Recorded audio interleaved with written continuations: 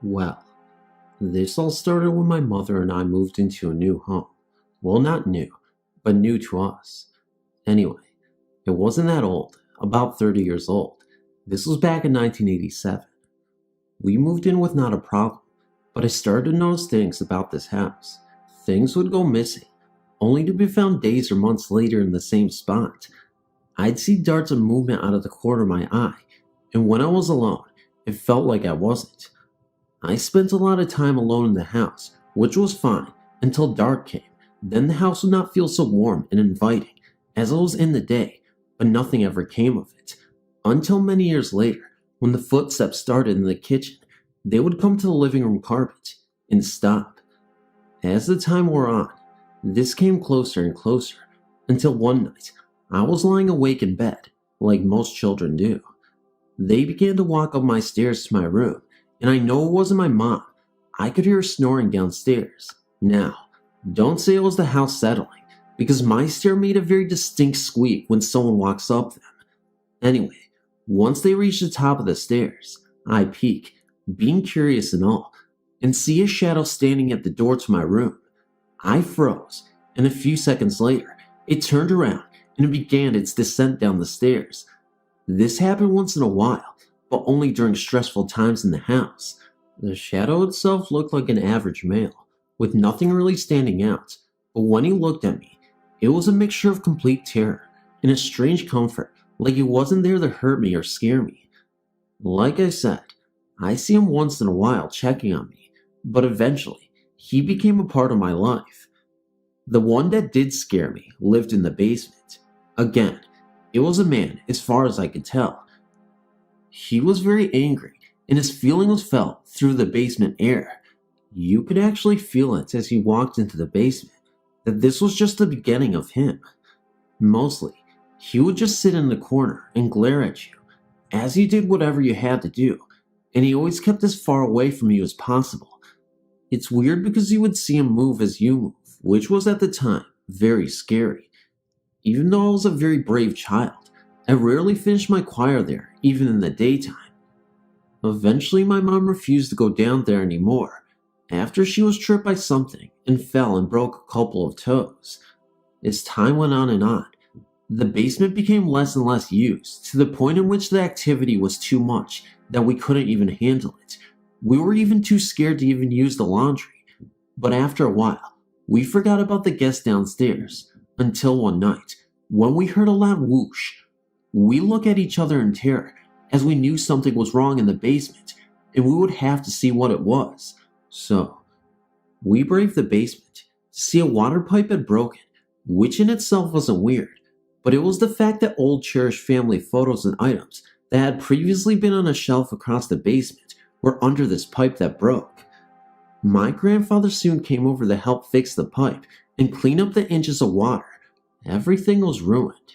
The drywall, the shelves, not to mention all the priceless family photos. When we finally cleaned out everything, the last thing to go was the aforementioned shelf, behind which we found a drawn chalk, a pentagram of sorts, and various other strange drawings in a large wooden Ouija board, which again was strange because my mom had never owned one in her entire life, and I was too young to even think about that stuff. Anyway, fast forward 12 years to 2002. My mom had met a great guy and had moved to another town to be with him, and I was moving out too, so I could live on my own.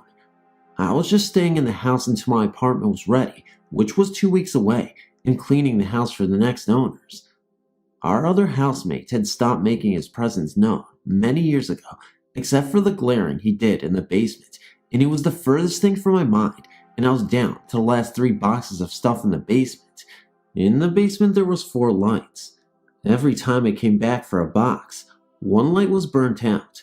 As I went to get the last box, and I see I'm down to one last light, I know what's coming, but I need that box. So, I grabbed the box and stood up and looked in horror to see him standing in the darkness in his favorite spot. 2 things I noticed this time. He was huge, standing around 6'4", and something I never noticed before. He had red eyes, and it seemed like he had a nasty smile on his face, but I wasn't sure.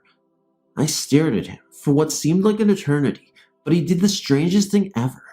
He waved to me, but I didn't stick around to say my goodbyes, and somehow managed to shrink the run, yelling some very colorful language as I stumbled out the door. I jumped in my car and sped off, and I looked in the rearview mirror to see him standing in the kitchen, glaring out the window at me. Well, needless to say, I never went back. An interesting side note, the previous owners had been avoiding the Ouija board player, and said that they knew of the entity I'd spoke of. He only identified himself as Jay, and never answered questions about who he was and what happened to him. They said he was fun to talk to until he moved in. Well, thanks for telling us now.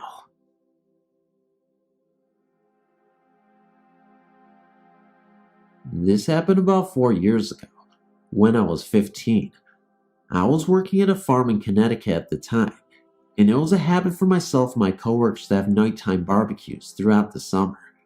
On this particular occasion, we had killed 3 of the chickens we had and grilled them, nothing better than fresh chicken. As the night was winding down and we were getting ready to clean up, I noticed a very potent, sweet smell. To note, we were next to a sugar shack where maple syrup is made, and this smell was much stronger than the strongest syrup I've ever smelled. As I smelled it, I noticed my friend glance at me with a perplexed look on his face, and suddenly, a very thick fog drifted in. He got up quickly and declared, "We're leaving now." We of course left, leaving everything to be cleaned up the next day. We went into the farm office, and the fog was still there, along with the smell. It seemed to have followed us. I was a bit spooked, as I knew my friend was experiencing what I was, but the woman had no idea why we started acting strange, and was a bit confused at the sudden rush to leave. As we were leaving, it seemed as if the fog was thickening. However, when we reached a chain link fence, that is the border of the farm, the fog stopped abruptly. I looked out and saw that the fog followed the length of the fence, which was about 50 yards. We left and proceeded to the woman's house, and my friend told her to walk in her house backwards. My friend comes from Ghana in South America and is very superstitious. His grandfather had been a voodoo doctor of some sort. I heard numerous stories of him healing crazed people who talked in odd languages. Anyways, apparently, she did not walk in her house backwards, as we found out the next morning. However, when he told me to, when he dropped me off home, I did so, with no argument, knowing that sometimes you just don't ask why people tell you to do things. My friend picked me up for work the next morning, and I asked him, why did he even make me walk in backwards? He mentioned the smell in the fog, and said if it was a supernatural presence, it would not follow you into your house if you faced it, because it would think you knew it was there. We got to work, and the girl was there before us, and she looked very disheveled and tired. She immediately said she barely slept because things in her house kept falling and waking her up all night. She even said her door opened twice that night. She then said how it was odd how she had smelled something sweet and seen the fog, and then strange things happened to her. My friend and I had not said anything to her about the smell or the fog the previous night, or yet that morning, so we both looked at each other in amazement. She noticed and told us to tell her what happened to us, but instead of telling her that we had the same experience, my friend just asked her if she had walked in her house backwards. She said no. We can only guess why the strange happening went on in only her house and not ours.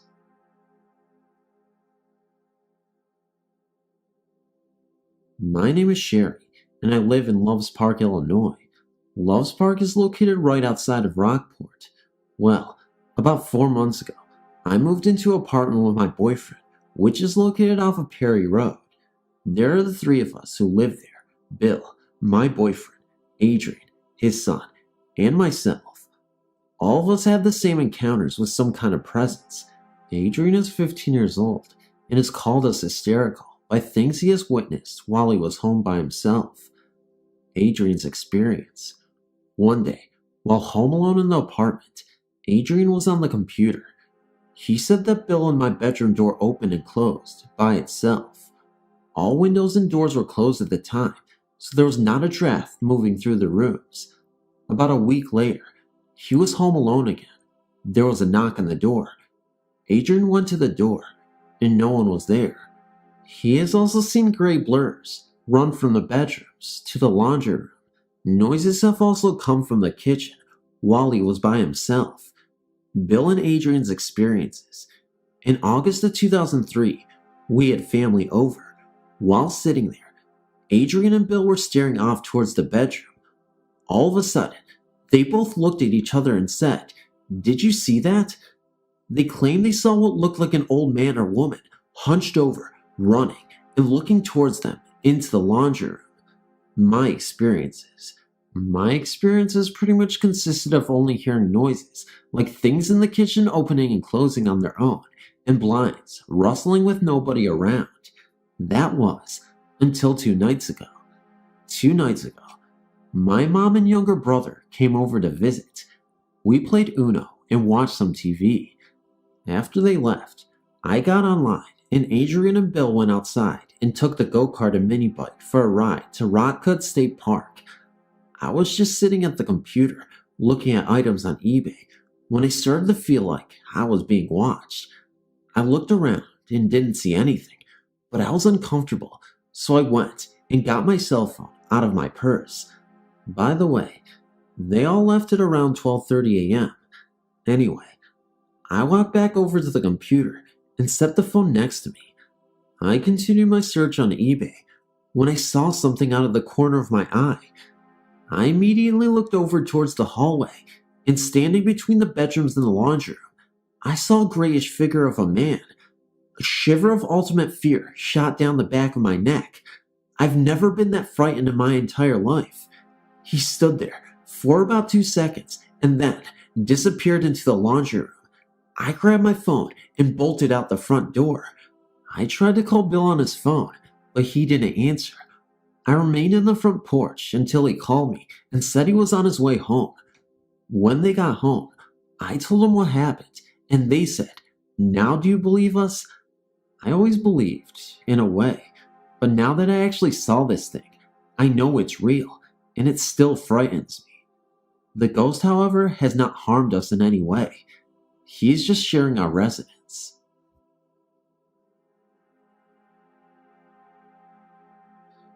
I'm not sure exactly where to start. All my life, I had feelings and happenings around me. Some I remember, and some are still a bit hazy to me. I have a couple of true stories that have happened to me that I would like to share with everyone. I grew up in a small city in California called Pico Rivera, but moved in '92 to Colorado. Growing up in Cali, I've had 3 sisters and my mom and dad. The house we lived at was on Maris Avenue, and from what I was told, it was originally the first church in Pico Rivera, but was torn down to make a home for an elderly couple who, I believe, the husband died of old age. Their house was torn down and ours was built. I was 8, I believe, when I really started to understand what I was experiencing. I remember that I will always see horrid faces on the wood paneling in the house. By that I mean on the doors and the kitchen cupboards. I remember that my older sister and I would be the only ones to experience all the happenings. Her and I would have recurring nightmares. I would dream of trying to run away from what I believed to be the devil chasing me, but the more I ran, the closer he would get. My sister would dream of a young girl in a checkered red and white dress trying to kill her.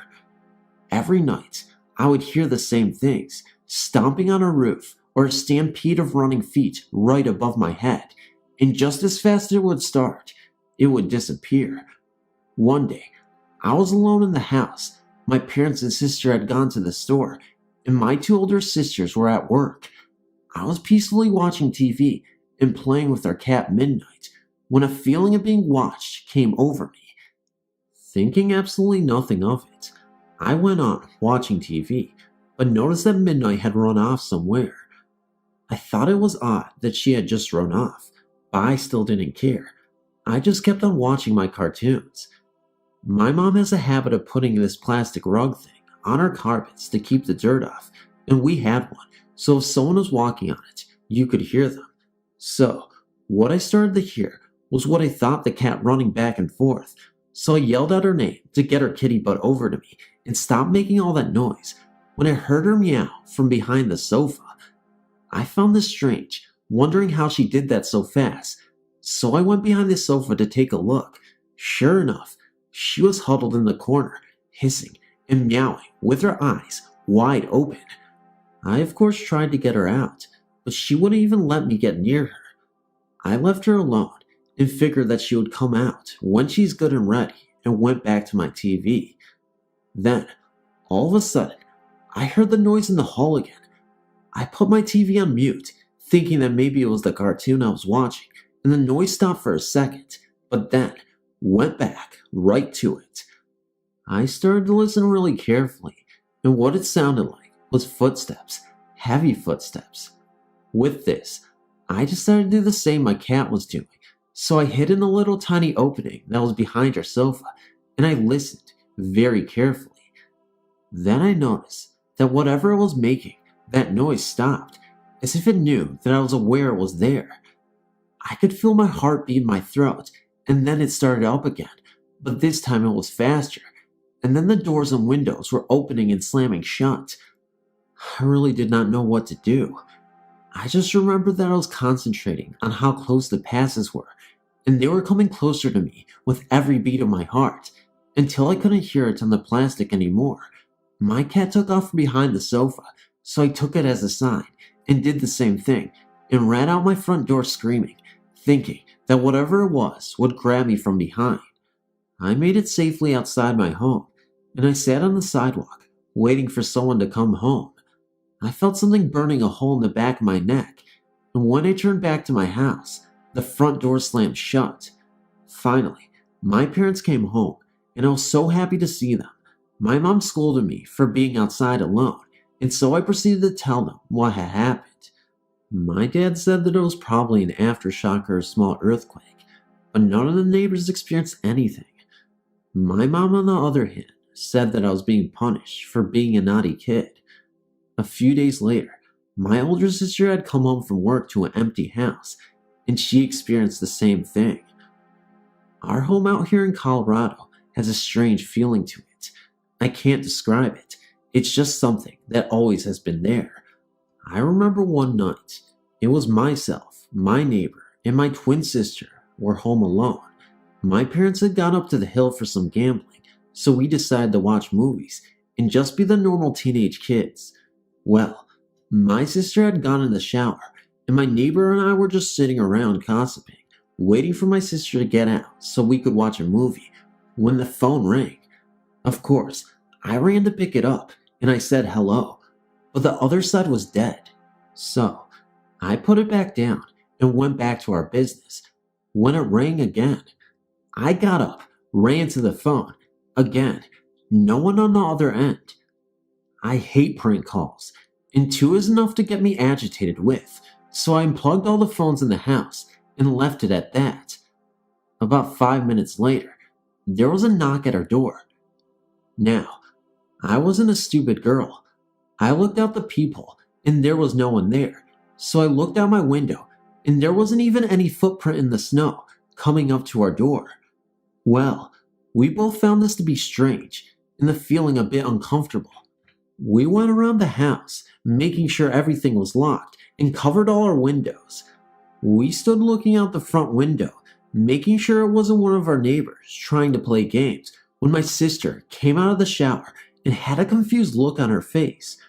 We asked her what was wrong, and she asked us if we had gone into the bathroom during the time she was in the shower.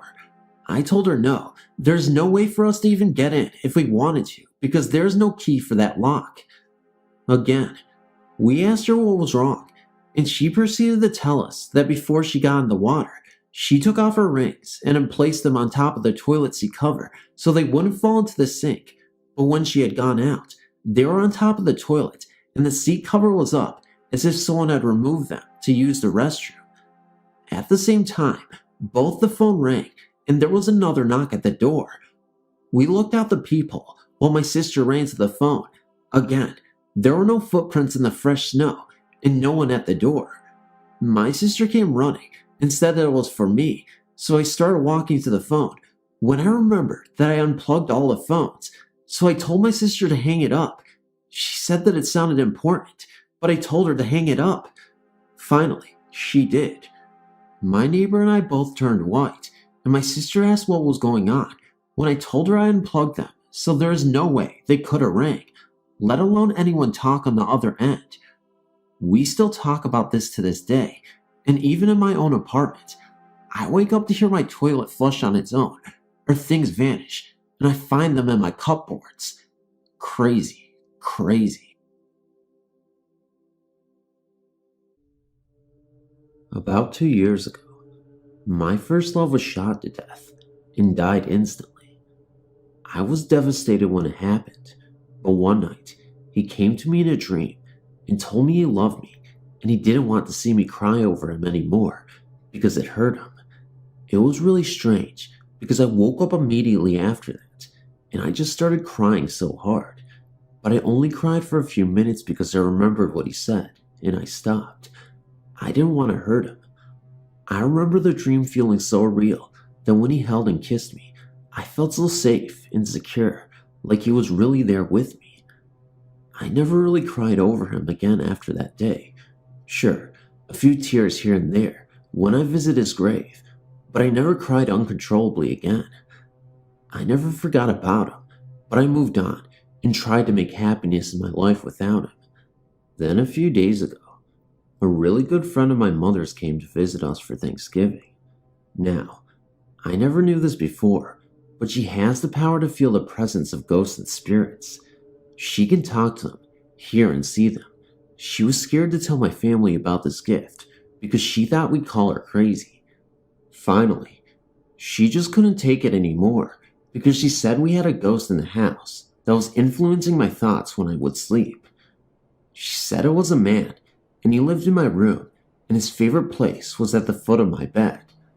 I was a little skeptical at first because I had never had that sort of thing before. I asked if she could see and hear him, and she said yes. She told me that he had black hair, sharp brown eyes, olive skin, a mustache, and he was about 5'8". The way she described the man sounded exactly like Raymond, my deceased lover. She asked me who that was, and I told her the story. She got this freaked out look on her face, and then I asked her how long this man had been living in my room. She said that before I could even finish the question, he answered me 2 years, and she repeated this answer to me. I then got goosebumps all over, and I said, he passed away in 2001. She asked me if I had any pictures of him, and I showed her one. She only glanced at it when she said, that's him. I still don't know if I believed it, but I was freaked out by the thought of a ghost living in my bedroom for 2 years. She said she had asked him what he was doing in my home, and he replied that he loved me and was there because of me. She then told me that since he was my ghost, I was the only one who could make him leave. She told me to light a white candle and tell him to go to the lights and that God was waiting for him in heaven. I felt like a lunatic talking to myself, but I did as she said, and then I left my room with all the lights off and the door shut and nothing but the candlelight on. She went into my room about an hour later and she saw him standing there. She then asked him, "What are you still doing here?" He told her that he couldn't go to heaven because he's done too much bad in his lifetime and God will never forgive him. She assured him that wasn't true and said that God loves all of us and will always forgive us no matter what we do, as long as we ask for his forgiveness. She then told him to think about that because God is waiting for him, and she left the room. About an hour after that, I returned home and we went to check if he was still there. Sure enough, he was there at the foot of my bed. I told her that I wanted to talk to him and asked him why he was there. Raymond was a gang member and was killed by the cops for reasons unclear to me at the time. I just knew that he was too good of a person and had too big of a heart to have done anything to deserve death. I never really had a sense of closure regarding his cause of death, and I felt the real story was being hidden, and no one would ever find out what really happened. Only the people who were there knew his death. Well, he started out talking about a teen named Joey that had gotten killed about a week before Raymond. He said that he wanted to know that he had never hurt Joey, but Joey had tried to hurt him with a blade of some sort. Raymond's uncle Eddie, who was a gang leader, ordered the gang to go after Joey, who was from a rival gang. They did, and they shot him to death.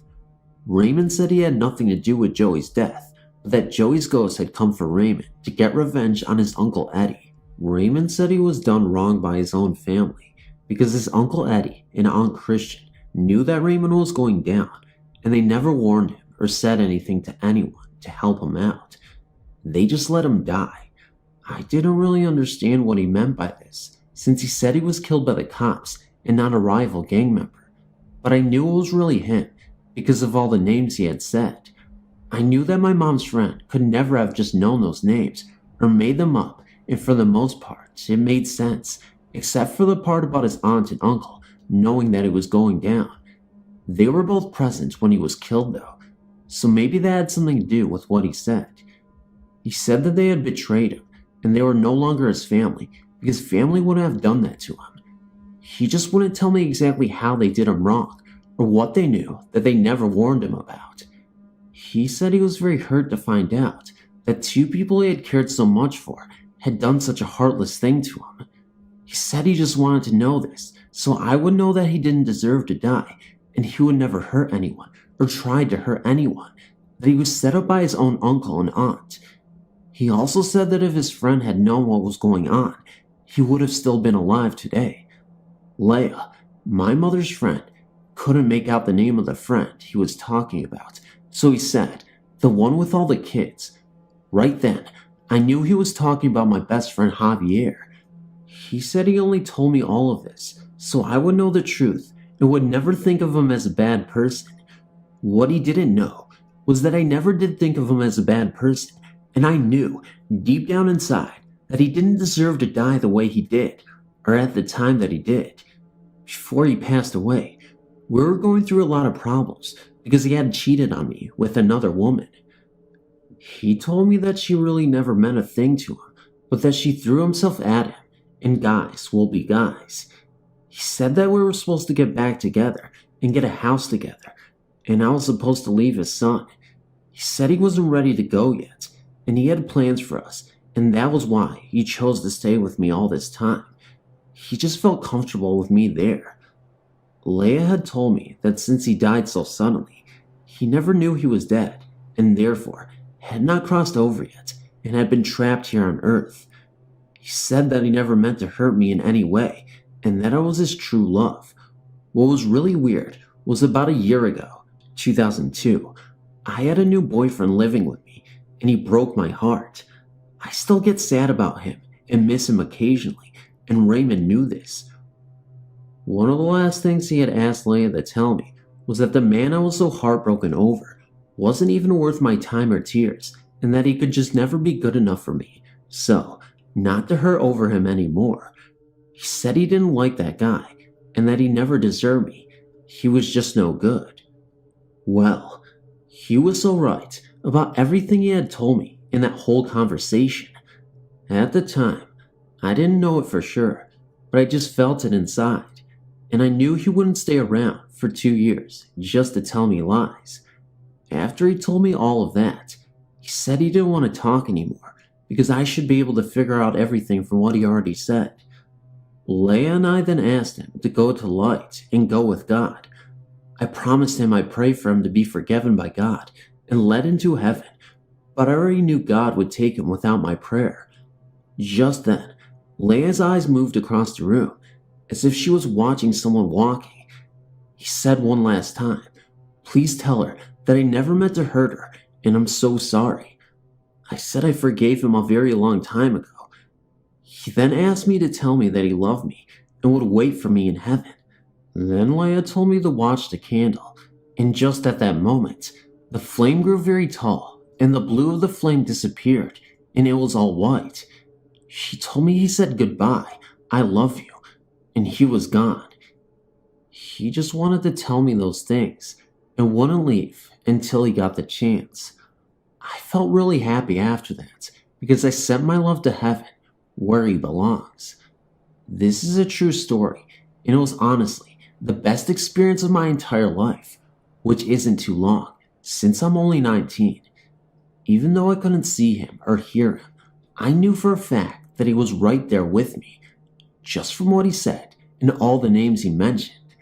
I know I will never experience anything like this again, so I feel very special that he chose me.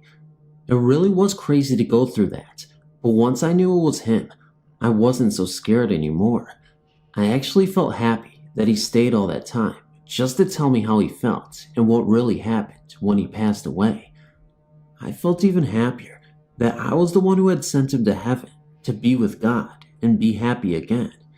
It may not make sense to you, but it did to me because he was my first love and I knew him so well.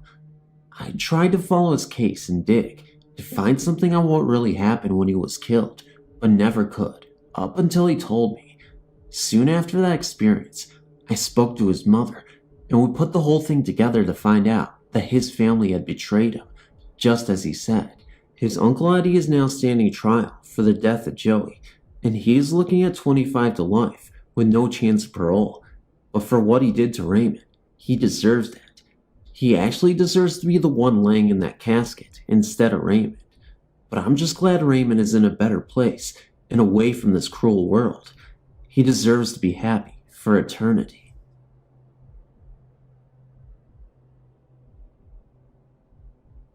This happened over a span of time from June, my last visit on October 31st. When I first did a search in the Amity Hall Hotel in April 2003, I read about how back in the days of the PL canal system, canal travelers used to stay there. Then in the Civil War days, it was used as a hospital. Then only internet, which I thought odd. I've looked on the internet many times for historical information on Amity Hall. The first time I went there was June. My friend had been telling me about it, so we went with a group. I brought my camcorder and was outside with a girl that was scared to go in. My battery went dead in about 5 minutes. I thought it was weird because a relative had put the battery in the charger while running the camera off of house electricity, but later the battery charged and now it's just fine. That night we saw, in the corner of the L-shaped building, very small bluish lights.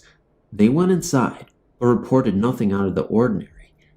The first time I went into the house, 1 week later, was during the day.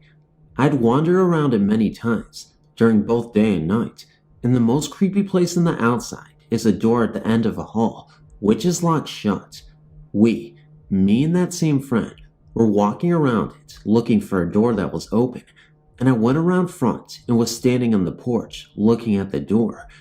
It was completely shut, and suddenly, which seemed odd to me, I had the notion to try it. It seemed ridiculous, especially because it had always previously been locked, but I reached for it, and it easily swung open, revealing to me the beauty within. There is a hall that runs down the middle of it, on either side, very large rooms. There is a bar on the left, and a kitchen beyond that. There are old fireplaces in the rooms. The L shape to this building comes from the attachment of the hallway of hotel rooms to what I assume is the residential part, as well as the kitchen.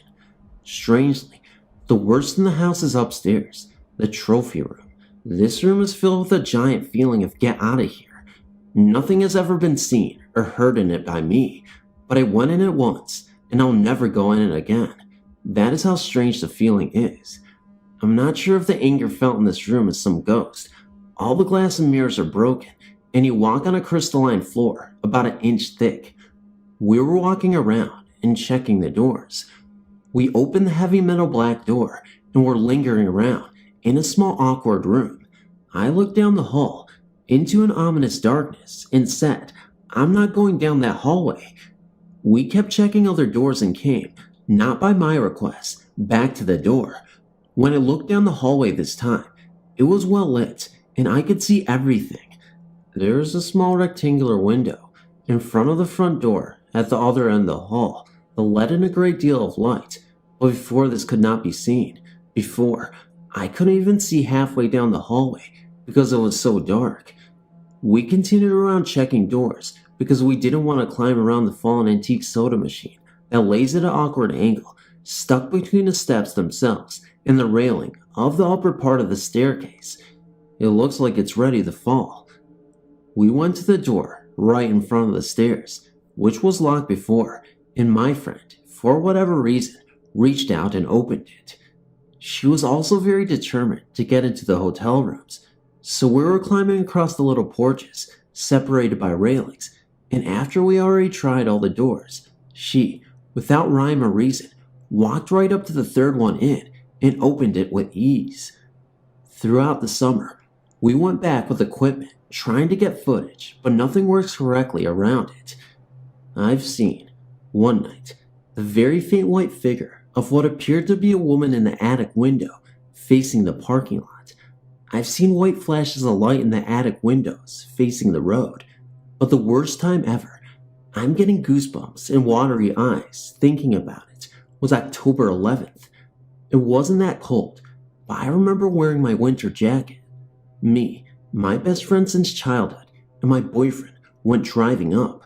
We talked all about it on the way there, and then we parked. We just couldn't bring ourselves to get out of the car. For some reason, we were all scared to death.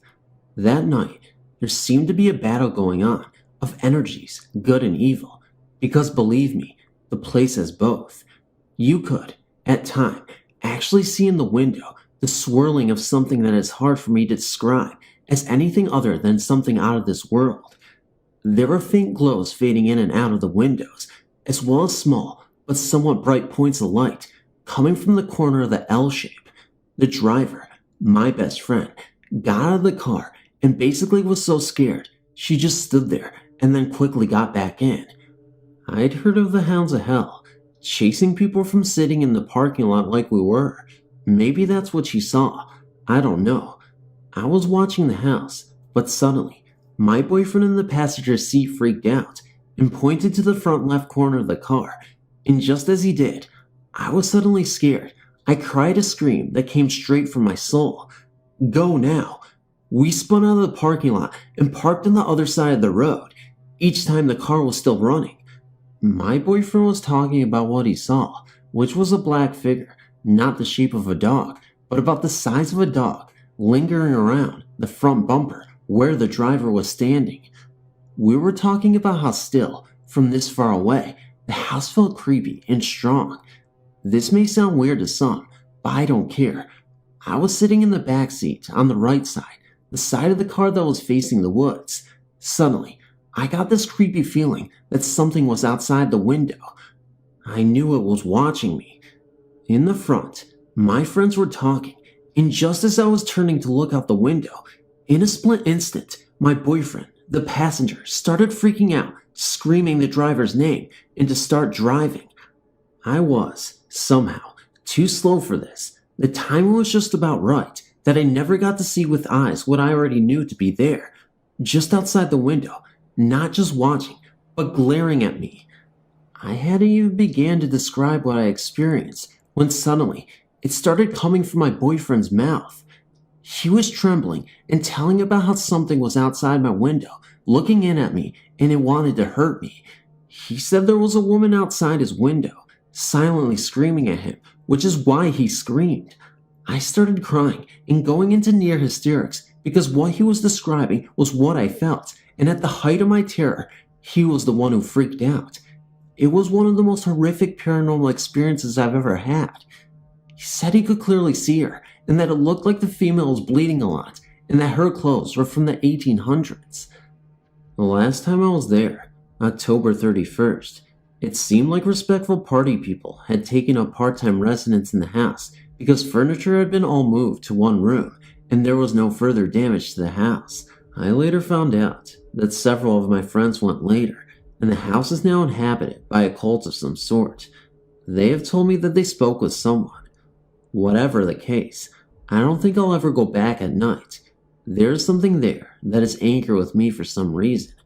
I'm still looking for history to figure out who the woman and man were outside of my car. I would appreciate any ideas you might have for why the mail gave off the feeling towards some and no one else in the car. My boyfriend is also wondering the same thing about the mail.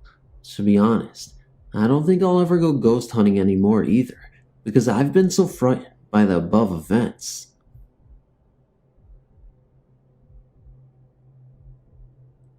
Well, I know loads of people send in stories about graveyards, and they never sound true, but this one I encountered was so scary, I didn't want to go out of my house for 5 months. Basically, my two friends, Ursula, Nikita, and I, were sitting on the wall of this graveyard we used to hang out in when I decided to take a visit to my friend, who is dead, in the cremation garden and have a talk to her. Nikita and Ursula knew I liked to spend time on my own, so they left me to it. After all, they were still in view. Well, Asher, my dead friend's flowers were dying, so I went into the back of the graveyard to pick some flowers. Then, all of a sudden, I heard a voice. I thought nothing of it at first, just a hush cooing in the background. I presumed it was some mourner coming to visit a loved one, but it started to get louder and more distressed. The person sounded Latin. They were getting louder and louder until it hurt my ears, and I had to turn around and tell them to stop. But then, when I turned around, nothing was there. I strained my eyes, but all I could see was a graveyard and flowers. Quite startled by the experience, I decided to tell Urs and Keats about what just happened. Then I heard a scream. Things were getting stranger and stranger. I was scared now. I ran and ran, but my surroundings were unfamiliar. I hadn't a clue where I was. I couldn't find my way out of this whirling blur that I was trapped in. And the Latin voice was getting louder and louder. All of a sudden, I appeared to wake up. I was in the middle of the graveyard in the pitch black. I panicked like you would. I was so utterly confused. I looked up to see a blurred figure, and I screamed. The figure was about my height and my size, but it had no face. It was nothing. It was just there. And as I stared at it, it came closer and closer until I was practically inside it. And it stopped dead in front of me. And then the Latin voice came back.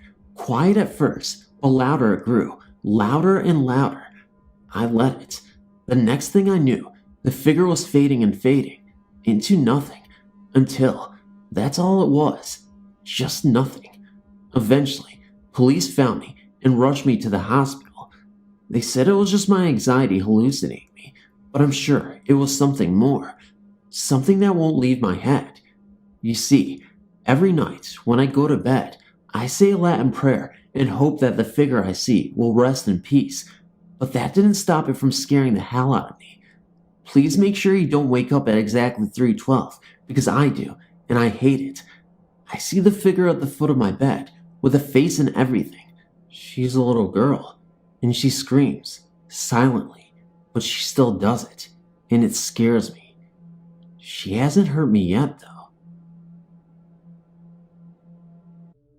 When I was 14, my family moved to Seattle, where my father was to do some teaching. We rented a beautiful old house. From the time we moved in, I was uncomfortable. I would turn quickly to think I saw someone move, just out of sight.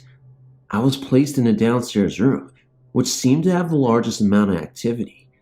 And each night, my dog would awake, barking at what seemed to be nothing, and my cat would become very alert.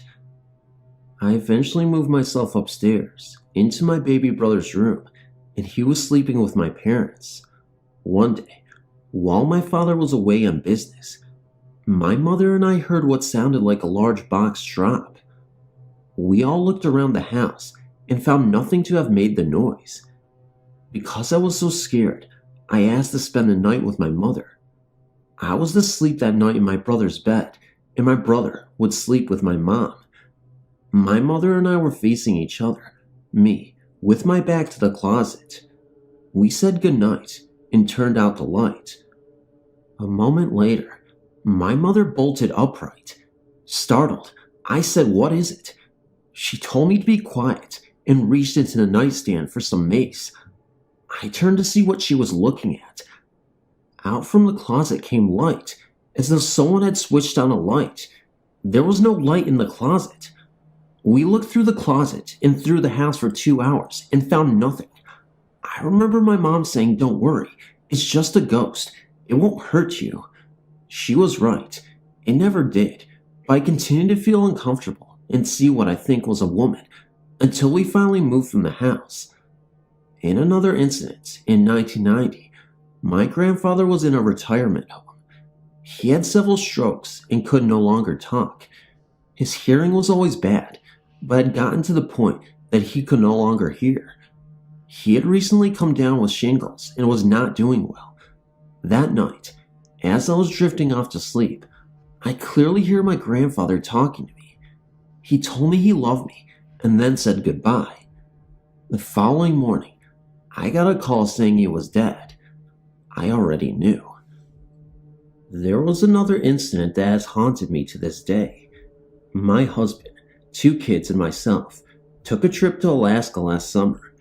We made it to the border of Canada somewhere around 8 in the evening.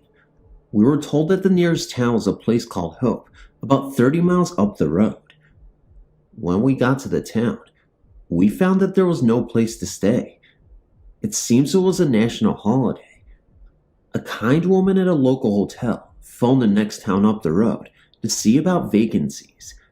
She reserved a room for us, and off we went.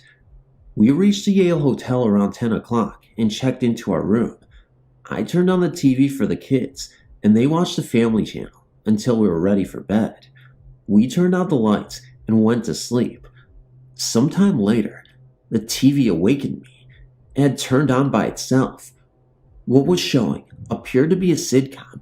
What was being said was far from funny. It seemed as though the voice was dubbed. What was said did not even match the mouth movements. It was a man smiling and talking to his wife in a kitchen. What I heard was a man with a rough voice, screaming. My husband had woke up with me and asked why I had turned on the television.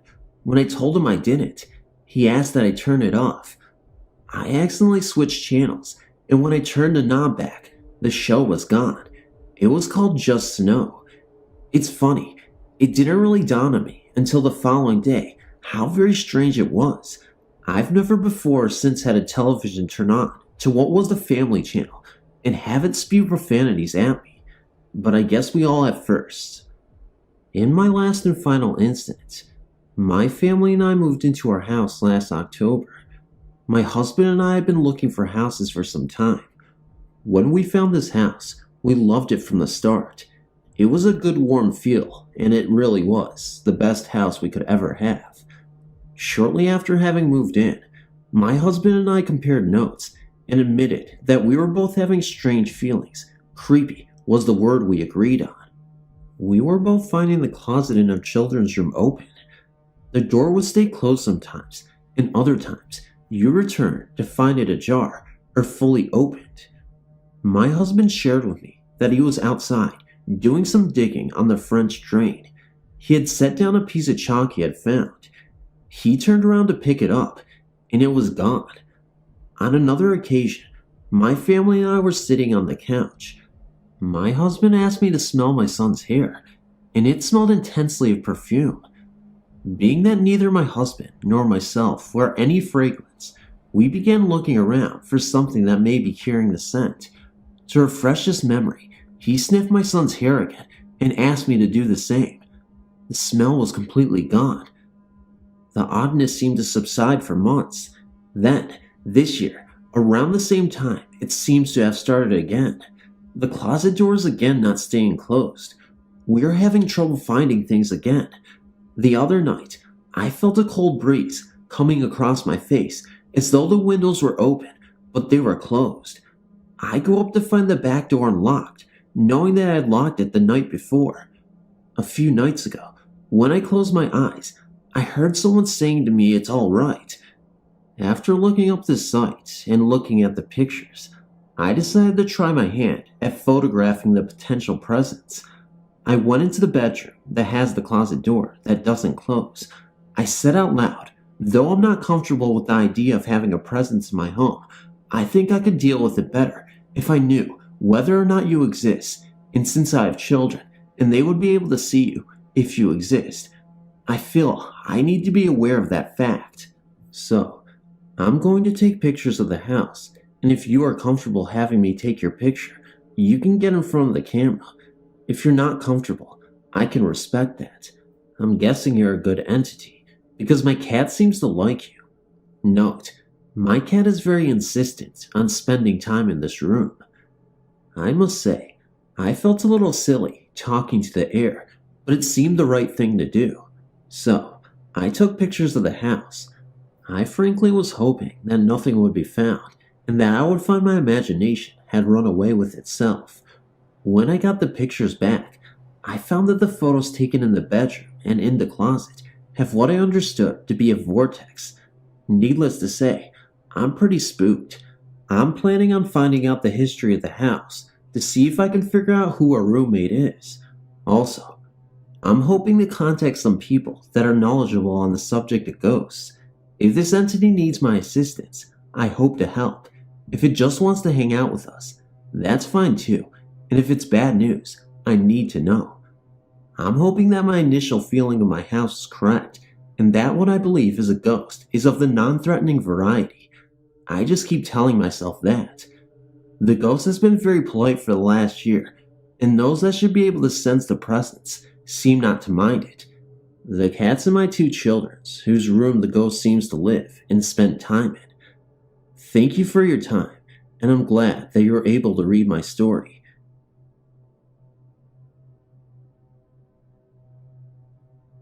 I grew up in a small town in central New Hampshire.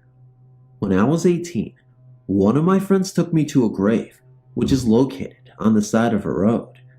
The grave lies off the road, about 10 feet. The grave is that of a young boy named Miles Tyler, who died in 1811. He then told me about some of the experiences he had. I was a little skeptical of the stories. He had said that sometimes you will hear leaves and branches moving, and there is no wind. Also, branches will crack and break. He had also mentioned that if you left food out, it would end up unwrapped and partially or completely eaten, even unopened cans of soda. The next day, I was over to a friend's house and told him of the story, and he also admitted of hearing this and being true. So, we planned a trip up there with a group of friends. One of these people was a girl who was into the ghost and spirit thing at that time. She was into the Ouija board and seance stuff. We arrived there about 11 at night, so this way we wouldn't have any traffic or intrusions by passerbys. The girl and her friends started to try and communicate with the boy who was buried at the grave, while the rest of us watched intensely. There was one person there who was mocking the whole thing, and definitely was a complete non-believer and had no respect for the dead whatsoever. They had made contact with the boy within 2 or 3 minutes of trying. The spirits they were talking to was getting aggravated at the person who had been mocking him. I at that time didn't know what to believe. I just kept watching, my eyes glued on the ever-moving oracle. Soon, we all heard the leaves and limbs rustling in the woods around the grave. We all started to get nervous, while the person who had been mocking this whole event picked up his own pace. This just made things go completely out of control. Now, we could definitely hear the branches breaking, and it started to rain. Suddenly, the guy who had been mocking this whole event was staring at the headstone in complete fear. That's when we all noticed that it had moved. It had tilted to the left at least 2 to 3 inches. That's when we all decided to leave. Me and 2 of my friends jumped in my truck to leave. It wouldn't start. I tried for what seemed like forever, still scared out of my mind. I jumped out of the truck and told my friend to get in the driver's seat. I got out and started pushing the truck down the road. Within 50 feet, the truck started and the rain stopped.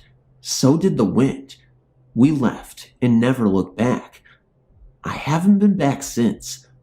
We all stayed up until daylight, and I dropped them off and went home. We were all shaking up by this, and we didn't even talk about that after. That morning, I told my mom what had happened. Funny thing is that she did not say that she didn't believe me, but just chose to say, "I hope you have learned your lesson and don't go back." I'm sorry for the lack of names, but didn't want to involve anyone without their permission. I now live out of state and have lost track of most of them.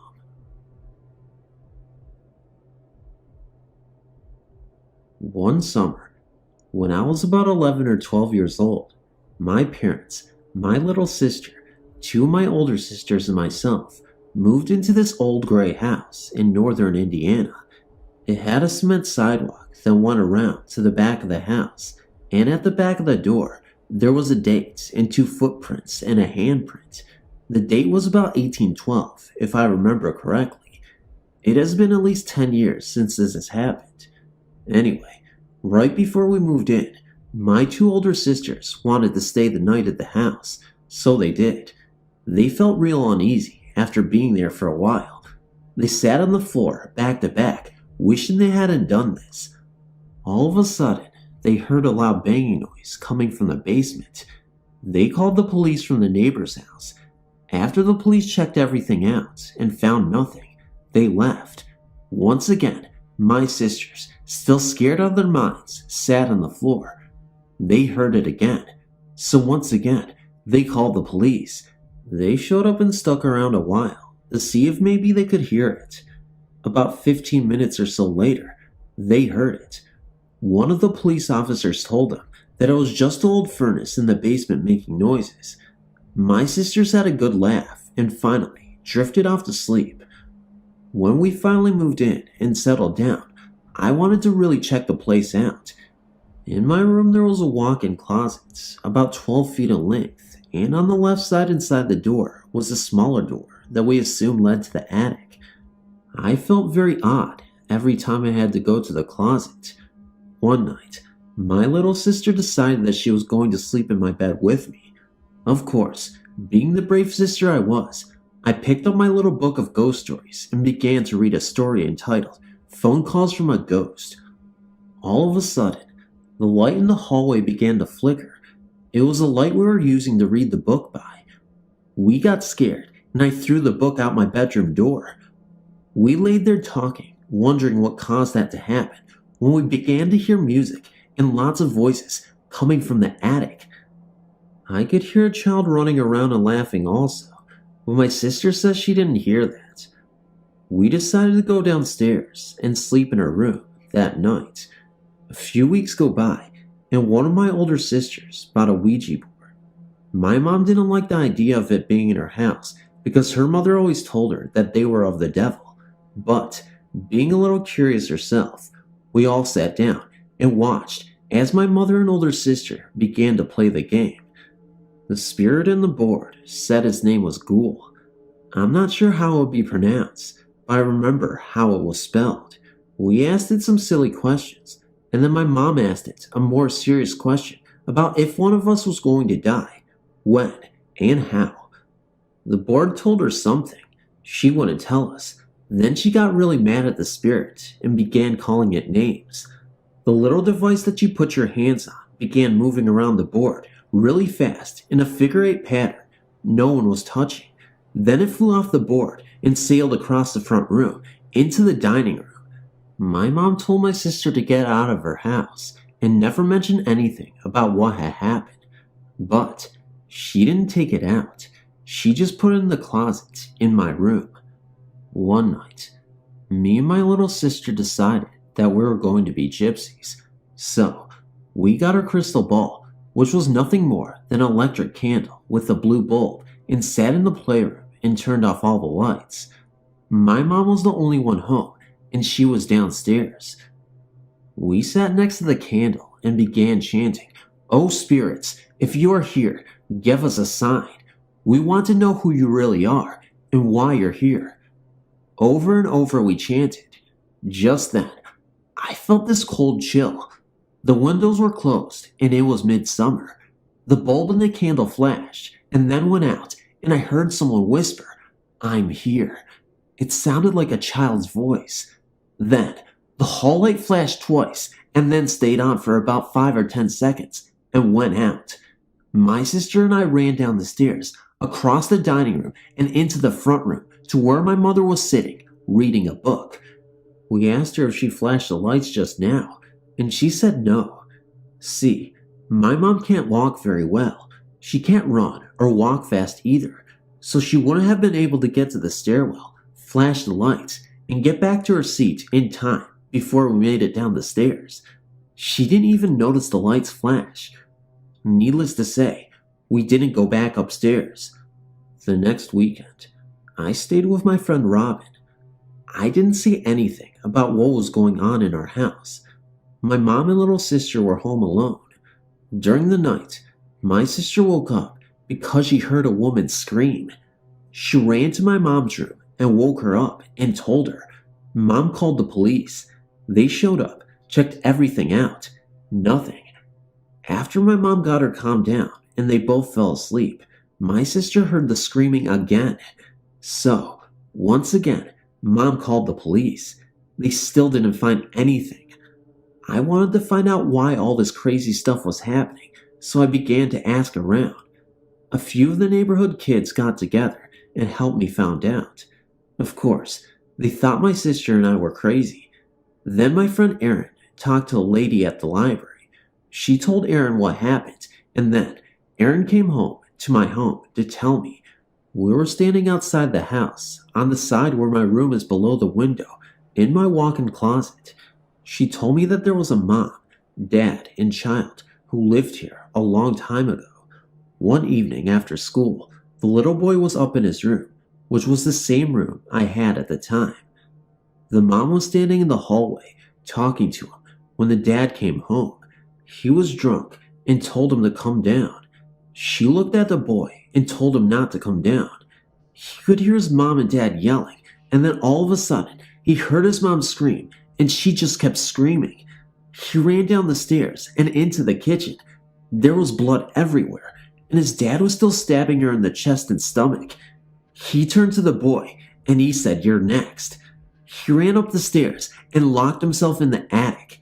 The dad took the mother's body and went down to the basement.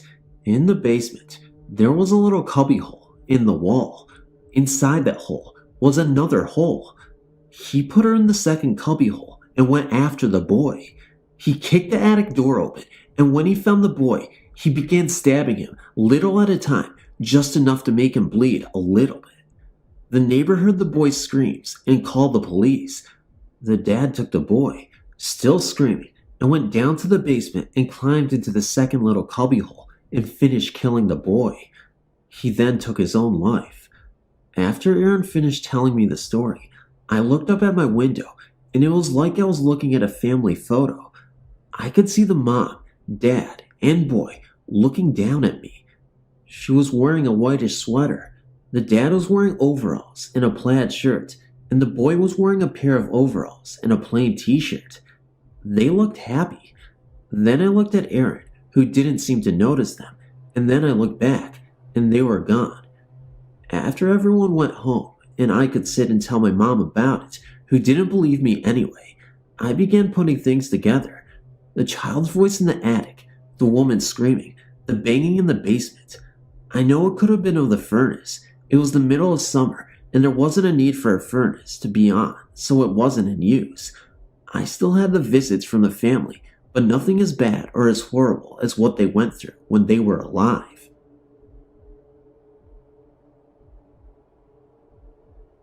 I want to start off by saying that this is a great site, and I love reading about everyone's ghostly experiences, even though I must admit I have a hard time believing them all.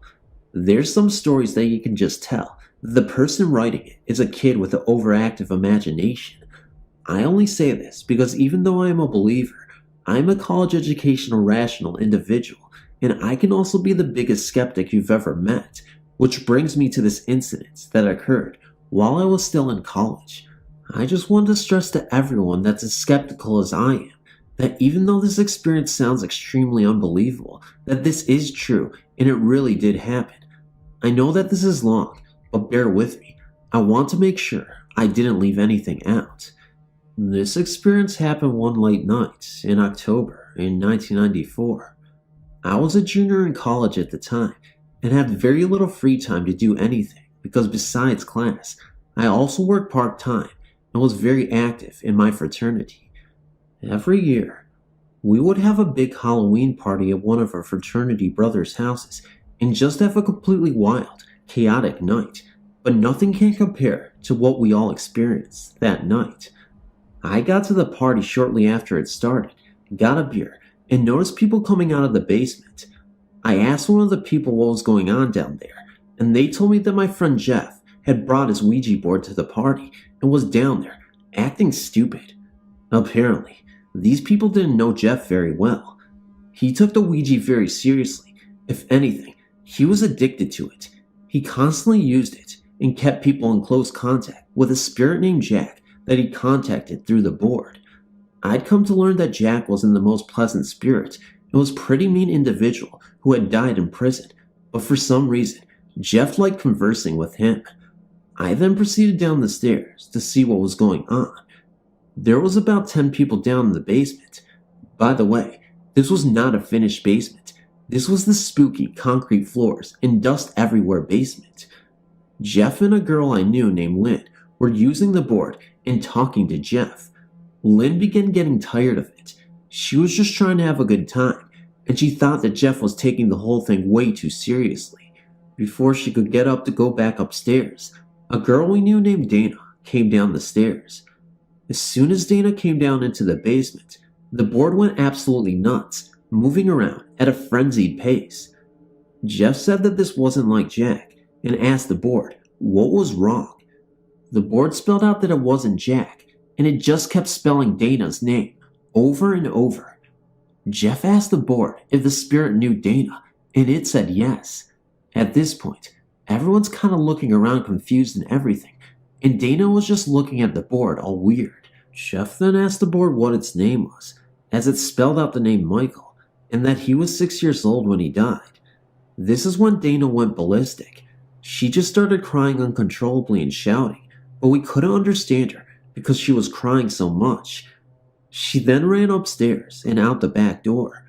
A couple of us followed her to try and find out what was going on and to try and calm her down. We went outside and saw Dana crying on another girl's shoulder. This other girl looked both pissed off and scared to death at the same time. We asked her what was wrong and started yelling at us. How could you dare pull a mean trick like that?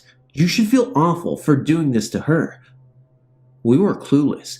We asked her what she was talking about, and then she told us that Dana had a younger brother named Michael that drowned when he was 6 years old. A chill immediately went down my spine. Once Dana calmed down a little bit, she told us that she'd been trying to contact Michael over the years, but was never able to. She then offered to buy Jeff's Ouija board from him so he could keep in touch with her brother. At this time, Jack came back, and it was like he and Michael were fighting over control of the board. Jack then told Jeff that if he burned the board that night before midnight, that his soul would be set free and he would be at peace.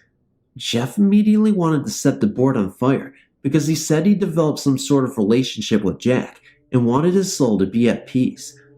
Let's just say Dana didn't like that idea a bit, so they both got in a huge argument and the party became totally chaotic. By this time, everyone at the party, only about 50 people, knew what was going on, and everyone started fighting and yelling, split down the middle, either on Jeff's side or Dana's. Eventually, Jeff snuck outside with a can of lighter fluid and set the board on fire, with Dana standing over it and crying her eyes out. As you can guess, no one was really in the mood to party after that, and everyone ended up either staying at the house the party was at or left for home to get their head back together. After that night, not one person I know that was at this party ever talked about that night again, not even once. I don't know how to explain what happened, but all I know is that there's no way that this was some sort of trick or joke that Jeff and Dana could have played on us. Being the skeptic that I am, to this day, I tried to find out just how they could have pulled this over on us. Dana was just a friend of a friend of a friend that not very many of us knew that well, and that night at the party, none of us knew that she had a brother. Just that one friend of hers at a party that yelled at us knew anything about it. And then there's Jeff.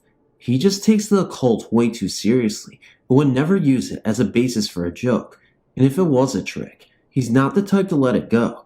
He'd make sure he knew it in our face about how much he scared us and what a great joke it was every chance he got. That's just how he is. To this day, anytime I tell anyone about this, when I get to the part that the spirit was her brother, I get a chill all over my body. Words simply can't describe what it is like being that night and what happened, but I'll never forget about it. I can remember it was just like it was yesterday. If anyone wants to write me about this or anything, feel free to.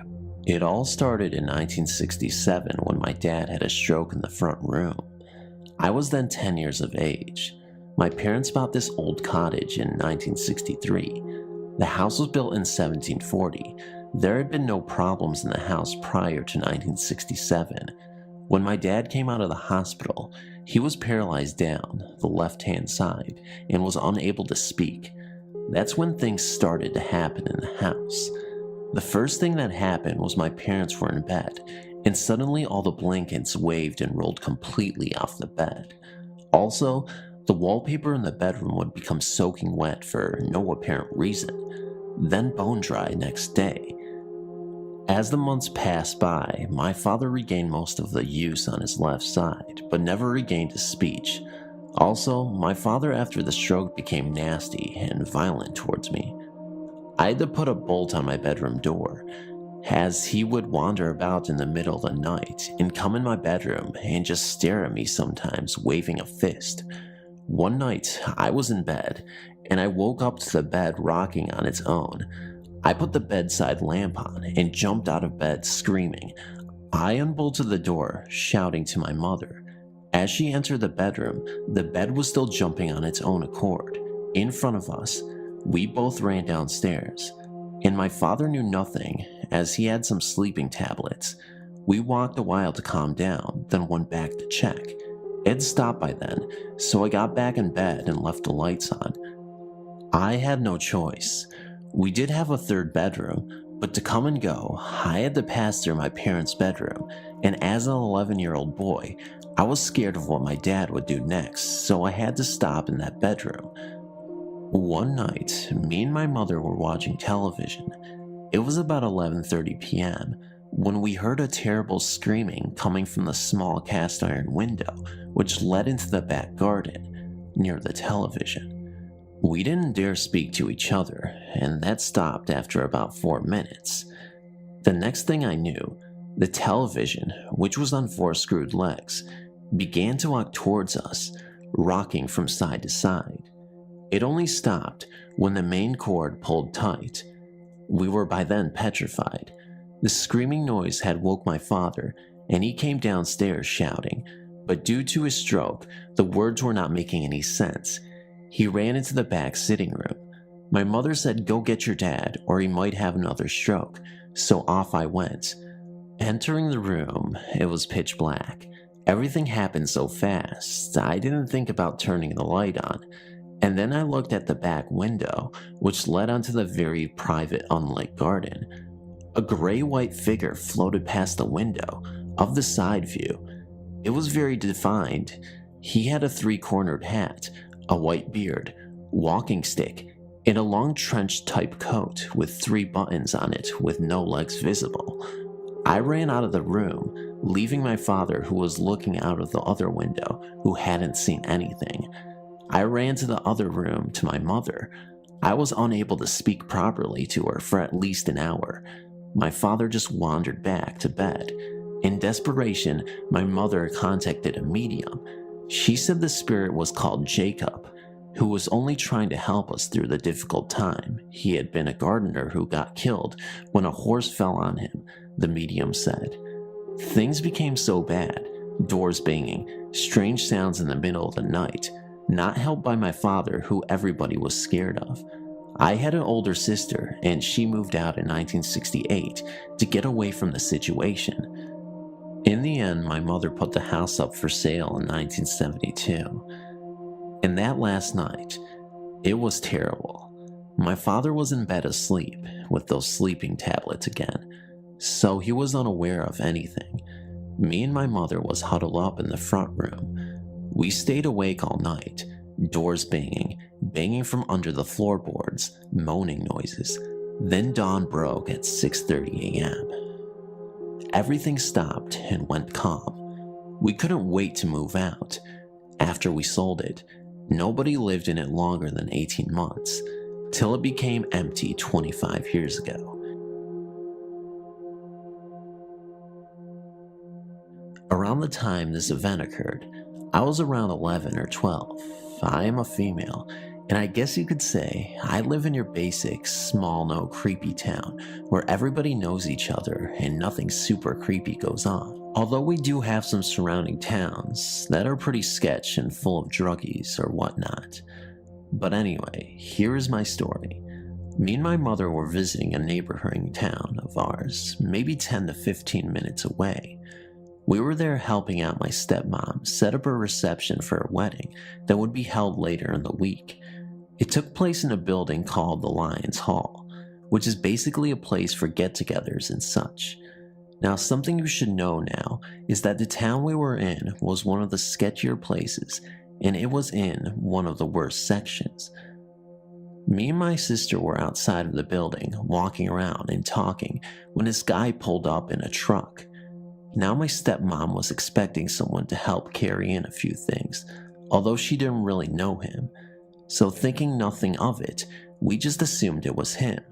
So then he got out of the truck and went into the building. We could hear him talking to our stepmom.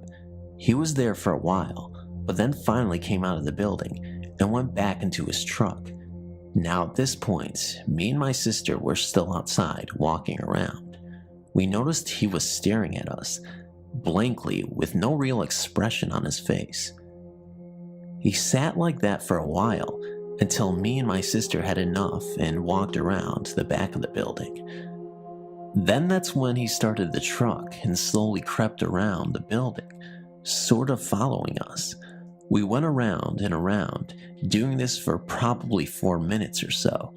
We could tell something was seriously off, but then, just as we turned the corner to where he was gone, like poof into thin air.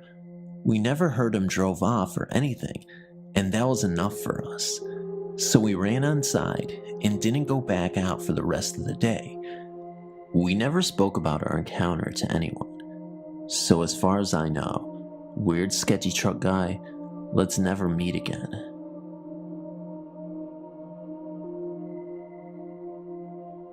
A few months ago, I was staying at my friend's house. Basically, I'd gotten to sleep as normal. I usually sleep perfectly, but this time, I woke up at 5:35 and felt weird. I took the blanket from my face and looked to the foot of my bed and saw 2 girls, both blonde, didn't have a face, and had little blue penny dresses on. I looked at them for a good few seconds and turned back over to sleep. I told my clairvoyant friend, and she told me she's always thought I had a talent for seeing the beyond. Thank you for reading. I know this is kind of short, but I guess it was a kind of cool story.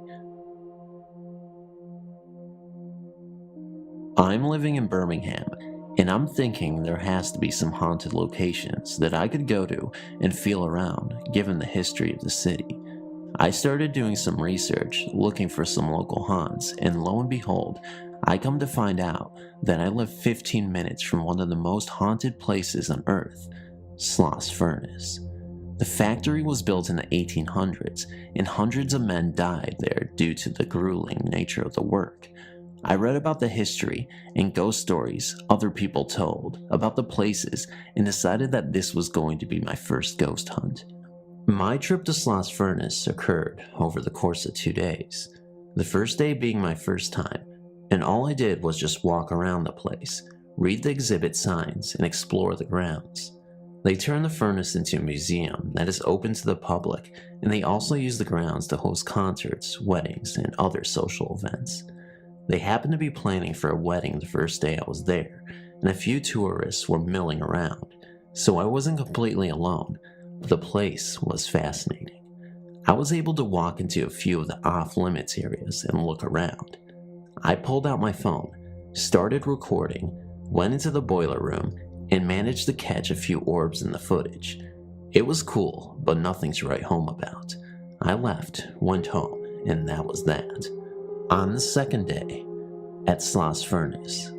My second day at Sloss Furnace will go down in the history books of ghost hunting. I managed to do what the ghost hunters, scariest place on earth, and countless paranormal investigation teams have failed to do, and that is film an actual ghost. One ghost would be impressive indeed, but what if I told you I filmed at least 5 ghosts? I can almost guarantee you that you have never seen ghost footage ever that comes even close to what you are about to see. When I pulled up the second day, it was a rainy, gloomy Sunday afternoon. As I drove to the gate, I saw a sign blocking the entrance saying that the museum was closed. It was hardly secure, so I just parked my car across the street and walked in through the front entrance. There was a construction crew working on the left end of the facility away from the actual furnace itself. When I walked into the entrance, I could see remnants of the wedding party from the day before. Apparently they weren't responsible for cleaning. I made my way into the boiler room, took out my phone, and started recording again. Here I am all alone in a damp, dark factory, listening to the sound of the rain beating down against the roof, armed with only a cell phone. I walked through the boiler room, filming as I went along, and decided to call it a day. It wasn't until I got home, watched the rest of a playoff basketball game, and looked at my phone when I realized what I just captured. I was able to count at least 5 ghosts. The best part about it all is that I have proof. When you look at the film, go to the 320 mark, you will see a ghost. Go to 344, you will see a ghost, and up to 350, and you will see a literal ghost scene. If you slow it down, you will see ghosts peeping from different corners.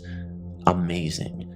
This is hands down the best ghost footage you will ever see. Scared stiff is to fear something that you cannot see, and to feel its warmth is a true living hell. In July of 1993, I had purchased a trailer home in a small town just north of Baton Rouge. There I was, all alone, 18 years old and feeling totally lost. My father had just died the month before, and I was numb as a stone. I began fixing up the place, picking up knickknacks here and there, trying to make it cozy. One day while shopping at the flea market, I came across the most unusual set of Tahitian mugs. I had to have them. They had all different looks on their carved faces, yet all had the expression of what I felt inside. Hurt, mad, and pissed off at the world. Yes, I thought, they were definitely coming home with me. I know a bargain when I see one. The shopkeeper explained where they had come from. A man in town who owned a bar had gotten into a brawl one night and met an untimely demise. Afterwards, his wife closed it down and got rid of everything inside. So okay, I'm back home with them, and I display them on my bookshelf with so much pride, always wondering why is it that my guests aren't quite as pleased with my new selection as I am, and I actually saw a couple of them turn their noses up. Well, taste is all just a matter of opinion, right? It wasn't long after that I started having a lot of very weird things happen to me and anyone who came to visit. Sleeping in the living room, I could feel warmth behind me. When in the bedroom, the warmth was always right in front of the doorway, and every now and then, I would hear like a creaking like someone was walking. I always blew it off as part of my imagination though. As the death of my father started to really sink in, I started drinking alcohol very heavily. 1 or 2 bottles a day of cheap wine just to get to sleep at night. All the while, I'm becoming more aware that something is not right here. The creaks are louder, and I begin to feel something hovering over my shoulder in the daytime. Then my ex came to town and moved in. I told him about some of the things that I had felt and observed. He listened, yet looked at me like I was simply crazy. But his opinion soon changed. One night, a couple of months later, I was visiting at my mother's and decided to stay the night because it was raining so hard. I didn't want to get on the road. He was alone, back at the house, and when I called him on the phone to tell him I wouldn't be home that night, he said, "I really want you to come over here. I've been hearing noises all night and it sounds like a man talking." And then right after he said that, I heard through the other end of the phone something slammed the window and he started screaming, "You better get over here right now." I finally got up and worked my way to the car and hauled Hightail out of there. That same night, we had a kidnapping report filed on us because I was so hysterical of fear that a passerby walked up beside me in a parking lot and I almost had heart failure. On top of all that, there were more events. Several times, I heard knocking on my front door, only to discover that there was no one there when I answered. My boyfriend heard me calling his name when I was at the other end of the house. At times I would see, from the corner of my eye, a large black figure. On other occasions, I'd see a small animal that looked like a rabbit or cat running behind furniture. Sometimes I even saw a book get thrown a few feet across the room by something that wasn't there. And when I decided to get rid of these damn things, the Tahitian mugs, one came up missing.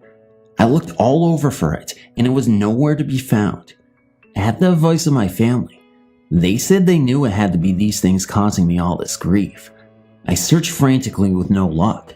I desperately wanted all of them out of the house and once and for all. Finally, 6 months later, I found the lost mug in the exact place it should have been. I remember seeing the dust ring that day as I reached up on the shelf to take it down. I had a bad feeling about carrying this thing anywhere, but I decided that I had no choice but to get rid of it. Well, I had a flat tire the next day. Getting rid of the mugs were not as easy as I thought it would be. I took them back to the store where I bought them from the same lady that acted like she didn't know who I was. She insisted that was not where I bought them, and more than that, she refused to take them back. I begged her and told her I didn't want the money. I didn't even want a credit. I finally left the store with the lady, open-mouthed, holding the box of mugs. I thought she must have known something. About 3 years ago, my mother's next-door neighbor was murdered, and at the estate sale, my mom picked up the exact type mug and said, "Tiffany, look at this." Her husband had committed suicide a few years earlier in the same house. Coincidence? Connected? Don't ask me, but I can give you one piece of advice. Before you walk across the next gravestone or buy or sell that pretty plate at the flea market, you must show some respect for the dead. When I was 17 years old, my grandmother, who had lived with us all my life, had died, and although there were many unusual events before and after her death, the most unusual occurrence involving my grandmother's death occurred the evening following her burial. My grandmother's funeral had been a trying thing for all of us. My mother was an only child who had never had the opportunity to know her father, and I am sure that the fact that her husband, my father, was stationed at Vietnam and the fact that she could not get into contact with him through the Red Cross only made matters worse. My grandmother was a much-loved and well-respected woman whose life and death touched many people, and the outpouring of sympathy, the flowers and cards, the visits by friends and relatives proved to be almost overwhelming for my mother.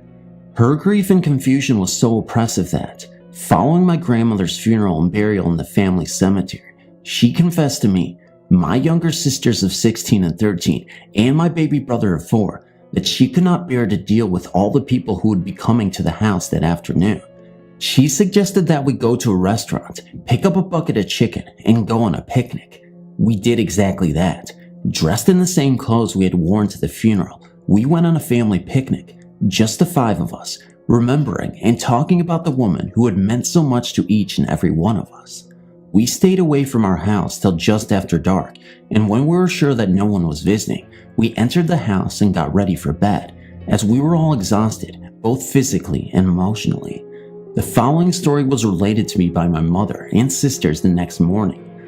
I was asleep in my very bed in which my grandmother died.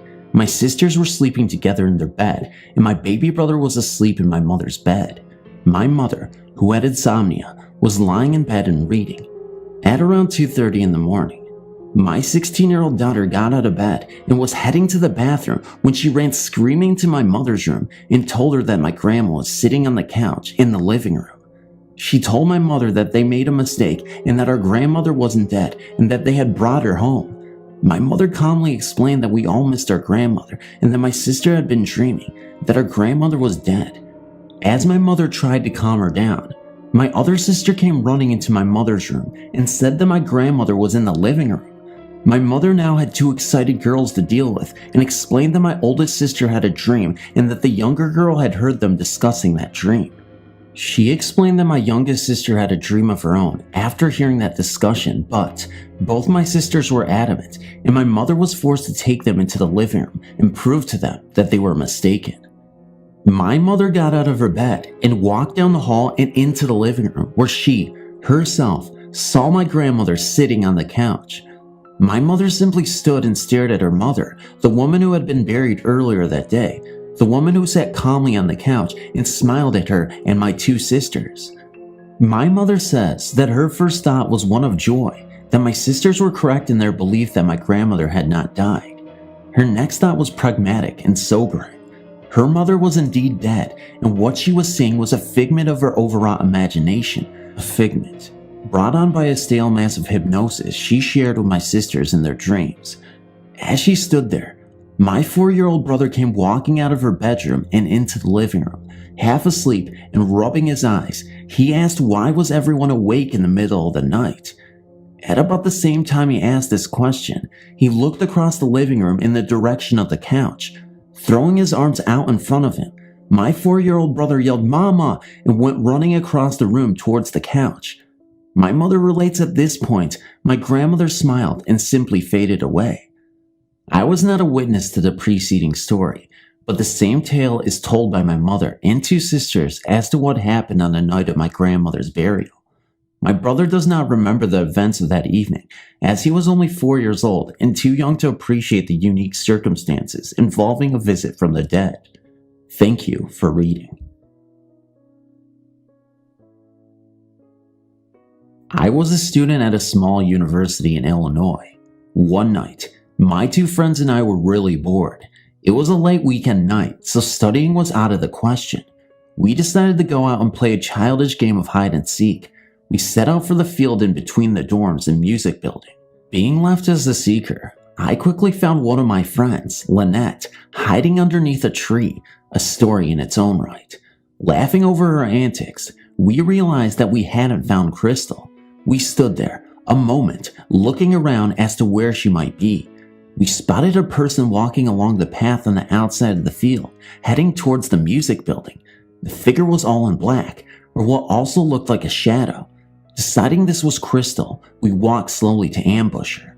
Now, the building that Crystal was heading to had two entrances on opposite sides. When going through one door, you can walk straight through to the other. Crystal walked into one of the doors. We decided that Lynette would go into the building on the other side, scare her, and as Lynette escaped out the other door, I would scare her too. As I'm waiting outside, freezing my you-know-what off, I hear someone start practicing scales on their trumpet. I thought nothing of it. It was a music building after all. A few minutes later, the door opened, and Lynette was running down the stairs. "Where's Crystal?" I asked. She looked really pale and was shaking. "Can you hear the trumpet player?" Wondering why she was asking me about the trumpet player, I responded, "Yeah, so?" "Well, I was upstairs following who I thought to be Crystal. I couldn't see her when she went around the corner, and when I rounded the corner is when I heard the trumpet." She took a breath. "Well, I went to the only practice room with the light on to go say hi to the person so I wouldn't scare them with my footsteps, and when I got to the room, no one was there. Cal, I mean no one. But the trumpet music was right in front of my face. I felt the air." She grabbed my arm, actually pulled me in the direction of the dorms. When we got around to the front of the music building, I looked up to the second-story windows, the practice rooms. In one of the rooms, the light was on, revealing a yellow room. The practice rooms are painted all blue. And right in front of the window was a shadow, arms upheld with a gleaming gold trumpet in his hands, the sounds of the scales falling to us below. I couldn't believe it. I wasn't scared, but more enthralled. In the few seconds that I had stood mesmerized, the shadow stopped playing and turned and bent its head down to us. I couldn't help but stare back. What seemed like a few minutes only lasted a second. He once again picked up his trumpet and practiced his scales. I wanted to go back to the building and go upstairs to see him, but Lynette was about to tear my arm off of my body. I remember her saying over and over again on the cold walk back to the dorms that there was no one in there. So where was Crystal? She found a great hiding place. We found her in the room watching TV. I could have killed her. When I was very young, my father recanted to me the tale of Murder Road, an old bridge out in the boonies about 10 miles south of my hometown.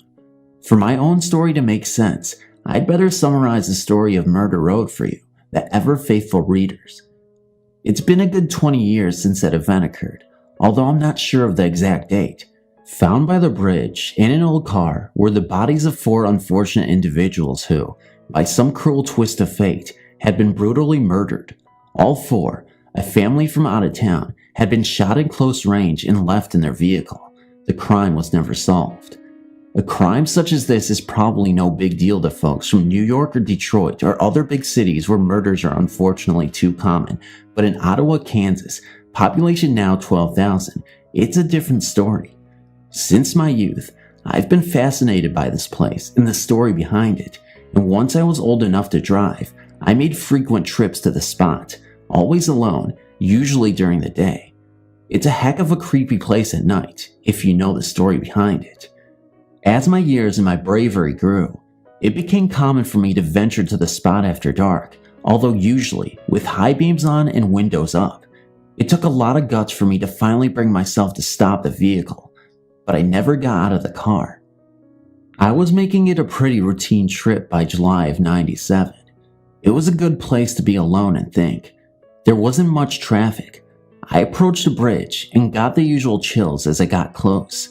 The area is pretty much open fields until you reach the bridge, where a thick grove of trees rises up on either side of the small stream that runs through, making it darker and somehow more sinister on the bridge itself. I pulled off to the side of the road, no more than 6 feet from the bridge. I dropped my seat back and closed my eyes, relaxing. Only a few moments later, there was a tap on my window. My eyes flew open and I sat bolt upright. There was a scraggly looking man outside, and he looked none too pleased with me. Out of the car, he mouthed. Terrified, I complied. Turn around, he whispered, and put your hands in the car. I did as I was told. It was unseasonably chilly out, and a light rain had started down. I began to shiver, but more out of fear than anything else. I gasped as something cold and hard was pressed into my neck. From my right came a terrified scream, and I glanced over. In the corner of my eye, I saw a black car, its bumper touching mine. The driver's side window was shattered, and a lifeless body was slumped over the steering wheel. I wanted to scream, but the cold metal of the gun on my neck kept me quiet. There was a sudden, harsh gust of wind through the trees, and the pressure on my neck vanished. I whirled around, my heart thumping powerfully. There was no one there. The car was gone too. Needless to say, I was out of there in a flash. It was sometime later before what had happened really hit me. I had nightmares for weeks. I still go out there, although not as much. I assumed that I was just out on a bad night, but I won't be there again in July. Thanks for reading.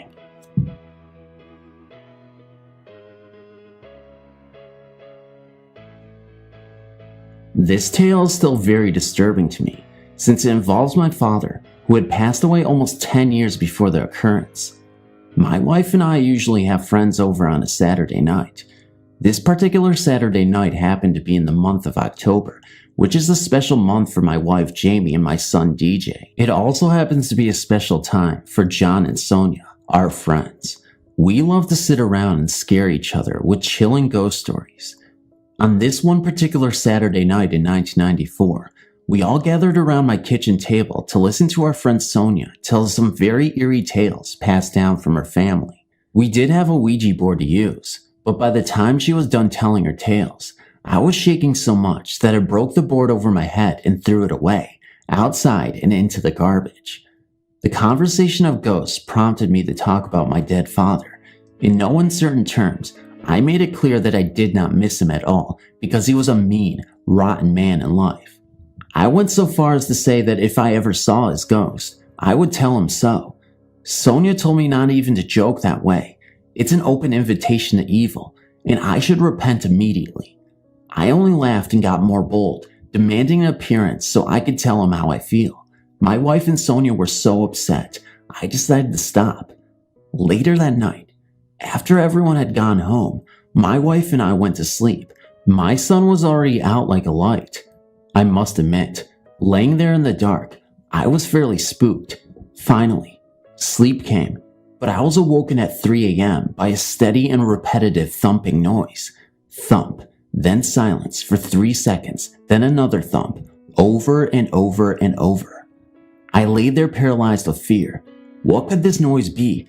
I tried to rationalize anything, even wake my wife, but I was too scared to move. Yet, the thump continued, only it was getting louder and louder and louder.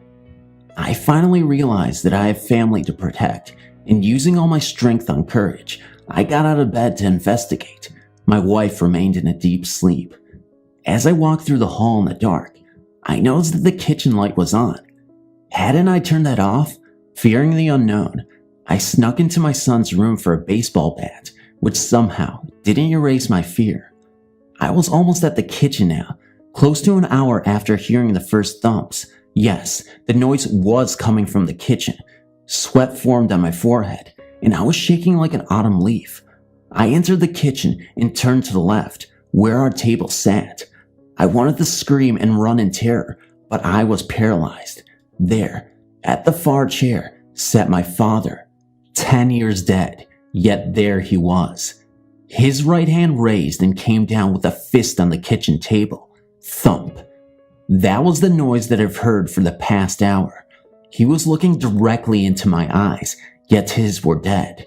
He stared right through me, then opened his mouth and spoke in a voice I never in my life wished to hear again. Stop. Stop talking about me. Then he slammed his fist down in one final violent thump. The kitchen light went out. I let out a gasp as my heart sank, and I quickly turned the light on again, but he was gone. I caught my breath and turned on every light I could find. An hour later, laying in bed, I wondered, had I dreamt the whole event? The next morning, my wife, Jamie, was up before me. She came in and woke me up and asked me if I had forgotten to turn the lights off before coming to bed. I told her I had. She asked me to come into the kitchen and look at something strange, and I almost screamed. I slowly followed her into the kitchen, trying to hide my fear. She pointed to the very chair where my father had sat only a few hours earlier. I then knew it wasn't a dream. "Look at that," she said. "Where did all that dirt on that chair come from?" It was true. There was a thin layer of dirt on the chair and on the floor surrounding it. I muttered some excuse, and to this day, I've never told my family or friends of this occurrence, and I've never spoken ill of the dead since. My first story begins when I lived in Ohio, USA. I was driving back to my house one day with my friends when I saw a girl visiting a graveyard. She was right at the top by a statue of an angel. The girl looked very young, about 11 years old. She was wearing old-fashioned clothes. I went up to the grave the next day. The inscription was written on the angel's Bible. It said in memory of Jane Doe, died 1832 to 1845, died of tuberculosis. I did not use the girl's name out of respect. I now realize that yesterday I'd seen a ghost. I can see the graveyard from where I live, and I always see a girl visit the grave. One time I went up there to see if I could catch a glimpse of the girl. This time, she was bending over 2 other graves. I went away because I thought the girl was starting to sense my presence. I came back though, and found the 2 graves. These 2 were her mother and father. They had also died of tuberculosis. It looked like no one came and took care of this grave, so I would come up there sometimes and clean the graves. When I had finished cleaning the girl's grave one day, I looked up and saw the girl watching me. She was smiling. She followed me home. I wasn't bothered because I knew she was harmless. It was almost like she was an old friend to me. This second set of experiences happened in Wrightwood, California. The interesting thing about the area in particular is that there are constant reported sightings of Indians everywhere. And the women in my family see an older woman around our houses, near the children's rooms. Townspeople who are aware of her say she is a nurse of sorts, and that she checks on the small children of the town, protecting them. The weirdest one so far is the half-Indian. All that is ever seen is the top half of an Indian, head to waist and floating.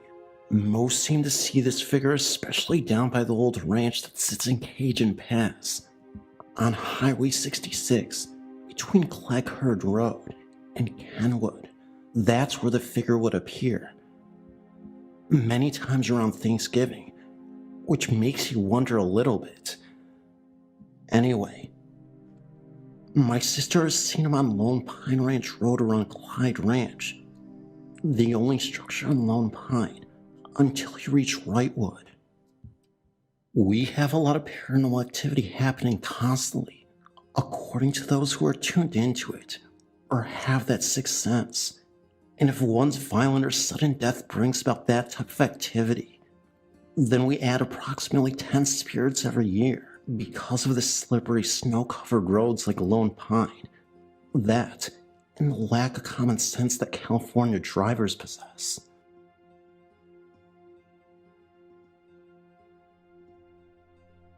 For years, the ranch my grandpa owns has been the center of many disturbing experiences. Though I did not experience them firsthand, I'm going to tell you some real stories about the place.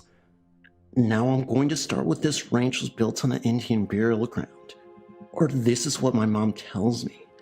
My mother, Grace, lived there with her dad, sister, and 2 of her brothers.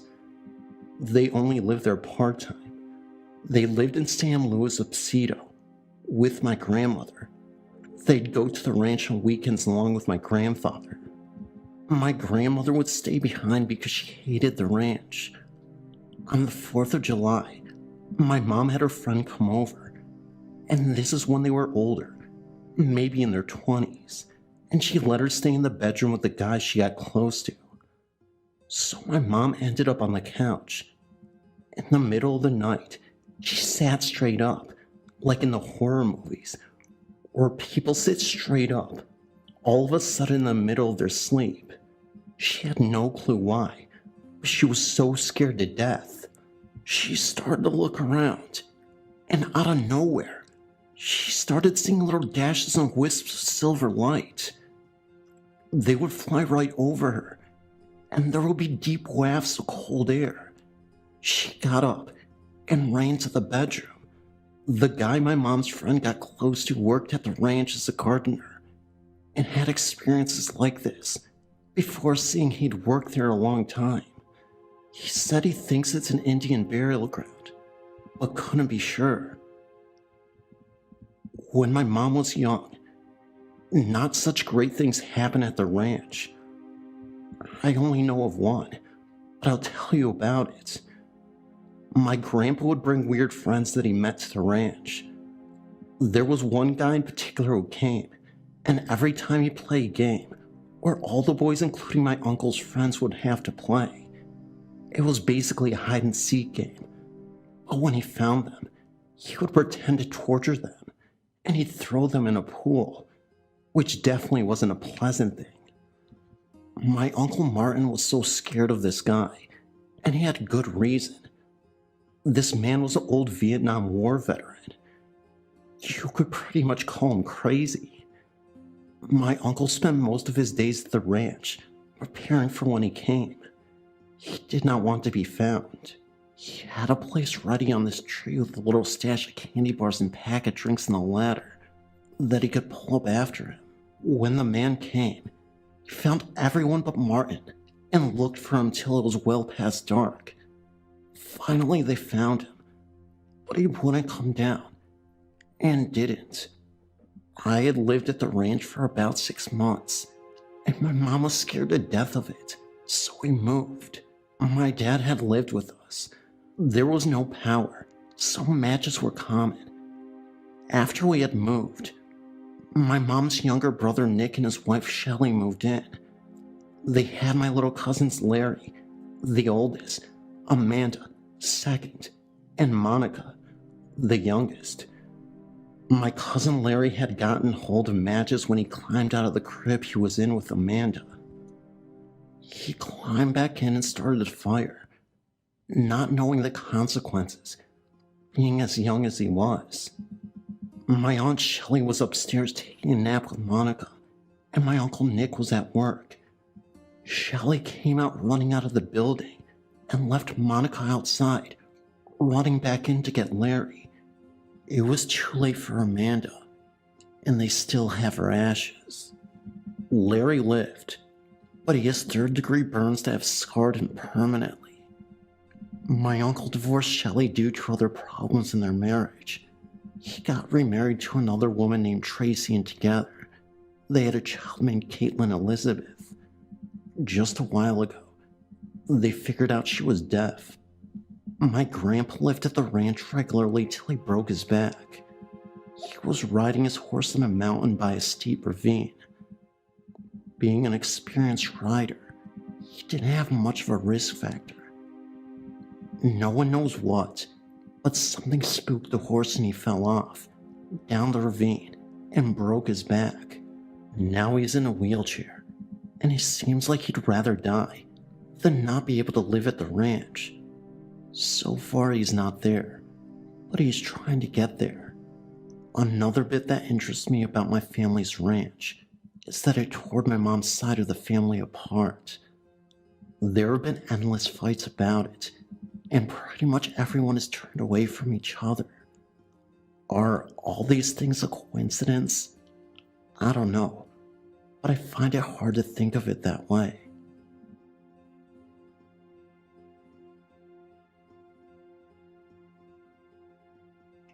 I went to Santa Catalina summer camp, but it was also a boarding school. For some reason, there is one room that is never open for boarders. It's at the end of the hall in the 4th dorm, and the story about it was that a girl was going there for senior year and was trying to get into Harvard. When she got the rejection letter, she OD'd on sleeping pills. This happened a year or 2 after my mom had gone there. When I went there for summer camp, there was a girl who said she had gone in there to turn off a light that was on. This was odd, because no one was allowed to go in there. The 2 girls were curious about the room and snooped around. When they opened the closet, there was red writing all inside the walls of the closet. They screamed and ran out, telling the counselor what they saw. The counselor was clearly scared out of her mind to go into that room. Before she turned off the light, she checked the closet. The walls were clean. Throughout the nights and days at Catalina, the light would turn on without anyone there. The presence was overwhelming and strong. Sometimes just an eerie feeling.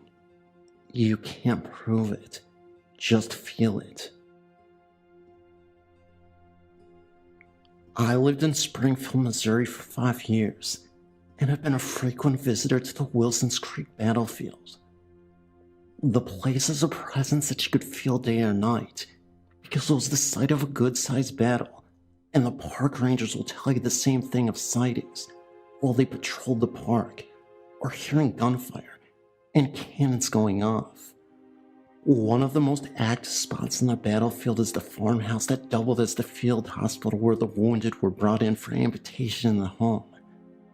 But I believe it was a Confederate hospital, if my memory serves me correctly.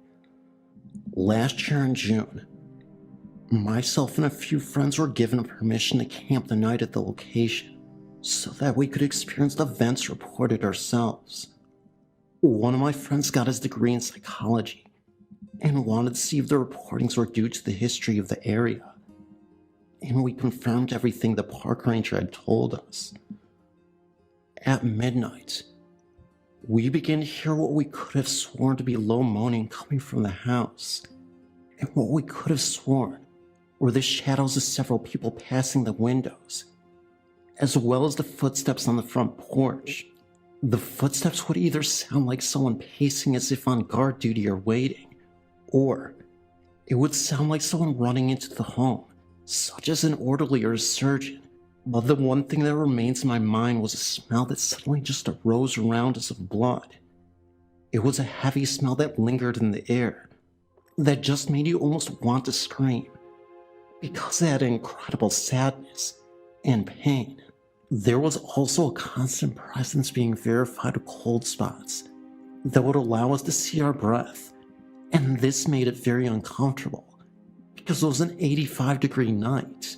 The presence would get stronger throughout the night, and finally, when we composed ourselves, I looked at the house and said as loud as I could, "We know you are with us, and we know the sacrifice that you have made. Please leave this place in peace." My friends, of course, gave me that look that I had lost it, but they immediately noticed that there was a calm feeling now, instead of agitation and sadness. Before we left, we placed a small flag and an American flag that we bought and placed them on either side of the front porch of the field house and gave them a salute out of respect for the soldiers. I've since moved to Florida, but still keep in contact with my friends as well as the park ranger, and we still talk about that night as well as the other occurrences they've seen on return visits. I hope this helps to prove the skeptics that there is a presence of lost life on that site, and that they want us to know how, so what happened to him will not be repeated to others.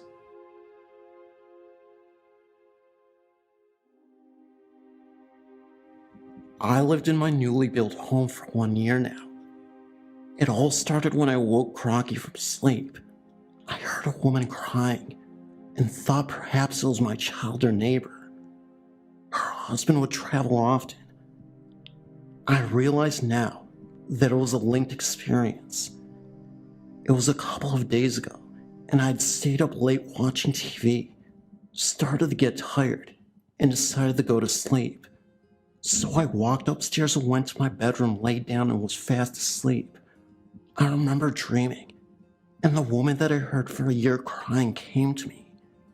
She came over me and put one hand on my throat and the other on my mouth and face. She began to strangle me. All I can remember after was willing myself to be awakened.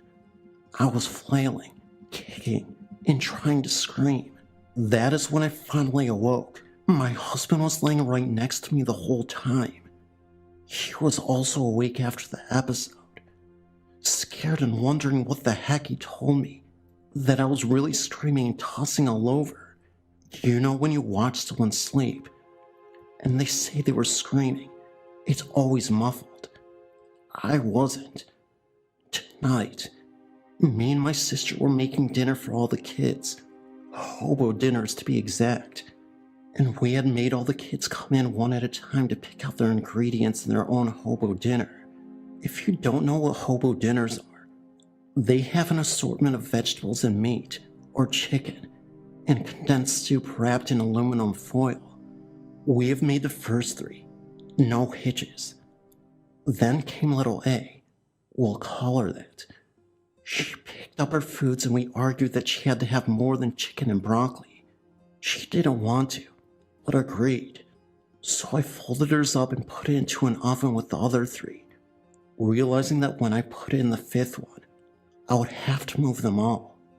We then proceeded to make the last one, and we never left the kitchen. Upon finishing, I opened the oven and found that little A's dinner was gone. I put it in there myself, and it was not small, not something you could misplace. We searched the entire kitchen and surrounding areas. No dinner. We made her another one, but couldn't get over the lost hobo dinner. We talked about it for a few hours while our husbands researched the kitchen. Then we started talking of related stories, and the woman came up. We joked that she ate it, or our deceased grandma did. Then I told my sister and her husband of my dream experience. My husband chimed in and finished the dream, but I didn't even know the end. He had said that after he had gotten up the next morning, I came out of our bedroom crying and saying that the ghost tried to suffocate me again. Then he said I proceeded to get a glass of water and went back to my room. That happens to be on the top floor and my kitchen on the main. I didn't know that happened. Then he also started talking about an old forgotten coal mine and how a girl died in one here in Littleton, Colorado. So we went online and somehow in our main searches came to this site. Do you think that maybe the deaths of the miners and their families are still here, reminding us of all the injustices they faced in their lives? Or are they just wanting us to take notice and change things?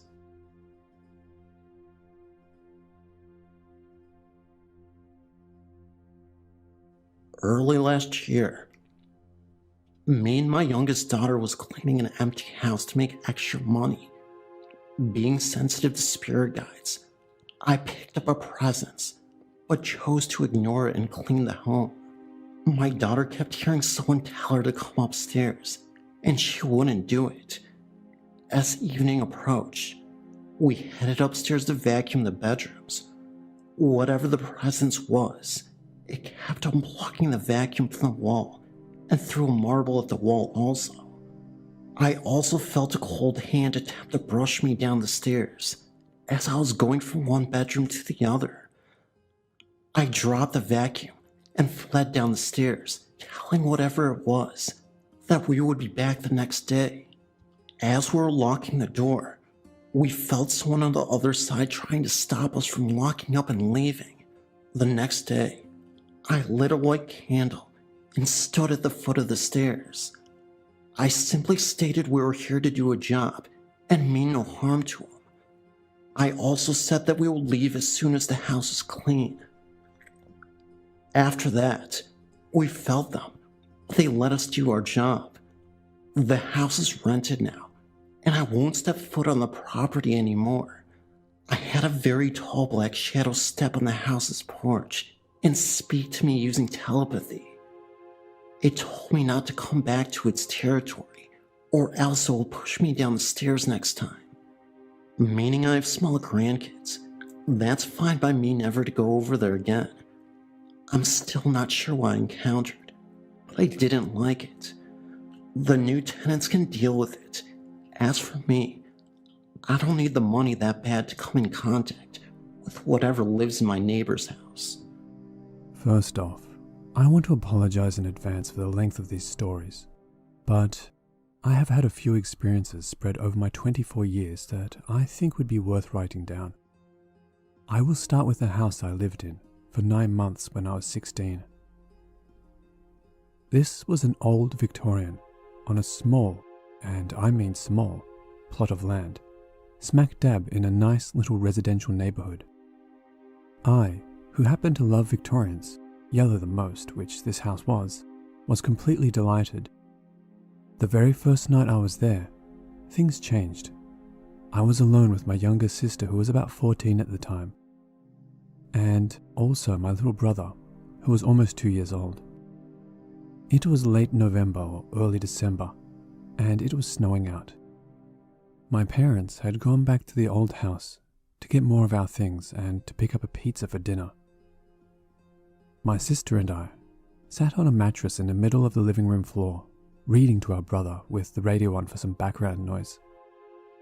I noticed that my brother was distracted and kept looking at the stairs, and I was hearing a pounding noise. It wasn't all that loud, and easily I could have ignored it, but I decided to reach over and lower the radio, and that is when we all heard it. It was footsteps. I swear to God to this, that the sound they made was so stereotypical that it could have been used on any of those sound effects tapes people buy around Halloween.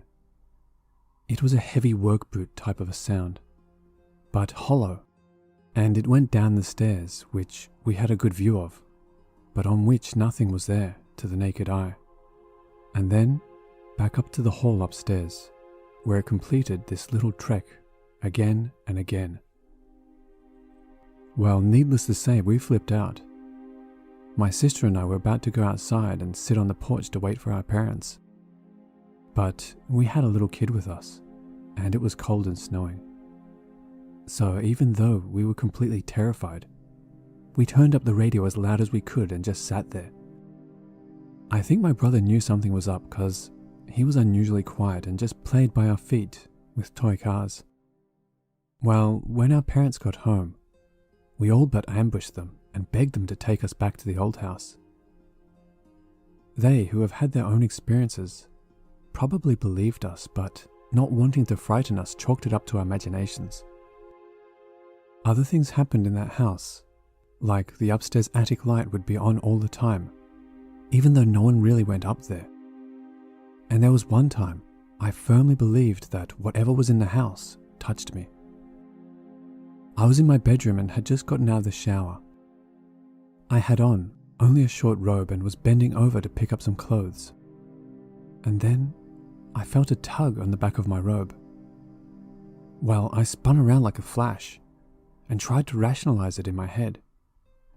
Maybe I caught it on something, but I was in the middle of the room and there was nothing around me. All my furniture was pushed up against the walls. That really flipped me out. To this very day, I have tried and tried to relive that feeling and can't. It was so odd, it's truly hard to explain. But anyway, there were other things, like things would disappear and reappear, and my sister hated her bedroom and would often sleep in mine on the floor. My parents had their own experiences, but it wasn't until we were moving out that the footsteps returned. My mum was downstairs in the basement alone, doing laundry, when she heard someone walking around upstairs. So she went upstairs thinking it was the realtor to find the swinging doors that separated the hall from the kitchen, swinging back and forth. But there was no one there. My dad had a similar experience as well. The other experience has to do with another place we lived in, an apartment in a 3-family house. We were on the 2nd floor. This was when I was 18 or so. The first few years were relatively quiet, but whatever it was, got really started when I went away to college. The beds and the couches would shake and vibrate for no reason that my family could see. And when I came back home, I too had this happen to me. It was a really odd sensation, like someone had grabbed the sides of the bed and was shaking it. It was not a nice feeling, but lasted anywhere from 30 seconds to a minute and a half. I was not around when other things happened, like my brother's toys would come on in the middle of the night, even though they were off. It got to the point that my dad would get up, grab the toy and fling it onto the porch. My sister also had terrible nightmares, and I had the creepy feeling of being watched while I did dishes at the kitchen sink. I could literally feel someone staring at me from the hallway. When I would get up the nerve to look, no one was ever there. I have a few other stories, but this is the most recent. My sister, partner and I were at a local cemetery that has a reputation for being haunted, and I wanted to get a couple of pictures. I had gone previously and have had no luck, but have been there when others have gotten orbs and the like. Well, first off, this cemetery always has toys on the graves. They were dolls and plastic horses. That is easily explained as there are many graves for small children, and people can either be playing jokes or being sympathetic to all the young children who died so young and are leaving them presents. But last night, in addition to the usual toys, there were other strange things, including a dead rabbit lying by a headstone, and a few feet away the torso of a dress mannequin just lying there. I don't jump to conclusions, and that can be all explained easily enough, but they still added to the atmosphere. And when you are strolling about a notoriously haunted cemetery at night, on a backcountry road, and spy dead animals and what looks like a dead body, well, you get freaked out. End of story. But I've done this before, and from the above and other things that have happened, I got over it. My sister was snapping off pictures left and right, and then she and my partner are looking at one, and my sister goes, "There is nothing there." And Rhonda goes, "Wait, just turn it around." Well, my sister flips and goes, "Oh, I'm so out," and bolts, and I mean bolts, across the cemetery, across the street, and into the car with Rhonda in hot pursuit. I, mind you, have been left in the dust, so to speak, since I was not beside them when they looked at the photo that spooked them so bad. I trudged after them and into the car. Mind you, I'm a little ticked off because I was having an okay time there. And when I saw the photo, my heart stopped. It is of a headstone, but off to the side of it is a man's face. It is so clear, in fact, that you can make out a white collar and a black shirt, and what seems to be a short black mustache. It is not a nice face, and on closer inspection, there is another image in the headstone of a crying baby with hands over its mouth. Now, I am not sure of the image on the headstone because I am quite aware that anything can cause an image to appear. The grain of the stone, moss on it, etc. But the face, that is another matter entirely. I do not know how in the world to explain that. It's unbelievable.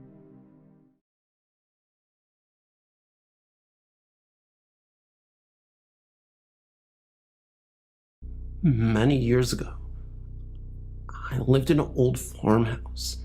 It was pretty big, and I was newly married.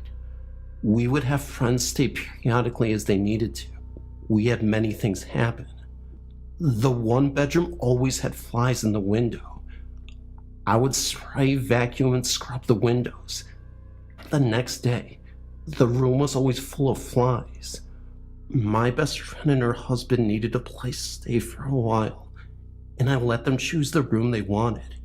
They chose the room of flies.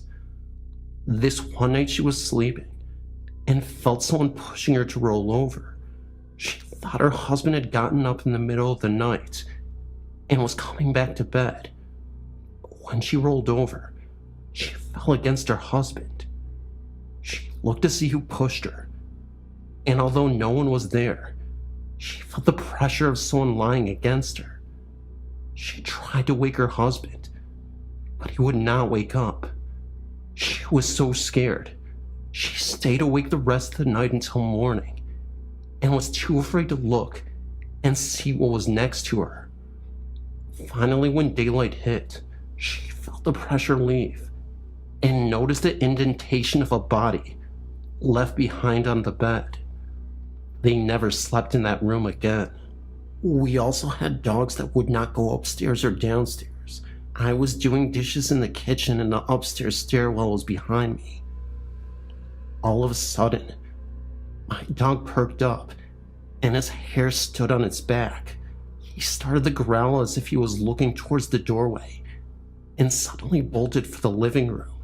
He would not come into the kitchen after that, unless I was with him. My dogs would also stand at the doorway to the basement and would have their hair raised on their backs. I was always scared to go down there. I would get a really bad feeling where I would run down and back up. I would try and get one of my dogs to go with me, even in daylight, and they would not go further than the doorway. We would also hear someone walking through the home, but nobody would be there. The one spirit would be talking, and we would look for the voice and couldn't even find it. Sometimes it would call out our names, and we would think it was each other and answer, and find out it wasn't anyone calling. We slept in a downstairs bedroom, and I would have a sense of a man standing at the foot of our bed, watching us as we go to sleep. Our dogs even went to sleep with us, and wouldn't even sleep at the foot of the bed. After many strange activities, Our neighbor told us that an elderly man had lived alone in the house for a long time. His mail had been piling up in his mailbox, so the mailman contacted the police to have them check on the old guy. He was found dead on the kitchen floor, and had been for quite a while. The funny thing is, the kitchen was never spooky feeling.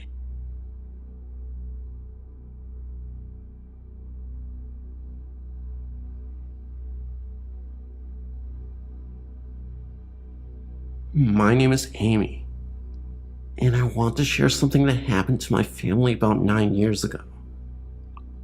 I have some free time on my hands, so I thought I might as well. As I said, about 9 years ago, my husband and I and our 4 children, ages 12, 11, 9, and 5, moved into the small 4-bedroom home. From the day we moved in, we knew that there was something about this home. It wasn't really a bad feeling, but something different. The feeling was almost welcome, like we were meant to be there. We were happy to be there. It was a comfortable house for people who were used to living in apartments. We had bedrooms, a living room, bathroom, and a kitchen on the first floor, and a bedroom with a bathroom, and a small porch, plus a larger room with a smaller room off to the left, on the second floor. At one time, the house had 2 apartments. The upstairs had 1 bedroom with a bathroom, a living room, and a small kitchen off to the left. The first floor had 2 bedrooms and a bathroom, living room, and kitchen with access to a basement. At the time we found this house, it seemed like almost a godsend, since we were being evicted because we had acquired a dog. And this house had a nice-sized yard, and the landlord didn't mind pets. Well, soon after we moved in, strange things started to happen. Well, since I was a stay-at-home mom most of the time due to being the parent of an ADHD child, I was the one to experience most of the phenomena.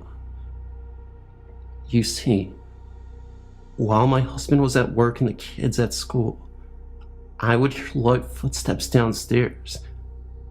But for anyone who has lived in apartments, your first thought is it's the neighbors, until you come to the realization that you are now living in a home, and there is no way you're going to hear the neighbor. It's a single-family home, for crying out loud. But I put it out of my mind, telling myself that I was so used to hearing the patter of small feet that I could still hear it when no one is at home. We had minor things happen, like the footsteps when there was only one person home, things disappearing and turning up somewhere you knew it shouldn't be, sightings by a friend who had never been to our house, and finally, the sound of a small die-cast toy car falling down the stairs and hitting the back door. For anyone who has small boys, you know what a Hot Wheel sounds like when it is hit by a surface because you've heard it before. Anyway, this is what my husband and I heard on a nightly basis. One day, about 8 months of living there, a friend of my husband brought over a new girlfriend for us to meet. As far as we were concerned, nothing out of the ordinary happened that day until Jimmy, my husband's friend, brought by his girlfriend China. At this point, I should explain a few things. The bedroom with the bathroom belonged to my husband and I. The large room that used to be a living room, because our computer room, and the little room off to the left became our daughter's room.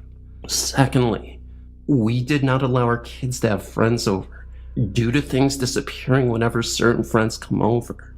Well, the next time the girlfriend came over, she asked us how many kids we had, and I told her 3 boys and 1 girl.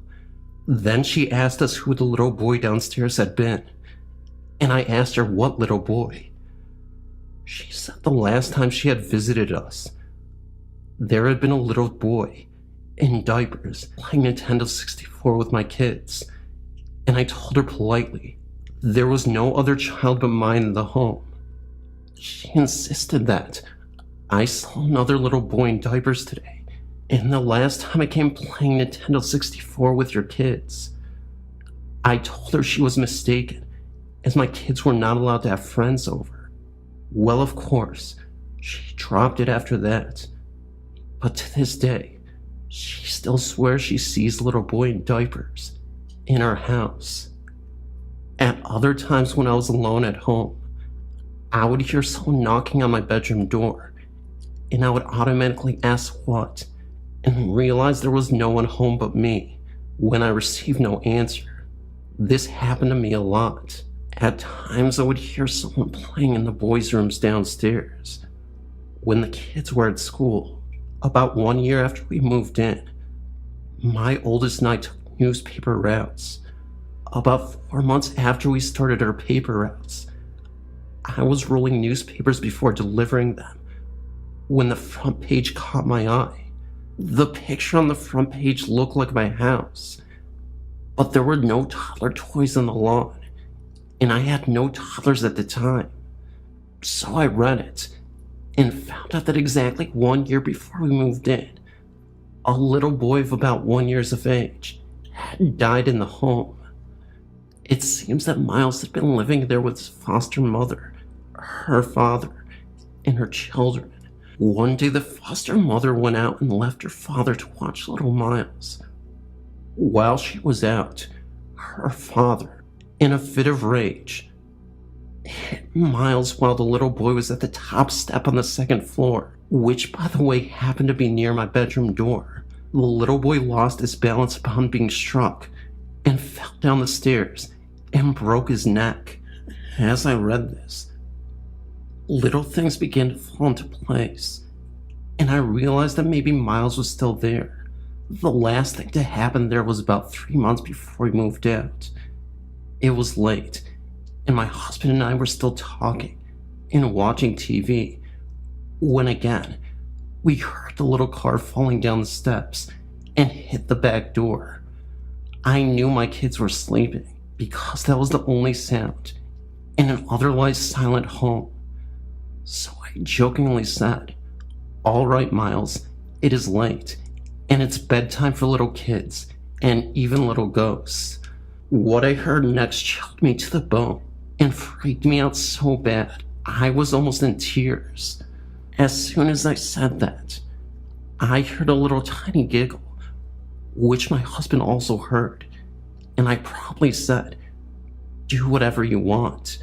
As I said before, up to this point, we thought we were imagining everything that was happening there, and never wanted to believe that we had a ghostly tenant. The strange thing is, we were never scared while we lived there. The feeling there was we were home, and this is where we were meant to live.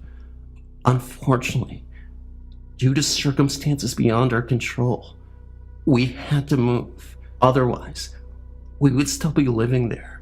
It was the most comfortable place I'd ever lived in, and I loved it there. I have other stories that happened to family members, and also myself. Maybe I will share more of this.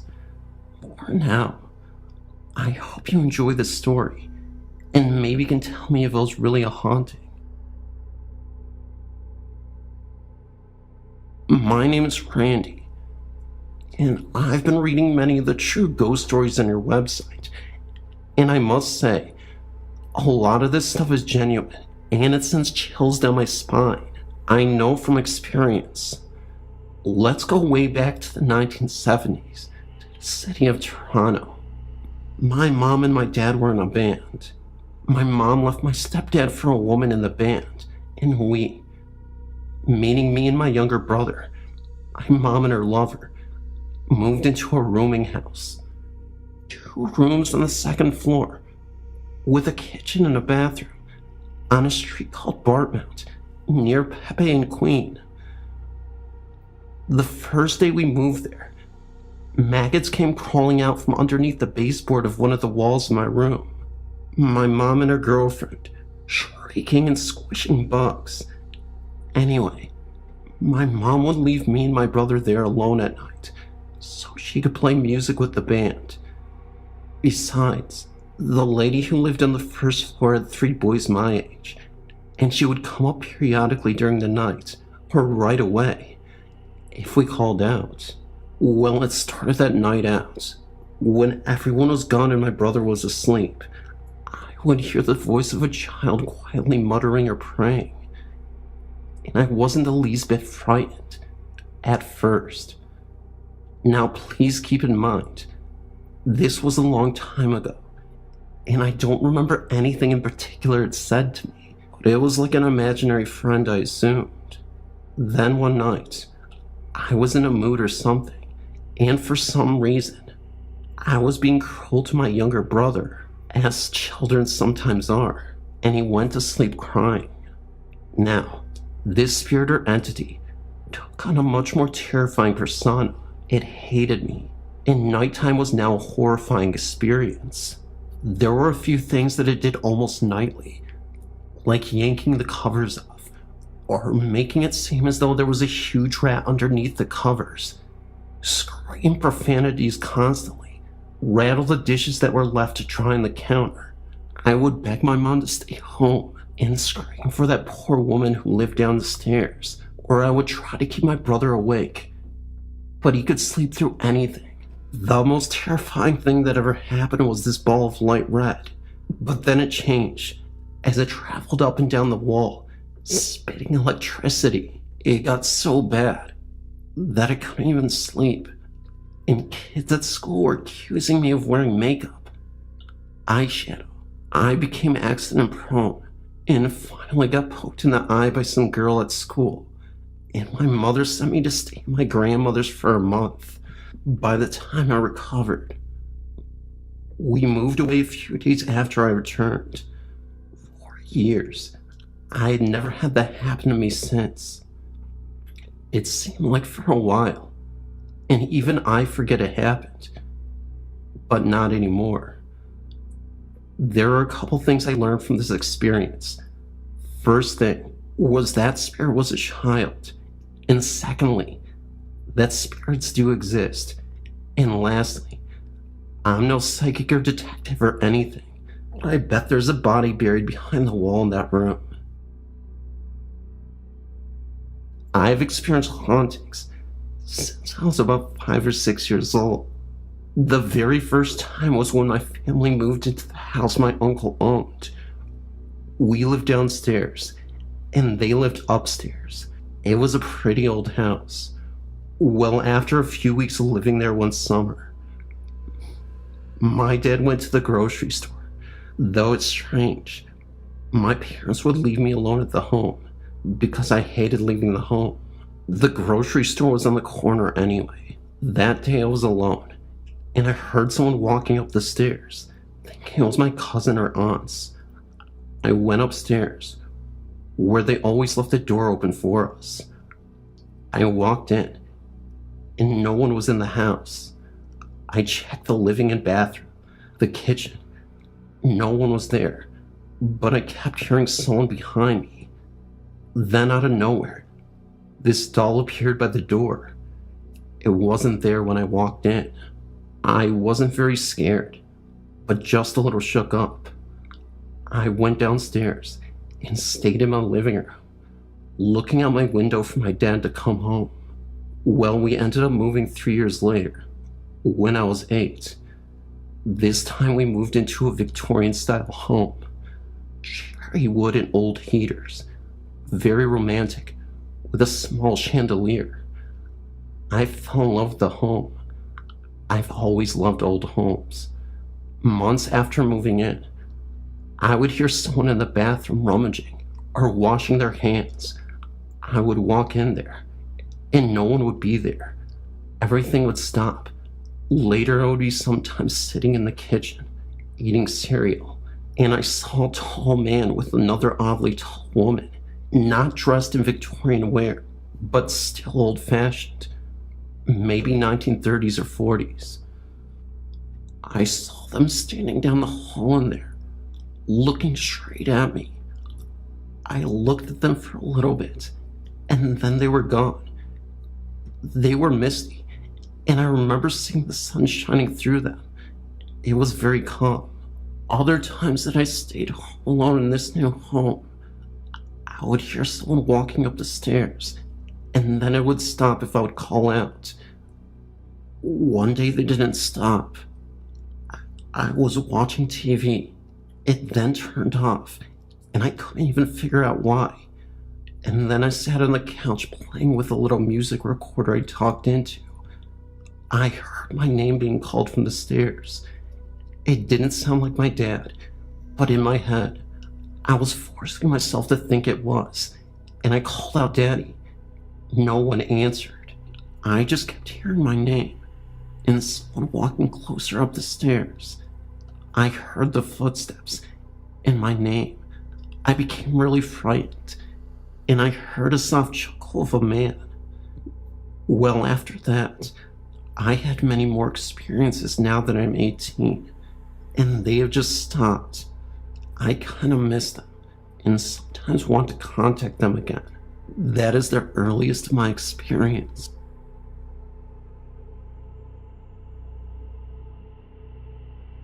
Just for the record, I'm not alone. I'm normal, have a normal job, and I'm not crazy at all. I was staying at my friend's house. We all planned to sleep in the living room. Laura, Dave, and myself. I knew Dave was leaving early in the morning for work at 6 a.m. I woke to go to the loo in the night and found Laura had gone to bed in her own room upstairs. So it was just me and Dave sleeping in the living room. It was getting light when I found myself awake, even though I felt tired. I awoke suddenly but peacefully, and I was very much awake. I didn't dream this. I was wondering why I was awake, in my head, not out loud, when I heard breathing, 2 sets of deep in and out heavy breaths. I instantly thought, oh, it's okay, it's Dave breathing. The next thing I thought was, hang on, Dave's not even here. He had left for work, and straight after that thought came, Laura said her house was haunted. Before I could even ponder that, I heard a voice.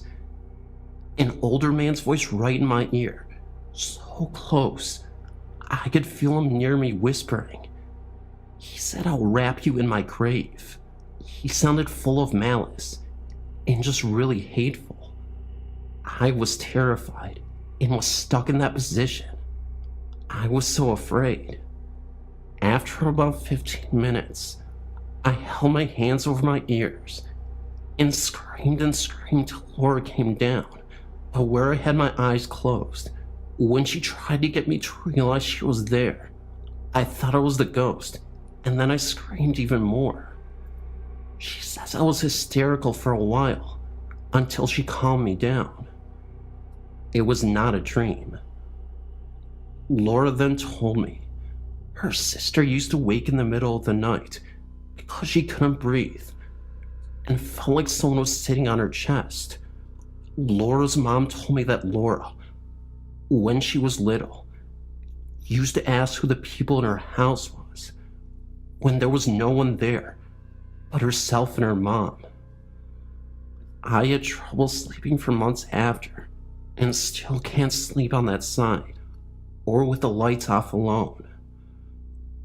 When he said the word rap, I had a visual image of cherries, which I thought was strange. It was like saying something in a German word you recognize when you only speak English. What he said doesn't make much sense. But when I told my mom, she thought he might have said the R-A-P-E word, and not rap. It sounded like rap though. Well, that's it. Here's a nightmare I had one night. It's very scary, so brace yourself. One night in the cold, harsh winter of the snow belt in Cleveland, Ohio, I was making my tea, waiting until it was done steeping. As I finished watching my nightly program, I slowly limped to my cold, damp room. Hence, my heating ducts aren't very good, and my room is on the complete opposite side of my house, away from my furnace, and on the outskirts of the other bedrooms. As I arrived in my room, I turned on a portable heater, let my Harrier dog in, and limped over to my bed and crawled under the blankets and flannel sheets. It was a freezing night, and my bed was freezing. As I went half asleep, I remember my mother walking in and turning off my heater. After that, I was completely emboweled in the satisfying darkness of slumber. I was sound asleep, and not to be disturbed until my own cries of horror awakens me. As I sit watching TV, too vague to tell what program it was, I was merely amused watching it, lesser the fact that it seemed that there was no screen that I could make out. I zoned everything out. As my mother walks into the kitchen from my long outstretched foyer, the foyer seemed like it was 50 feet long, a great chandelier hanging from the sky, expensive wall murals, and a marble floor, which was mixed in with red. She greets me with a mere kiss on the cheek and a brief conversation. She persuaded me into my dining room, which was empty with beige carpeting, white walls, and a chandelier on the ceiling. She leads me to a window where we look out into the unknown. As we stare into the forest, we notice nightfall is soon to come, and it is just past dusk. The clouds look like they are about to have a long blizzard. As we scan down the sky, I notice that there's already an inch of snow on the ground. The trees were all leafless, and they looked dead because it was that time of the season. As we just stare into the edge of our land and into the rest of the deep weald, we notice how gothically beautiful it looks. Just then, we notice a slight change in the landscape. We see deer scattering about, especially away from a certain side of the timberland. Just then, we hear a blood-curdling scream. The scream you hear when somebody is in excruciating pain and agony. It lasts for about 5 seconds and dies out. I tremble in my dream, even though it does not seem like it. I look at my mother, and she does not make a sound. We stare into the unknown. We look into the woodlot and hear the cry for help again, and it ceases after 5 seconds, then recites. Finally, she grabs my arms and takes me to my room. We sit in there and keep getting these haunting phone calls of a man screaming, "You're next, you're next." She solemnly hangs up and has a trace of fear across her face. Suddenly, the scream is much closer to my bedroom window. Suddenly, I awaken with a jolt. I feel a cold sweat run down my back and notice that my breath shows up in midair. My furry little friend is in a little ball next to me, which means it was too cold for him too. I'm too afraid to fall back into sedation, so I stay awake and stay alert to any little noise in the home. As the clock turns 6 a.m., I wake up and wander into life before dawn. Everything is dark and I can't see, so I turn on the television. I make a cup of morning tea and tremble as I drink it. As I walked out to the bus, I couldn't help hearing the screams in my head and being terrified walking down a 50-foot driveway surrounded by timber.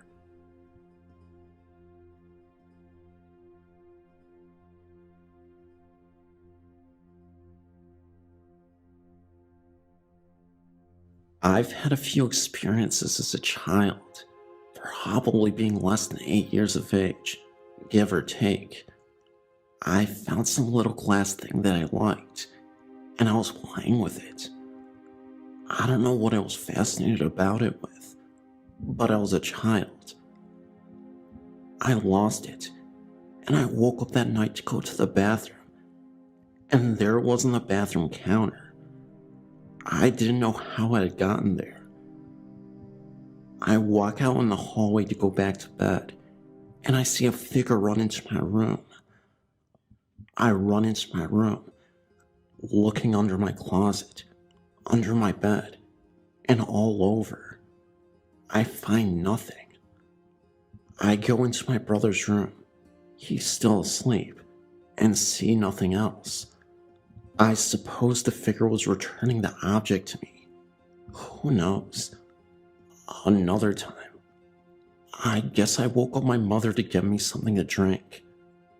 After we went down the stairs and turned a corner to go to the kitchen, I'm behind her, and as she is about to go to the other room, I see a little boy, probably about my age at the time, and dressed in old-style clothes.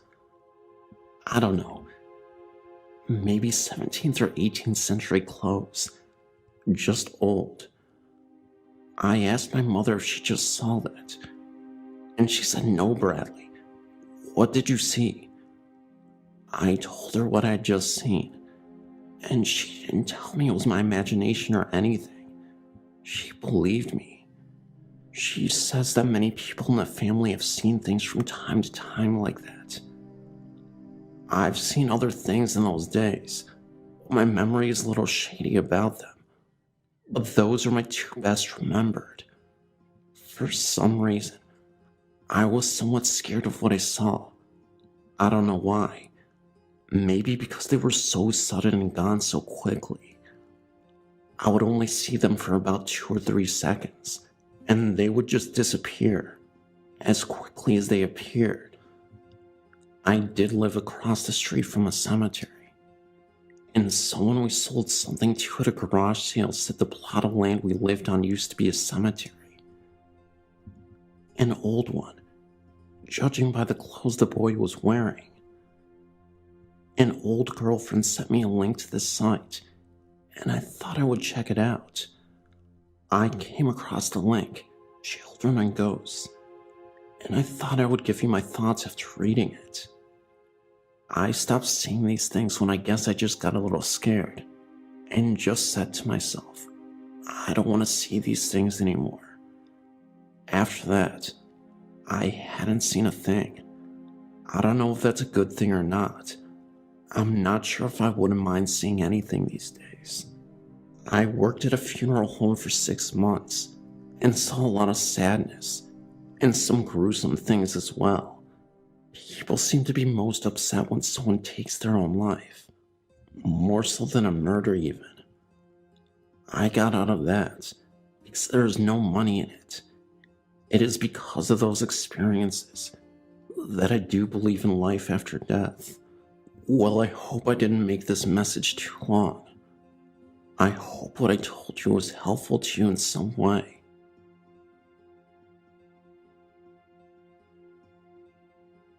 Well, let me first explain. I'm not psychic. I don't think that I'm particularly sensitive. I know that some of my friends and I in high school did mess around with some stuff.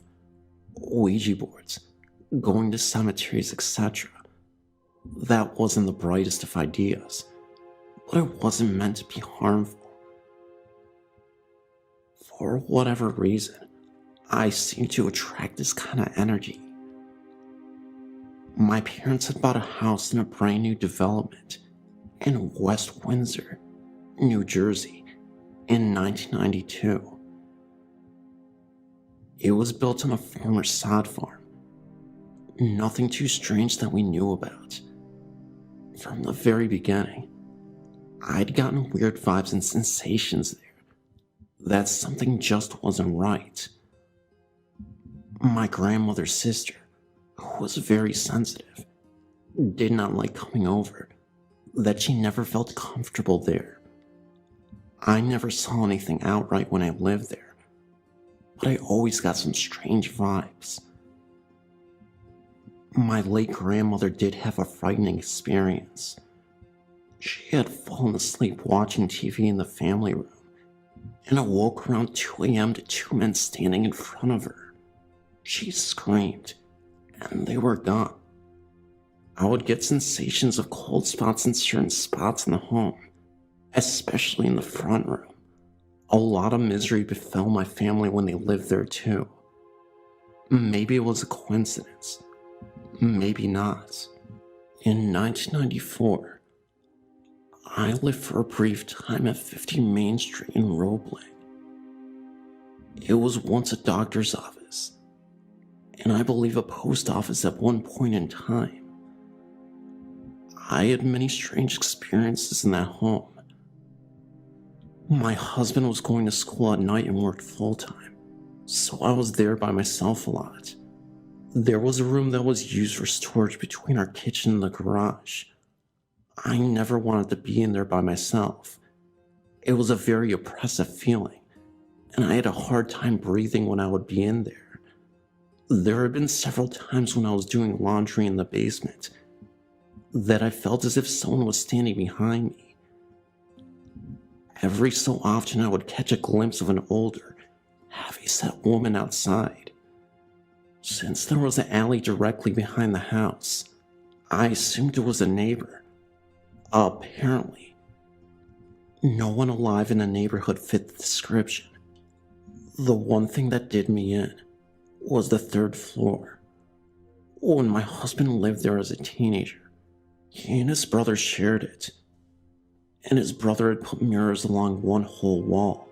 For whatever reason, I was never able to look at those mirrors. I don't know if I was afraid of what I'd see or what, but I never could. I had originally planned on making the other room there into my sewing room.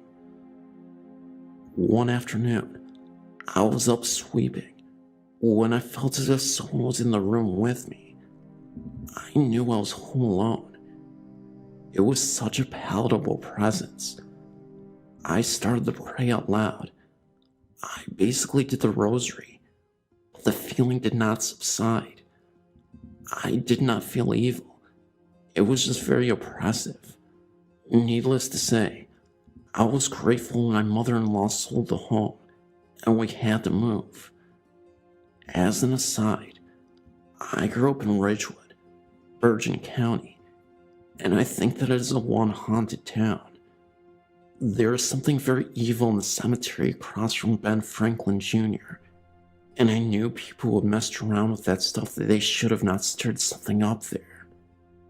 One night, we were all hanging out across the street by Ben Franklin Jr., and then I went home. I parked in my parents' garage. I was 17 or 18 at the time, and for some strange reason, the car backed itself out of the garage and landed directly over a ditch. It was like it had perfectly aligned itself to go there. The high school is haunted too. There used to be a room off the auditorium in the tower that was always 10 degrees cooler than anywhere else in the school. Of course, this is where we would go to smoke on a rainy day. There would just be a strange feeling in there. I don't know of any stories behind the building. It just might be a natural energy field or something. Finally, I used to work at the Borders in West Windsor. The shopping center that the store is located in was built over swampland where a bunch of kids from Trenton had drowned on Christmas night when they were fleeing police in a stolen car. The accident happened around 10 p.m. at night. Apparently where the back room in the store is was not too far away from the accident where it happened. There were many times we would hear things outside at night on the loading dock. Of course, when we would open the door, there would be nothing. A lot of times, and especially after 10 p.m., it would be very creepy going back there. I know that some other employees said that they had seen things back there. I never saw anything. I just got weird feelings. I've never really shared any of these stories with anyone before, but I feel like you guys won't do anything to exploit them or make fun of me.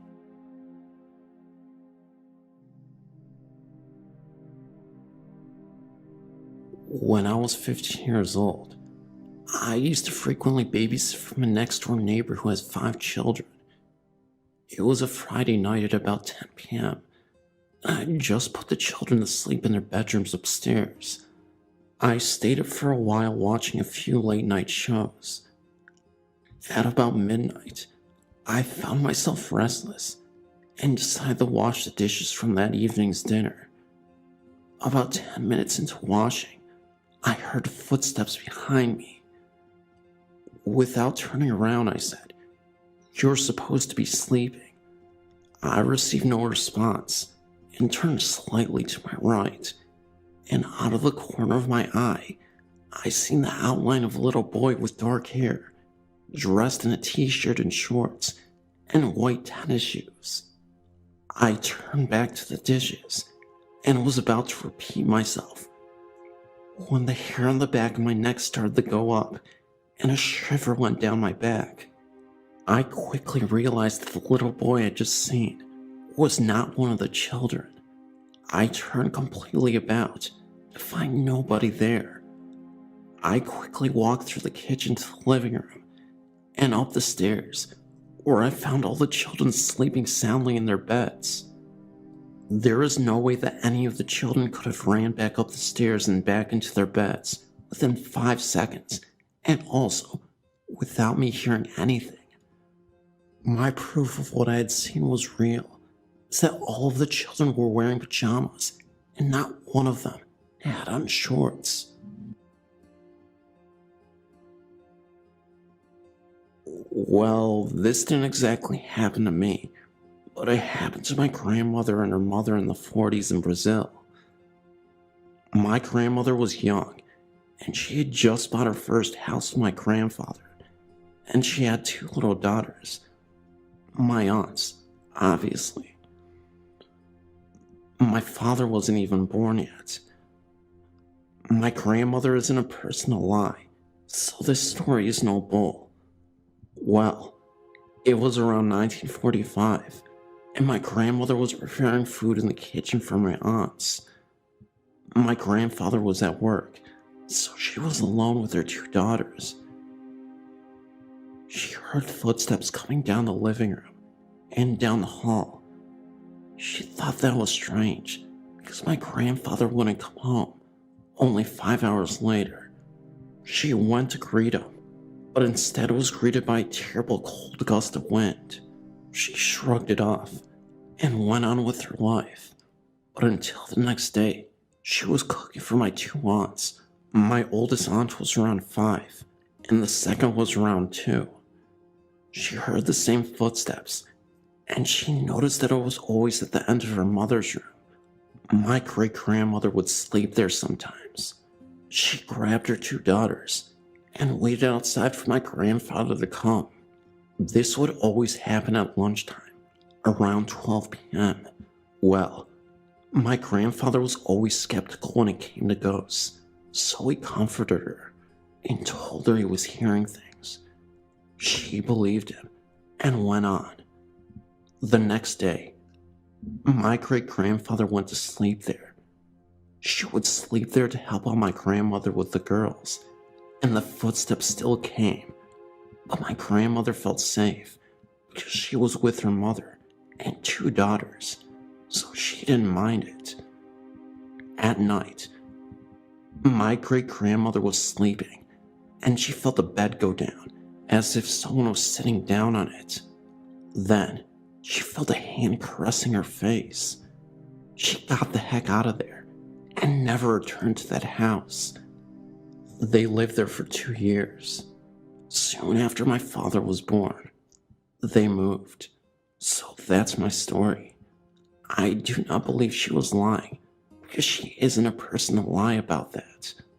Thank you.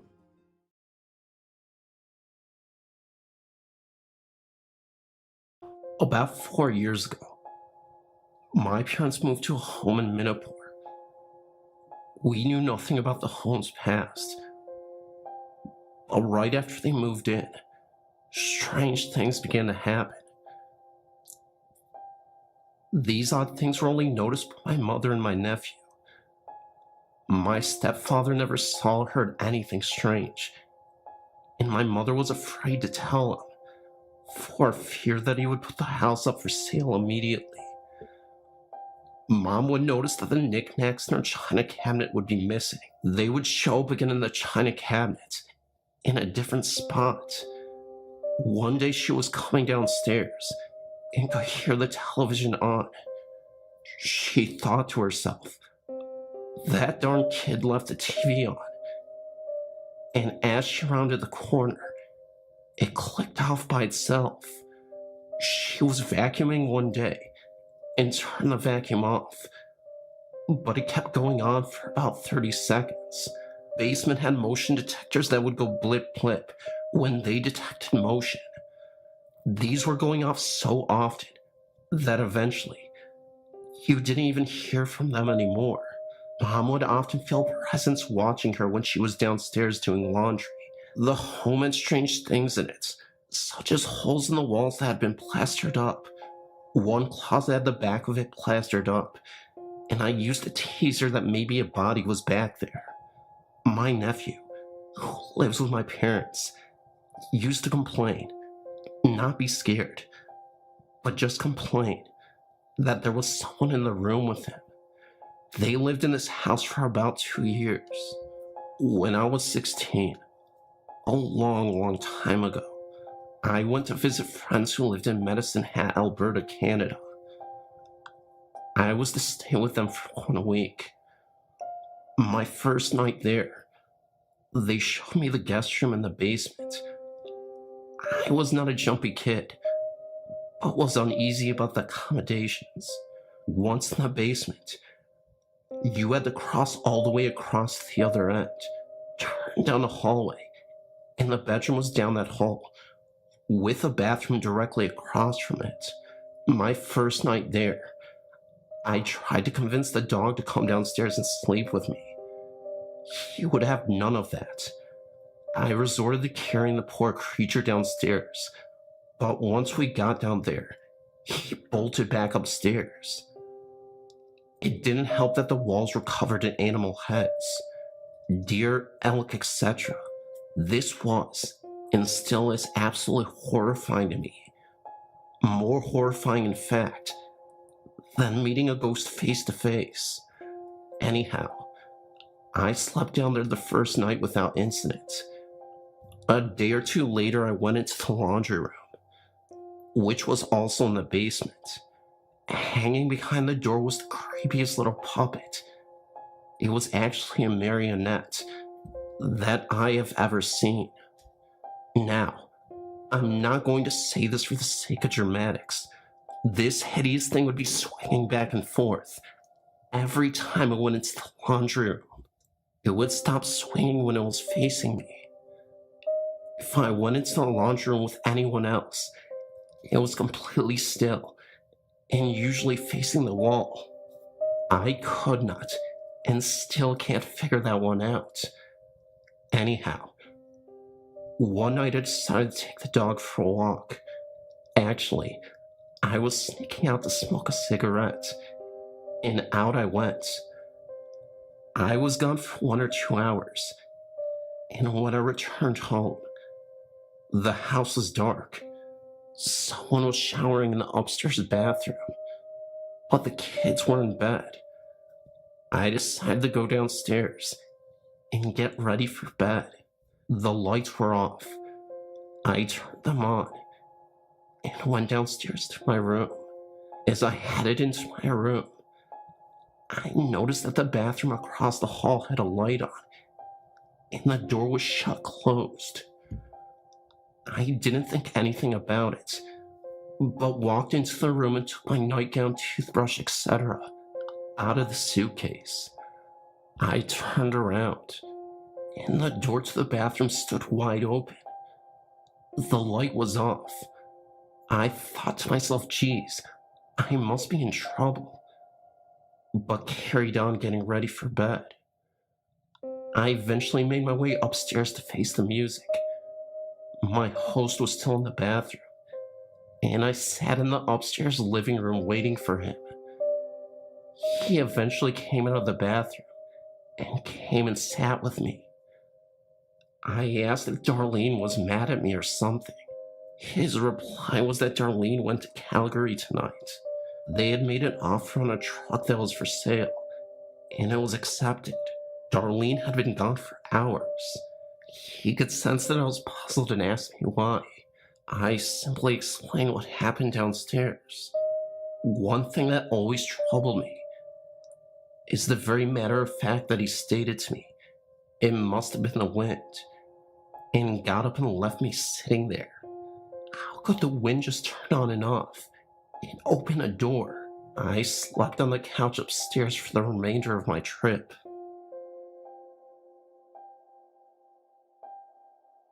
In Conway, South Carolina, I lived on Cates Bay Road. You could tell the house out from all the other ones because it was the only one on a dirt road, and all the other houses were by the highway. We lived with my grandma, so the house was pretty old. Her parents and her parents' parents also lived in it, and so on. All in all, the house has been through 13 generations. The house was also built on top of slave headquarters. Whoever built the house thought it would be charming to leave some of the quarters still standing.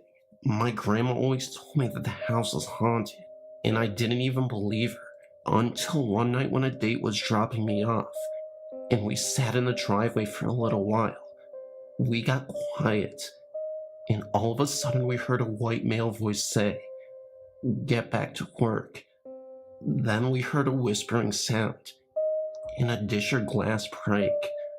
I then told my date goodnight, and ran inside. When I got there, I saw that it was only my grandma in the home.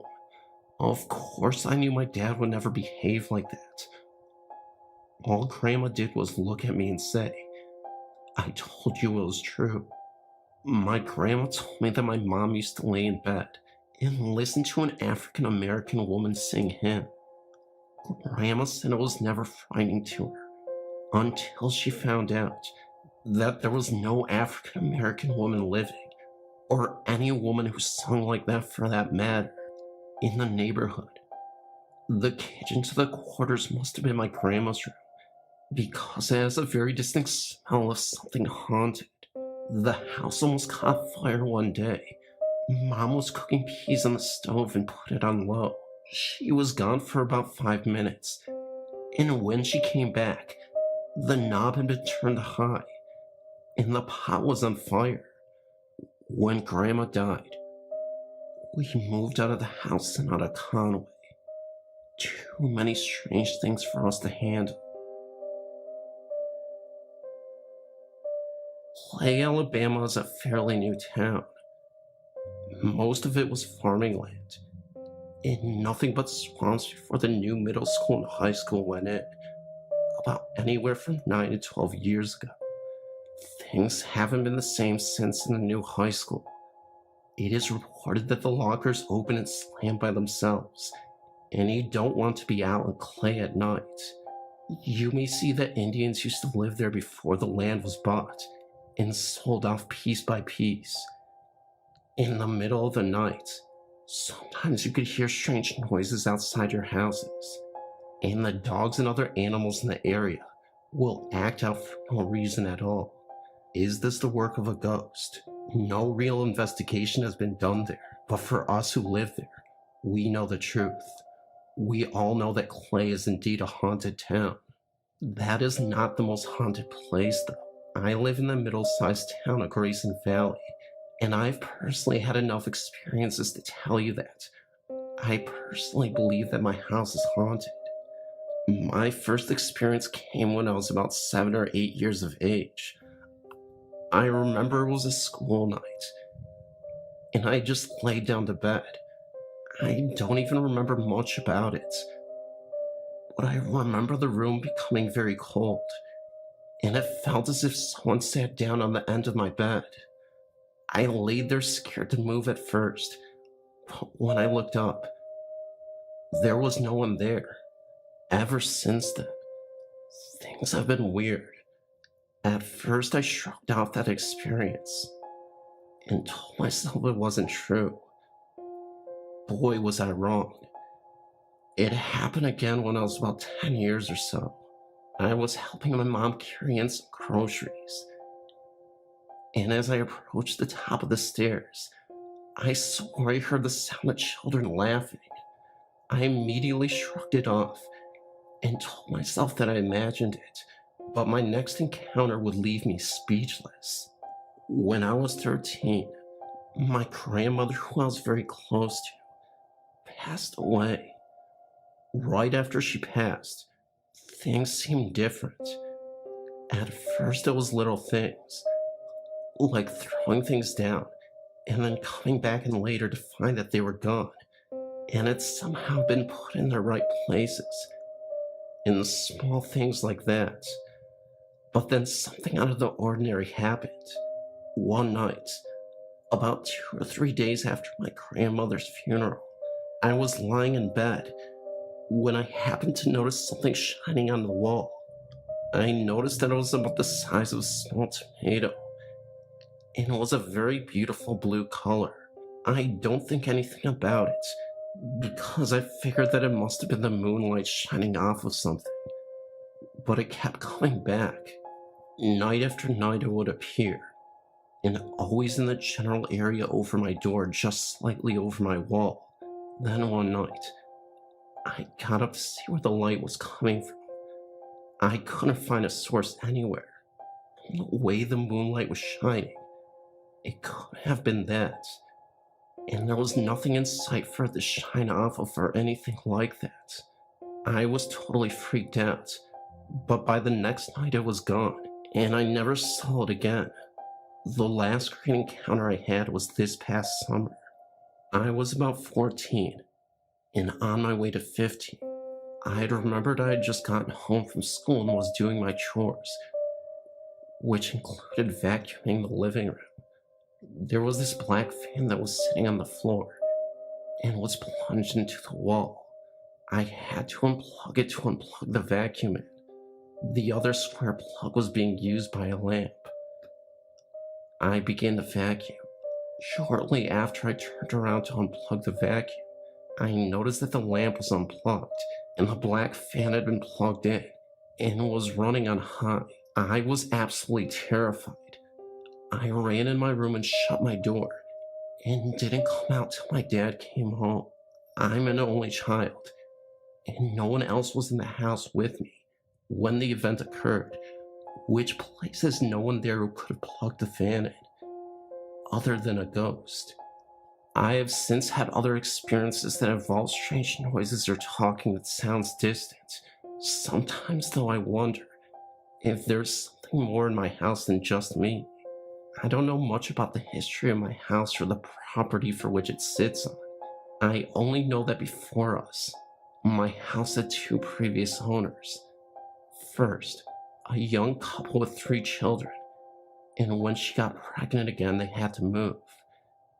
And after them, an older couple moved in. Then after that, we moved in. The house is only about 20 to 30 years old. I know that much, but unfortunately that is all I know at the given time. Maybe my experiences have something to do with my lost family, or maybe that of the previous family who lived there, or maybe I have so many experiences, because in my family, we have a history of producing mediums and prophets, or people who can sometimes see into the future, without any control over how to do it, or when it is going to happen, or sometimes things just come to them.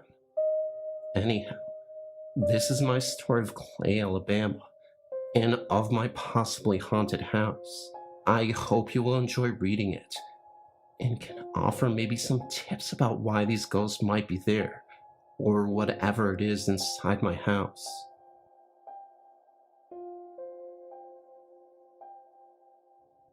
I have to tell you, when I was young, my parents rented a house in Monmouth, Oregon. I was so happy. We walked all over downstairs. It was cool and I liked it. And like I said, it was an enjoyable experience. Then I took the first flight of stairs. The stairs turned right. They went upright. There was a room there. I felt nothing. Then I went forward. When I walked into the room, I felt a horrible, icky feeling. It was terrible. It was dark. My parents did not know what I felt. I did not tell them. It was just icky and dark. In that room, I had a walk-in closet. I felt so much like there was a woman in that closet. I could not ever go in that closet or place any clothing in there. I got in trouble for not hanging up my clothes, but I knew that there was someone in there. I got in trouble for crawling out the window in that room. They said that they saw a woman jumping out of the window of my room. I swear I never did that. I slept my whole life downstairs that we lived there on the couch. The couch was directly under that room. I had the icky feeling that there was a woman walking up above me. I ran away. They brought me back. When I was 17, my dad told me to go in the backyard and turn off the water on the yard. I did, and when I looked up in the window, there was a woman standing in the window. Forever. I looked at her for 10 minutes, or at least it felt like that. I will tell you that there was a woman standing here that looks like you and I do. I wanted to make sure it was not the moon or some weird thing, but I will tell you for a fact, there is someone that lives in that house. I know it is a pub now. I went there. When I started to tell them of my story, they said they knew. They said everyone who ever lived there knows there's a woman who lives upstairs. I swear it is a bad woman. I can tell you more if you want it. I don't know if you still need stories or are updating the site anymore, but here's what happened to me as I can remember it. I was watching TV late at night one summer in my room. All of the lights were off. The only thing that was turned on was the TV.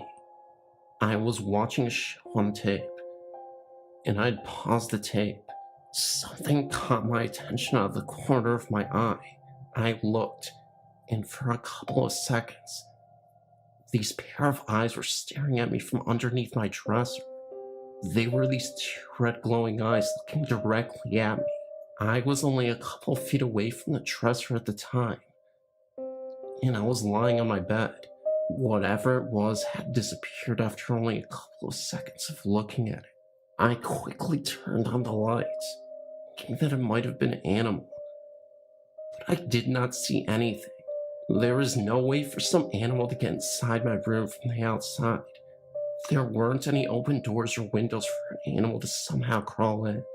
I stayed up for months after that, afraid I would see the thing again. But I never did. I was completely shocked when I looked at it that one night. I wasn't afraid though.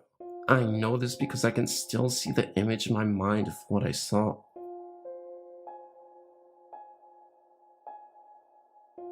My family and I lived in this house on Marriott Street in Bridgeport, Connecticut. We were never really sure how many ghosts we had in our house.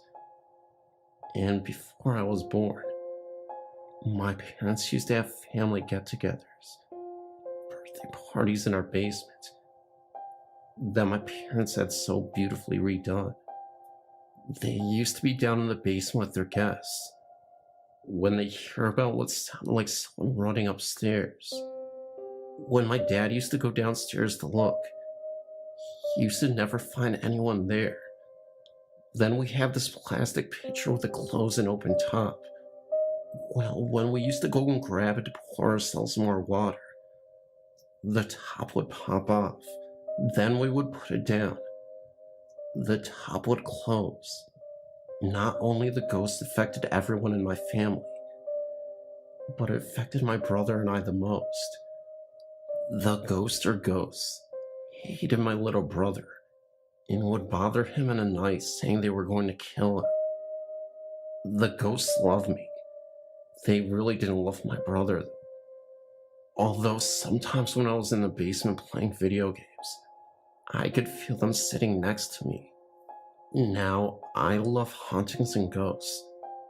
But after we sold our house and moved to Wilmington, North Carolina, the ghosts seemed to follow. Even today, I knew that they were there because sometimes when I look up, I can see a dark figure go over me or past me, and I know they're there. One night my brother and I were watching a movie in our room, and a little boy's voice and a little girl's voice could easily be heard in the hallway behind my door. My parents were asleep, and on the other side of the home, our TV was the only thing on, and when we paused it, we could still hear them.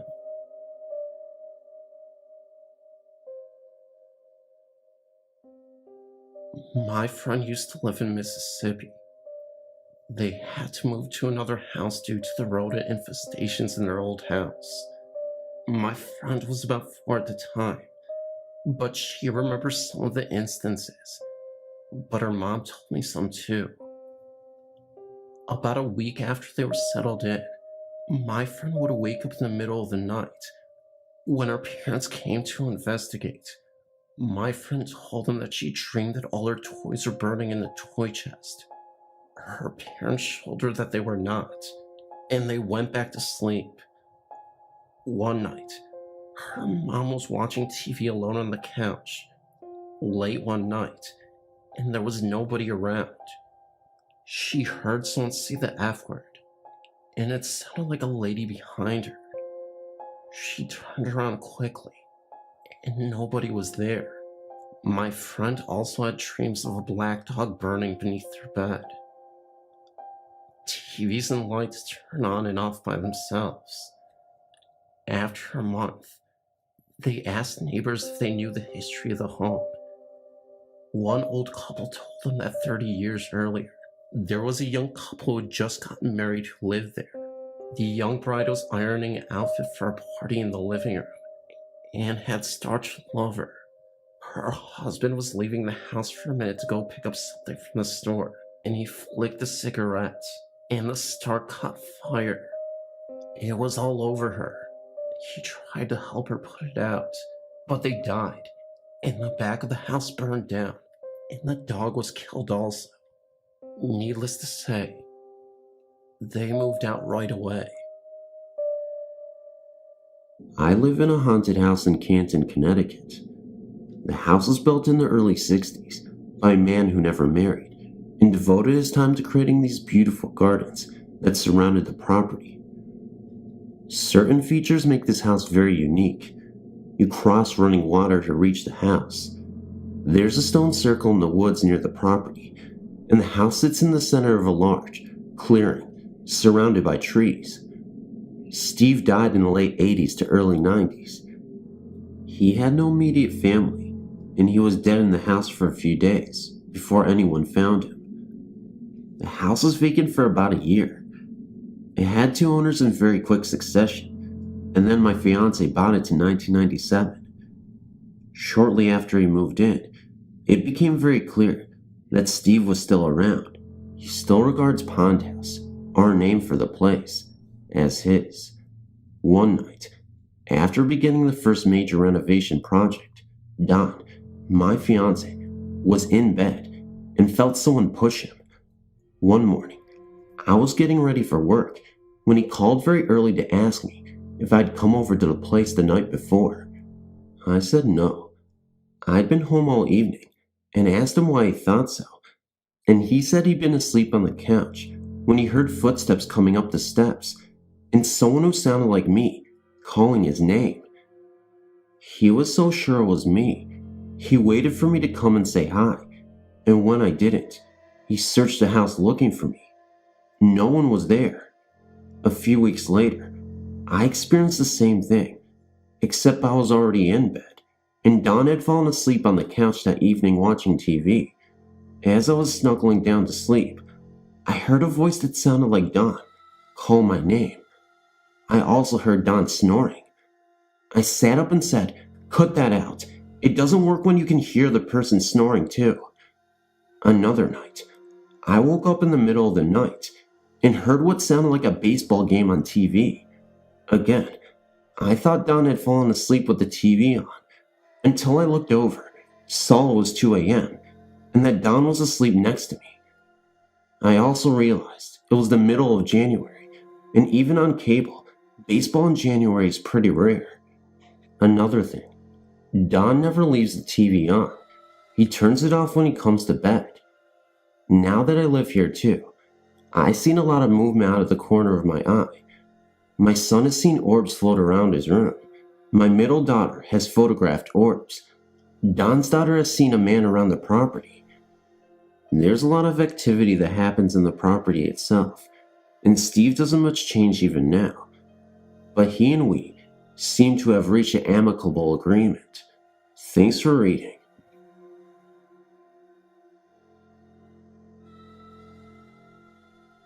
Hi, my name is Amber, and I've written a few of my experiences down for you before. This one is one that my mother told me about last night. This story happened a few days ago. Now for a little background. My mother lives in a small town in Washington State called Goldendale. She lives just outside the town itself in a new mobile home that she rents from my husband's recruiter and his wife. My younger brother and his girlfriend and their son are staying with her for a while. Her health isn't great. My nephew is 4 years old. He is central to this story. They are the only 4 people in the house.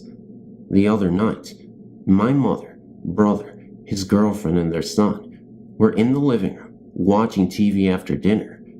My nephew was sitting on the floor in the front room, coloring. He glanced up into the kitchen, then back down to his coloring book, and quite casually asked my brother, "Daddy, who is the little girl in the kitchen doing the dishes?" My brother jumped up and ran into the kitchen, knowing that no one else was supposed to be in the house, and my mother also went and looked. They didn't find anything, of course.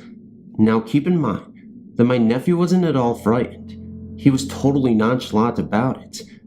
So they asked him what he saw.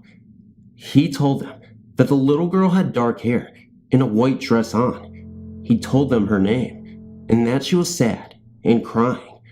They asked him why, and he told them it was because her daddy had killed her mother. They asked him where she went, and he told them that she flew into Grandma's bedroom. My mother and brother were mystified. I told her I wouldn't worry too much about it, that my nephew wasn't frightened, and that whatever it was didn't hurt anyone, so it should be okay, but that she needed to research the land and ask the owners about the mobile home. Try to find out if there were any double murders close to the area, in the house itself. I personally think that the little girl was murdered at the same time as her mother, and maybe doesn't even realize it. Poor thing. Thanks for reading.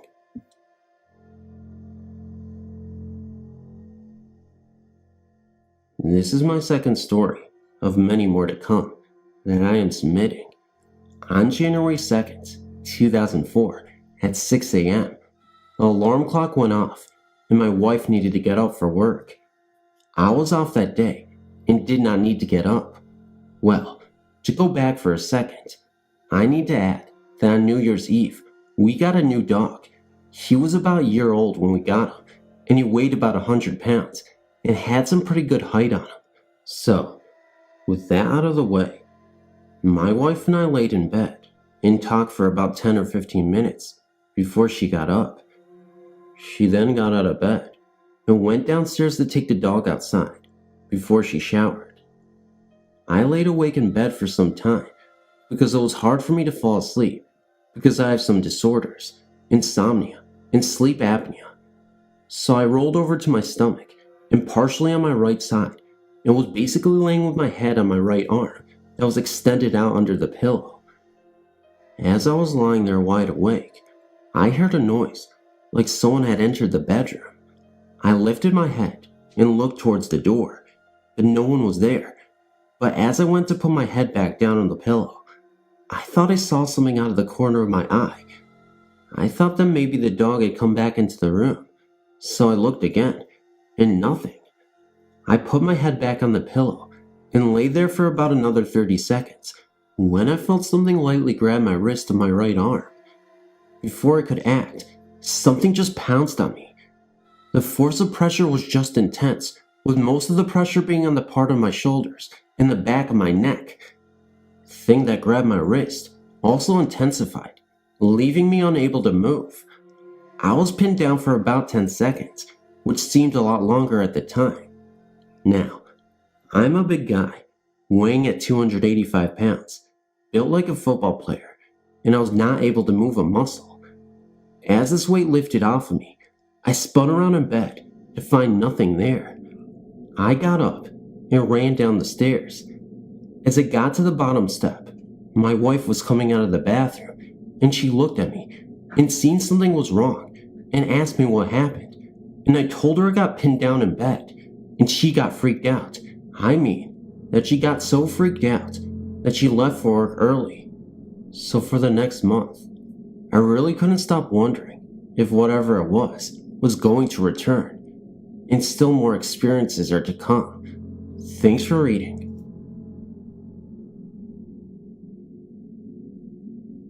I used to work at Clemens Unit, a medium security prison in Brazzarona, Texas. I started in 1999 and quickly heard of the past. There was an inmate cemetery across the street from Highway 36, which was the main drag through the town. Only markers remain, with numbers there, but I wanted to explain about while I was living next door to the grounds. A trailer park was there on the property line. Some cool foggy nights, as you would look through the tree lines towards the prison, you could see dark figures walking through the trees. On closer observation, you could notice them walking the fields. Host squad, as they called it. My wife was on the phone one night, talking to one of her friends, and freaked out over seeing these images. The next work shift, I explained what we experienced to one of the sergeants, and he said that a lot of death and bad things of the past all over the property was present. I really believe that now, because starting about late 2000, I noticed a lot more things happening at the prison. Okay, the history lesson of this place starts in 1890. An inmate was brutally murdered in the original building, which housed 6 40 to 63 man tanks. We never knew why he was killed, but the inmate started describing an older black man, an original in black and white striped shirt pants combo, walking around in the old stage area. Also, among the tanks, he would also be present during the 12 to 2 a.m. time. I personally saw him in the old kitchen area a few times, and also through the back hall area. He would just walk past me, smoking I think, and walking towards the outdoors. Sometimes, I would go with the inmate up to the upper tanks by the law library to the storage stage room, and always feel cold chills, warm spots, and even Gus, as we called him, walking around from one end of the stage to the other in 2002. I was called upon by some inmates as I worked the tanks that night to help an inmate in the toilet area. Come to find out that he was having a massive heart attack, and as my sergeant and I were helping him to get on the gurney, he literally died in my arms. After that, Gus came around a lot more frequently. Even if Gus wasn't there, things started to happen anyway. Black images floating around among inmates at night, the smell of rotting flesh in certain parts of tank number 3. It really got bad for a while. A lesson that can be taken away from this story is that if you want to work in a prison, be ready for haunts, ghosts, spirits, and other bumps and smells along the way. Barcelona County, Texas, is especially haunted because of its juicy past. If you like what you read in here, please visit the County of Ghosts in Texas.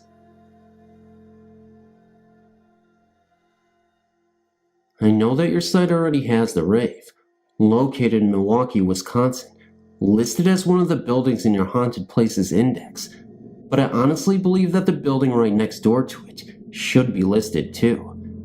The building is named the Sheridan, and it's one of those very old buildings that used to be a hotel. It feels as if you traveled back to the 1950s every time you entered it.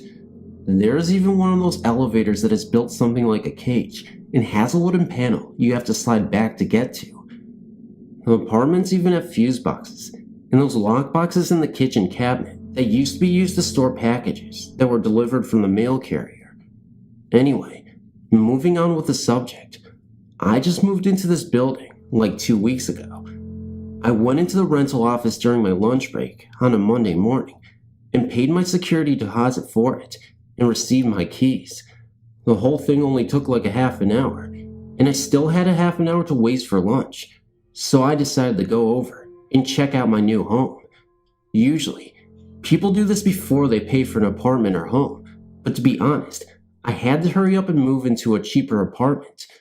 Money is tight, and I didn't care what apartment looked like, just as long as I could get a decrease in rent before it was too late. So, that being said, I just took the first apartment available. I walked into the building and went to the second floor, where my apartment was, and was about to put the key into the door, but I swear I began feeling very, very strange, standing at the door of this apartment. Thinking back on it, I feel kind of retarded, because I really had no reason to have any sense of foreboding, but it was there anyway. I mean, I stood there at the door with my key inside of the lock, but something kept telling me not to turn that key, and while I was standing there, I kept feeling eyes on me. I started to laugh at myself, but then I actually heard something, or maybe someone moving inside of the apartment. At this point, I didn't think anything was funny anymore. I just took my key out of the door and left the building. I still haven't moved in because I'm kind of nervous about going back there alone. I haven't even been back to visit the apartment without someone with me, but I know eventually I'll have to move into the apartment. I paid for it and signed a lease, god dang. I don't know, maybe I'm just really dumb right now, but I'm really convinced that something is not right with that apartment. I haven't said anything to anyone though, because I don't want them to think I'm a superstitious fool. Hi, I've never written about this, but when I was 16, I had an unbelievable event happen to me. Over my childhood years, I felt that I've been visited by deceased family members, especially right after they have passed on. I have had them touch my hair, visit me in dreams, and just feel them there. I've always been a light sleeper. Well, around 3 to 4 a.m. on a weeknight, when my entire family was asleep, I was awakened by a dark shadow standing in front of me. I was terrified and couldn't move. It was black, but somehow transparent. It kept looking at me, then quickly started to move back and forth, almost floating. It then ran up to me, then ran down the hall, and slammed the bathroom door shut. Maybe it had to go. Anyway, I finally had the courage to yell for my parents and had them look around the house. Even today, nearly 15 years later, I still have shadows following me upstairs every night. Another time, I was 6 months pregnant with my daughter. I was up late one night, crying very hard about a decision I had to make. I always prayed to myself at night. On that particular night, I said out loud, "Mom and Pop, if you can hear me, please show me a sign that you understand how I feel." At that moment, my blinds shot up on their own. I was shocked. That never happens. I never met my mother-in-law, whom I called out to, but I knew Pop. I just hoped they understood and agreed with the decision that I made. A few years back, my grandfather was dying of cancer. I was supposed to go and see him for the last time the very next day. I prayed for him and told God and Grandpa that it would be okay to leave and that I would understand. The next day, he was gone. I know in my heart of hearts that ghosts exist, some good and some bad, but I would like to think that they are there to reassure us and be there when we need them the most. Thanks for listening.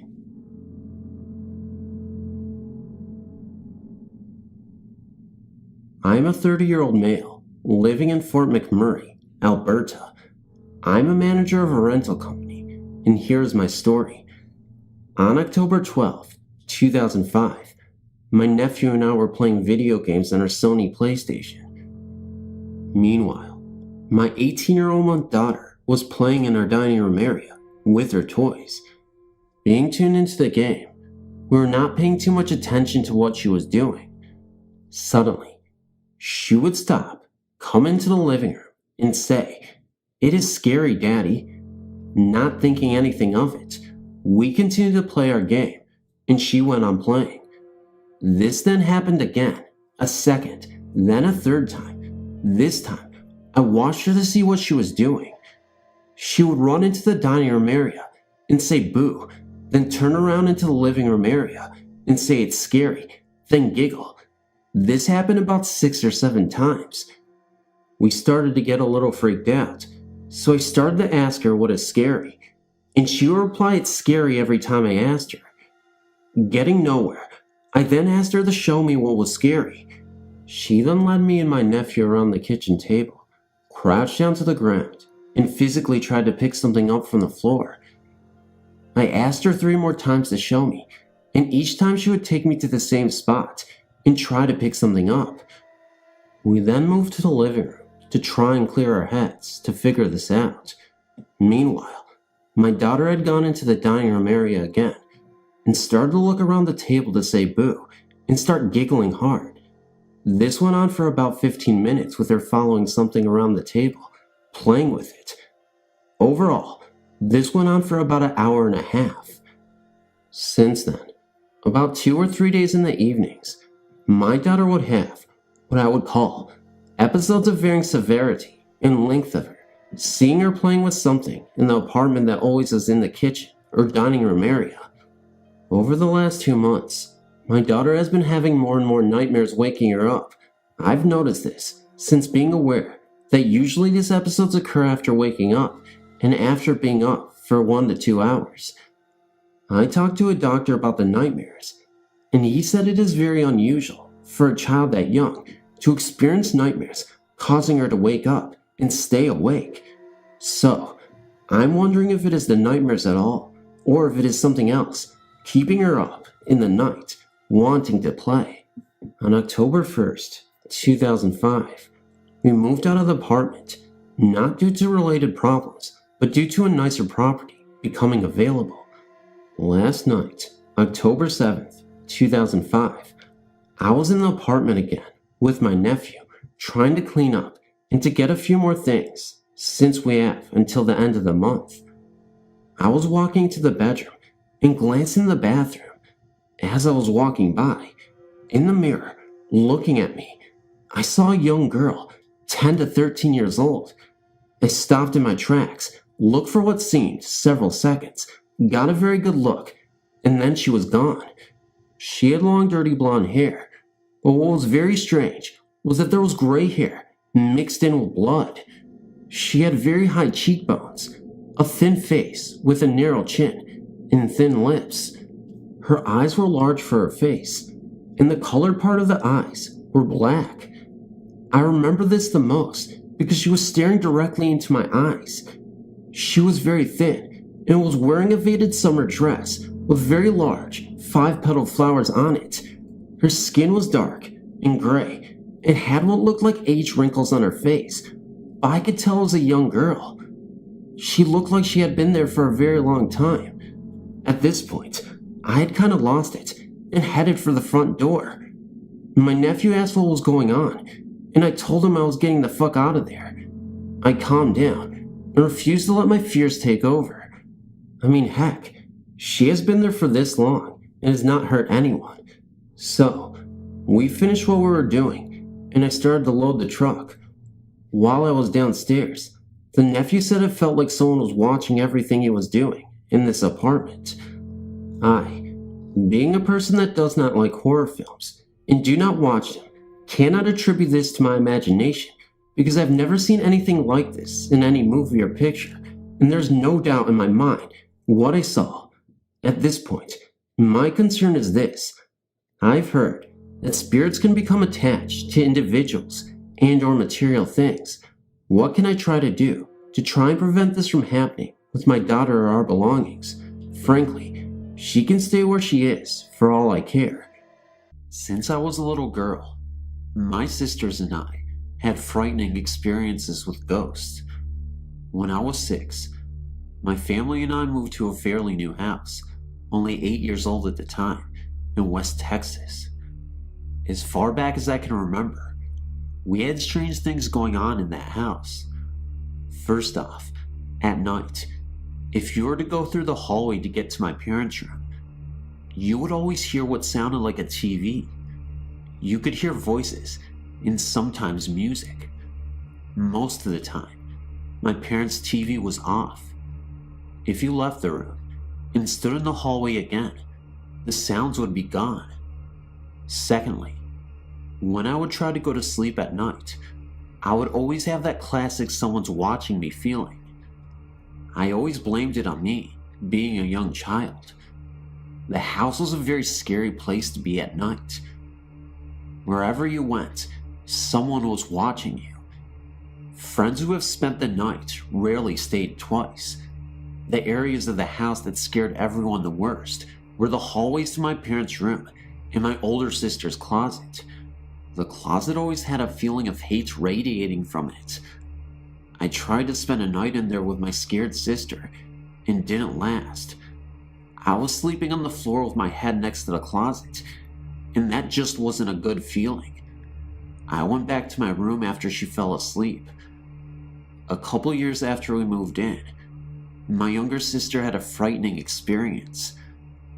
Her and I shared a bedroom with our beds parallel to each other, with a nightstand in between us. We were about 3 feet apart. One night, I woke up to her screaming my name. I woke up and asked what was wrong. She told me that, for no reason at all, she woke up and looked over at my bed. Laying at the foot of my bed, she saw a light blue, glowing figure of a woman. Her eyes were gone, and her mouth hung open. My sister described her as looking dead. My sister also added that she couldn't see me anywhere on the bed, so she started screaming my name and closed her eyes. When she opened them, I was awake, asking her what was wrong. She told me, and I looked down at the foot of my bed, and my huge stuffed animal that I had there every night was sparking like it had really bad static electricity. I took it off my bed and threw it in my bathroom sink and ran water over it. Being young, I thought it would help. Years later, my family and I moved to southern Louisiana and moved into a gated subdivision. One night my 2 sisters were mad at me and left the house to go on a walk. I followed them without them knowing. I followed them up to the front gate of the subdivision and talked to them for a minute. They quickly left in a huff, being that they were still angry with me. For what? I don't remember now. I stayed by the gate for a couple of minutes afterwards, and then decided to run to the end of the main street and hide behind some bushes that faced the gate. I waited for my sisters to walk by, and when they did, unaware of where I was hiding, they stopped remotely in front of the bushes. I heard my younger sister say, "What is Jenny, me, doing, sitting on top of that stop sign?" The stop sign is located next to the gate. After that, they walked on. I was a bit confused. It was about to chase after them, but then, through the leaves, I saw a shadow of someone running past the bushes I was behind. I could also hear the sound of footsteps. I stood up quickly to see who was there. No one was in sight. After this, I ran to my sisters and told them what I had seen. They then told me that they saw me, or what looked like me, sitting on top of the stop sign. They said I had a very angry, disfiguring grin. After we traded stories, we ran home quickly. Later, my younger sister told me that the ghost she saw on my bed and the ghost she saw on the stop sign both looked exactly like me. Possible doppelganger? I don't know. It all began around the 1st of June, this very year. This incident took place in my grandmother and grandfather's house. My grandfather had been diagnosed with cancer in the summer of 1998, and I didn't know that these last few months would be the last time I would ever see him alive. During that period of time, I'd spent a whole lot of time with my grandparents, and had felt like I actually gotten a little closer to them both, but especially my grandfather. At the end of the summer I left, and went back home. Subsequently, about 5 months later, our family received a disturbing phone call. It was from my grandmother. Unfortunately, she informed us about the passing of our grandfather. He had passed away in the hospital. We went back to our grandmother's home, which was the very last place that our grandfather lived in before his passing. A month and a half after we had been staying there, I noticed that something just didn't feel right. The whole atmosphere had changed. I decided to take the guest room. For some reason, I always got the feeling that I was being watched in the guest room. Then, other little occurrences started to evolve. The very first was, I always felt like somebody was standing over my shoulder. I started to notice scars on my back after I would awake in the mornings, and I would feel light touches on my back. My mom and brother both complained about the door handles being rattled and opening and closing really fast. Cabinet doors would fly open, and the pots and pans would all fall out. My hair would get pulled in the night. Objects would fall from midair, such as paper, and I would hear voices, one of which said, "Wake up," very loudly in my ear. I would see mists and rays of light shoot past me extremely fast, and so fast in fact, I could feel a whoosh of air.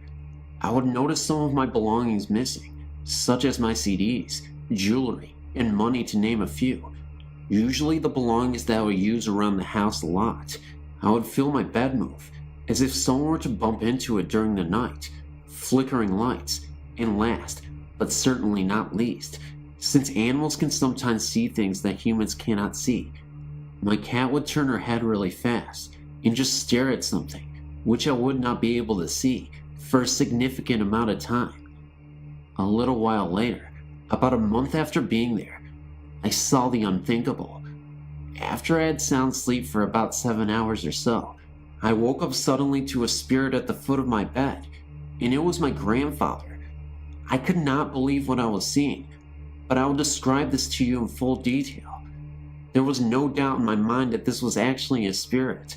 He was shadow-like, but his clothing was colored.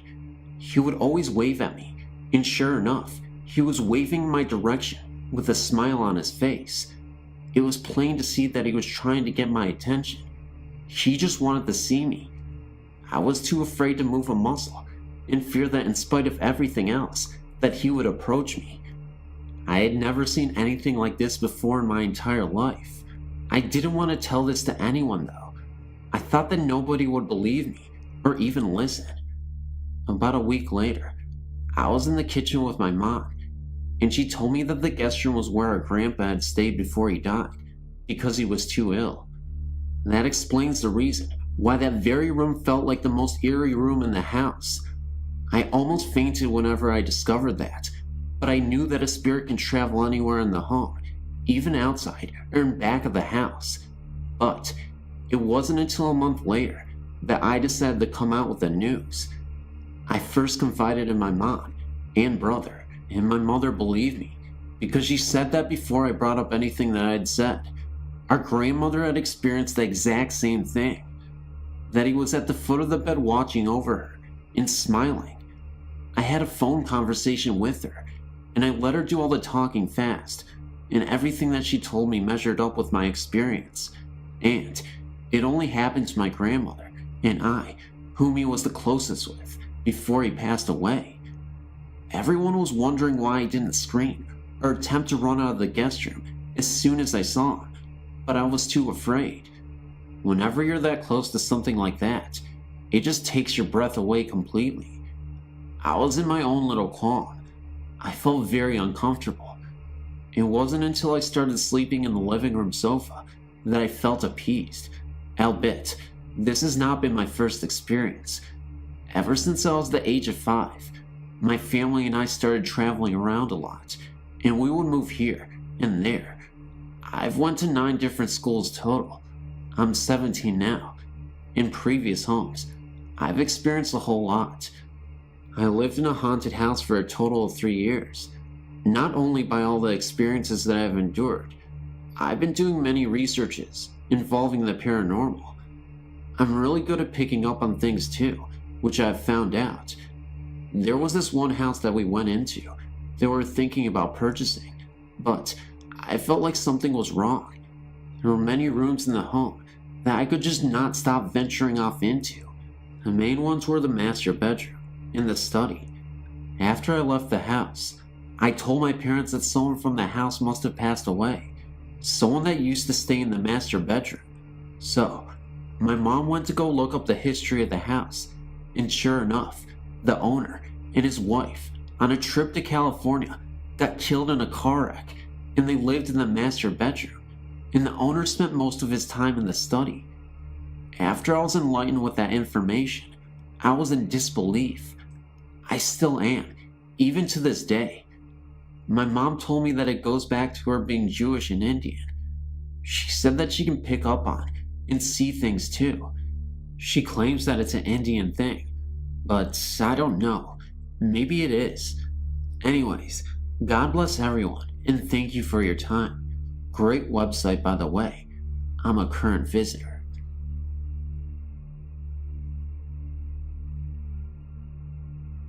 Hello. I have a lot of experiences to share. I've been told that I'm more in tune with the spiritual world, and that's why a lot of stuff happens to me. Anyways, I'll just share some that I can remember. One night, my friend Amanda was having a sleepover with 3 other girls, and someone brought along a Ouija to play. We were playing and having fun because it was spooky. After that, we went to sleep at about 12, and we slept on a trundle that came out of the couch. We were the only ones in the house because her mom was out. Anyways, I woke up and shook everyone awake because I had a bad feeling, and I heard the closet door slamming all night. It was pitch black, so I told for my friend to turn on the light. She did, but it blew out. She tried it again, but it blew out once more. I thought bulbs can only blow out once. We were really scared, and we saw this black mass approaching us and closing in on us. We jumped up and all ran out of the house. We were really spooked and didn't go back inside for like 2 hours. One time, when I was about 7, I'd been staying at my grandparents' house for Easter vacation. I'd got up to sleep in this one room, but for some reason, I didn't like it. Well, one night, I woke up because I felt someone watching me. There's a door that leads to my room, and right next to it is a door that leads to the backyard. I sat up in bed, and right in front of the back door was this figure. It was about 6 foot, and they appeared to have armor on. I was afraid because I knew it was bad, but I wasn't able to run away because the door to get out of the room was right next to where the spirit was. I just looked at it, and it wouldn't let me go.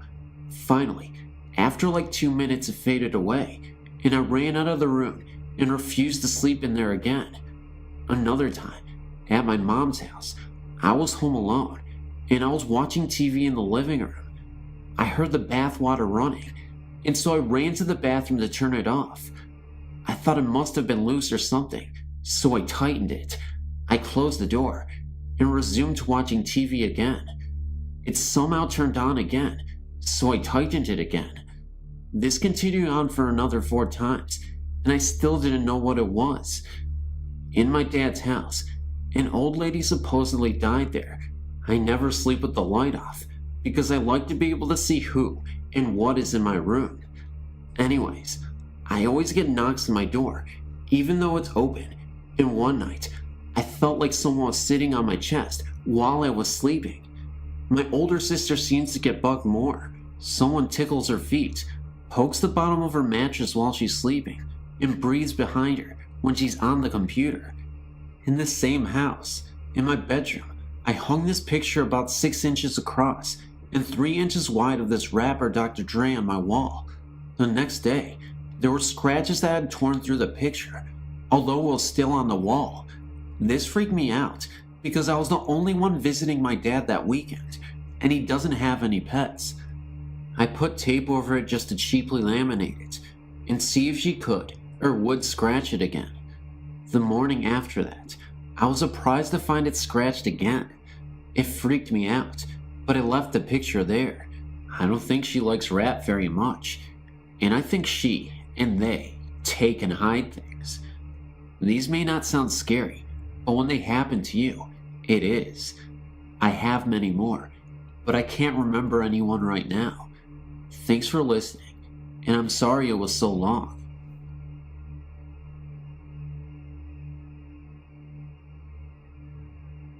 Hello, my name is Annie, and I live in Southern California, just outside of Los Angeles. I've been reading over the stories posted here, and they sound a lot like my own story. First of all, my mom, oldest brother, and myself all have some degree of ESP, which I think makes us sensitive to paranormal activity and might even attract spirits to us. I'm sure my house has been haunted ever since I was a baby, and here's what happened. In 1979, the year before I was born, my parents and two older brothers moved into a brand new house. My mom said the second day in that house, she knew weird things were going on. Footsteps, voices, odd sounds, things like that. All she knew was that our house and all the others in the street were built on farmland. It seemed that strange things would happen in our house for a few days, and then would stop, but then the neighbor would complain of odd things in our house. It seemed like the ghost was going up and down the block to all the houses. I was born in 1980, and ever since I can remember, I've noticed strange things myself. I would hear heavy footsteps downstairs when everyone was asleep upstairs. Sometimes, I would hear chairs dragging across the floor, pots and pans banging, things like that. One day, when I was about 5 years old, I heard a woman's voice call my name from the second-story window, although my mom was making dinner in the downstairs kitchen. My two older brothers would constantly ask my mom, "Who is that lady in the white nightgown that was walking in the hallway last night?" Sometime later, a child spirit came to our house also. He liked to go running up the stairs in the middle of the night and generally cause mischief, like hiding things and moving objects around. His footsteps sounded like a toddler scuffing around in a sleeper jumpsuit. My mom confronted the ghost lady one time, and all the ghost said was that I love your baby. I only remember seeing the ghost only once, when I was 14, as a dark shadowy figure moving down the staircase.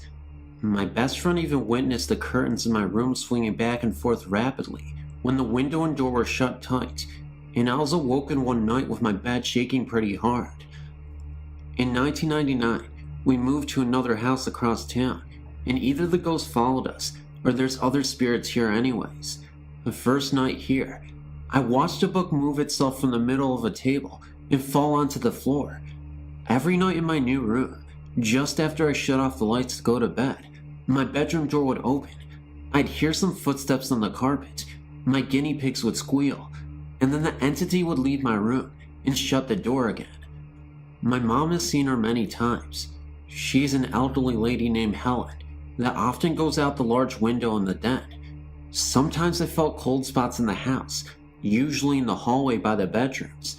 My younger brother, sister, and myself all feel like somebody is watching us if we stay up late at night. My sister says that sometimes the light fixture on the ceiling in her room will swing back and forth by itself. Oh, and sometimes my TV, stereo, and VCR will flip on and off when nobody is around. Here's another creepy event. I have a rabbit that lives in the den, and she begs for food whenever humans walk into the room. A few days ago, I was watching TV in the den, and the rabbit ran to the edge of the carpet, turned around, and stood on her hind legs, begging for food at thin air. She ran into the middle of the room and did the same thing again. Finally, she ran to the other side of the room and begged some more, and then she sat, looking at that part of the room for a while, with her ears turned forward in an alert manner. I've heard that dogs and cats are sensitive to spirits, and I guess my rabbit is too. By the way, I've had several dogs in my house that I've watched for neighbors and family for a few days at a time, and each one has done that stare at the empty corner and bark thing. Since my schedule is usually different than everyone else's here, I often get home very late at night when everyone else is asleep. There is always a light on in front of the house, and when I come home, I always see a dark outline or figure of Helen standing in the window, as if our friendly spirit is waiting up for me. So when I walk in the door to say, "I'm home, thanks for waiting for me," I get the feeling around me that all is well. Sometimes her spirit plays pranks on us, such as hiding my makeup, and I'll find my lipstick a week later, perhaps under the sink or in my mom's china hutch. A few times she comes up behind me and tugs on my ponytail, and when I turn around, nobody is there. I often feel someone touching my hair too. We also get other spirits passing through, such as the male ghost dressed like a lumberjack that my mom only saw once in the backyard, or another entity with heavy footsteps that whistles in the kitchen once in a while. Right now, I don't mind living with a friendly spirit or two. I think it's kind of nice to know that somebody is waiting for me every night. Helen has never caused us any problems, besides the occasional, uneasy being watched feeling, a few pranks, a flowery perfume scent that's in the house some days, and the usual disembodied voice calling from another room. I've never felt threatened or sensed evil, so she is welcome to stay. If anyone else has a friendly spirit around, feel free to email me. I've had a few ghostly experiences in my life so far. Most are probably my overactive imagination. The incident I experienced in Columbus, Ohio, was as real as it can get. I went to college at Columbus College of Art and Design in Columbus, Ohio. There were plenty of stories going around that the freshman dorms were haunted. CCAD is known as being a very fast-paced, highly stressed school, and that many of the ghosts are past students who killed themselves because their already sensitive dispositions couldn't handle the pressure. I never really gave any credence to these stories until I experienced something that I still can't explain today. I lived on the 3rd floor of the dorms and shared my room with 3 other girls. 2 girls slept on one side of the room, and I shared my room with Rose on the other side. A kitchenette and dining area with the main door leading to the hall separated the two. One night, I was sleeping, and my roommate Rose left to go visit her boyfriend in his room. It's co-ed dorms. I slept without incident until sometime around 9:30. I awoke to the sound of someone entering our room through the main door, coming into the bedroom, and rifling through papers and things by Rose's side of the room. Thinking that Rose had come back to get something, I said, "Hi Rose, you forget something?" but got no answer. The moving of papers continued, and I called out another greeting to Rose, and still got no response. Finally, I turned my head to look at her and ask her what her problem was. I thought she wasn't answering me on purpose, but no one was there. Plus, the shifting of papers stopped, and everything fell off of Rose's desk and onto the floor. I got up and ran out into the commons area to ask if anyone had seen someone come in or out of the room. No one had. Then I went down to Rose's boyfriend's room and asked Rose if she had come upstairs. She swore to me that she had been in her man's room ever since she had left upstairs. I really can't remember which room it was, but if you're on the 3rd floor facing the elevator, the room is the 2nd room on your right hand side. Once you're in the room, it's the bedroom to your left. Another quick incident. Not long after that, I was taking a nap by myself in the room. Just as I was falling asleep, someone pushed me out of bed. Most people that I told this about just said I fell out of bed. However, I swear that I felt someone push me on my back, and I hit the floor a decent distance away from the side of my bed. Since then, it's been 5 years since I lived in those dorms, and I haven't had any paranormal instances since. Thanks. This happened while I was about 10 years old or so, but to this day, I can never forget it. It was summertime, and summers in India are so hot. My cousin had to come spend the holiday with me. I was wearing a short top with a pair of shorts, and I was still feeling incredibly warm. Since my bedroom was not big enough for all of my cousins, 9 of us, we spread mattresses in the living room next to the kitchen and slept there. I was not able to sleep at all. My parents have also decided to call it a night and were in their room. There was absolute silence in the house. Suddenly, almost out of nowhere, on that hot night, an ice-cold jet of air rushed past me, making me throw my blankets on, but within seconds, it was gone. I forgot about it and went back to trying to go to sleep, but I was disturbed by the sounds from the kitchen. They were the most odd sounds to hear at night. A clatter of vessels, or pouring of water or juice. It sounded almost as if someone was cooking a meal right in our kitchen. It then occurred to me that if a meal was being cooked, who was cooking it? I could not understand this, and since I was afraid to go in the kitchen, I called out to my mother. I heard the sounds of vessels being dropped, and the cold jet of air passed by once again. Within seconds, it was gone. I could not sleep that night for many nights afterwards, even though I've never heard anything after that night. To this day, I've not told anyone about it, and have never clearly explained it to myself. I was reading your site around Halloween and noticed Green Man, and instantly knew what the reference was. I had heard this story dozens of times by my dad who visited Raymond. Then, I realized the legend was not correct. The legend states that late at night, you could witness a ghost wandering around the tunnels and bridges around town. There have been numerous reports over the years of a man with a green face walking after hours. He is known as the Green Man. This is because when people have seen this figure, the apparition has a terrifying green face as he floats by the local tunnels and bridges of the area. The real version is extremely depressing, but the real version in the least. The horrible accident occurred in Evans City.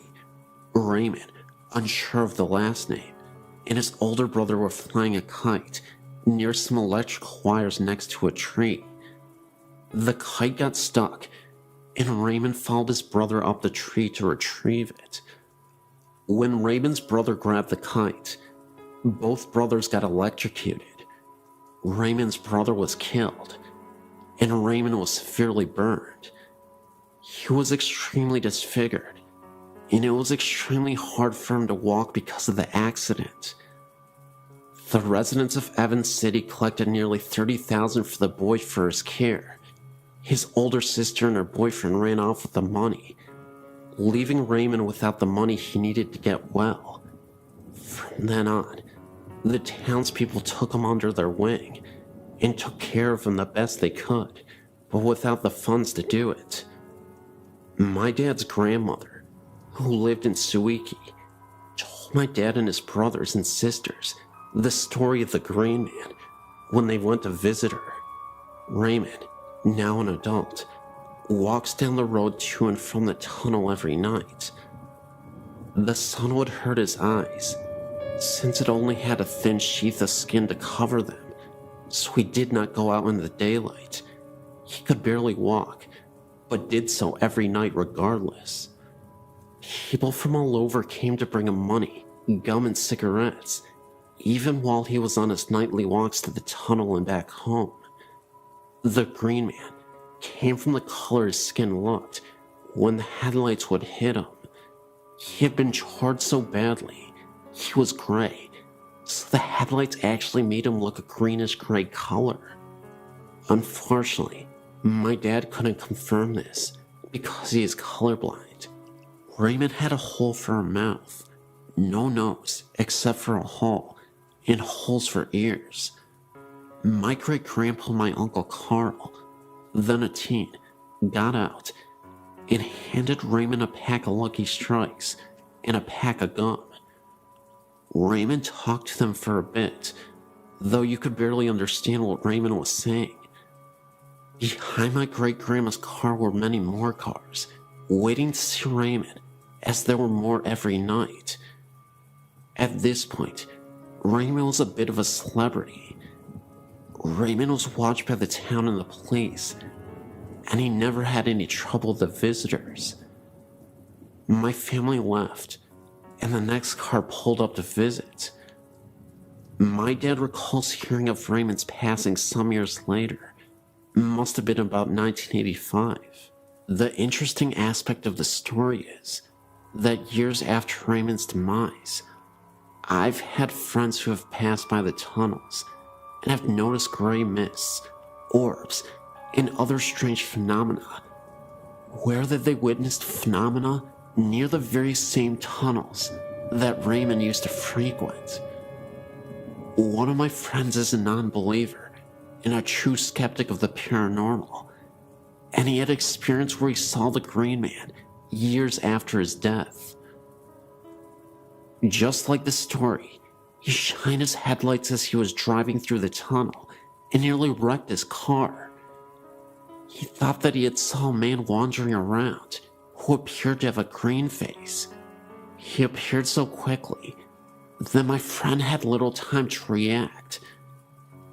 His car came to a complete halt, but there was nobody in sight.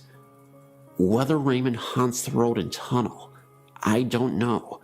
However, I'd like to believe that the legend is now true, after the experiences that my friends have had. A little ironic, but fascinating, nevertheless. These experiences all occurred at my grandmother's house, which is called Gwynmick Manor. Although the house isn't very big, it's around 200 years old. All my dad's family have lived there, and my grandmother now lives there alone. There have been many different events, things such as footsteps, dogs barking at something unseen, and the shower being turned on and off, or just a few minor things.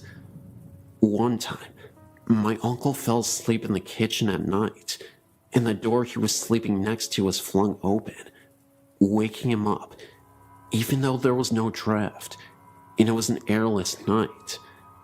The same uncle also had experiences as a young child. When he was younger, he would hear footsteps from outside his window late at night, as though someone was walking hurriedly over gravel. At the same time, he would see two big black dogs sitting by his bed. Another time, my grandma was walking upstairs with some laundry when she dropped something and bent down to pick it up. As she was retrieving it, she saw a pair of shoes on the steps in front of her, as real as a human's. She looked up and saw a long skirt and the start of a shirt, and then the figure disappeared. My grandma swears to this day that the story is true, and says although she didn't feel threatened, she certainly wonders who this woman is. There was no one else in the house at the time, and the stairs are curved, so if someone had walked down them, you would have seen. Most recently, my sister and I were in the corridor opposite the dining room, which is locked when it's not in use. There is a key on the outside of the door. We were standing there talking when the key started to move, as if someone was trying to get out from inside. We thought maybe someone was in there at first, but then we remembered that the key had been moving from our side of the door. Most recently, we were sitting on the lawn whilst my dad and uncle played badminton on the court behind us.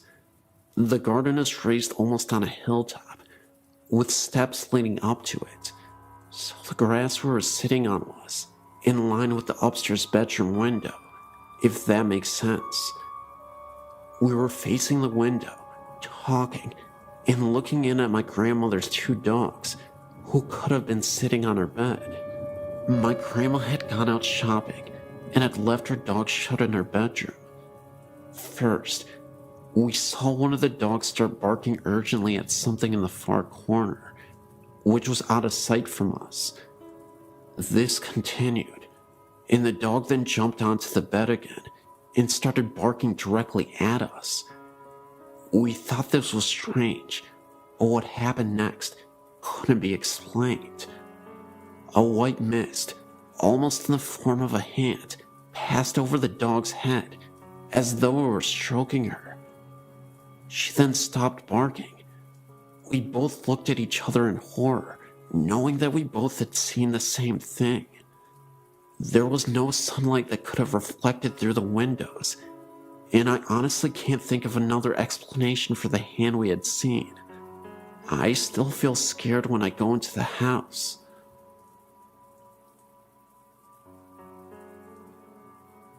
January 1999. I'd been working for an American company in Evesham in the UK. The company was based in a small industrial estate called Briar Close End East. On the edge of this estate is a small pub called the Oddfellow Arms. We all used to go to this pub now and then for a quick pint of a lunchtime. I personally used to have a pint, perhaps once or twice a week there. Anyway, as you go in on a fairly regular basis, you tend to get to know some of the locals. There was one couple in particular that the story is about. They were an old couple. He was an ex-counselor and had to use a frame to walk with. He was always with his wife. She used to drive him everywhere. Obviously, he couldn't get anywhere without her assistance. It was just after the Christmas break, first week back at work in January. I decided to go for a sandwich and a drink at the pub. Funny thing was, I noticed that this chap was on his own, sat in the corner. He tipped his glass to me as usual, to acknowledge me. I thought no more about it. Later that day, I spoke to my warehouse manager. He frequented the pub on a more frequent basis and knew all the regulars by name. So, I mentioned to him how odd it was that the old guy was on his own. Astonished, he replied, "That's impossible. The old guy had died over Christmas." I have never forgotten this, and some people, including my wife, have told me I must be mistaken, but I know what I saw, and I know when I saw him. For all those people who know the Oddfellows Arms Evesham, perhaps some of you may remember this chap and his wife that frequented the pub, or maybe someone else had seen him too. I'm recently going to a neighboring school by this house, and have visited it frequently. I never get a safe feeling while in there, and recently, we found a mutilated animal, not like it was feasted on, but just torn apart, and left in front of the house, maybe for some sort of omen, or a warning. The body was ripped to shreds, and its skin on the hands were ripped off, just showing its appendages. Later, we found the skull of the animal adjacent to it, and we noticed the jaw was removed, but the skull itself was in a very clean fashion. No blood, or guts, or any kind of fluids, not even dirt marks. The skull almost looked like it had been washed. That not being the strangest thing, I have a friend of mine who is a female, who is as well as extremely interested in the paranormal, and she has recently gone to the house, and the first encounter dealt with her and her best friend going into the house and just walking around. The problem was that they did not even get to enter into the house. Right before stepping on the yard, the house is surrounded by large bushes. They heard a sound coming from one. Other times that I've been with her, we swore we heard footsteps beside us in the bushes, as if being watched. Her best friend saw a shadow and became very frightened and began to flee. My friend was not as scared and refused, and her being the determined person that she is, continued to go forth. The sound was continuing this whole time. Her friend left sprinting, and so just to be a good friend, she decided to go catch up.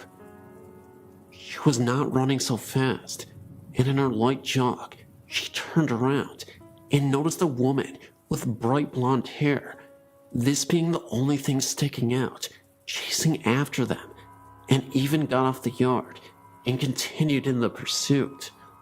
When seeing this, my friend began to run even faster and eventually ran to the church where they parked their car. She called me while this was happening, I guess to help us believe, and also she knew I was very interested, and I could hear the fear in her voice.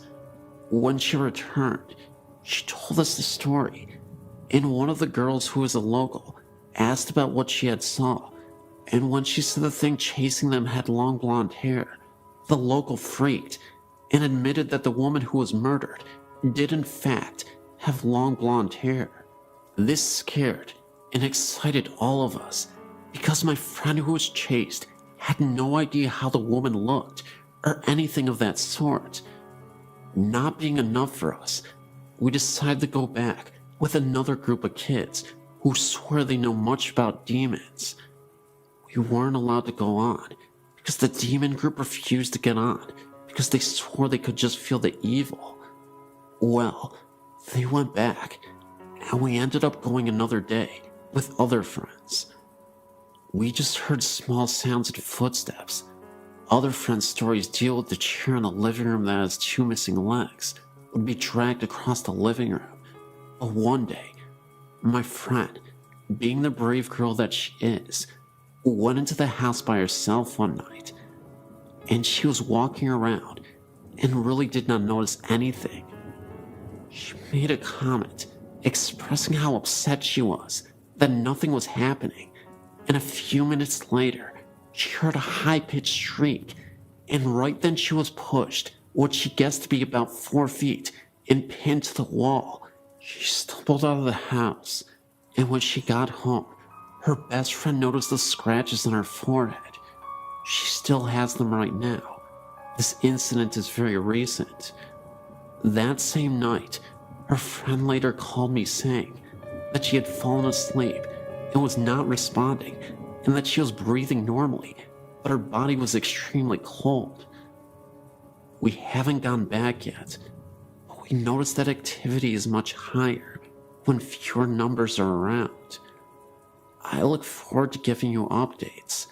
Also, I'm from McAllen, Texas, and there's a building in that area that is rumored to be haunted. There's this building, and it is extremely haunted on the 3rd floor. I'll go ahead and check that out as well, and I'll give you an update as soon as possible.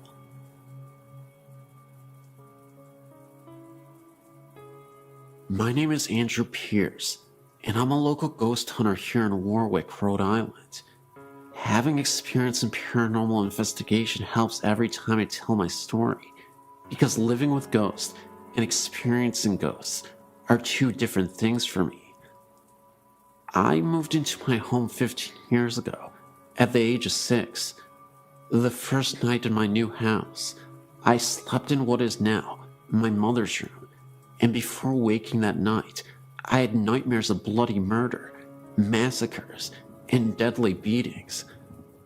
At the time I was just scared, but now, after researching, I've come to the conclusion that this was a ghostly encounter. Between the ages of 7 and 10, I suffered 4 experiences in my dreams where strange people would walk around in my house. The only problem is that they weren't living, and in each of these dreams, they were foreshadowings of what are now actual hauntings. The area with the most activity is my basement, which has been finished and where several phenomena have occurred. The first came when I was 12. I was headed upstairs from my computer room when I saw a figure out of the corner of my eye. When I turned around, it was a little girl huddled in a corner and looking at me. She was dressed in 18th century garb and looked like she had just left church. or some sort of social gathering. She has never been seen again. She has been felt throughout the house, and even experienced once by someone who had never been in my house before. This occurred when a friend of mine was sleeping downstairs, waiting for us to get back from a run to CVS. She was asleep on the couch when a ghostly arm or hand touched her arm, and then proceeded to knock over a couple of items on the table. When she had informed me of this, I knew it was the girl. Another haunting would be in my mother's room, where, if you are alone upstairs and my dog is not around, a growling sound comes from her room. It is entirely inexplicable, but I have a feeling an angry ghost lives in there, but cannot gather enough energy to support anything other than making sounds and haunting dreams. Shortly after my neighbor died, he built the house for his children and loved my family very much. Most of the hauntings disappeared, and a sense of comfortability ran through the house. Everything was at normal temperature, and there was no more dreaded sense of being followed or even watched. This has comforted me greatly, but it only lasted for a short time. Since that time, several newer and less aggressive ghosts have entered the house, and they are seemingly very friendly with my dog. Where he used to bark at them, he is now okay with them and can even be seen playing with them. This was witnessed when I saw him playing with his ball alone, but then noticed that the ball was rolling to him on its own. He would bring it back, and it would only roll once more.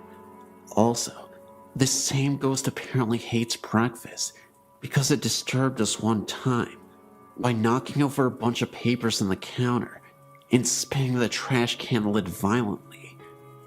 No explainable cause was determined, as it was the middle of winter and no windows were open, and we don't have a fan in our kitchen area.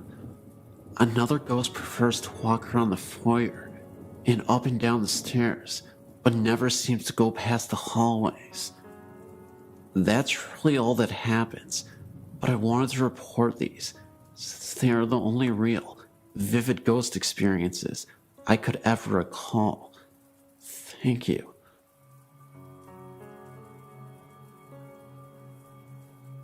We bought a house in Yucca Valley in 1988, built during World War II, from what we were told, 2 bomb shelters. House added on to the years to come. Interesting old place, but nothing special other than the fact we thought we could turn it into our dream house. 2-story, white picket fence, etc. A couple weeks after moving in, my husband and I were in the kitchen, talking, when I thought I saw something. A fog, an image of a lady going through the dining room, not saying a word, thinking my husband would think I was nuts. He said to me, "Did you see that?" My husband and I choose to sleep in the downstairs bedroom, and the girls upstairs at that point. We were in a king-size waterbed, framed firmly on the floor, so it's not logically possible for something to be placed underneath it. After we began renovating the upstairs, we moved our bed up there, and the girls had the downstairs to sleep. Full-size beds, sitting on regular bed frames. There was nothing on the floor when we moved our bed out. A few weeks later, one of my daughters informed us that something was under her bed. My husband investigated and found a black and white photo, as well as some silk scarves. We called the former owner to ask if he knew who or what it might be.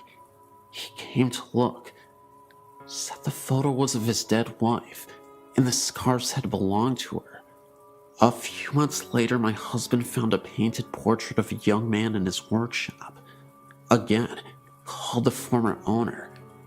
He said it was of his dead son. A year or so later, one of my daughters saw the same image, the fog, image of a lady. He or she never caused us any harm, except for the fact that money we hid in one place or another had disappeared. After living there a while, we met the neighbors. They informed us former owner's wife had died from cancer in the bedroom photo, and scarves were found. His son, portrait found, had offed himself at the Yucca Valley Inn. Ashes had been spread on the property, according to them, the neighbors, but these facts were not disclosed to us at the time that we bought the house. After living there some 19 to 20 years, we decided to move, not because of spirits, just now that the kids have grown up and moved out on their own and wanted to downsize. This is a very personal story to my family, but I think your readers might find it as fascinating as I do. My mother grew up in an infamous mental institution in Massachusetts, now closed, and I won't name the facility for privacy's sake. She was placed in state custody in 1948 at 6 years old because my grandmother, a Portuguese gypsy immigrant and closet psychotic, claimed she was mentally disturbed. In actuality, my grandmother was just not capable of raising her, so she successfully pawned her off on the state. My mother was not only a beautiful and innocent child, but was totally mentally capable and 100% sane. In those days, there was no system in place to accurately assessing a child's medical condition. They simply took the parents' word for it. After living at various orphanages and state facilities, she ended up at this institution just outside of Boston. The place is notorious for paranormal activity, even on the outer grounds where some of the buildings once stood. She was about 12 when she got there. She said that there were many physically and mentally incapacitated young people there, and the stories she told us about the school or institution were both heartbreaking and terrifying. There were mental abuses, deprivations, beatings, medical experiments on patients, and cruel punishments galore. So-called professional care was barbaric, and even the terminology was outdated. My mother's own records, which I've seen myself, showed her mental assessment as a moron, even though she said she was never really tested by any mental health professional. When she was around 13, she began helping the patients whenever she could. She would bandage their injuries, break up fights, and speak to the matrons on behalf of those who could not speak. This created enemies among the staff, who knew she wasn't handicapped and who felt she was a threat to their employment. Therefore, whenever they could, they punished her severely. One such punishment led to a horrifying encounter with the supernatural. One dark, stormy afternoon, Mom had words with a matron, trying to tell her that certain handicapped children were frightened of the thunder and that they should not be forced to go outside to exercise that afternoon. The matron appeared to give in, then asked my mother to please go down into the cellar of the building to get to the rain gear for those who wanted to go outside. Mom was terrified of that cellar, and the matron knew it. There was this long, steep, narrow, and rickety stairway, ending at a long, dark hallway with no windows, and just a tiny yellowish light bulb in the ceiling. At the end of the hallway, there was a cabinet that contained raincoats, boots, etc. When my mother hesitantly stepped onto the stairway, the matron slammed a door, bolted it shut behind her, and shut off the light. My mother screamed and pounded on the door for an hour, only to be laughed at by matrons who had been instructed to let her spend the entire night down there. The stairs being steep and dangerous, she decided that she would rather creep to the bottom and at least huddle on the damp floor. As she descended, she noticed a dim light coming from the long hallway beneath her. She came to the bottom of the stairs and looked around. She said she saw a man in a dark jumpsuit about 20 feet from her, leaping against a wall and just smiling at her. She thought he must have been a custodian, so she walked towards him, asking him to please let her out. But as she approached him, he kept getting further away. She realized he was not a sullen being, and that the dim light seemed to be coming from his outline. The light began to fade, and she found herself screaming again, only in the total dark of the dingy basement. She was disoriented and stumbled forward until she bumped into the cabinet which held the rain gear. As she squinted in the dark, she began to make out shapes forming on either side of the cabinet. What appeared to be a pair of detached hands forming a clawed shape were each coming from around opposite sides of the cabinet and heading for her. She turned and ran, faint with terror, until she tripped on the bottom step. Frozen with fear, she could only sit at the bottom step and cover her face with her hands. After a minute or so, she peeked through her fingers down the hallway. The strange dim light was back. She chanced to look down, and what she saw filled her with horror. One of the smoky floating hands were reaching for her skirt, as if to pull at it. She again screamed and ran back up the stairs, tripping and falling several times in the dark, convinced she was being chased. The air was cold, and she heard a strange rustling sound behind her as she frequently climbed. When she reached the top of the stairs, she pounded furiously on the door and found that it had been unlocked. She never found out who unlocked it, but she didn't care either. She ran all the way to her room and hid on her bed. She never told the school staff what had happened, fearing reprisals, and she never set foot in that cellar again, despite the punishment of defiance. She's fine today, despite her horrific youth. There were many other strange things happening during her stay, but I'm considering a book about them, and I want to reap the benefits of the sales if it happens. I'll save the creepiest stuff for that.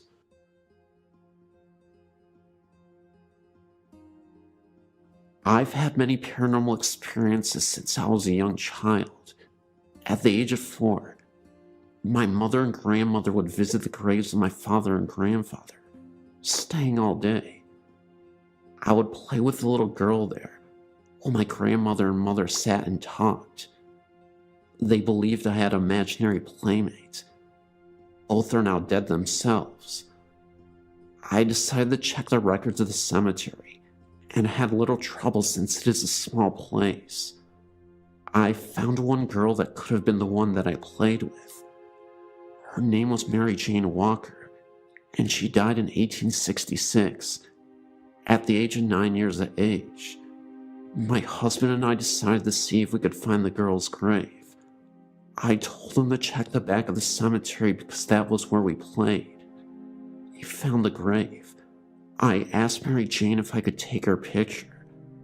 I took 3 of the grave, and one of my husband, sitting on a tree stump not far away. I had the pictures developed. All the pictures were normal, except for the one of my husband where there appears to be a vortex in it. I've looked for all the usual problems, but can find no rational explanation for this. I now feel that I have proof of my friend's existence. My husband and I rented a home in southwest Detroit in the 1980s that was very haunted. The first thing that happened was when I was waiting for the gas company to come turn the gas on. I felt as though there was someone watching me, and I smelled pipe tobacco. I figured, okay, I'm alone in a strange place. I also thought that maybe the people who lived in the front part of the house used pipe tobacco. I found out later that these people were from India and were visiting that country. They moved out within a week of returning to the US. All the problems in the house seemed to originate in the attic. There was a log cabin built up there for children to play in. It was complete with glass in the windows and a drawstring latch for the door. I was only in there once, but the feeling of uneasiness I felt was real. We never allowed our children to play in it. The attic door had no lock, but my 5-year-old daughter got locked in and was screaming for us to let her out. Although you could hear any noise from upstairs, we never heard her. The door opened on its own. I started to dream about an old Indian woman with a pockmarked face. Since this was a dream, I never told anyone about it. One day, a woman I had become friendly with asked me if my mother was visiting. I told her I sure hope not, since my mother was dead. She said that she saw a woman with long black hair in my bedroom window. This sort of freaked me out, since I was dreaming of that Indian woman, and she had long black hair. One day this friend was visiting me, and we were sitting in the kitchen having coffee and talking about nothing really. She seemed to go into a daze and was starting to go up to my attic. In fact, she was insisting that she was going. I got her back to the table and sitting down when something punched her head hard enough to leave a red mark. She left and refused to come visit anymore. My husband and I had cleaned out the basement, but yet my kids found a Ouija board down there. They showed us where it was, and we got rid of it right away. We don't mess with that thing. Things seemed to quiet down for a couple of weeks when the apartment in front of us was rented to a young couple. They started to have problems right away. The keys hanging on the wall would begin to sway. The rocker in the front room would start rocking by itself. At first, things only happened at night, but people decided to contact this thing, and things got bad from then. She would get phone calls, and when she answered, no one would be on the line, except one time. She told me a voice told her to get out. We are Christians, and decided enough was enough. We had to have help. I turned on the radio to listen to evangelical echoes, and called a prayer line for suggestions on what to do. This program wasn't on yet, but another one was, and someone on that program was praying in the spirit. Suddenly from the basement came an unearthly howl. Needless to say, this woman and I got out of the house and waited on the front porches for our husbands to get home. While all this was going on, my husband never noticed anything. One night, my nephew was spending the night, and while he was praying, this thing shot from our apartment to the other one, banging things in its haste to leave. My nephew refused to stay another night. One night, my husband was in bed sleeping, and I was on my way up when I asked the man in the next apartment to go wake him up and tell him to come sleep on the couch. He asked me what was wrong, and I told him I could see my husband in pieces. He did, and the couch was occupied that night. The only thing my husband noticed was that one night we were watching TV, and it sounded like a dresser was being dragged down the stairs. He heard that. We moved from there, and the next place was no better. Whatever was there caused arguments. My nephew and his then girlfriend were constantly fighting, and it got so bad that my husband and I started fighting as well. This was something we normally didn't do. We had the normal arguments that married people usually have, but this was getting serious. Even one of my children was being affected by this thing. It was appearing to her as a little girl talking to her. At first it was nice to her, but as time went on, it was starting to get mean. We had bought this one house, and it might sound silly, but the best thing that ever happened was that an arsonist burned us out, and we had to move. We have had no problems since. I don't believe this was a ghost, but rather a demon. And why it hasn't followed us, I have no idea, but I thank God that it hasn't. I have more stories, but I've taken up enough time as it is. I'm glad that I can finally tell his story without fear of people ridiculing me.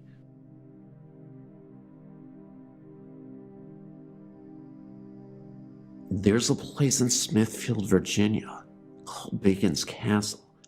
It's not really a castle, just a gigantic plantation home. They give tours there on a daily basis. It was in the summer of 2003 that I went with a summer creative writing group to tour this magnificent home and plantation. As we toured the home, the tour guide told us all of the kinds of stories of happenings and how the house was shifted from family to family. When we went up the stairs, we were greeted by a sudden draft. As my friends and I sauntered through the home, it didn't get warmer. In fact, it got colder. The best part was when we reached the room where the woman and her husband would have stayed. There was also a small cradle in the center of the room. The tour guide spoke of a woman during the Civil War who stayed in the room for months after her baby was born because something went wrong with the birth, and the child was terribly sick. When the child died, the woman wouldn't leave the cradle. She remained there, convinced she had to rock her to sleep. She wouldn't eat or sleep, and eventually, she too died. As I stared into the room, I didn't notice anything. My friend Crystal had asked me if I felt a breeze. When I said I didn't, she said she didn't either, and pointed at the cradle, which was swaying back and forth noticeably. I didn't really think much of it, and after everyone left, I took a picture and then followed my friends up the stairs to the attic. A few weeks later, I was looking through my pictures, and something caught my eye in the picture of the room with the cradle in it. Sitting in front of the cradle was a woman dressed in Victorian-style dress. She was transparent, and a wispy hand had gripped the cradle. I looked even closer, and it looked as though she was smiling.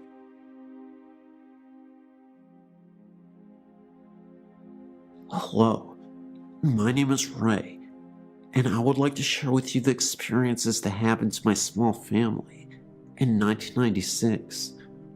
We had been transferred to the Houston area from San Antonio and found a 2-story 4-bedroom home in the Clear Lake City area. A real fix-it-upper, and it was the worst looking home in a very nice community called Green Acres. My brother-in-law Robert and her sister helped us for 6 months in remodeling, cleaning up, and making the place a nice home. Robert had sold his own home 2 years earlier and lived in a travel trailer, but missed his home. He jumped in and was happy to do most of the work and was proud of the results. A month after the house was finished, we found out that Robert had terminal cancer and had less than 6 months to live. The trailer was small, and so my wife and I decided to bring Robert into our home for his final days. We put him downstairs in the formal living room, and with the help of hospice, we knew we could help Robert with a peaceful and quiet death. This was not the case. Robert fought hard for his life and was terrified of death because he had fought in Vietnam and had killed many.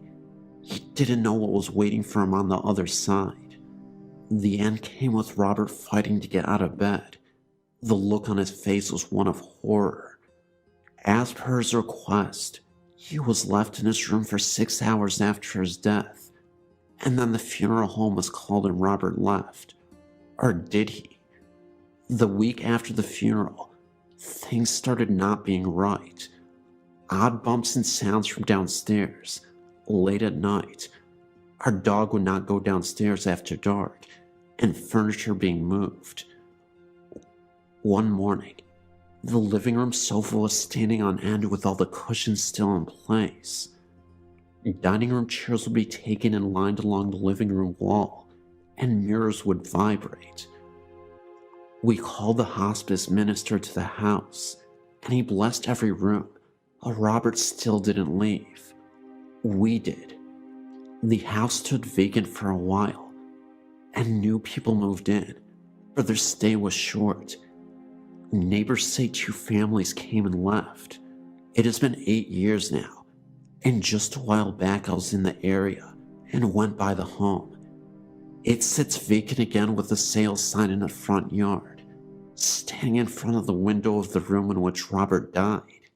As I stood there, remembering our last few months at home, a chill ran down my back, and I quickly got into my car to drive away.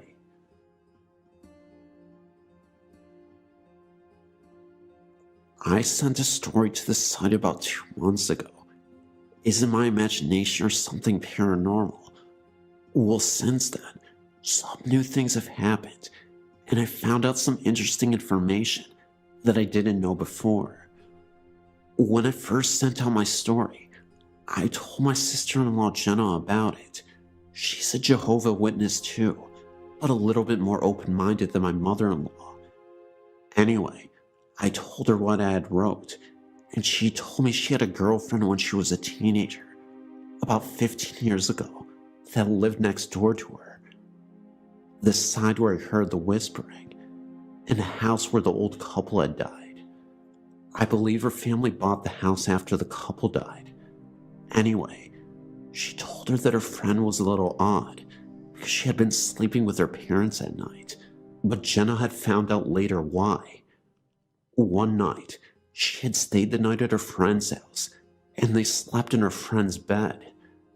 Early in the morning, Jenna had woken up for some reason, and noticed that her friend was squirming a lot, and moaning, almost like she was doing the deed with someone, but no one was there. Her arms were at her side. So Jenna thought maybe she was having a dream. Then she thought that maybe she had seen imprints in her friend's body. She got startled with this, and woke her friend up, and told her what she had witnessed. Her friend got so upset about it, that she didn't want to talk about it at all, and never did. To say the least, Jenna never got asked again to stay another night. Then there is the other story that my mother-in-law told me recently, about my other sister-in-law's house, Linda, which is ironically across the street from my mother-in-law's, in the other house. About a shadow that lingers in her hallway, shaped like a person. They have all seen it, including my mother-in-law. She swears that there is an explanation for this, but even she has admitted that she can't find one.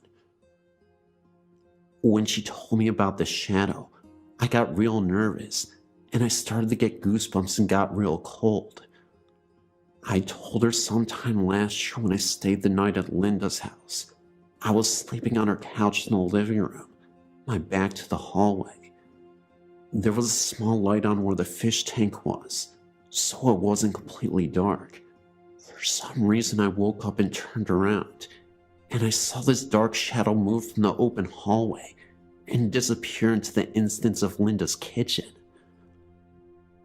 I was startled at first, but then got up to investigate things, to see maybe it was the shadow of the fish tank, but there was no way it could have been with the position where the tank was.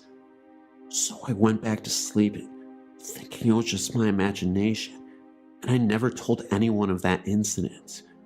That was until my mother-in-law said something. She told me not to say anything about it to Linda because she gets freaked out about it, and she said she'll still be looking for a logical explanation for it. Good luck on finding one in all 3 houses, I was thinking to myself. But one last thing. Back at my mother-in-law's house, a couple of weeks ago my niece Christine was staying the night, and my niece told me that when she got to the bathroom in the middle of the night, she came out running, screaming, and petrified out of the hallway. She told my niece, crying hysterically, that when she turned the corner to go into the hallway, that she saw a shadow figure walking towards her. My niece went to look, and nothing was there, and my 2-year-old daughter will not go near that hallway at all. One time I went to carry her down there to show her nothing was down there at all, and she started crying real hard, and grabbing my neck, and wouldn't let go, shaking badly. So whatever is in my mother-in-law's house is probably the same thing that are in the other 2 homes.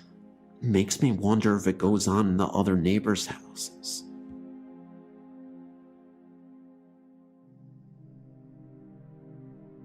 I was doing some just for fun ghost hunting with a couple of my friends one night in a cemetery on an old gravel road.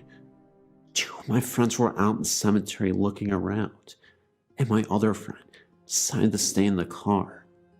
As the 2 guys were out in the far corner of the cemetery, I looked to the center of the graveyard and seen something that made me lose my breath for a few seconds. A blurry gray figure floated above one of the gravestones, and then looked to run through the air across 3 other stones, and then drop right behind another stone. After it disappeared, I asked my friend in the car with me if he had seen it too, and he said he did, and he was just as freaked out as me. It was not light that created this, because it was pitch black out there. It was my first, and so far only time I've seen something like a ghost. Thank you for letting me share my story. I know this one was kinda short, but I appreciate it anyway.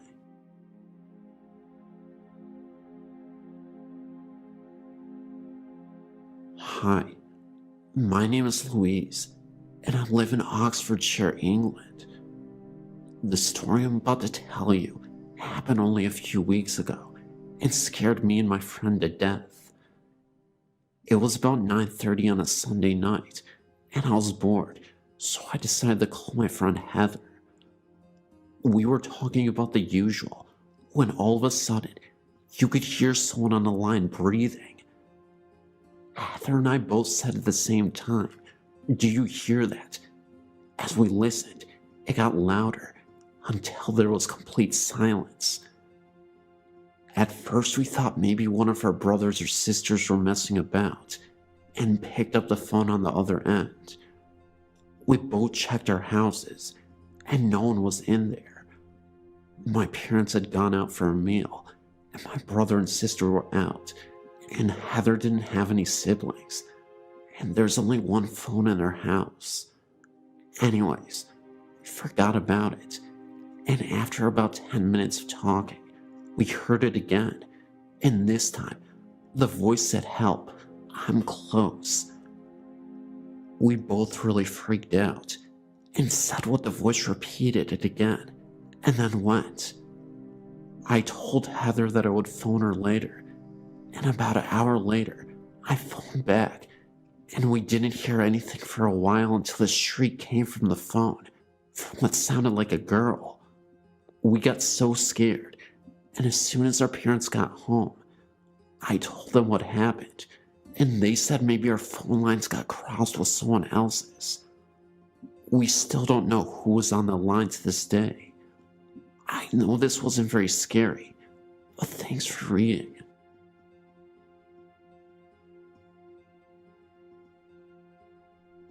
Well, I've been a ghost hunter for quite some time now. I've submitted a few areas under the California section of the haunted places. I recently moved to Arkansas and bought a home in April. 3-in-1 rock house with a huge pond on 1.6 acres in Boonville, Arkansas. I fell in love with this house as soon as I saw that it said "For Sale by Owner" sign right in front of it. I called the number, and they were selling it for $48,000. I thought, my God, this is cheap for such a beautiful home. I moved in. I have a 9-year-old son and 1 cat. About the end of July, I started hearing and seeing things.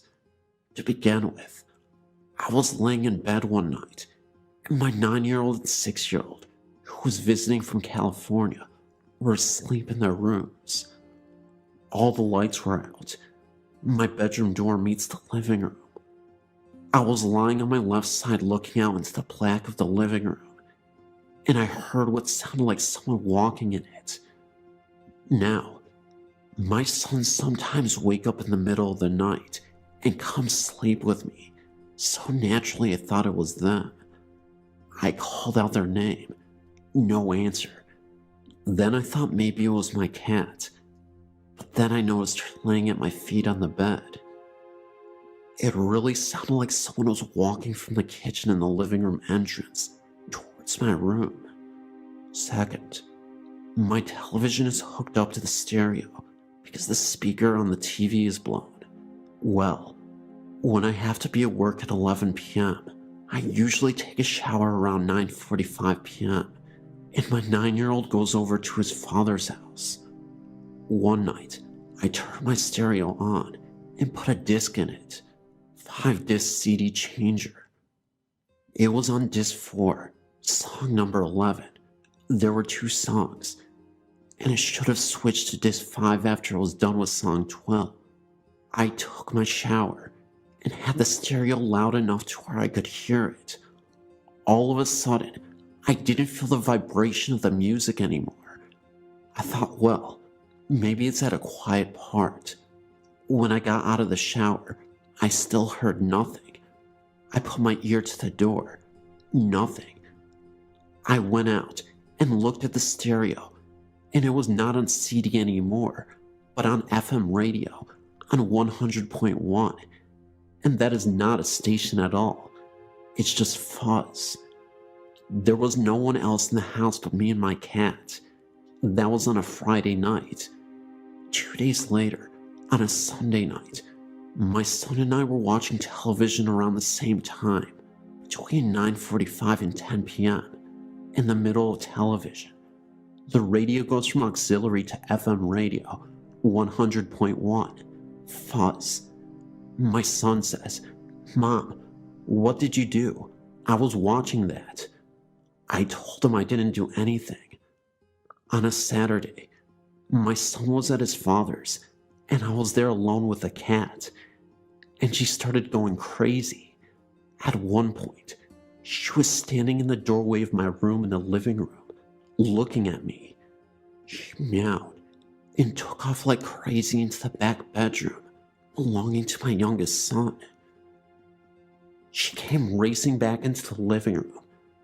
Just then I heard a loud boom coming from the room, like something fell. It shook the entire house. My stomach had butterflies in it then, and I got up to go see. My son won tall dresser with small bionicle toys on it, but they were still all on there. There wasn't anything else that could fall from any place. I have always heard pipes rattling under the house since I moved in. Out of the corner of my eye, I always see things dart quickly about. I haven't seen it fall on, but I know it moves quick. I haven't took pictures of my home yet, or of it for that matter. Also, I have a 2-car garage. Sometimes when me and my son pull up from school, both garage doors are closed. In the morning, sometimes the right one is open.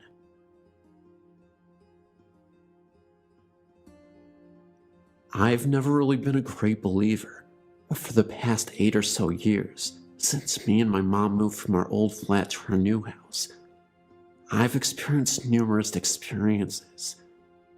The first when I was about 6. My bedroom is the box room, and so it's small. My bed touches each side of the room with the door to the left. I was laying in bed waiting for my grandma, who was babysitting, to bring me water. I looked up at the wall and saw a strange shadow. It was like a side profile of someone's head. I could see the nose, mouth, and hair clearly. It could have been my own shadow, since the only light came from the ceiling, and I was lying down in bed. I watched it for a few seconds, then it seemed to fade before my eyes. I thought it was just because I was tired, and so I ignored it.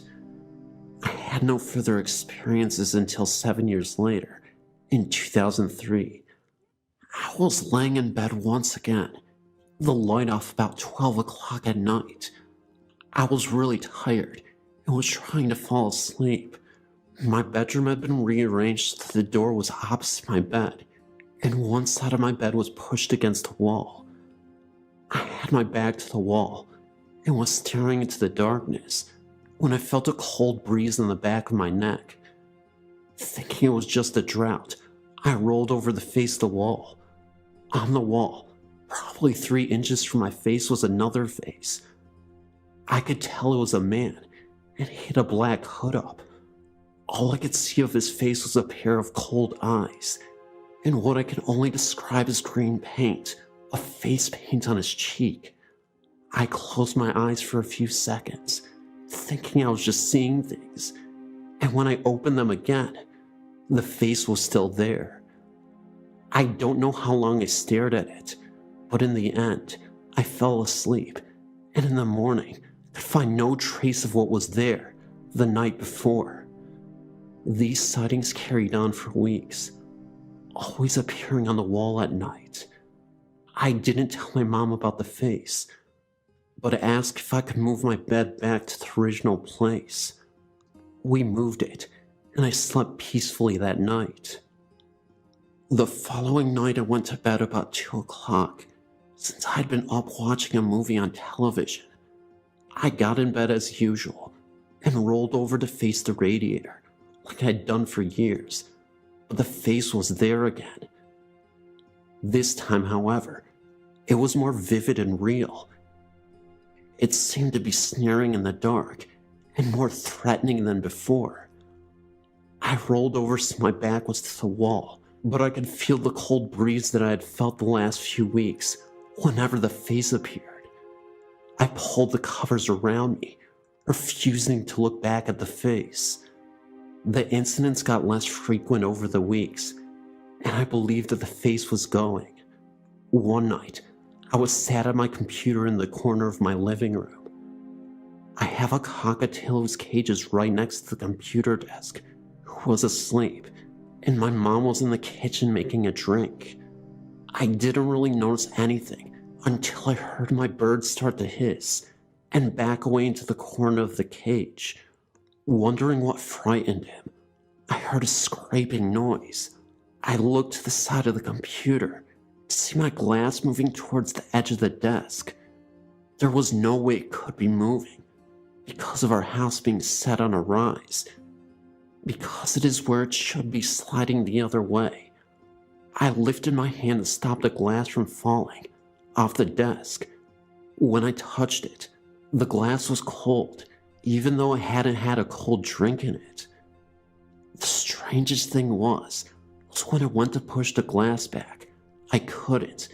Something was trying to push the glass. I had to shove it quite hard before I could get the glass to move. When I did, my bird came back to the front of the cage and looked as though nothing had happened.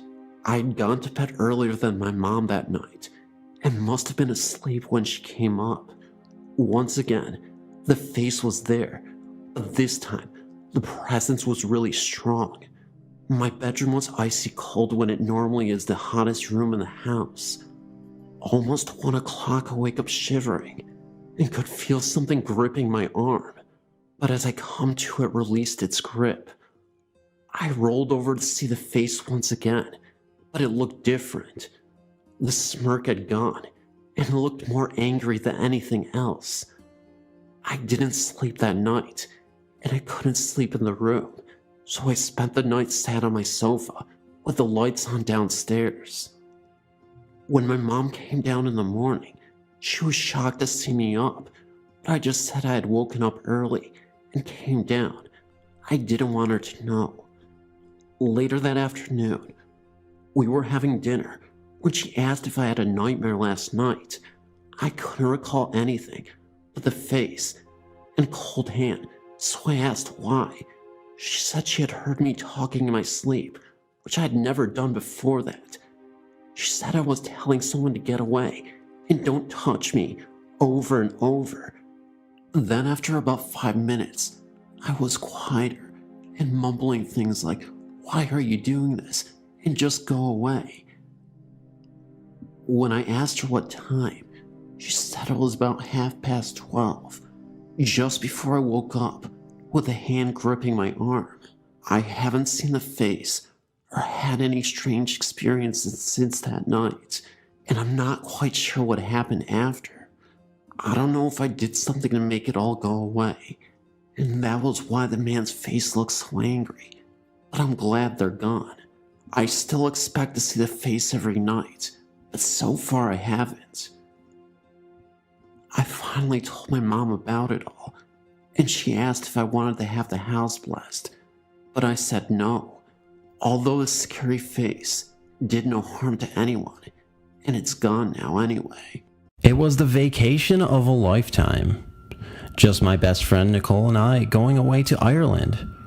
I was very excited as we were going to stay in a famous castle, which of course had some history of its own.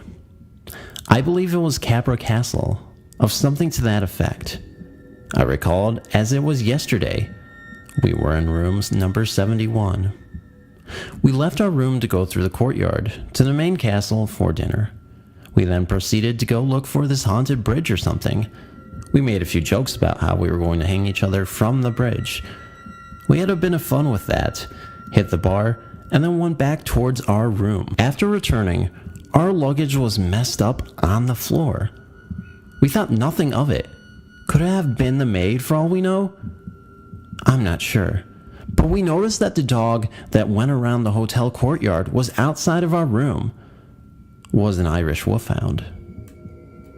So we got to bed about an hour or so after we had got back, and we locked the door, and the dog got up and went away. So it was now about 1 a.m. I was sleeping through the night, and around 3 a.m., I had a rude awakening. I started freaking out because I felt like someone was on top of me, and that I was being scratched at. I was freaking out, and I started screaming and moving around, and I was hitting Nicole, trying to wake her up. I felt that my face was bleeding and could taste the blood. I was in a state of panic. I managed to get Nicole up, and she was trying to calm me down. I was telling her I was bleeding and to get help right away. As she felt my face, she felt the blood. She was in shock. So she said she would turn on the light and call the desk for help. She reached for the phone and light, which were right by one another, and she got, as she described, brutally pushed aside, hitting her head on the floor. She reached for her pocket keychain light to search for the light. She crawled over to the light switch and came running back to the bed, where I was still feeling as if I was pinned down. She got on the bed to check on me, and I felt as if I could freely move up. So I sit up. I was feeling pinned down this whole time, hence my freaking out. She checked me for blood, and there was no sign of blood. We went to open the door and checked to see if there was any sign of forced entry into our hotel room in case it was something else. There we saw the dog walk back to the front of our door, and he laid down there. We couldn't get back to sleep after all of that. The whole thing freaked me out, and I'm not sure why exactly that did happen. Why was the dog back after the attack? Why could I taste blood and then be fine? I couldn't move, and I did not shove Nicole off the bed. It was one of the most freaky experiences ever. Did I anger a spirit and they were being spiteful? This isn't my first encounter with strange beings, just the more physical. Woodsford Castle. I've had a few weird experiences, but this is by far the scariest. Me, my sister, my parents, and my grandparents all went and stayed in a natural trust place called Woodsford Castle. It was really old-fashioned with the decapitated stags and stuff mounted on the wall along with chandeliers. In the visitor's book, there was loads of questions about whether the castle was haunted or not. The room me and my sister stayed in was the oldest room in the castle. It was always quite dark and cold in the room, even if we had the lights on, and you always got a chilled, prickly feeling when you were in there alone. Whenever I went into the room, I felt a huge urge to leave and felt like someone was trying to make me get out. One night, I went to the toilet, and as I was coming back up the stairs, I heard footsteps clicking up the steps, which sounded like high-heeled boots. This confused me a bit, but I passed it off as my imagination and walked back to the room me and my sister were staying in. When I opened the door, I saw someone standing over my sister. It wasn't any of my family because they all denied being awake at that time. I couldn't see what she looked like because she was mainly a shadow, but all I could really see was what looked like a long dress, suggesting she was a woman. As I walked into the room, there was a sudden chill, and the woman vanished. I told my mom, who is a real believer of spirits, and she said that the woman may have wanted me out of the room so she could be with my sister alone. But we don't know why she wanted my sister. We were all really scared and left a day early because we didn't feel safe. If anyone has any idea why this woman wanted my sister alone, it would be really helpful to know. Castle Leslie haunting. So I just got home from a 2-night stay at Castle Leslie in Monaghan. I was aware that there was reported hauntings prior to going out, but did not want to read any stories before I went, and my wife was totally unaware of any stories relating to the castle. We stayed in Norman's room, and a series of events happened between 1 a.m. and first light, which would have been around 5 or 6 a.m.-ish. The night is in question was Monday night, Tuesday morning, the 4th and 5th of April, 2016. Firstly, we returned to the room around 12 a.m., and we both were very tired after the drive up from Wexford. I was awoken, and I could feel a presence in the room, and I could make out the figure of a man sitting in the chair next to the bed. The hair was standing on the back of my neck, and I couldn't move. I then saw what I can only describe as a mist cloud over the right-hand side of the bed. I had a restless night of dreams. One of those was a dream of being in the bed, and others which I can't recall. It was very warm in the room, and I was too scared to move or even hang my leg outside the covers. In the morning, my wife confirmed she too had a night of vivid dreams and awoke to see a cloud of mist at the foot of my bed. No windows in the room were open. I was glad to see the morning and went to the bathroom. Our room overlooked the vast gardens and lake, and whilst looking out over the lake, it looked like a wave or wall of water around 10 feet was moving across very slowly. My wife confirmed the same. But by the time I got my camera to take the picture, it had disappeared. The following night, we told the night porter our experience, and he mentioned that there were reports of the bed being haunted and offered to move us into another room. Nothing like this has happened before, and I would say I was open-minded, yet very skeptical. We had a sound sleep on Tuesday night with the help of a different set of spirits. I can't explain what we saw, and we will return there one day, but won't be staying in Norman's room. An audible manifestation. My only ghostly experience came in the fall of 1986. I had lost most of my vision from diabetes and had entered a residential rehabilitation facility in the capital city of a southern state. Rumors had been shared among clients about odd things that occurred on the campus that encompassed an entire city block. Because many clients came to the rehabilitation facility with secondary medical complications, there had been cases of clients passing on in their dormitory rooms. Odd things had been reported, such as the elevator engaging and moving from one floor to the other, when only one person, the business officer manager, sat in his office in the administration building. More than once, he had charged out of his office into the elevator doors to see who was coming from the second floor, but the elevator was always empty when the doors slid open. That to me could be easily explained as an electrical glitch versus something paranormal. But that same office manager was in the small first floor reception area of the training hall with two men who were hired as security guards during the week-long Christmas closure. One of the guards was a regular member of maintenance and the other a part-time staff member, and both fully knowledgeable about the entire campus. The clients and all staff had departed except for these three men. They stood quietly, chatting when they all heard a sound. It sounded like someone had dragged a heavy pile of furniture across the floor directly over their heads. They rushed to the second floor, but nothing was moved or out of place. This they could not explain. My experience took place in the hall, where my room, along with 3 other rooms, were located. There was a fire stairway at one end of the short hall that led either upstairs to the women's second floor dorm rooms or outdoors and into the courtyard.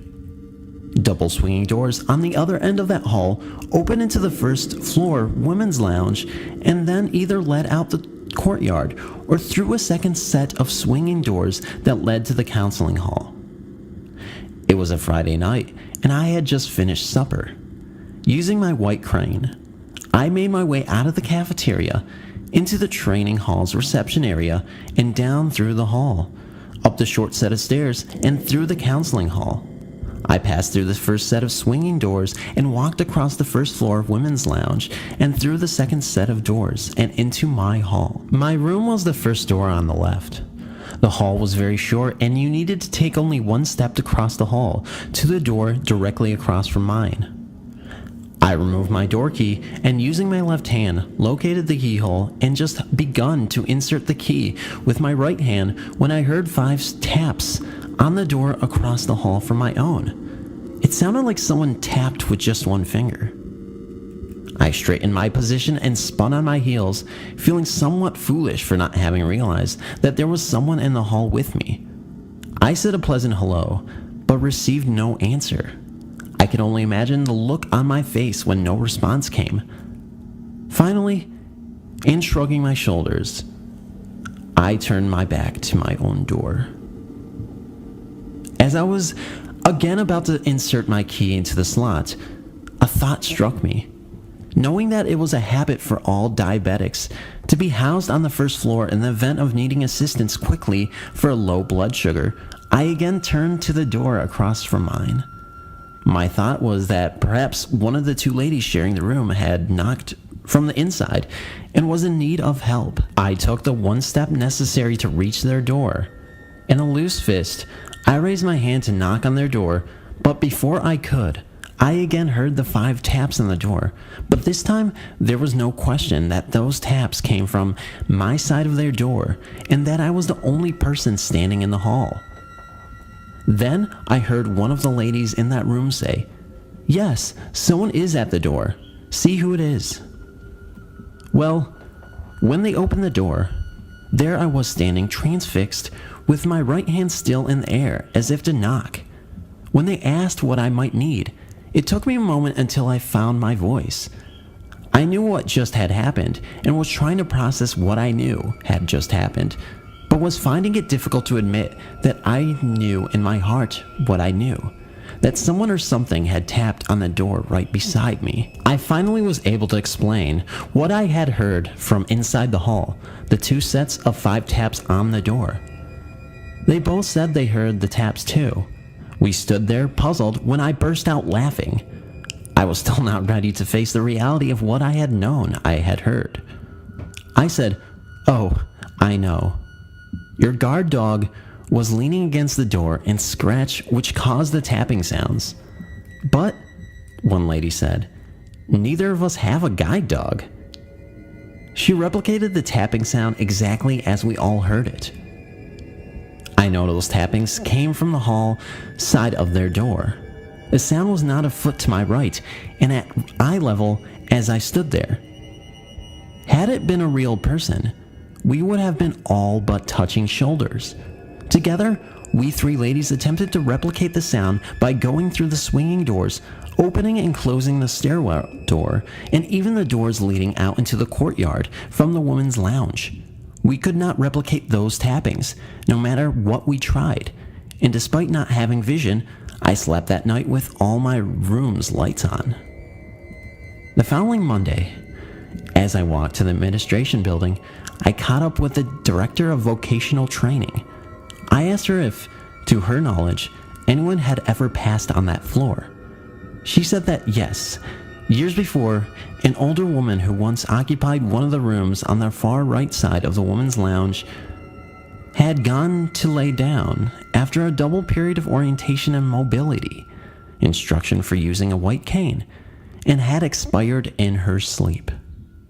When I explained what we three ladies had experienced that Friday night, she made me vow that I would never share the story with other clients so as not to frighten them. I know what I heard. I know what we three ladies heard. I have no rational explanation except to speculate that the former, and now departed, client was visiting one of her fellow dormies in my hall. This was several years back. My brother and I met some friends for a week-long northbound hike on the Appalachian Trail in Southern Virginia. To help keep the weight down, we decided to spend our nights in the shelters along the AT instead of bringing tents, since the shelters are conveniently spaced along the trail. If you've ever traveled along the AT, you know that each shelter has its own logbook where hikers leave random thoughts, notes to other hikers, and advice for hikers heading the other direction about what to expect of the trail the next day. On our second night out, we were resting after a long day of hiking and decided to read through the logbook at Warspur Shelter. There were the usual entries about water sources and hikers trying to meet up with other hikers. Then there were some strange entries about 3 wild goats living on top of the mountain that steal socks from resting hikers, but what really caught our interest were the numerous entries about Sarver Cabin.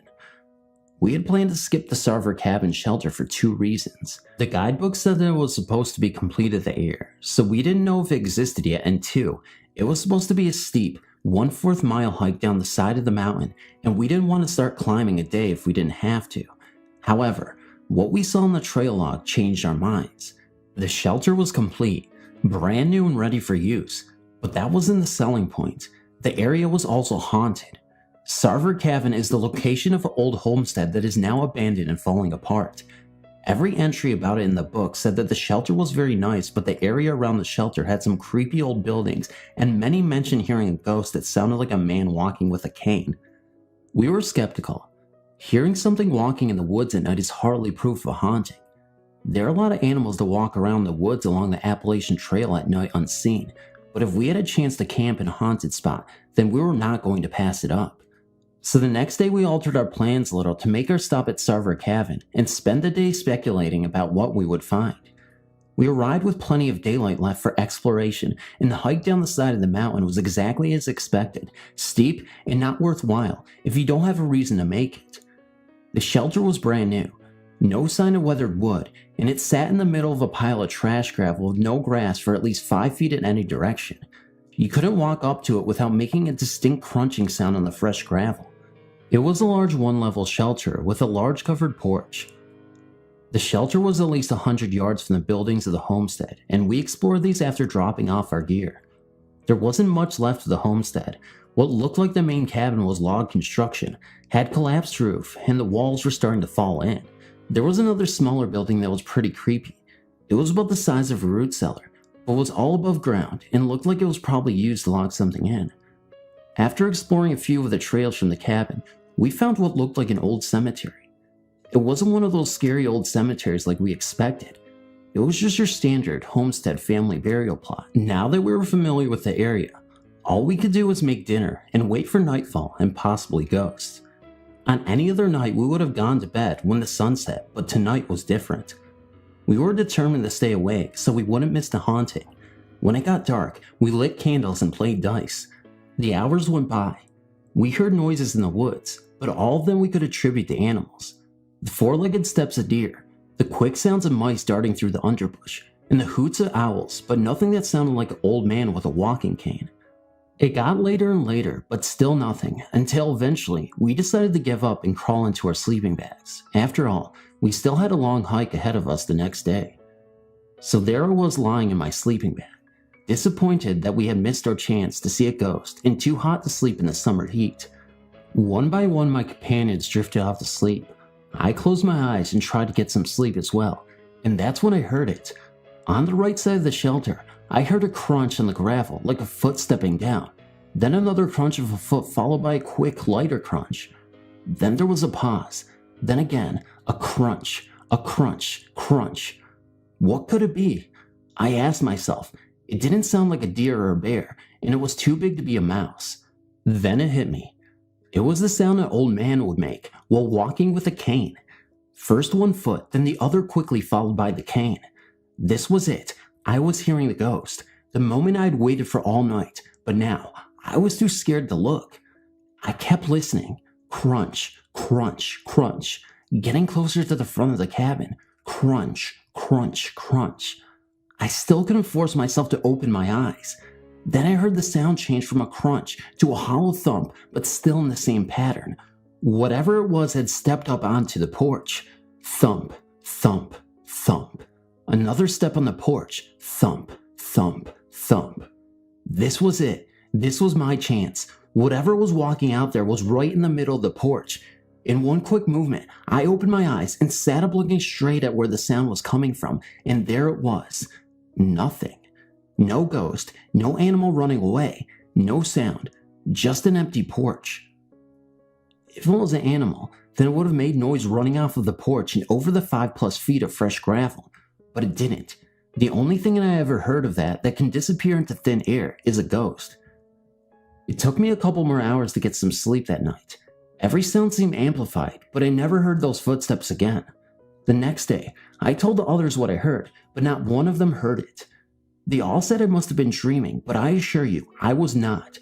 We packed up and headed up the mountain for another day on the trail and, in case you were wondering, those 3 goats are there, up on top of the mountain, waiting for hikers to pass by, so they can lick the salty sweat off your legs or steal your sweaty socks if you decide to take a break and air out your feet.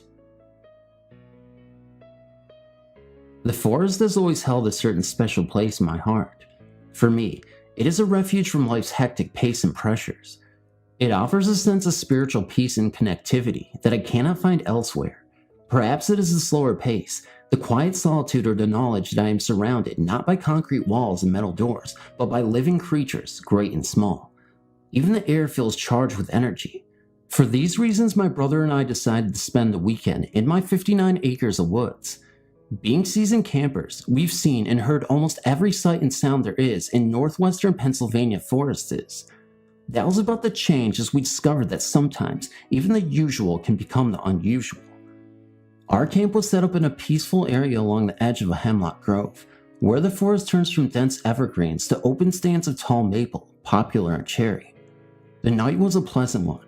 The sounds of nighttime surrounded our little campsite while we reminisced around the campfire. In the morning, we decided to walk to the forest and enjoy the peace and solitude of the land. Our first stop was across a small seasonal stream to a large sugar maple I affectionately called Grandmother Maple because of its old age and grand stature.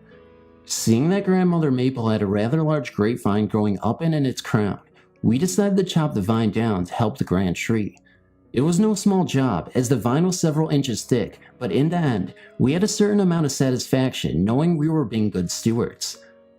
We took that feeling and the hatchet and continued our stewardship of cutting down numerous vines as we walked through the woods. It was something I wanted to do for the past 3 years because each year after a long hard winter or strong thunderstorm, I can usually find one torn down by the added weight of the vines. My heart aches seeing these majestic trees being slowly strangled as the grapevines climbed higher into the canopy, eventually outcompeting their host until finally dragging it to the ground. Feeling rather pleased with ourselves, we left the woods to meet some friends and do some chores around the house. It wasn't until later that evening, after we returned to our campsite, that we heard the sound. At first, it was just the same groaning and creaking sound that we've heard before in the woods. Trees moving in the wind and often will croak, groan, and pop as their trunks sway back and forth. This, however, was different. This sound was long and drawn out. starting out high-pitched and ending with a low groan, a 5-minute pause, and then the exact same sound again and again. Each time the same strange notes played out, repetitiously, and all with no wind. As the evening wore into the night, the groaning continued, like clockwork, only now it was being joined by other groans, deeper in the woods, and each definitely tree-like. We joked that the Ents from the Lord of the Rings were alive and well in my woods. We told ourselves that the trees were talking to each other, happy about the assault on their grapevine foes, and hopefully, the humans at the fire could be considered friends. At least, that's what we hoped they were saying. The speaking continued late into the night, and then as mysteriously as it had started, the sound ceased. The following morning, the forest was as powerful as ever. No strange noises, no unusual movements. The sounds from the night before were gone, and we were left with only unanswered questions. I've been in these woods many times since then, but I've not heard those same strange sounds. Who knows what the cause of the noise was, or why it lasted as long as it did, but I would still like to think that it was those trees talking to one another. Now if I only knew what they had said. I woke up in the middle of the night. My heart was pounding. Was that a woman's scream? It couldn't be, because we were miles from the nearest road. It must have been just a nightmare. If it was a real scream, someone else would have heard and woken up. I tried to shake the eerie feeling I had and laid back down, covered my head to keep the chilly breeze off, and tried to get comfortable. I couldn't believe how cold it was now. It was nearly 80 degrees during the day, but now it felt like the low 60s. Don't spirits suck the heat out of the air and make it colder? Wait, now I was just trying to scare myself. There was nothing out there. I listened to the forest sounds, trying to identify them and put my mind at ease, but by this time of the night, it was pretty quiet. I heard some branches breaking and some leaves rustling. Half of my mind told me it was someone or something walking in the woods, but the other half reasoned that it was just the wind knocking dead branches out of the trees.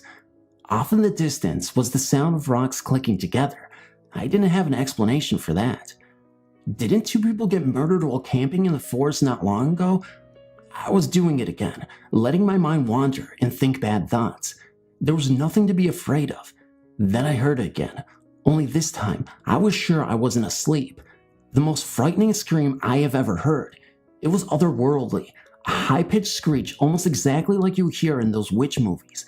As I panicked and fumbled for my flashlight in the dark, motionless night, I knocked into the stick holding up the tarp I was under, and it fell on my head.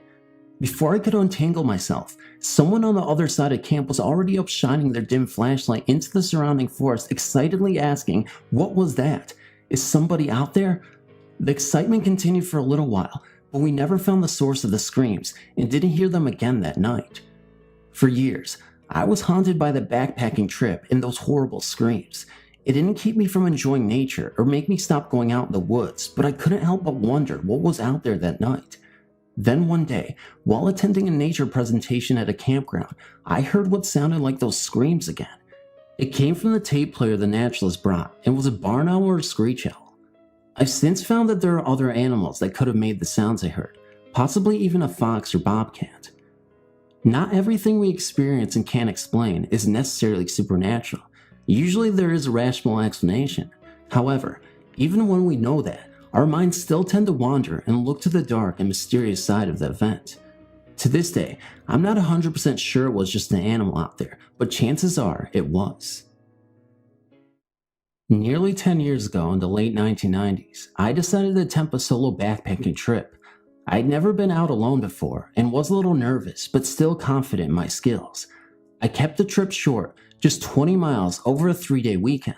That way I figured if my nerves got the best of me and I freaked out being alone at night in the forest, I could just push hard the second day and be out of the woods. At 5:30 a.m. on Saturday, I headed to the Allegheny National Forest in Pennsylvania. I parked my car at a secluded trailhead at the end of a long and winding forest road and set off on my solo weekend.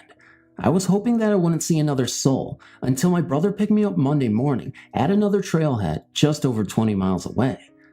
I'd chosen this little known and seldom hiked trail for more solitude, and it was a good choice. The entire first day, I had the trail to myself. I hiked at a leisurely pace. I only had 5 minutes to go, and I wanted to take the time to really enjoy my surroundings. All too often, backpackers push for high mileage, trying to get a destination and miss the little details all around us. I set up camp that afternoon next to a creek in a hemlock grove.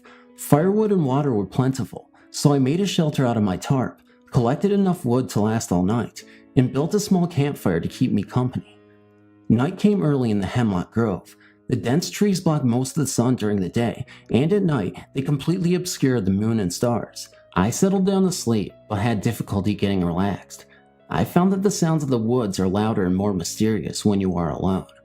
I didn't have anyone to discuss noises with and come up with logical explanations for them, so I was stuck with my mind conjuring up images of bears and mountain lions every time a twig snapped. Eventually, I gave up on sleep and got the fire started again. I spent the rest of the night jumping at every sound and praying that the sun would soon come up. This was not the way I envisioned my first solo hike would turn out. Eventually, the sun did rise. I wasn't going to sit through another night like this, so I decided to hike the remaining 15 miles to the parking lot.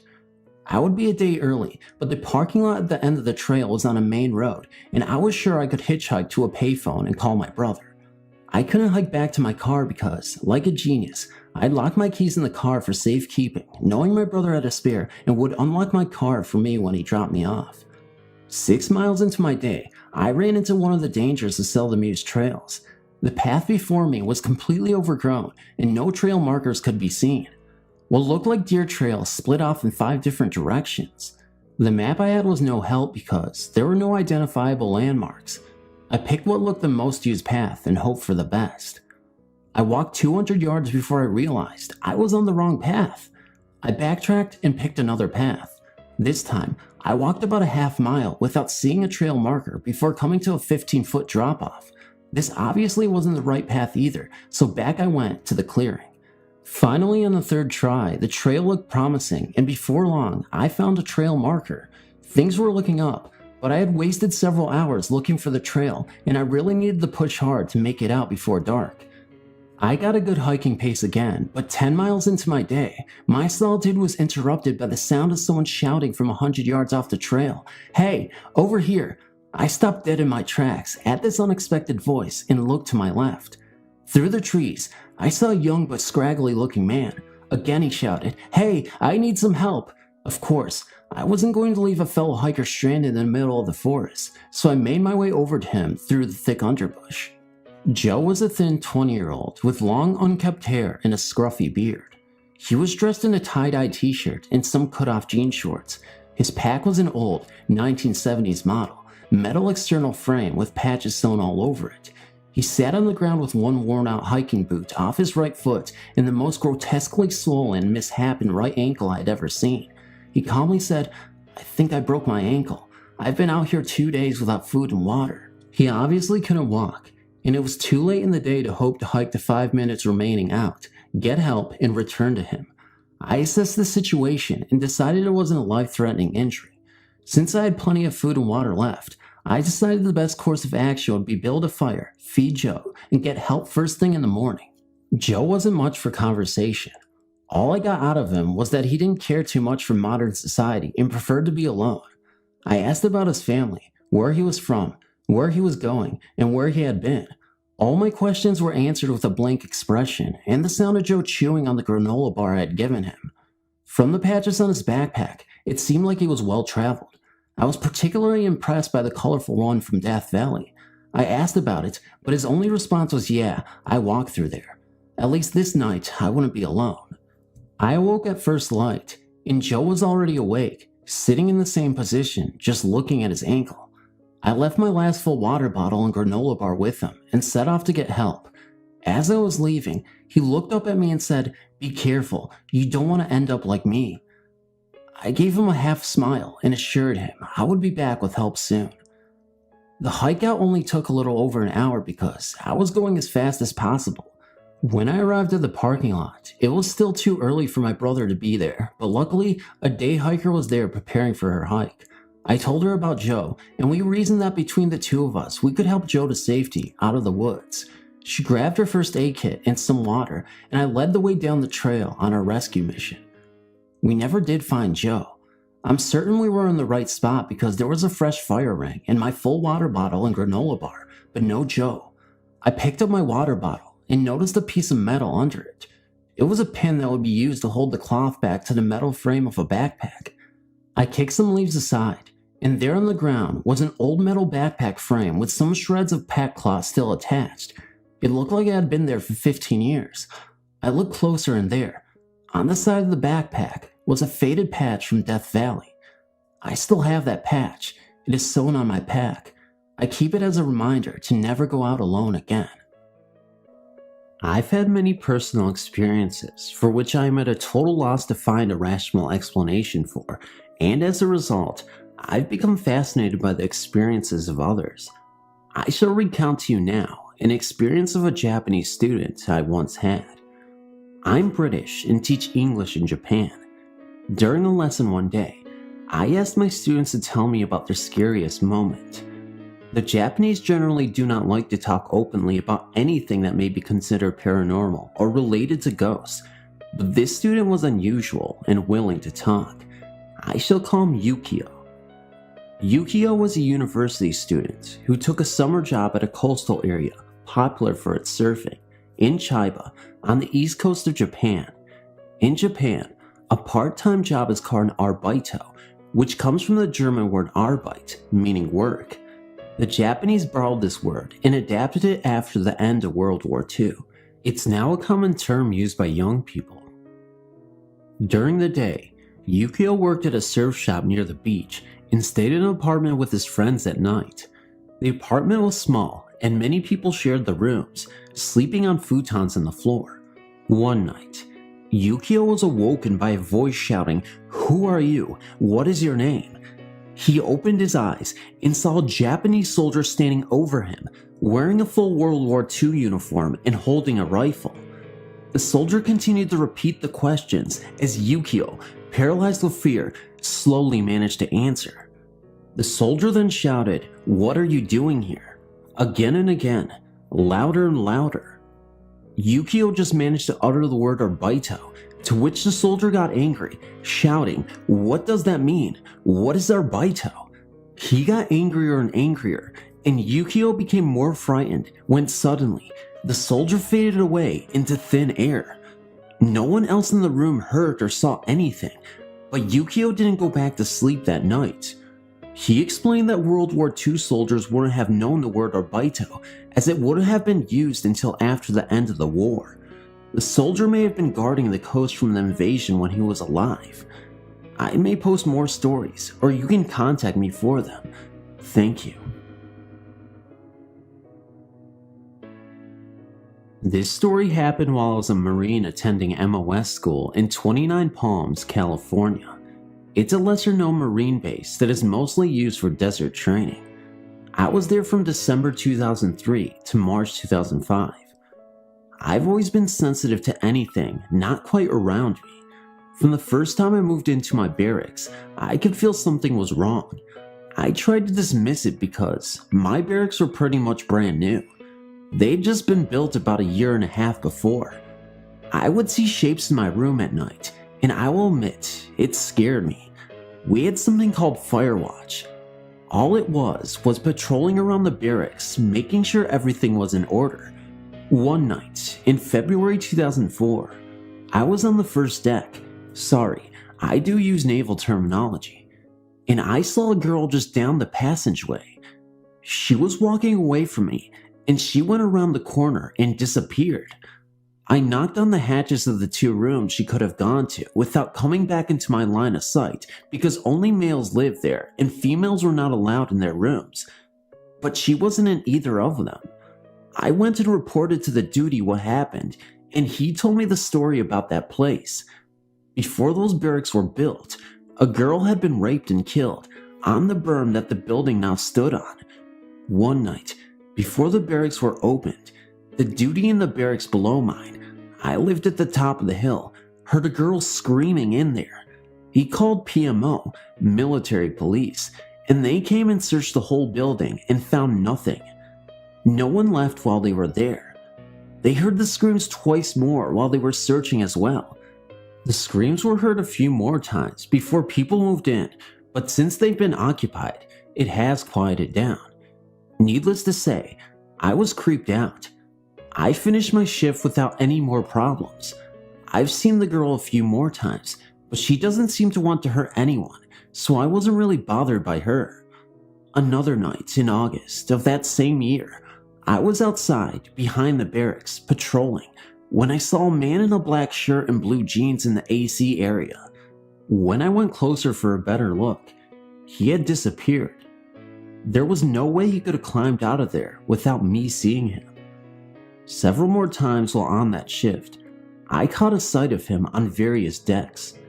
It was almost like he was playing with me, following me around. After that night, even when I would leave base, I'd feel his presence, almost as if he wanted to make sure I was okay. Even now that I'm in Okinawa, Japan, I still catch a glimpse of him, and I'll even sometimes talk to him.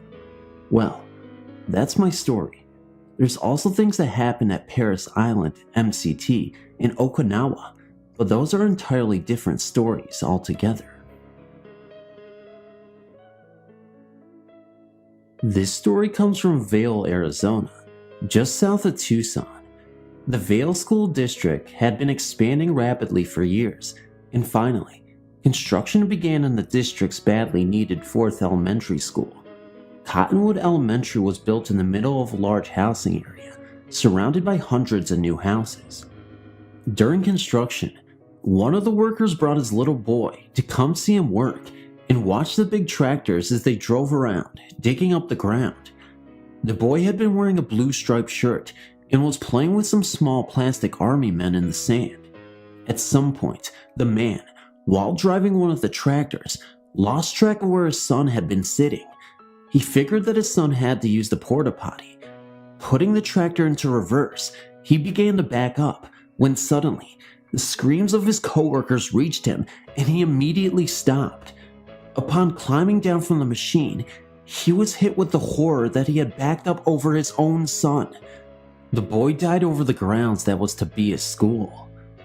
Cottonwood Elementary has experienced a few strange happenings in the 4 years since its opening. In the cafeteria, a janitor was cleaning up after lunch hour. She heard one of the doors open and looked to see who it was, only to see an empty room. She looked outside to see if anyone had walked by, and there was no one.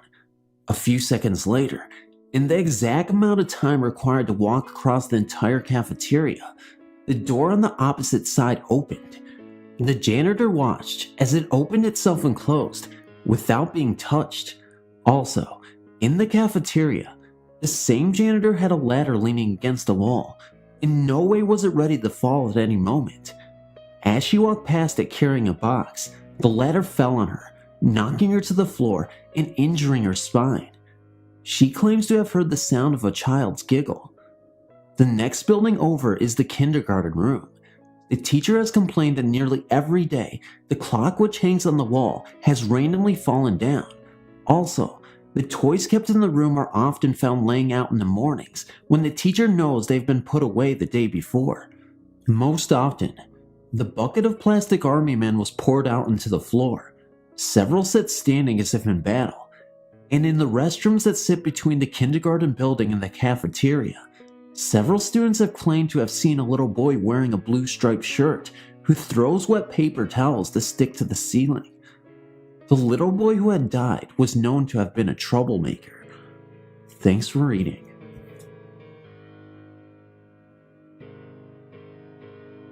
I'm going to start by saying quite a few paranormal things have happened to me in my 15 years of existence, but nothing all that significant. However, when I was 12, I had a rather scary experience at the camp my class went to. I was in 6th grade, going to a local camp with my classmates for the last few days of elementary school. We were staying for 2 days and sleeping in the cabins for a single night. I was particularly excited because the girls in my class had been assigned the haunted cabin. The story went something like this. Back when the camp was newer, it was used for Girl Scouts. Late one night, one of the campers had to use the bathroom, and because it was so late at night, she didn't bother to wake anyone else up.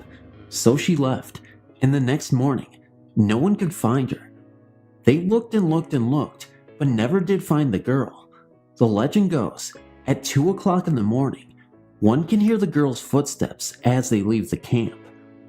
All the other kids in my class knew that I believed in ghosts and tried desperately to frighten me, especially the boys. They kept telling me I was going to be gutted like a fish when I slept. I put on a brave front, but truthfully, I was terrified to sleep in the cabin. Before I go on, let me give you a layout of the cabin. It was awkwardly shaped, with little nooks here and there. 1 or 2 bunk beds would be shoved into. There was a single bed in the far corner, where a braver girl than anyone else was sleeping by herself. She and I later became good friends. And then there was a single bunk bed where my teacher and another student were sleeping. There was a wall between the bed I was sharing and the bed the teacher was sleeping on. The door outside was diagonal from the bed I was sleeping on, and so was the fireplace. Now, right above the fireplace was a very creepy picture of one of the older gentlemen who had founded the camp, and that was recently deceased. A few of us took pictures of it, and it scared us all too. My friend Morgan was sleeping on the top bunk, and my friend Andrea was sleeping across from me. I was afraid I would see a ghost, but I had the theory that if I went to sleep before everyone else, I wouldn't be so scared. But I'm one of those people who takes ages to fall asleep, so I was the last one awake. To keep from freaking out, I kept the little lantern I'd brought with on and cuddled with all the stuffed animals I had with, burying my face in my pillow. That was at about 10 p.m. I woke up again later that evening, as I often do. I immediately realized the lamp was out and was about to turn it back on when I heard distinctive footsteps from where the door was. I at first thought it was another one of the girls coming in from outside, but soon realized everyone was in their beds and no one was up. I screamed bloody murder, but no one woke up. I was so scared. Eventually, the footsteps stopped, but then some new noise started. To me, it sounded like a large toothless mouth clamping, repeatedly. I screamed again and again. No one woke up. Eventually, all the noise ceased, and I was brave enough to take the covers from the bottom half of my face and check the clock I had brought with me. About 7 minutes after 2, I couldn't go back to sleep, so I eventually woke Andrea up, and we shared a bed for the night. The next day, I checked with the other girls if any of them had been up. No one had. I told them about my experience, but none of them believed me. They all thought I was making it up. I know it sounds like my imagination had just run wild, but I know what I heard. To this day, I refuse to go into that cabin. The cabin was number 13. Yeah, I guess that's crazy, isn't it? Thanks for reading. As a freshman at Morehead State University, I was placed in Nunn Hall. The dorm is different in many ways from the others on campus, and its description is important to the story. It is set away from the other buildings on campus and includes open walkways to 4-person suites, which gives one the feeling of a very large motel or apartment complex. If you know anything about the climate of Morehead, Kentucky, you know that it rains almost every day, and scenery is limited by almost the oppressive mountains. All in all, the atmosphere is pretty creepy sometimes. The first night in the dorm, my roommates didn't stay there. We weren't allowed to have visitors yet, so I was all alone. All night, I felt like someone was with me, and something kept telling me internally that I should jump off the dorm. Now, keep in mind that I knew nothing about any ghosts in the dorm, and I don't mean something literally telling me to do it.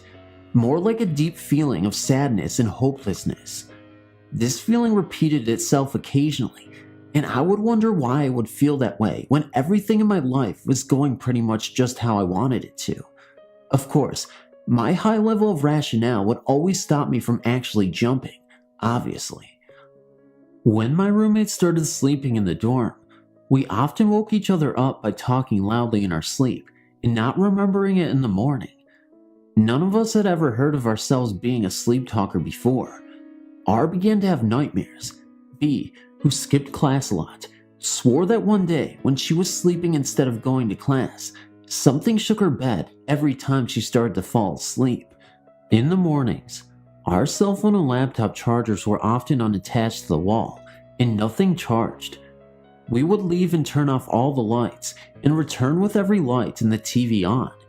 One day, we talked about these strange happenings and confirmed most of our experiences, having given ourselves the rationale before that the other roommates were leaving lights and appliances on when nobody was there.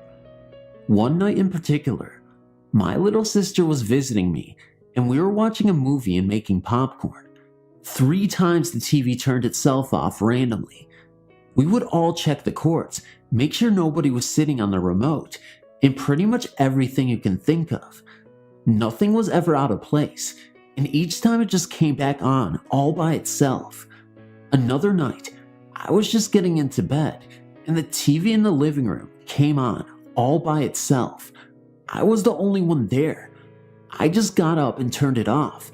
Nothing very bad has happened here since I pretended I wasn't scared anymore. So maybe the ghost has finally gotten over the commotion of moving one day, or hopefully has decided I'm no longer any fun and moved off to terrorize some other collegiate. No loss to me. Other people I've talked to have also resided here, have some of the same experiences as well. When I finally did some research and found out the history of the building, I found that 2 ghosts were frequently active in the room. One is the ghost of a girl whose name is debated to be Caroline or Catherine. She became depressed during a break because she was lonely and jumped from the 9th floor and landed on the lobby awning. My weird feeling to jump off the building when I was lonely. The other girl was named Ginger and accidentally shot herself in the head while she was high on marijuana. She's said to be a prankster who likes to mess with electrical things. The actual haunting is given credit to Penelope, a fond combination of the 2 ghosts. I've heard the saying often, the ghost Penelope who runs Nun Hall. While researching my ghosts, I also found out that another girl resided in the dorm, drowned herself in the lake near the dorm when she discovered she was pregnant by her black boyfriend, whom her parents highly disapproved of. Rather than bear her parents' wrath, she committed suicide. There are other stories around of the various ghosts who share the campus, but they are not my experiences and not mine to tell, or maybe another time. Thanks for reading.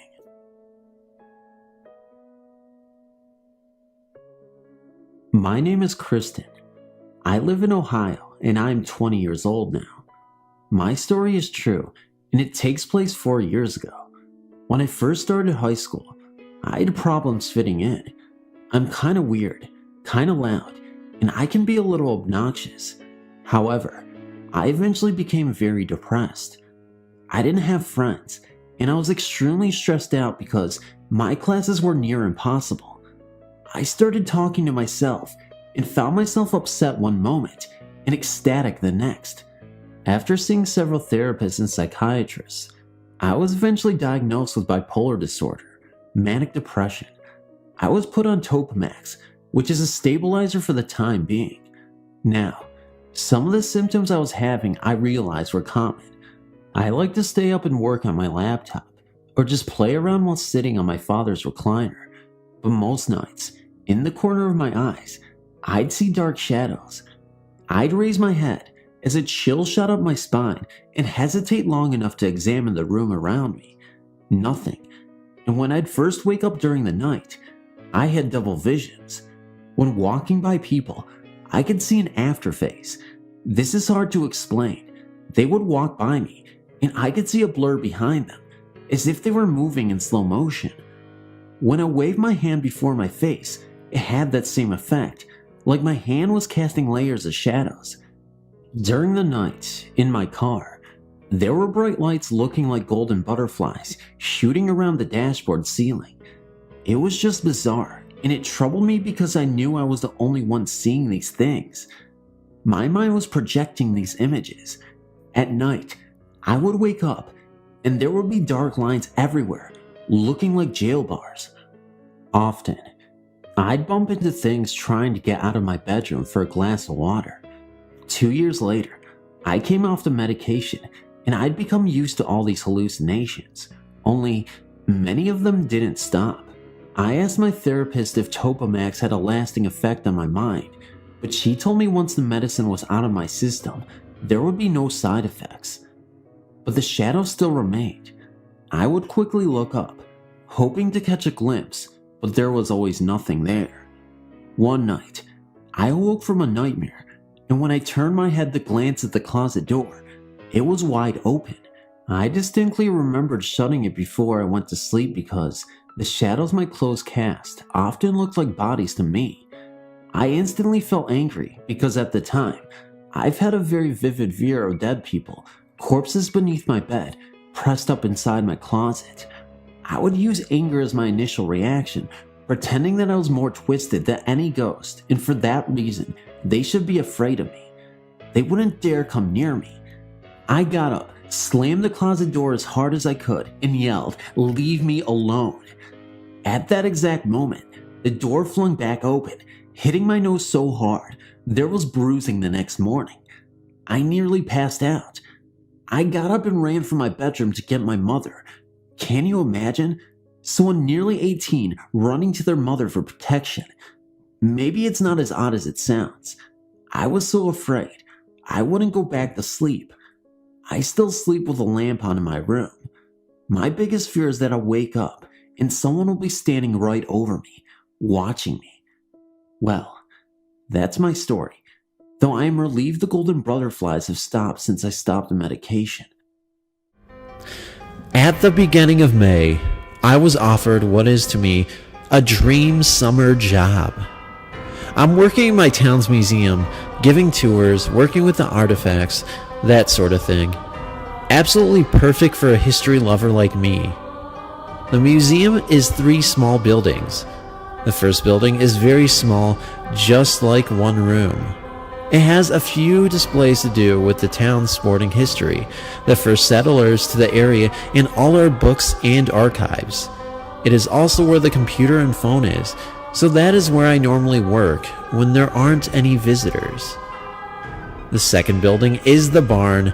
This is one big room that is full of old farm equipment and horse racing equipment. The last building is the most popular part of the museum and my personal favorite. It's the log cabin. The cabin was built in 1860 and had families living in it for the next few hundred years. We have set it up so it looks like a typical farm home from the 1880s. To enter, you go through the back kitchen, then up a few steps into the main room. To the right of the main room are 2 small bedrooms. On the left is the staircase that goes to the attic, which is one large room that is filled with displays of old clothes. This building was where the strangeness occurred. Since the museum is so small, I work alone, unless a big tour comes through. On my first day, I was walking through the buildings, acquainting myself with all the exhibits. When people had asked questions, I would have answers. I went up to the cabin's attic. There I was hit with a powerful smell of horses. It was like I just had walked into a stable.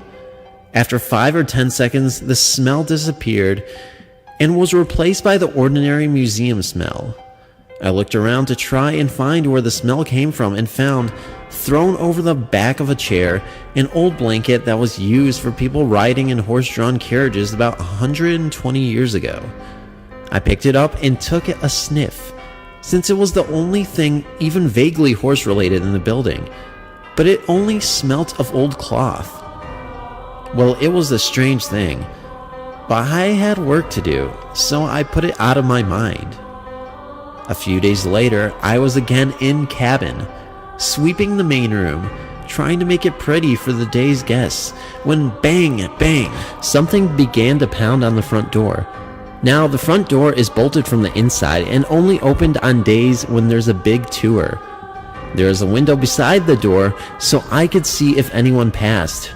I opened the door, but of course, there was no one. This happened again a few minutes later, and again there was no one. By this point, I was getting spooked, so I started looking for anything that could account for the noise. Tree branch, construction, giant squirrel, anything. but I couldn't find a single explanation. On another day, while I was walking past the barn, I heard people talking inside.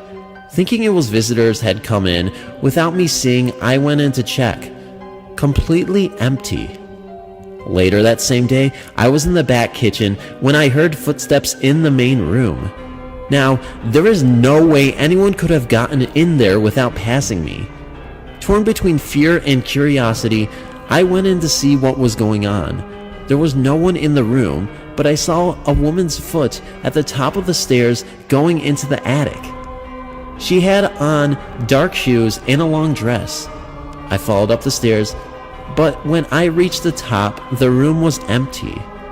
Fear overcame curiosity, and I ran down the stairs and back to the office where nothing strange ever happens. Since then, I haven't seen anything. I do, however, occasionally hear light footsteps, the swish of a dress, and murmured conversations. I'm working in the museum until September and can't really say if I hope to see more of the ghosts and learn who they are, or if I hope it all quiets down. I guess time will tell.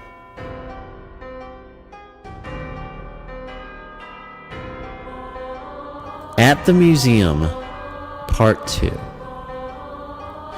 I wrote earlier about my job in the local museum. If you haven't read that story, it would be a good idea to do so now, just to get an idea of the layout of the buildings and to know what has happened so far.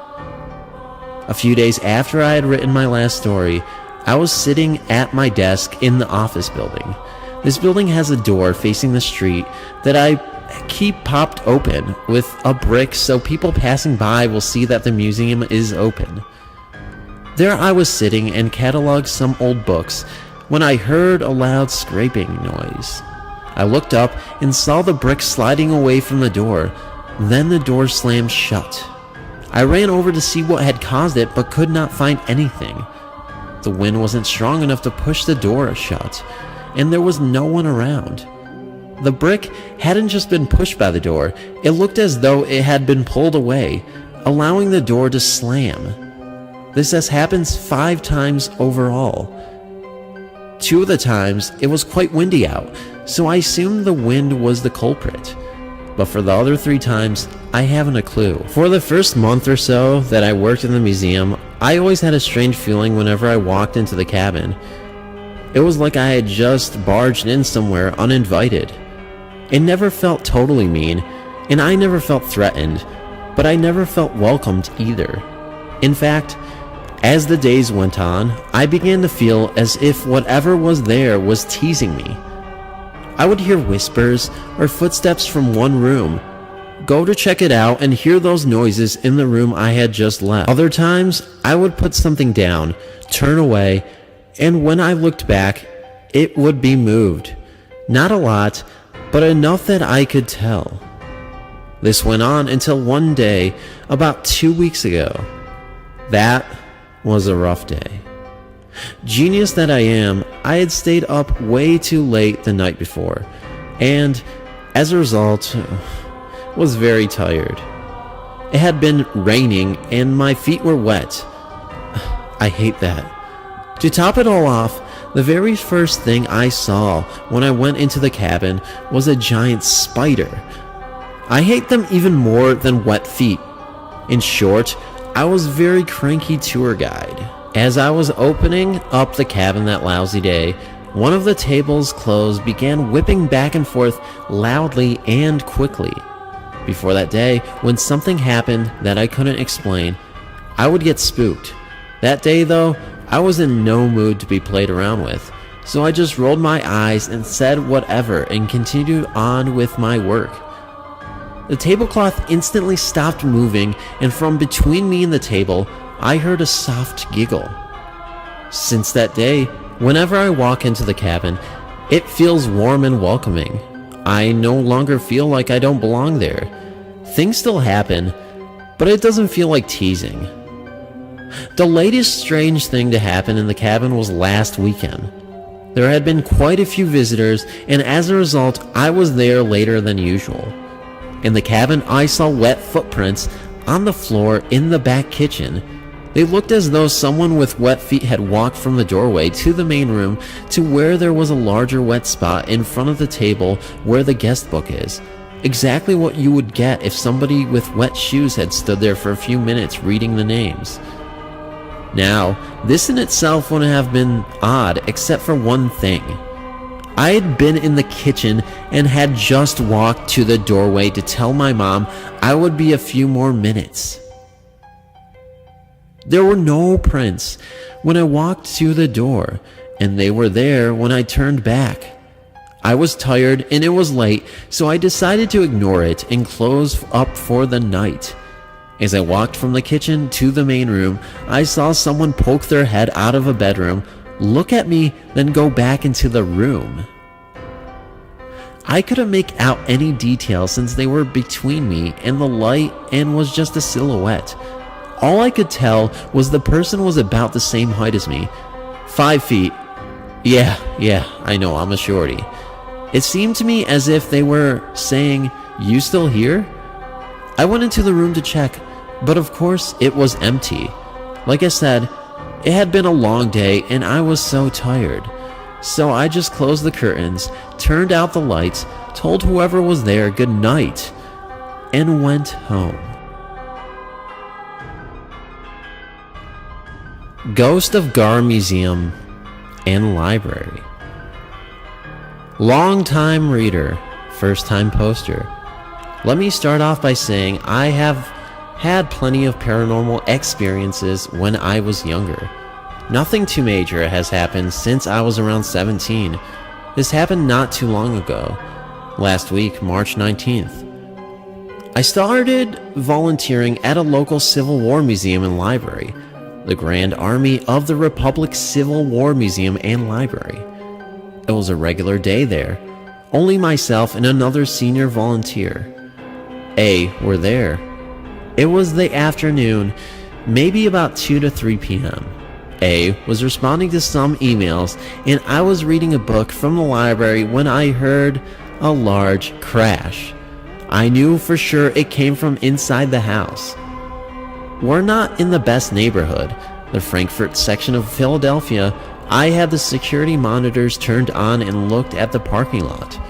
Our vehicles were fine. I told A I was looking outside. Nothing in the parking lot. The front was fine. I looked over the fence into the vacant house next door. It has no back door, so I thought maybe a vagrant or someone was in there stealing some metal. I went back into the car. I told A I didn't see anything outside. I checked the library area. That was fine. I went up to a storage where we had old newspapers. Those shelves are fine, nothing on the floor. I shut off all the lights there. Then I recalled someone looking at the piano to see if he would be interested in taking it. I went up to our meeting room, and that room and piano were fine. I shut off all the lights there and used the bathroom. I thought since A and myself were the only ones there, I'd leave the toilet seat up. We have a unisex bathroom. No more sounds were heard. A little while later, I had to use the bathroom again. As I was going through the library area, I noticed the light on the staircase that leads to the newspaper room was on. I have a good memory and always pay attention to detail. I knew for sure I turned this off. I flicked the switch at the bottom a few times and it wouldn't go off. I climbed the steps and shut it off at the top. I came back and flipped the bottom on and off again. This time, the bottom worked perfectly. I went up to the bathroom and, to my surprise, the toilet seat was down. I used the facilities and went back to the office. Then I noticed on the monitor a drape appeared to be broken on the 3rd floor. The two of us went up and the 3rd floor light was on. The drape was also up. I stood directly under the camera and it looked different. We did some detective work, and after digging around for a while, we found about 5 or 6 pictures knocked over. A said this was probably what we heard. We were on the 1st floor, office, nowhere near these pictures. This would have happened nowhere near as loud falling. The glass on the pictures, even one that fell on an exposed radiator pipe, were fine. We put the pictures back and left for the day. Later at home, I was wondering if there was any reason that happened. I checked on the internet and didn't see anything significant. No major bottles fought on this day or anything like that. We did have some weird items, including, but not limited to, a stuffed horse head and stuffed donkey head, blood-stained sheets from President Lincoln's deathbed, and some stuff from Andersonville prison. Then it dawned on me. Earlier that day, when reading, I had hummed a few notes of Dixie. This was my only experience there so far. I've only had been volunteering there for about a month. If happenings like this continue, it will be another reason for me to continue volunteering there. For those not familiar with the GAR, it's also known as the Ron House. It's on the National Register of Historic Places, Pennsylvania Register of Historic Places, and the Philadelphia Register of Historic Places. It was built in the 1790s and spent over 100 years as a doctor's home and office. It was also a Grand Army of the Republic post for a while before becoming a museum. A South New Jersey ghost haunting group was there a while ago and claimed they found 3 ghosts there. An angry ghost in the basement, a child who roams, and John Ron's first wife, Elizabeth, in the 3rd floor area. The ghost hunters had claimed John's wife, Elizabeth, had become angry during an EVP session when they asked if she was aware if her son and husband had served as Confederate doctors. I'll be up in their 3rd floor area tomorrow maintaining some firearms. I'll check those pictures again and post if there's anything significant on them. I'll also try to stay in camera view just in case.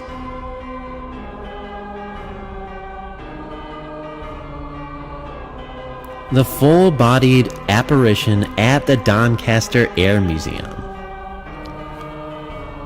Some years ago, whilst taking part in a ghost hunt at Doncaster Air Museum, I was in a group of fellow ghost hunters in the middle of a vigil, just calling out for some form of spirit communication.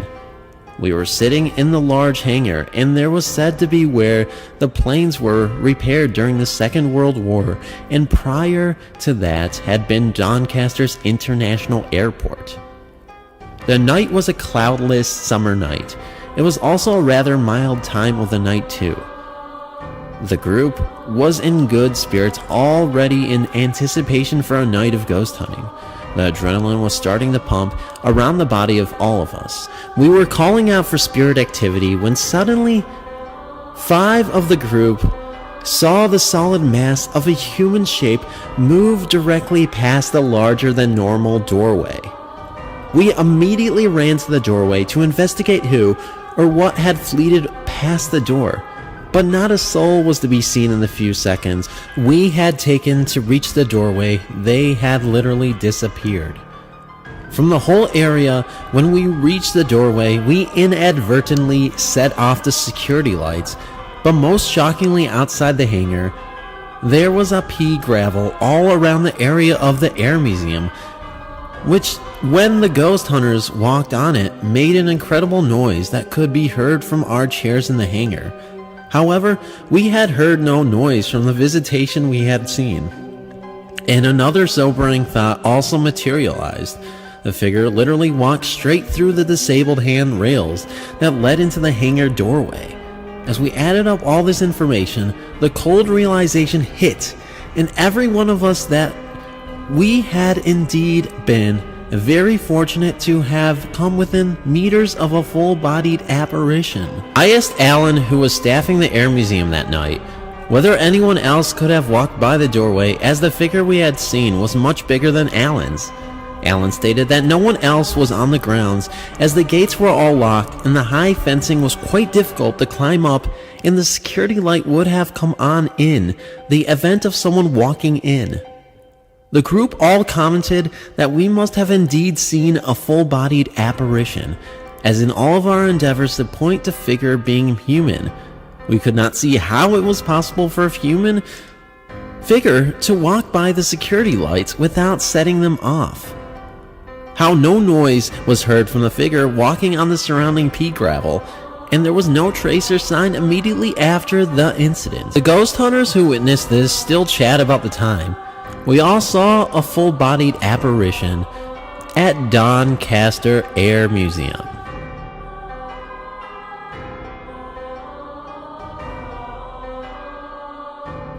Heritage Square Museum, California. I volunteer at a museum called Heritage Square in Pasadena, California. I've been volunteering there for 6 years. I've always known about Heritage Square. I live right up from the street from it. I grew up with it and always loved it as a kid. I only wish I had signed up sooner. I never felt anything as a guest. I guess I never really noticed. My mother would always feel stuff and would ask the volunteers about it. They were never allowed to talk about it, but they still told her off the record. It was not until I started to volunteer there that I would feel and see things. It did not take long for me to get all these things. It was always one house, the Hale house. Maybe because I was in that house a lot. The little boy is a playful boy. Fun too. Within the last 3 years, I started to notice stuff in the other houses. I never had been scared by anything that would happen to me in the house. I always enjoyed seeing the spirits or feeling them around the museum. Every now and then, the museum invites ghost investigators to come. I was invited to 2 of them. I was thrilled by it. I knew it would be interesting to go, and I would have fun and stuff would come up. The first one I was on was just the investigators and the museum staff. We got fun stuff. We were on our last house and did get stuff. One of the investigators and I sat down and started talking to see if anything popped up. Nothing much. Before I knew it, I had the cold chill on the left side of my body. I told the investigator. He sat next to me and felt it too, and he smelled cologne. I did not smell it. I asked him if it was Old Spice. He told me he wasn't sure. But I knew who it was. I said, "Is this Oscar Levy Thomas?" And it was my grandfather. We chatted with him for some time. I then realized the weird things and feelings I was getting earlier in that house. The chat was fun. The second investigation was one that was open to the public. I was invited to help out with that one. I was only glad I did not sign up for it. I was asked if I was going to do it. I said, I am broke and can't afford it. The person said, you don't have to pay, just volunteer it. So I agreed to do it. The night of that public investigation, they explained all the rules to the guests for the museum and told them who we all are. During that, I kept getting a funny feeling someone was looking at us or staring at me. Now guess which it was. It was the building across from the gift shop, the Hastings house.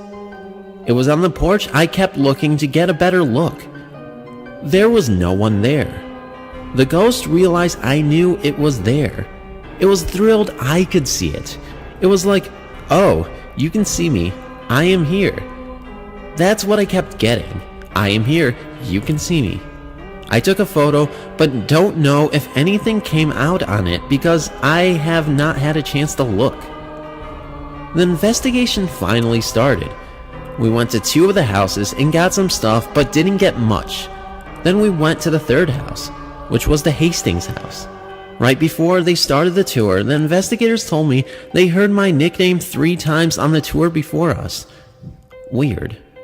We did our tour in that house. Some pulled out there, like a new toy they got for ghost hunting that they don't know how to use it quite yet. It was very cool. One of those things a spirit can talk into and you can hear them right away. It was speaking like crazy, then stopped. I asked if I could borrow it and I walked around with it and spoke like crazy with me.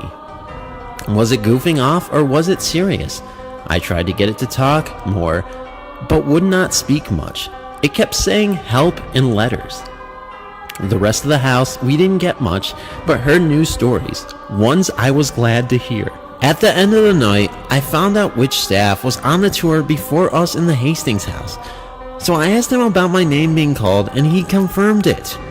weird. Ghosts seem to come to me at the museum now. I am scared of one of the museum that I've never been scared of. But since the first investigation, I am scared now. The Shaw House, the doctor's office, I still go in the dark and turn off all the lights and they turn on by themselves. I like the thrill of it and being scared. This is why I volunteered to go into the house to turn off all the lights and lock up or get things, because I like to see ghosts and so on. And I am not scared out of my wits quite yet. I have many more stories about that museum.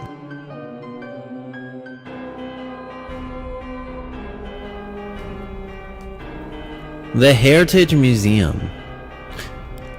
Hey guys, it's been a while since I've been on, but my son has a great story for you.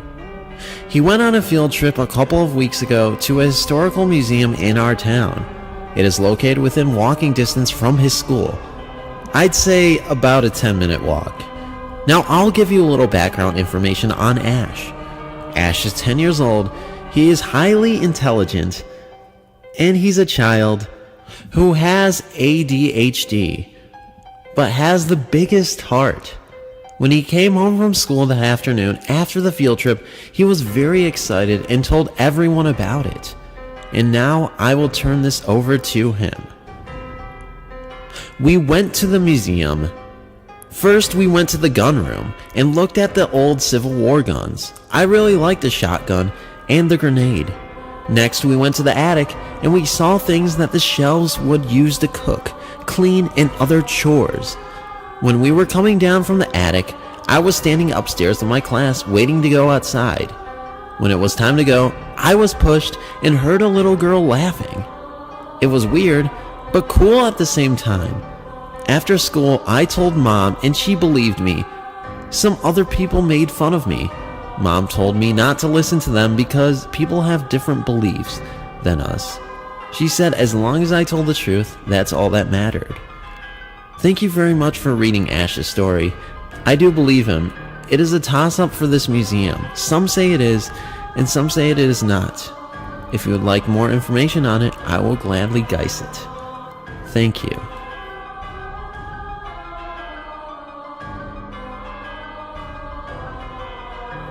The Museum of Witchcraft. This is an experience of when I was in Stratford upon Avon in May 2008 for my coursework. I was with my friends Rebecca and Chris, and we were a group having to do a lot of work.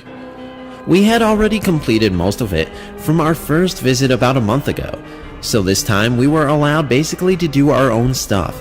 And since we were doing about tourism, we decided to visit some tourist attractions. The thing that I really wanted to do was the Museum of Witchcraft and Wizardology, and my friend Rebecca had promised that we would do it, and so we did. From the outside, it looked really good and interesting, and when we went inside, the woman at the desk was handily dressed as a witch, and there was Harry Potter and other scary music playing. It did seem a little corny, but I was a little bit scared, and so were Rebecca and Chris. Once we had paid, the woman told us about it and how it was one of the most haunted buildings in Stratford, and that priests and ghost hunters had visited it and made contact with spirits there. She then warned us that we should hold on when going upstairs, as they had a spirit that liked to push. We set off and looked at the exhibitions, reading the handy leaflet as we went. The museum was tiny and basically set up in someone's house. It was a bit scary, and we did all feel a push when going upstairs or down them. Some of the rooms provided lots of information and scares, but it was still a bit cheesy thinking back. However, there was one room that I really didn't want to go in. I don't know why, but something about it made me freak out and I couldn't go in. Rebecca said that she felt in, but Chris, being man, went in first and showed us all that there was nothing to be afraid of. He went in and me and Rebecca followed. I was shaking and holding onto Rebecca's arm with such a tight grip. Eventually, I calmed down and felt a little bit at ease, but we all felt like we were being watched. We couldn't read the booklet because it was so dark, but we had a bit of adventure, and then I left and waited in the corridor, which was alright. In some rooms, you could feel a pressure, a bit of a panic, whether it was just me. I was scared shitless, and I hated it. When we did leave, we sat on a bench and read the booklet and read some of the stories about ghosts in the rooms. It was scary. Almost every room was said to have had a ghost of some sort in it, and a lot of people had seen them. We hadn't seen anything, just felt things, and I didn't want to go back to any room. After spending some time there, I came back home. I know this probably wasn't the most scariest story in the world, but I appreciate you reading. I used to be a police officer for the city of San Benito, Texas. One night, my shift was working 11 to 7, graveyard shift, when I heard one of my fellow officers call out over the police radio at about 2 or 3 a.m. that he was going to check out what appeared to be a fire within the fenced area of the Old City Cemetery, which is located on Old Sam Houston Street. I then advised our dispatcher that I would be en route to back up my fellow officer. I was across town, so I'd traveled about 2 to 3 minutes tops when I heard the officer say 10 to 8, which means back in service. I then thought to myself, why didn't he call for the fire department? So I then called him over the radio and told him to meet me at the parking lot of the Blockbuster video store. When he pulled up to my police unit with his patrol car, I could see that he had a scared look on his face. I asked, "Hey, what happened at the cemetery?" And he said defensively, "I don't want to talk about it." I again asked him what happened to the fire, and he said again, "I don't want to talk about it," and drove off in the police unit. I thought to myself that I would give him the chance to clear his thoughts from his head, so I waited to the end of the shift to ask him what had happened.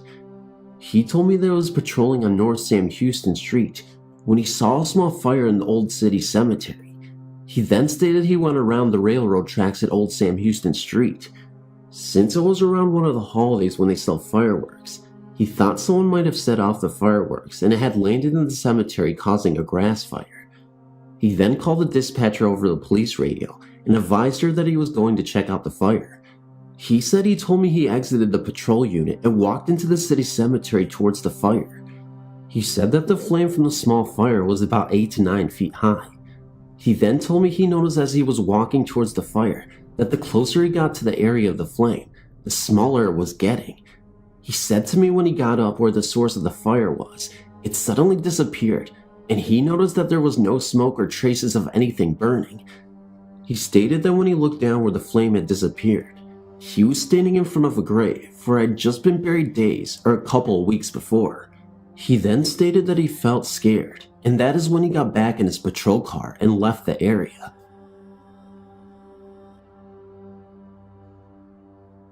This occurrence is my one and only paranormal experience. I'd love to have more. For the past year, I've had a part-time job working for our ambulance company. This company is one of the few running combination funeral home EMS services in the region. One day, I was sitting in the ambulance bay, resting between calls. The ambulance bay is in the same building as the embalming and body preparation area. I was in a meditative state, but had my eyes open.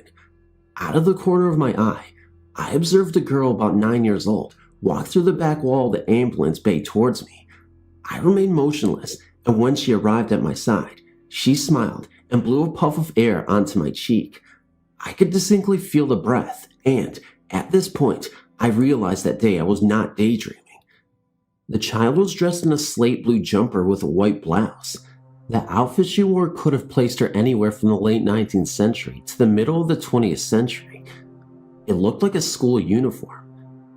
She was slender, with mousy brown hair and dark eyes.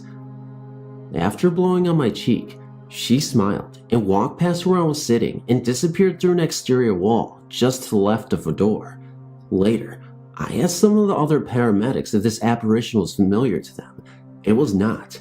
However, 2 of the medics stated that they have seen and or heard ghosts in the ambulance bay building and an adjacent former residence, now used as a dispatch center. Although I've tried sitting in the same place and being quiet and meditative, I've failed to see the little girl again, but I will keep trying. There was no fear involved with the paranormal event, only a sense of love and gentleness. Thanks for reading.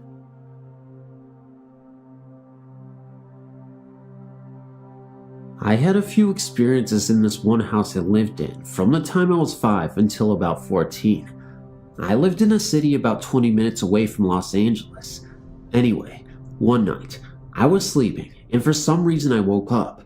I don't ever wake up in the middle of the night.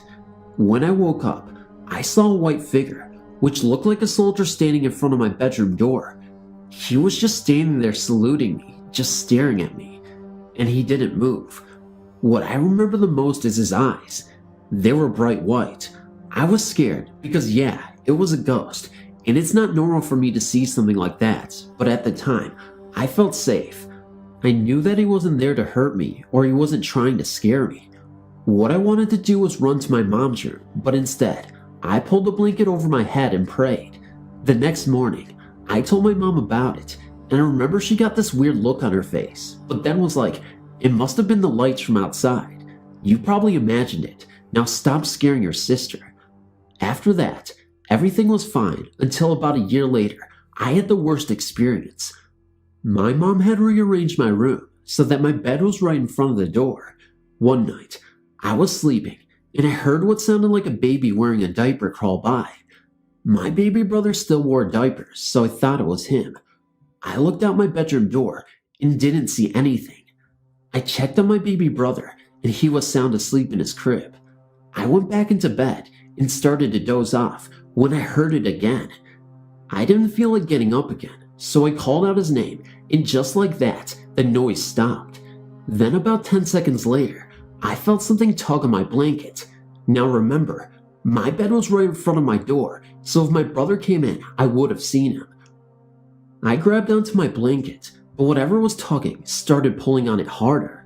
I was so scared, but I wasn't about to let whatever was pulling me on my blanket take it. That's my favorite blanket, so I laid on top of it. Then the tugging stopped. I guess I passed out because I woke up again on top of my blanket. Something had woke me up. I didn't know what though. Anyway, I had long hair and it was hanging off of my bed because of the way I was laying. All of a sudden, I felt like something was pulling my hair very gently though. Then all of a sudden, it felt like someone had started at the top of my head and put their fingers through my hair, but it didn't feel like fingers because it scratched my head. It was sharp. I know I was not imagining it either because my head jerked back since I had a lot of tangles to my hair. That was it. I ran so fast out of my room. I ran into my parents' room crying hysterically. It took them a while to calm me down. When they finally did, I told them what happened. Again, my mom told me it was my imagination. I was not imagining it. Well, I slept on their room floor for about 6 months after that. There was no way I was going to sleep in that room. That was the last time anything bad happened like that. I remember I was always freezing in my room. The rest of the house would be hot, but as soon as you would go into my room, you were freezing. No matter what time of the year it was. One day, me, my mom, my brother and sister came back from my aunt's. I was the first to walk in. My mom was right behind me, and bro and sis were still getting out of the car. It was dark in the house, so I was walking to go put the light on, when out of nowhere, this bright white ballish figure flew straight from the kitchen into my room. My mom saw it too, because I looked at her, and all she said was, "Don't say anything." We finally moved when I was about 14. One day, my mom and I were talking about that house, and I brought up that soldier I'd seen. That's when she finally told me what happened. The street we lived on had this one gang. They were always doing drive-by shootings, fights, and cops everywhere. Anyway, a year we both moved in, I guess there had been a little shootouts between the gangsters and the cops. Well, a cop was shot, and he crawled up to my front porch to get help, but before an ambulance could get there, he died right there on the steps.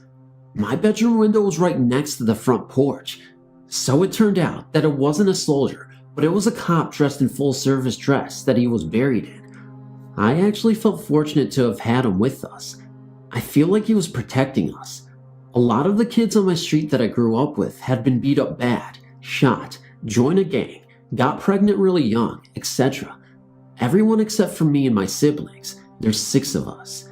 It was a dangerous neighborhood, but I always had this feeling when I was in that house, like I was safe and I had nothing to worry about. But at the time, I always felt like something or someone was watching me. Well, that's my story.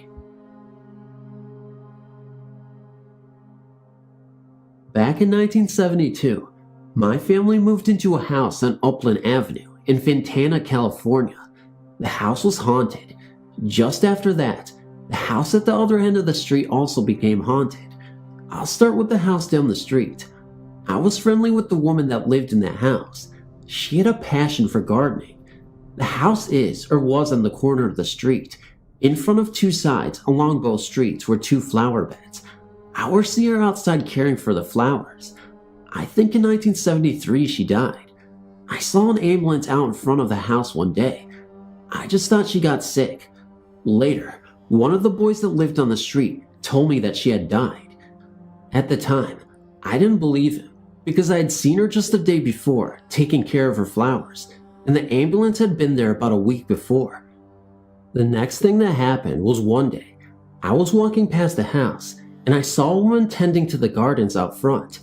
I stopped to say hello to her. To me, she looked just like the woman that had lived there all along. I told her I was glad that she was better. She told me that she had not been sick and that she had just moved in. I don't know if I ever saw her again. A couple of years later, a family with a boy moved into that house. In the meantime, I was still seeing the first woman from time to time. I didn't know at the time that a family had moved in.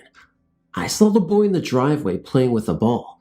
I told him that the woman that lived in the house would not like him playing with the gate open, and she said she would be mad about it. He then told me that he lived in the house and could play in the driveway if he wanted to.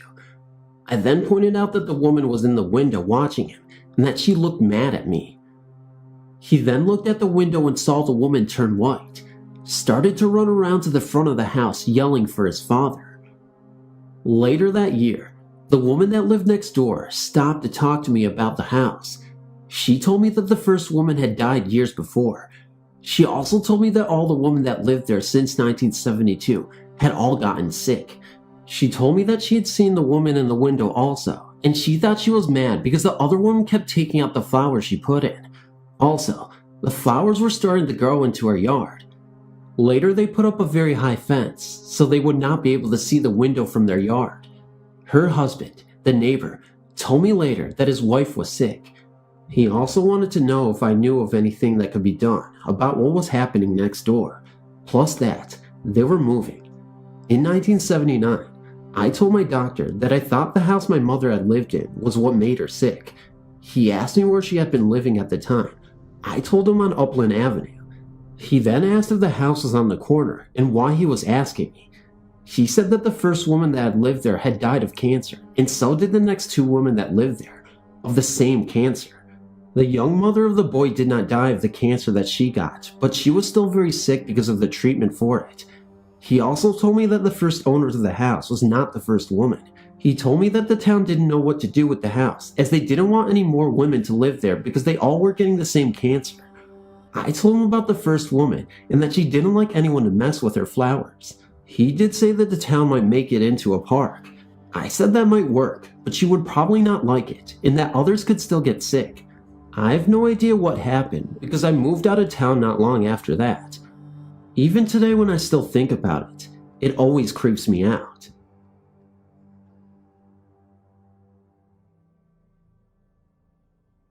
I'm 28 years old and am currently an honorary member of a volunteer ambulance corps in New Jersey. Honorary because after 10 years of active service, I resigned to pursue training in advanced life support as a paramedic. After 4 years as a paramedic, I left EMS to focus on what always has been my full-time career, a credit rep for a major electronics company. These stories have taken place over years and are not daily occurrences, and while other members have similar stories, I will not speak for them. Fortunately, I've had witness to see some of these happenings. Most of the occurrences seem to focus around the garage area of the building, where the ambulance is parked. I happen to believe a man and a woman occupy this building. I believe this because of the following. While watching TV alone one night, I had a strange feeling that someone was watching me. Out of the corner of my eye, Standing by the door leading from the building room to the garage, I saw someone just standing there. When I looked, no one was there. This happened a couple of times over about 45 minutes, and upon glancing a third time, I made out some features. It was a man in his late 30s maybe, standing about 5'10" with full dark hair and a mustache. I left for the night at this point. This was fall of 1992 if I'm not mistaken. In 1991, I was sitting on the couch with my girlfriend at the time watching TV again. We distinctly heard the door from the garage to the outside slam shut. It was a wooden door at the time and unmistakable with its sound. When no one entered the meeting room, we wondered what member may have come down. When no one came inside, I went into the garage to look. There wasn't anyone there, but heard the door slam once again back inside the meeting room. This continued about 5 times. The last time, when my back was turned and standing about 12 feet away, there wasn't anyone in the garage or outside. Nicole wanted to leave pretty quickly. In the spring of 1994, I think, I was again on the couch with yet another different girlfriend. The door to the garage was propped open when we both heard the sound of footsteps coming from the garage. It sounded a little odd in the sense that it almost sounded like someone walking on leaves.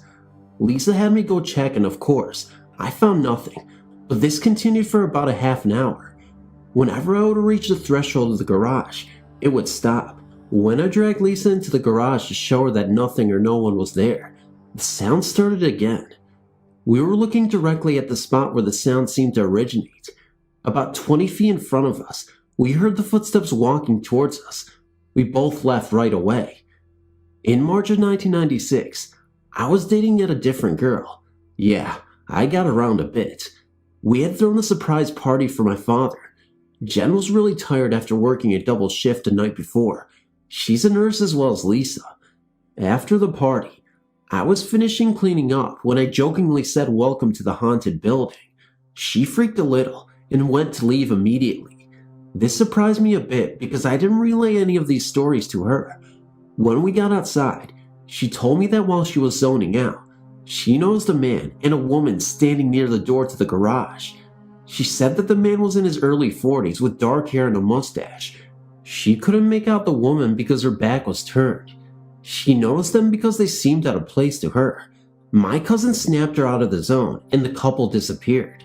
She didn't see them again, and nobody at the party fit this man's description. As I walked into the building through the back door one evening, I heard as plain as day a woman speaking. I simply thought someone left the TV on. When I stepped over the threshold, the voice stopped and the TV wasn't on nor anyone was in the room. There was no remote to the TV, so nobody could have turned it off from afar. I walked across the room to the garage. When I walked through the door, I noticed 2 friends, Patty and Allison, standing outside near the door. Looking rather shaken, I asked them what was wrong. They said they both heard a man's voice distinctly say Allison, twice, only moments before. They accused me of playing trick on them, although I did not. This was the summer of 1996. I have heard conversations take place in the garage a couple of times when no one was around. I could never make out what was being said, but it did sound like a male and female. Whenever I would walk into the garage, it would stop. Additionally, there have been instances when the light on the phone would blink on and off, as if someone was picking up and hanging up the receiver in another room. This happened when either nobody was present or anyone was present in the meeting room together. This, of course, could have been an electrical problem, but who knows? Thanks for listening to my story. This is less of a haunting and more of a notice that a friend is not completely gone from me. Back in May of 97, my husband's, then my fiance's, mother died. In April of that year, on his birthday, she had artery bypass surgery of her leg. Unfortunately, soon after she came home, the site at the top of her leg where the graft started opened up and bled. That time, she survived. The wound wouldn't heal, and it had got infected. In May, it hemorrhaged again. This time, it was so fast that in less than 5 minutes, she could not speak or respond to my husband next to her. The EMS got there just as I had gotten downstairs. She started to go into coronary arrest in the ambulance in front of the house. I had to drive myself to the hospital. Not too long, we got the word that she had died. Both of us were in shock. She was only 69. I thought it was so unfair. I loved her very much and had only known her for about a year. She was always so good to me, a very good friend and mother to be-in-law. It just wasn't fair. Now, so you know, I am an atheist. I have a very hard time when loved ones die because I don't believe that I will see them again. But every time something happens, I kind of look to God for solace. Somehow, my faith returns, if only to get me through a difficult time, to which I cannot control. I pray to her, hoping she would hear me, if there is a place for those who have passed on. I asked her to give me a sign, if she was okay, and if there was another side. One night, I was alone in my bedroom. Since I am an artist, I thought that making the thank you notes for her funeral would be a good tribute to her memory. As I was sitting there, I said out loud, "Rose, I'm making your cards. What do you think of them?" At that moment, I hear a noise from the stairs that traveled into the room, to the wall next to where I sat. I didn't feel scared. I'm a scaredy cat by nature, just happy. Then, just as the sound ended, a puff of cold, gentle air hit my back. Okay, so I had the air conditioner on, and that is behind me to my right. So, I sat still waiting for yet another increase in air movement. Never happened. Now, this house is very creaky and noisy, but I've never before or since heard this traveling sound. Well, I had to go to work for the next week. While in the car, I asked Rose to once again give me a sign. The other one wasn't too convincing. I had to be sure. One of my husband's friends told us a hilarious story about the first time he met Rose. She was a short second, generation Italian American. She was cooking dinner when he came over. He told us that he went to say hi to her when she looked up at him with fish in both hands and said schmelts. She was basically asking if he wanted smelts for dinner, but the friend exaggerated it in his telling. He told me about that while she was still alive. While in the car, I noticed that I had not turned on the radio yet. That is rare. It goes on right after the engine. I turned it on. A DJ said schmelts exactly the way the friend did. Then everyone on the station laughed. I did not catch the ending of a word. It was start and finish. They were indeed talking about smelts. Now, I didn't convert, though I do think more of her as being alive somewhere else. What I don't understand is why this is only with her, and not with my grandmother who died the year before, or my husband's father who died 2 weeks before our wedding. By the way, my wedding gown is cursed. The day before Rose died, I bought it and showed it to her. The day I tried it on for a fitting, after my bridal shower, Joe, my husband's dad, goes into the hospital, never to come home again. The day of my husband's bachelor party, Joe dies in a nursing home, close to my final fitting. Not too long after my wedding, my dear seamstress was battling cancer died. That was the last dress she worked on. I don't believe in curses, but this one takes the cake. Just so you know, I'm hearing a number of bumps that normally don't occur here, so maybe I'll stop now. I'm starting to get freaked out. I've been a reader of the Shadowlands for quite a while. This is a story that my people of the Keskadena First Nation in the southeastern part of the Yukon experienced. They experience spirits that can imitate people, animals, and even vehicles sometimes. These are called Frozen Voice, or Gitsi in the Kaska language. As I was growing up, I've heard many stories concerning the Frozen Voice. These spirits can imitate a person that you know, or an animal, and even machinery. Well, the interesting part is a person could not see these spirits, but animals can. This story was a while back, and thinking about it again sends shivers up my spine. Well, my cousin was traveling to Watson Lake from Ross River, and their vehicle broke down late at night, so they decided to stay at this abandoned cabin nearby. As they were getting ready to sleep, they could hear voices inside the cabin, which sounded like a dog walking around with long nails. It also sounded like it was bumping into things, like a pop can in the darkness within the cabin. My cousins quickly turned on the flashlight to scan around the room, hoping to find what was causing the noise. Yet, he could not see what was happening, but the noise continued. My cousin's father knew about what was going on and told him to just ignore it. The spirits can sense fear, and will get even worse. That's how my cousin was feeling and getting more scared, and that is when they started to hear noises going up and down the stovepipe, like a squirrel. The scary thing was that the stove was going at the time, and you could see the redness from the fire inside.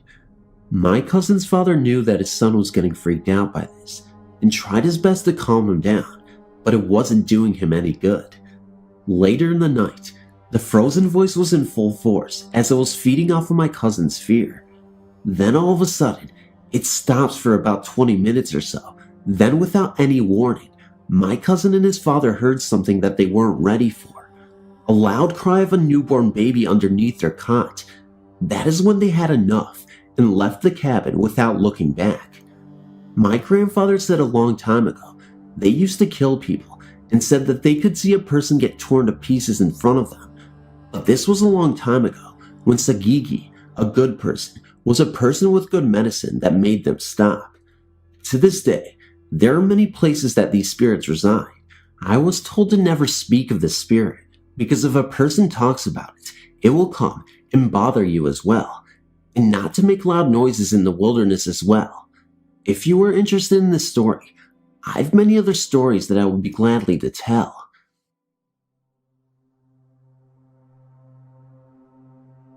I have never seen a ghost, but have felt the presence of one a few times.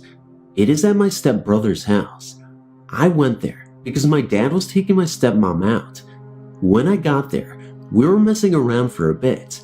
Then we sat down to watch TV when we heard banging in the bedroom above like a ball bouncing. We experimented with the ball and found the sound was just like that. I was scared and the room was freezing cold, not because of the ghost, because she forgot gas and couldn't get it anywhere. The next time I went, it was worse.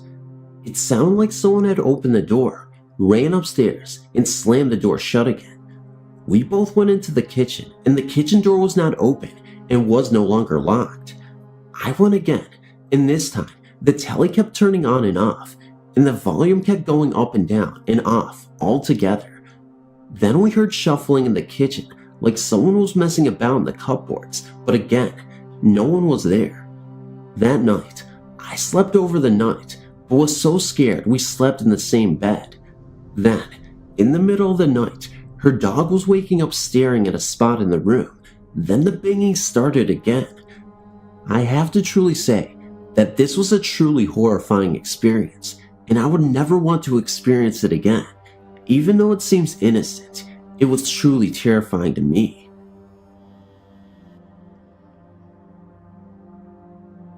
Me and a group of friends went to a small college up in the mountains of Pennsylvania called Manfields University. At night, there was nothing to do, so we would sometimes drive a half hour or so to random graveyards in the middle of nowhere. One night, we drove up to a graveyard, which I think is west of Mansfield.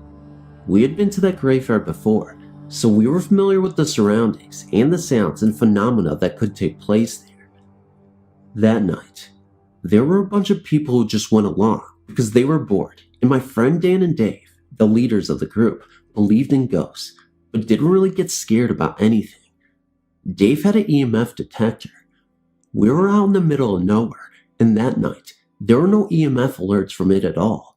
Some of the people we were with, mainly one girl, was very disrespectful, and while we were there, the EMF detector started going off with strong readings, and right about that time, we heard a growl, or shaking or both, coming from the graveyard. Needless to say, the people that usually weren't scared ran to the cars along with me and my girlfriend, and we drove away as fast as we could. It turned out later that we found out that the disrespectful girl couldn't hold her bladder and went to the bathroom in the graveyard. I think the spirits didn't like that, and that's why it happened. It was the freakiest night of our lives. We went back to that cemetery again, and nothing happened because unlike that girl, we're always respectful of the spirits. I just wanted to relate this story to you and see if you've encountered anything similar. Thanks for listening.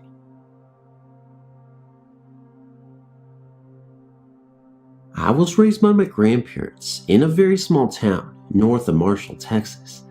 At the time of my grandmother's death, I was engaged to a man that I'd been dating for a few years.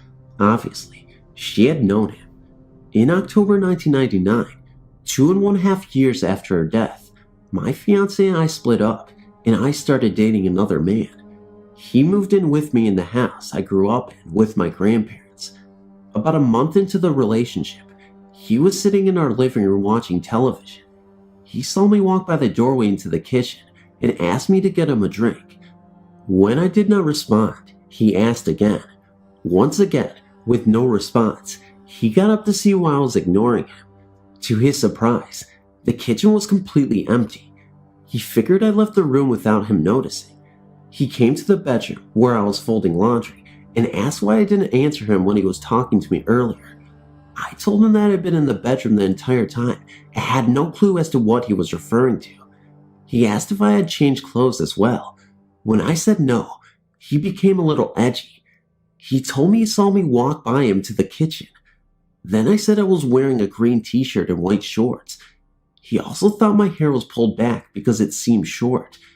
What he was describing to me was how my grandmother usually dressed when she was alive. She had short hair, and she always sat at the kitchen table to read while my grandfather watched television in the living room. I told him this, and he got a little nervous.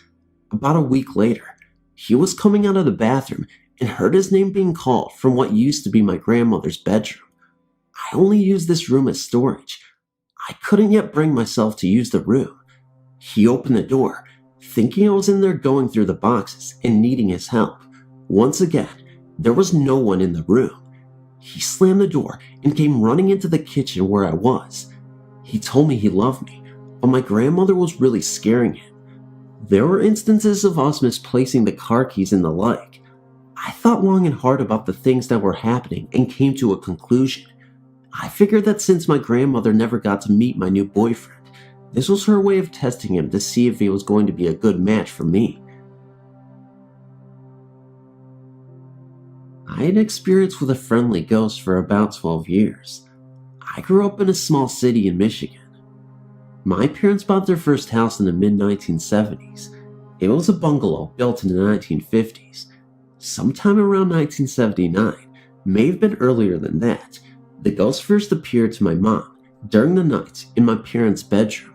The ghost was a man in his 30s. My mom was the only one who had ever seen the ghost.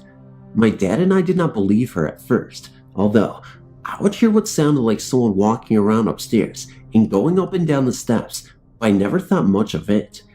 My mom would not tell anyone about the ghost because she thought people would think she was weird. The ghost would put different items in different places, or she would not be able to find an item for a long time, and then suddenly, it would pop up where it was supposed to be. The ghost would go to work with my mom. She owned a hair salon, and when she was there alone, the hangers on the coat rack in front of the salon would move, like someone was playing with them.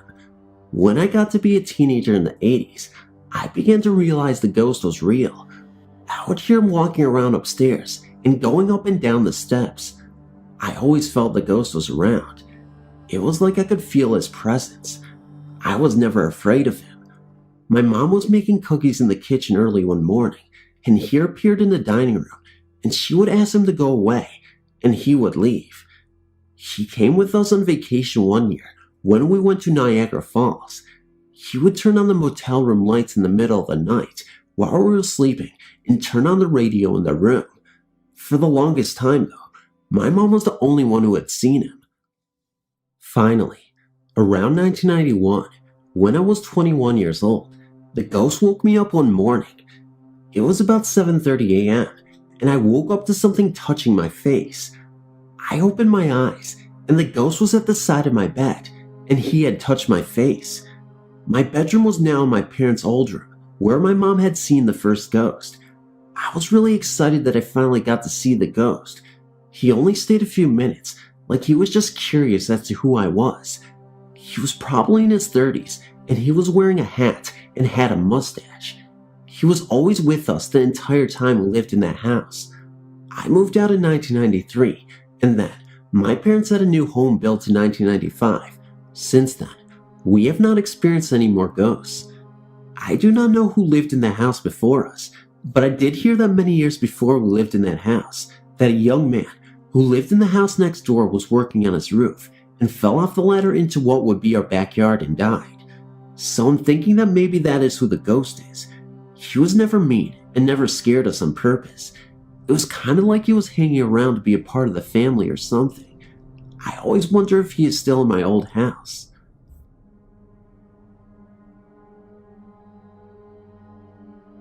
My parents bought some underdeveloped land in the country, in southern Texas in the mid-1970s, and built a 3-story house, 2 above ground, 1 below.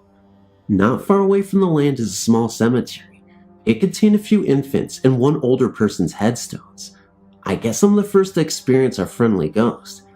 While up late at night reading, I heard some cabinets in the kitchen right down the hall open and close, but couldn't see the kitchen light on under my door. I immediately got up and went into the kitchen and turned on the light. No one was there, and after talking to my family the next day, no one had gotten up in the middle of the night. My parents' room was above mine, so I always heard when they walked across the room and down the stairs, and my brother's room was right across the hall. I'd have run into one of them when they had been up. My family started teasing me about hearing things. My next experience was when I was home alone. I was in the living room reading. The couch was against the wall with the stairwell going up. All of a sudden, I heard steps coming down the stairs. I was so terrified. I slowly looked up, expecting to see a hand on the handrail. Getting up my nerve, I walked up to the front of the stairs, and no one was there.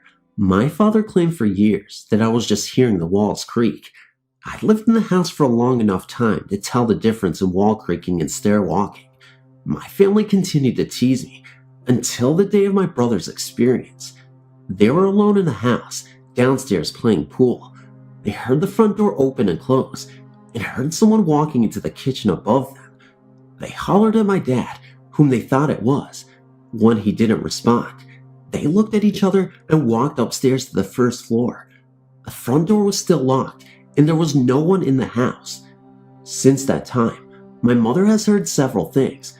My father has heard a gonging in the house, something you just don't hear out there in many instances. My parents have both felt someone kneeling on the foot of their bed while they were in bed and not asleep. When the light was turned on, no one was there. Now they don't tease me anymore. We just joke about Casper, our friendly ghost. We've never seen him or her, but we have heard plenty of noises he or she makes. Anytime I'm visiting now and am there alone, I always walk in with a greeting. Hello, Casper. I'm home. As the home was built by my parents, and we don't really know the history of the land, we've no idea who it could be.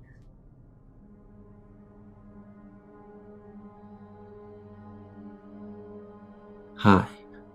I have an experience I would like to share, and perhaps get some answers to my questions. 3 of us went to check out the Amity Hall Inn, listed in your Pennsylvania hauntings directory. 2 adults and 1 teen. We didn't intend to enter the building or take any photos. We just turned around in the parking lot and shined the car lights on it. We didn't see anything there, but we smelled a freshly opened can of coffee and an odd smell, like a decaying smell. We were only there for about 5 to 10 minutes and left. We proceeded back on the highway to Lewingstown, Pennsylvania. About 3 to 5 minutes after leaving the inn, we saw a bright light flash in the passenger side of the window, but there was no cars on the highway at that time.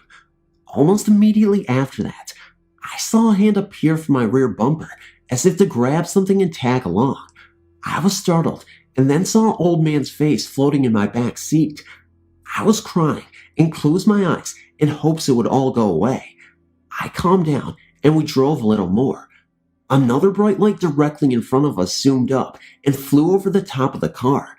We heard something let loose from the car and sounded like a large rock hit the bottom rear end.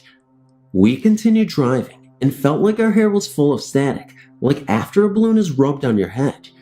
There were tingly sensations all around. It lasted almost the whole trip home. We pulled in at our local 24-hour grocery store and checked out the rear end and passenger side of the car. My hubcap looked like someone put an auto-body grinder against it. We found some scratches on the paint and a small handprint on the rear passenger window. The handprint was made from the outside, so it was not made by the teen in the car because no one of us got out of the car until we got to the supermarket. I've had many ghostly experiences, like ghosts following you house to house, but never one that tagged along on a moving car. Can anyone please tell me what may have happened and why? Thanks for reading.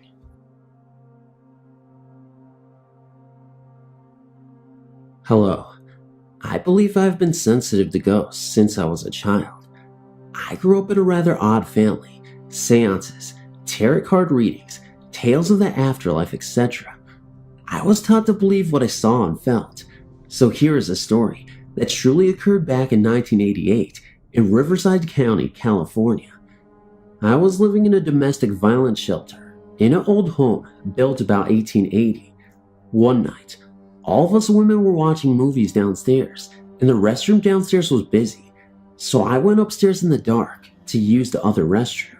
Well, there at the top of the stairs was a latching gate that was to remain locked at all times because of the small children.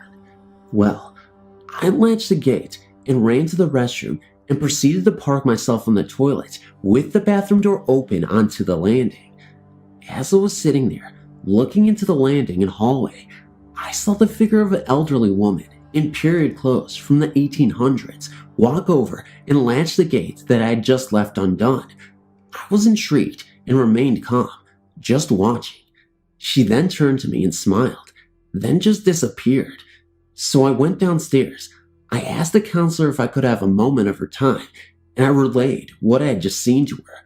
She said that yes, the house was haunted by an elderly couple whom they believed to be the original builders and owners of the home. She said that yes, she hoped I would keep this to myself. She did not want the others to be frightened, but she said that many people had seen the ghosts, and they all felt they were benign and only watching out for the children. The other thing that occurred here was that my 3-year-old son began talking and playing with someone I could not see, but to him, this child was very real. My son would sit out in the backyard apparently talking to himself, entertaining himself. The counselors even remarked how well he played by himself for his age, but upon closer examination and observation and listening, I began to think he could see something. So I asked him on one day, who was he talking to? And he said, my friend. I said, where is your friend? And my son said, you can't see him? He's right there. So I proceeded to ask my son other questions, and he was adamant his friend was there. So, this leads to a question that I have. Once we moved into our own apartment, my son insisted that his friend had come with us. He had me set a place at the table for him, and he was always talking to someone. Is it possible that this little ghost followed us to our new home? This took place about 1.5 years, then he was just gone. To this day, my son, who is 20 years old now and in the army, he still tells me his friend was real, at least to him. I just wanted to share this, maybe get a little feedback. In June 2000, my husband and I moved into the Treehouse Apartments in Conroe. I was 4 months pregnant with our first child and really excited to move into a 2-bedroom place. We had the time of our lives decorating the nursery. I started noticing strange things about 3 weeks after we moved in. I was taking my afternoon nap while my husband was at work when I suddenly awoke to find a child calling for mom. The sound was coming from the nursery. I opened the door to find nothing out of the ordinary and just dismissed it as our downstairs neighbors. The thing was, it happened at 1 p.m. The children downstairs were still in school. We had a kitten at the time, and he acted as cats do. After that incident, he began to act very strange. He would hide under the furniture of whichever room he was in. I had to start feeding him under our bed. We didn't have a washer and a dryer, so we took our laundry to my in-laws' house and stayed the night. When we returned the next day, our television was on. This was strange because the television was plugged into an outlet that was controlled by a switch. We left the switch off. When turned on, the TV automatically came on to channel 3. You had to turn it to channel 4 to get the cable box to work. Also, the channel on the cable box had been changed. No one else, older than the apartment complex, had a key to our apartment, so it was really strange that this had occurred. We never saw anything like a ghost in the apartment. It was just those 2 incidents. After that, I had to put the litter box under our bed as well. My poor kitty would not leave the security of under the bed. One night, while we were sleeping, my cat jumped up onto the bed with us, yowling loudly. We could not get him calm, and he refused to come out from under the covers. We moved by the end of the week. I've had a few encounters with what I considered to be ghosts, but this was by far the scariest. In June 2001, my husband, son, and I moved into Bay Harbor Apartments in Baytown. The week before we came, there was a shootout between the police and a resident, and that apartment was still boarded up and had many visible bullet holes in it. Our apartment was a few buildings over, closer to the back of the complex. A couple of months after we moved in, we started noticing things in our son's room. He was 1 at the time and still slept in a crib.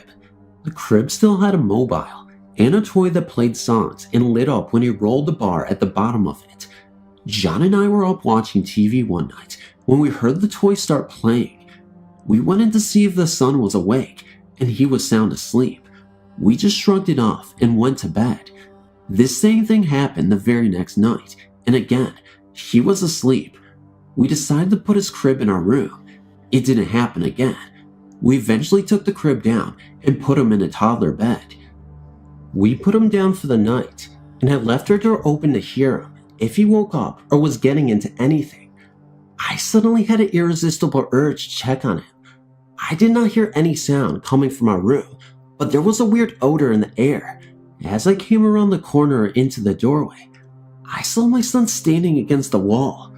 We had a very heavy lamp on the right side table between our beds. The lamp was laying in the middle of the toddler bed on its side. The bulb had burned through the shade and was beginning to burn the top sheet of my son's covers. There was no possible way the lamp had fallen or been knocked over and landed in that way on his bed. It was equally as impossible for him to have picked it up and put it there himself. I removed the lamp from the room, and our son began sleeping in bed with us. I had his old room set up as a playroom, and he would stay in there all day long. One morning, he fell asleep on the couch, and I left him there for his nap. I was making my rounds in the apartment, doing my daily cleaning. When I finished his playroom, I shut the door behind me. There was no person or animal in that room when I left. My son's great-grandfather bought him a toy that had a motion sensor in it. When it was activated, the toy would whistle and say, "I love you." As I was in the kitchen washing dishes, I heard it go off. Thinking my son was awake, I opened the bedroom door. I saw nothing. I shut the door again and went to check on my son. He was still asleep on the couch. During the course of his 1-hour nap, the toy continuously went off. I went into the room, grabbed the toy, and changed the batteries. I thought this would solve the problem. It did not. I finally took the batteries out and removed the box entirely so that there would be no way it would come to life again. The majority of toys that he played with were moved into the living room. No one ever really went into that room again. I remember what happened before we moved in, and I went to ask the management if anything similar had occurred in our apartment. I was told that management had recently changed, and the current people had no record of anything happening there. We stayed until our leave was up, and then we got the heck out of Dodge, our lease ending permanently after that. Hello. I thought this experience was worth sharing, as it freaked the hell out of me and a few people I've shared it with. I was 19 at the time, and me and my best friend Sally had just moved into a flat in an old, dilapidated building block of flats. The flat was a bit run down, but we were really excited about redoing it, and we were so happy to have a place of our own at last. It was the middle of July, so we weren't thinking of school yet. Sally was working at her day job at the local department store. I was alone relaxing with a cup of coffee in front of the TV in my bedroom. Despite the hot day outside, I found myself shivering. An intense cold air had filled the room. Suddenly, the end of my bed sank as if someone had sat down beside me. I was really freaked out and ran for the main room. It was warm again, and I was filled with relief. I didn't tell Sally because I didn't want to sound stupid. This happened at least a dozen times in the next week. I was so sick of it, I even thought about calling an exorcist, but I knew that I didn't have much to tell him. One night, I woke up to find an old man sitting on the bottom of my bed, looking at me. I tried to scream, but nothing came out. Eventually, he disappeared. This happened several nights in a row. I was so freaked out, I knew that there was only one man for the job, the retired priest that lived down the road.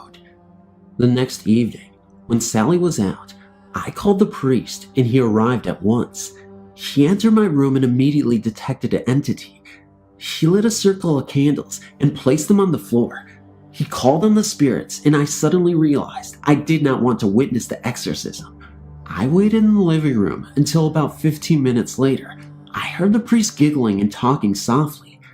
I didn't know what to do, so I waited until about 10 minutes later when the priest emerged. He said it's going to take a lot longer than expected and that he will return this time next week. This went on for the next 2 months until I finally asked the priest what was going on. I demanded to know. I've been afraid to sleep for the past 8 weeks, for God's sakes. He finally expressed and told me he had been having an intimate relationship with my ghost. I couldn't believe it.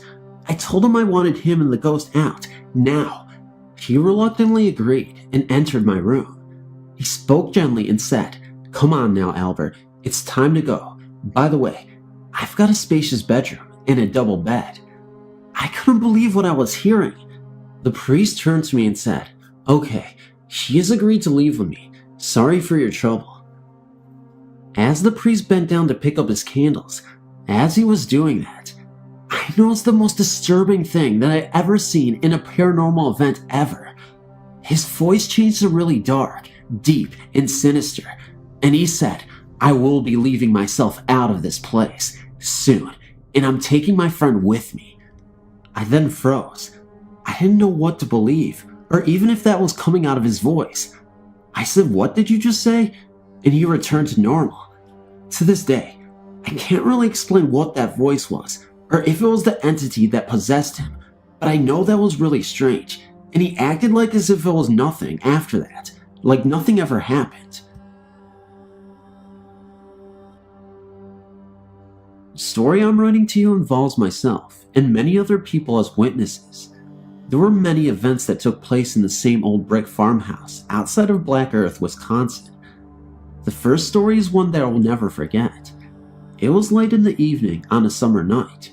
My friends and I were playing a game in the old farmhouse. Beth, the girl who was living in the house at the time, decided to go to bed.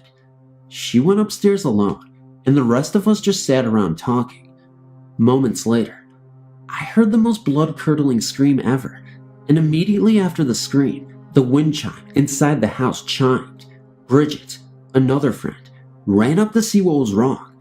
They both came back downstairs, and Beth told us what happened. She told us that she was laying in bed, and she saw the shadow of a man in her doorway.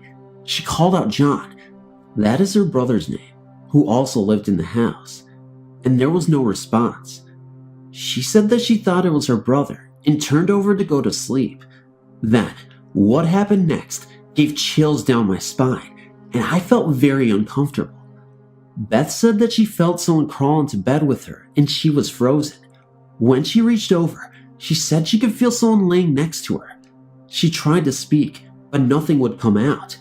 My sister lived in the same room for a while. She said she never saw anyone in her room. She did, however, notice imprints in her mattress as if someone had been sitting there. She also saw a man with his head bent down in an old car on the property. One other night, my sister, a friend named Scott, and myself were having a few beers, and Scott asked to use the bathroom. We told him it was at the top of the stairs, so he relieved himself and came back down and told my sister that she left her curling iron on, but that he turned it off. A little later, my sister went to use the bathroom and returned and said that Scott must have not turned off the curling iron because it was on when she went in there. We didn't think much of it, but when my sister went to the bathroom again, it was turned back on. No one else was in the bathroom between her visits, and no one else was in the house. In May 2001, I got a job working as a dispatcher for a cab company. Adjacent to our office was this garage, and it was 10,000 square feet. This company also had charter buses. When I first started working there, the owner told me I might hear weird noises.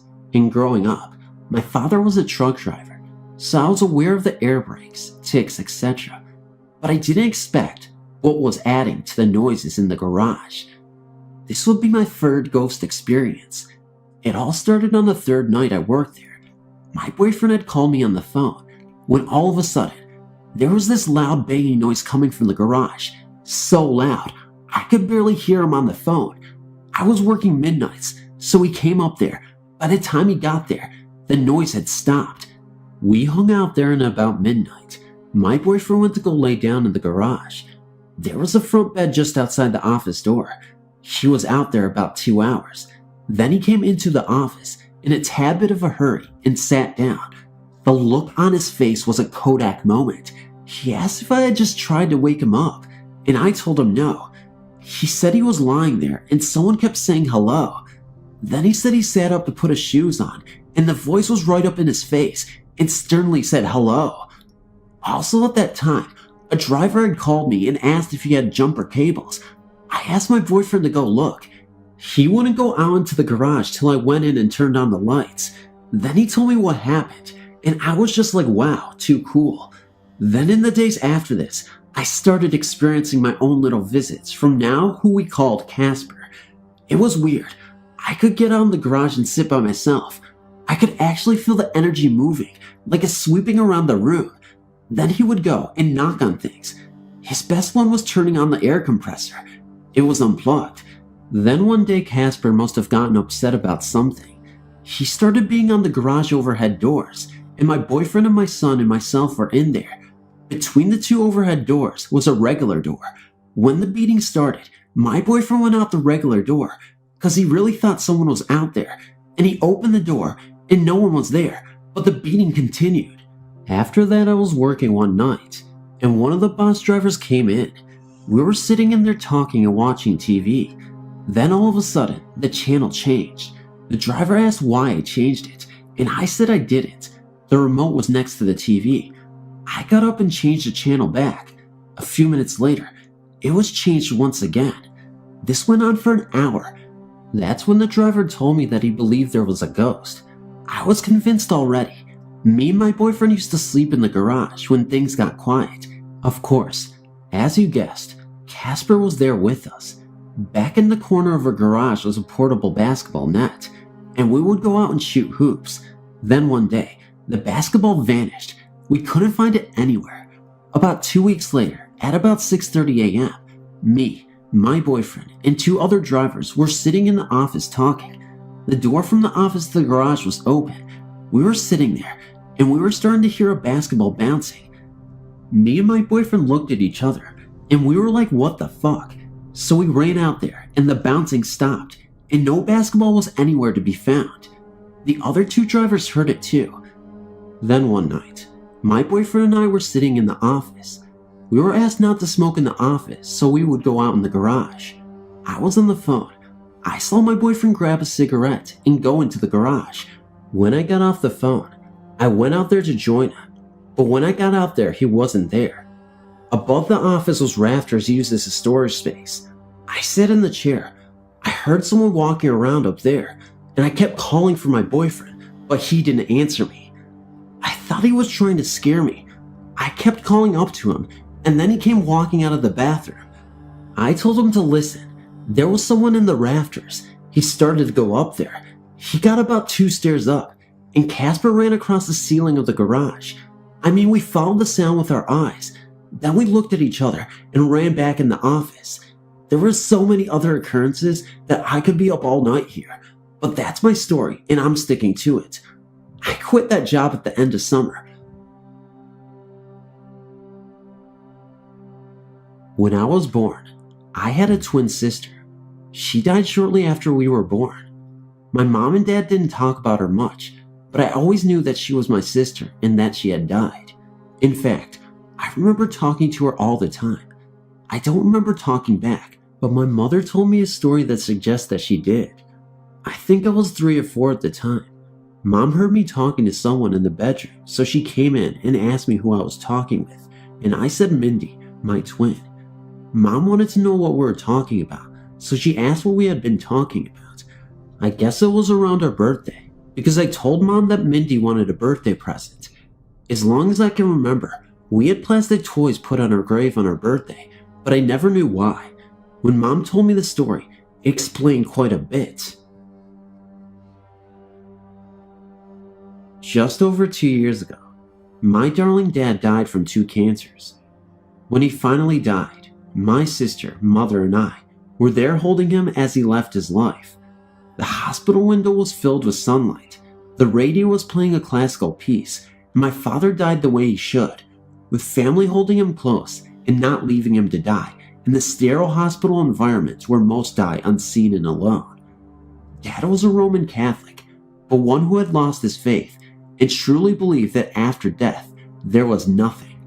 My family of 3 had spent 4 days and nights in Southend Hospital, Essex, England, hearing the rasping breathing and waiting for my dad to go. When we finally returned to my mother's house, we were, naturally, talking of what had occurred. Exhausted and drained, my sister joked about how Dad may come back as an angel. We didn't believe in those. We're British after all. At that moment, a large, white feather came floating past the French windows and landed, oh so gently, upon the patio. We just looked at each other and said, oh. Since then, my non-believing father has come through to my ex-partner in a dream. For his treatment of my daughter and myself, he has been seen walking in South High Street.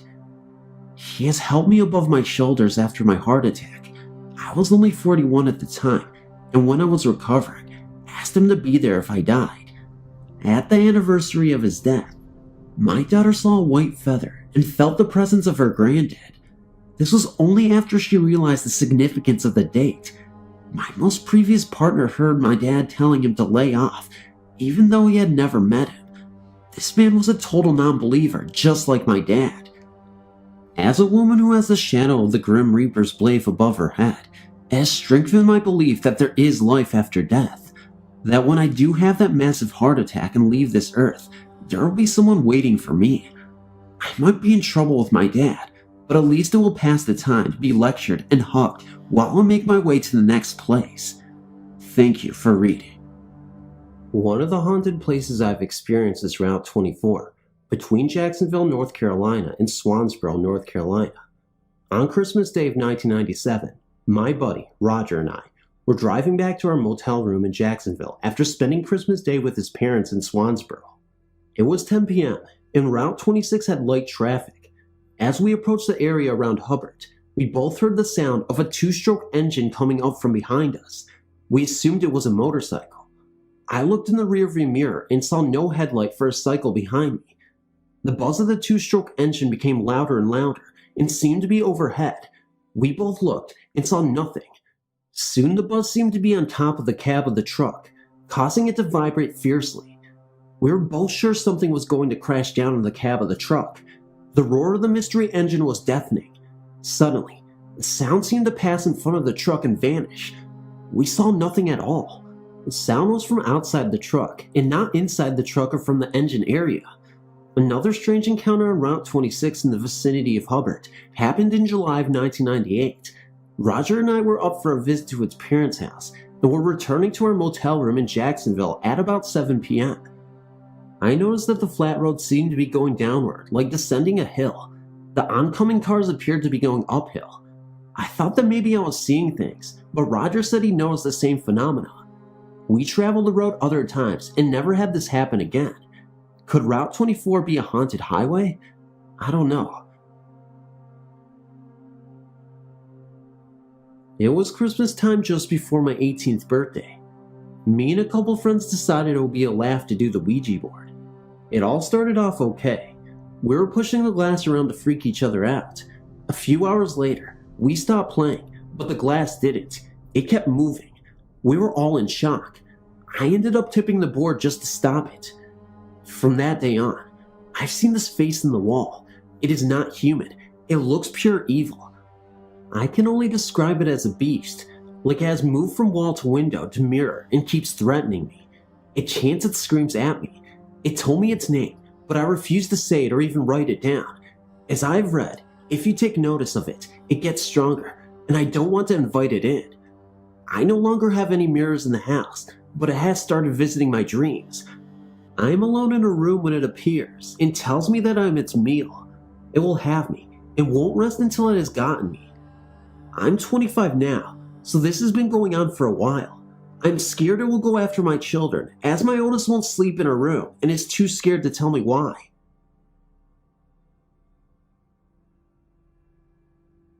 I've always had an obsession with the strange and paranormal, and also a fear with some. I had a miscarriage on Christmas 2011, lost a baby girl. A year later, I found out I was pregnant again. I remember one night, I had a dream a little girl with brown hair and glowing green eyes came to me. I was floating above my body, watching her play with my hair. She looked no older than 6. She then whispered in my ear, "I'm ready to be born, Mommy." Then she looked up at myself floating. Then I woke up. This past July 5th, I gave birth to a baby girl. At birth, she had bright green eyes. Then, they went yellow and looked like a cat. She is almost 2 weeks old, and her eyes are black, and the white part is dark gray and gets darker every day. She does not laugh or cry or anything. In fact, she's actually a good baby. She sleeps 7+ hours at the time. She is developing very fast. Doctor says she sees very well out of her eyes. It's just strange. I don't fear her. I just think it's weird how her eyes did that. Thank you for reading my short story, and I hope you understand what I'm trying to say.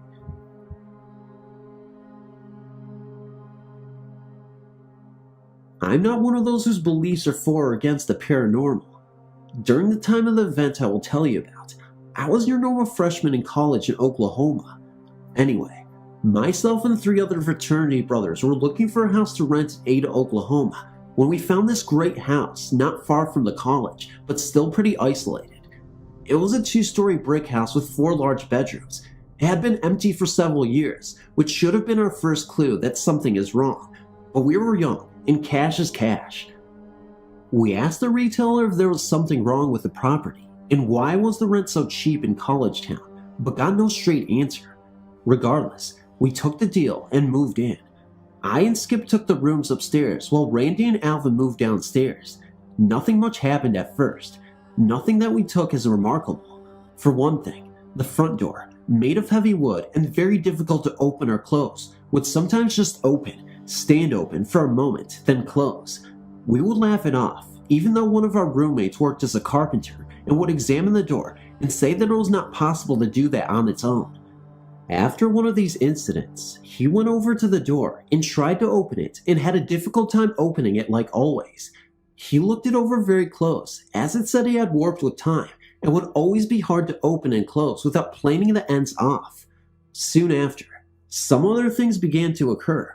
All of us, at one time or another, had seen a small ball of light go from the bottom of the stairs to the second floor. Still, we thought this was odd, but not something to be concerned about. Being in college, we figured it was a reflection from one source light causing this, and that was kinda cool. This is when things started to get very strange. One night, we were all in the living room watching a football game on TV when a loud noise started coming from the wall, separating the living room from the kitchen. It was a banging noise, like someone was hitting the wall. The strikes were so strong that our flat crest hanging on that wall was bouncing off of the wall. We all got up and ran to the kitchen, figuring we would find someone playing a trick on us, but when we got there, found no one. The banging continued for only a few minutes, then stopped. Alvin, the carpenter, said it was from some pipes in the wall causing it, and we had better all tell the landlord. The next day we called them and we were told that there were no pipes in the walls. This still was nothing more than a strange event to us, but we did start to compare notes about things that happened in the house. One thing was that in my room upstairs, you could not keep the window closed. These were old wooden windows, hard to open or close. My window was open about an inch the day I moved in, and with great effort, I closed it, only to find the next morning it would be back open to the same place. This got a bit uncomfortable because it was winter. Each night, I would close the window, and the next morning, it would be open. I got very angry with my roommates about this and asked them to stay out of my room, but they each denied opening the windows or even being in my room. Finally, I figured the window was warping during the night. That is why it opens, so I put a cut-off broom handle wedged at the top. The next morning, the window was open again, and the broom handle was sitting propped up near the door, 12 feet away. It gave me chills, but decided just to leave it be. As I told my story, my upstairs roommate reminded me about his room. Although exactly the same as mine, no matter how many lights or stronger watt bulbs we put in there, it would never lose the darkness. Not enough to be able to see, but not enough to read. Our other roommates told me some other stories, but you get the gist. As things progressed, we noticed some other changes in the house. For one thing, some girls would not even go into our house. Now I know what you're thinking. No, we were popular and had girlfriends and such, plus had some great parties. Yet, some girls would not even go into the house. As soon as they got to the door, they said they just could not go in. A couple even broke into tears at the thought of entering the house. When asked why, they could not give any answers. All they could say was that they were not going to the house ever. This is getting a bit longer than I expected, so I guess I'll cut to the chase. Have not thought about this in 30 years, and it's still going to give me the creeps. Anyway, things were happening, and Alvin and Randy were ready to move out. Randy's girlfriend was one of those that could not come into the house. It was Christmas time, and our house was pretty dressed up for a bunch of guys. Big tree with too much decorations, and the Xmas presents would be taken home to our families in a few days under the tree. Nothing remarkable happened this night. As a matter of fact, it was particularly quiet. We had all went to bed about 2 a.m., and nothing woke us till morning, when I heard Randy yelling from downstairs. It was about 7 a.m. We thought maybe the house was on fire or worse, but when we got downstairs, the look on his face was scary. There, in the middle of our large living room, was our tree with all the tinsel and trimming stripped off of it. All the presents, all the furniture, all the dishware, every stitch of clothing we all owned, everything piled in a heap that reached the ceiling. 16 feet of ceiling, I might add. In the haste to get downstairs, none of us had noticed that everything in our rooms had been removed as we slept. After a few minutes of just staring at the sight in our living room, we checked the house from top to bottom. Everything we had brought into the house was there. Everything. This was it for a couple of the guys. We all said it was a trick another frat had played on us, or some of our friends that had heard some of the stories that had started to get around about our house. Still, Alvin was done. He moved his stuff out that day, and the rest of us said we would do the same when we got back from Xmas break. That night, my girlfriend and I was lying on the couch that faced the stairs. She was one of the girls that was not afraid to come over, when suddenly, the door did its trick by opening and closing, but this time, it was followed by the dim light darting up the stairs. I could feel her body tense, and she was trembling, and I told her not to be scared. She is highly aware of what goes on in this house, and this was no different. But she let out a scream that I'll never forget.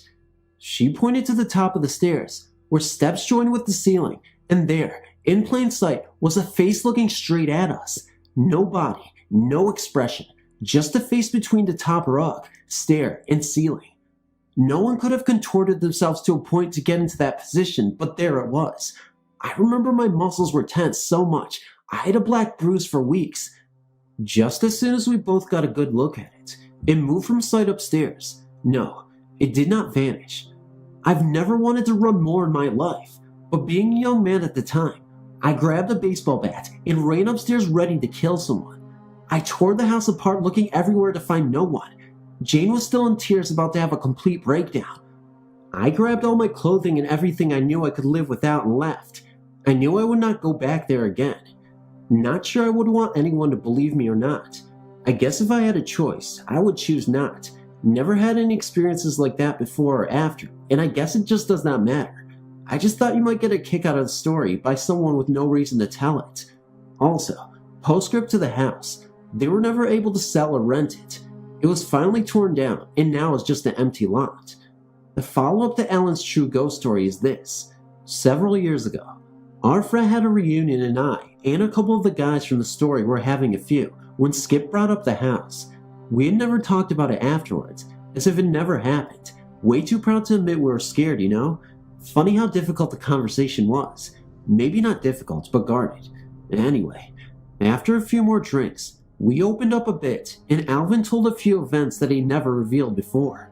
Said he thought we'd think him nuts. He said that one night, he was in bed asleep. This guy sleeps like a rock, when suddenly, he woke up. Did not know why, but he felt like something was in the room with him. He said he was so scared he could not move. By the way, this guy was not afraid of anything. Big, strong, and never told a lie in his life. His room was just off the living room closest to the front door and stairs. He noticed his bedroom door was open, and from his room, he could also see the front door was wide open. He figured that was what woke him up. One of us had come in late from a party and had left the door open. He said he got up and went to the door and yelled, "Who the hell left the door open?" To this day, I think he spoke the truth when he heard a voice that seemed to be right behind him say we did. He said he spun around there and there was no one there. As a matter of fact, he checked the rest of the house and we were all asleep. You'll remember Alvin was the first one to say he was leaving, but he never said why until that day at the reunion 20 years later.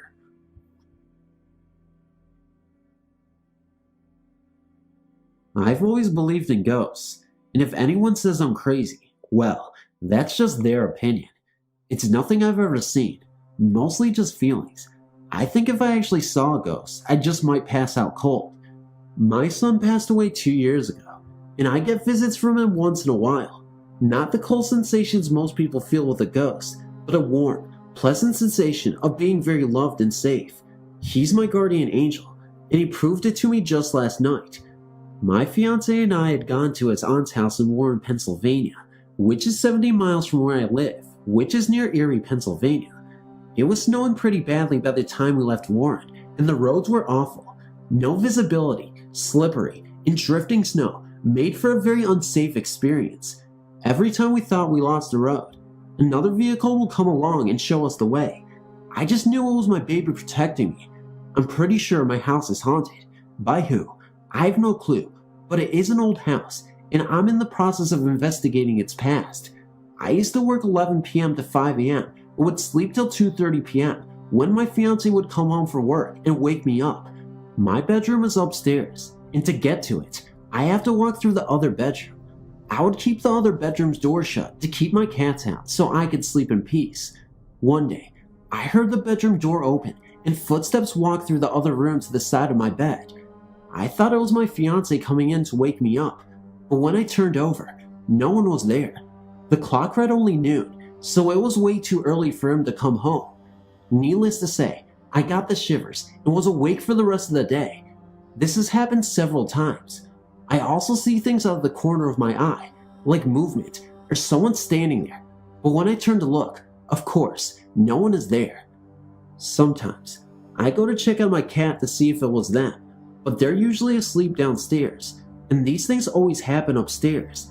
I refuse to go into the basement because I get really bad vibes down there. Don't know why, but I won't mess with it. Same with my attic.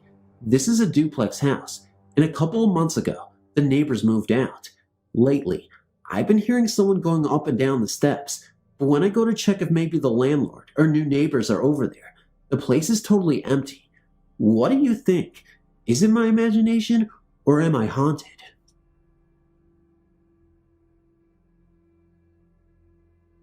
I was living with my grandmother and mom and 2 sisters while we were looking for a new house in a different state. I was in the 4th grade when this happened. It was snowing outside, and the school bell rang as I left the building and headed towards the bike racks. I got a very sickening feeling in my stomach, and immediately, I knew that something bad was going to happen. As I rode my bike out into the middle of nowhere, and on the long dirt road that led out to my grandmother's house, the feeling got worse. I was really freaked out by the time I got to her house, and I discovered that I was at the house alone. I had a million things running through my mind as I entered the house. The main thing that was running through my mind was, when will Grandma get home? I picked up the telephone and called my grandma at her store. She said that she would not be home until the 2 hours after the store was closed, which would be around 8 or 9 o'clock in the evening. My mom and baby sis were with her, and they had to wait to go home with her. My uncle and other sis were spending the night at the friend's house. My grandpa at the time was at his job, and he wouldn't be arriving home until 8:30 that evening. So I asked my grandma if my friend Nikki could come over. She said it was okay, so I hung up and called her. She told me that she could, but I would have to meet her halfway down the paved road that goes all the way through the little town my grandma lives in. So I left. It was still snowing when I met up with her. She said, "I don't feel right. I feel like something bad is going to happen. Do you feel that way too?" And I said, "Yes, I'm really scared." We rode up the long dirt road to my grandma's. As we pulled into the driveway, the snow got thicker. We propped our bikes against the tree next to the doorway to my grandma's doorway. We went into the garage and gave my uncle's dog Blondie a doggy treat. When we came out, we shut the garage door behind us. My grandma's garage door is temperamental and it will come up again, so we stood there freezing cold waiting for 5 minutes to see if it was going to go up again. After 5 minutes, we went inside because it wasn't going to go up again. We put in that movie Grumpy Old Men to get that ill feeling of danger to go away. At the funniest part in the movie, I got this sudden funny feeling, which isn't unusual for me, so I asked my friend what flavor of Crystal Light she wanted. I went into the kitchen and got out the lime flavor and started making it. By this point in time, I'd forgotten all about the sick feeling. All of a sudden, the sick feeling wished over so fast, I almost threw it up all over. I shook it off to the point where I could stand it and continued to make the drink. My friend cried out, "Oh my God, what was that?" She startled me by using that kind of language. I turned to her and said, "What?" She replied, "I don't know, but it was running very fast and it was really tall." I said, "Don't try to scare me, you know how I'm feeling." And she said to me, "I'm not trying to scare you." We kind of brushed it off, and for about 5 minutes, everything was fine. Then I got another whoosh over the feeling over me. She squealed and said more like a shrill whisper, "What the hell is that?" I turned and looked at her and turned my head back to my drink and looked up at the window in front of me just in time to see a rather tall man running by the window. I said, "Holy God, what was that?" I immediately dropped to the floor in fear of whatever it was that was running around would see me. I told her to drop on all fours. She did as I said, and I crawled over to her and picked up the phone and called my grandma at the store. She said that she would send someone over to check on us. Shaking uncontrollably, I hung up the phone. Almost 2 seconds after I hung up, a loud bang was heard coming from the door. I, terrified, crawled over to the door to see what it was. The figure was banging on the door with the handle part of a hatchet axe. The blinds were bouncing wildly around from the harsh banging. I told my friend to start crawling up to my uncle's stairs that led up to his room. I crawled over to the door to see the face of the guy so I could give a description later. I saw the face and crawled frantically to the stairs. Nikki was crawling up the stairs between bounces to the blinds so the guy couldn't see us. As soon as we got into my uncle's room, we turned on the light in his closet and went inside it and locked the closet door behind us. As soon as we were in the closet, we hugged each other and shook. We could still hear the banging on the door. Then I noticed that I was still clutching to the phone. It rang. I answered it. It was her grandpa calling her to check on us. I told him what was happening. He said he would be right over.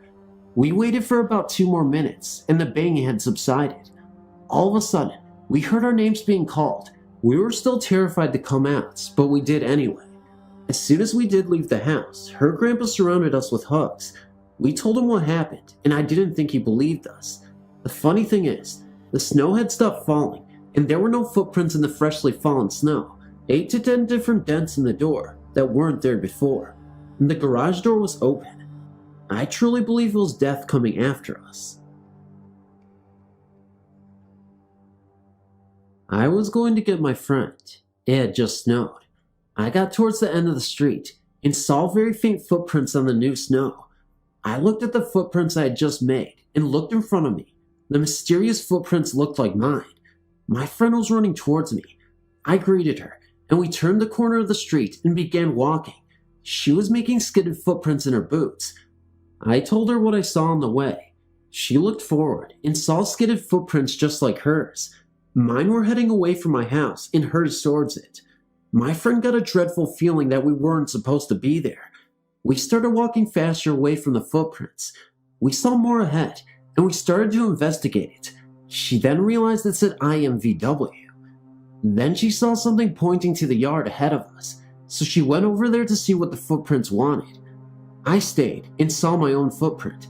I screamed and told her to come over here. She came over and she was freaking out too. I never walked here at all, I said, half crying.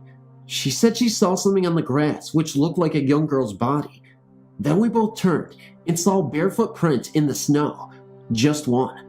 I don't believe in ghosts, but I started crying and running like never before. My friend said, "Leave us alone. You are not welcome here. We can't help you, VW. Now leave." When we were finally safe, my heart and my friend's heart was beating like never before, and as I sit here typing this, I still can't breathe as easily. I only have one ghost story in my life, but I still think about it often. About 12 years ago, I lived in Westland, Michigan, where I was born and lived until I was 32. Westland is as boring a suburb as you can imagine, and my encounter was about the only thing interesting to relate from my neighborhood. I was driving home late one night in late December. Anyone who spent a winter in Michigan can tell you that it gets very, very cold, and the night in question was one of the coldest I remember.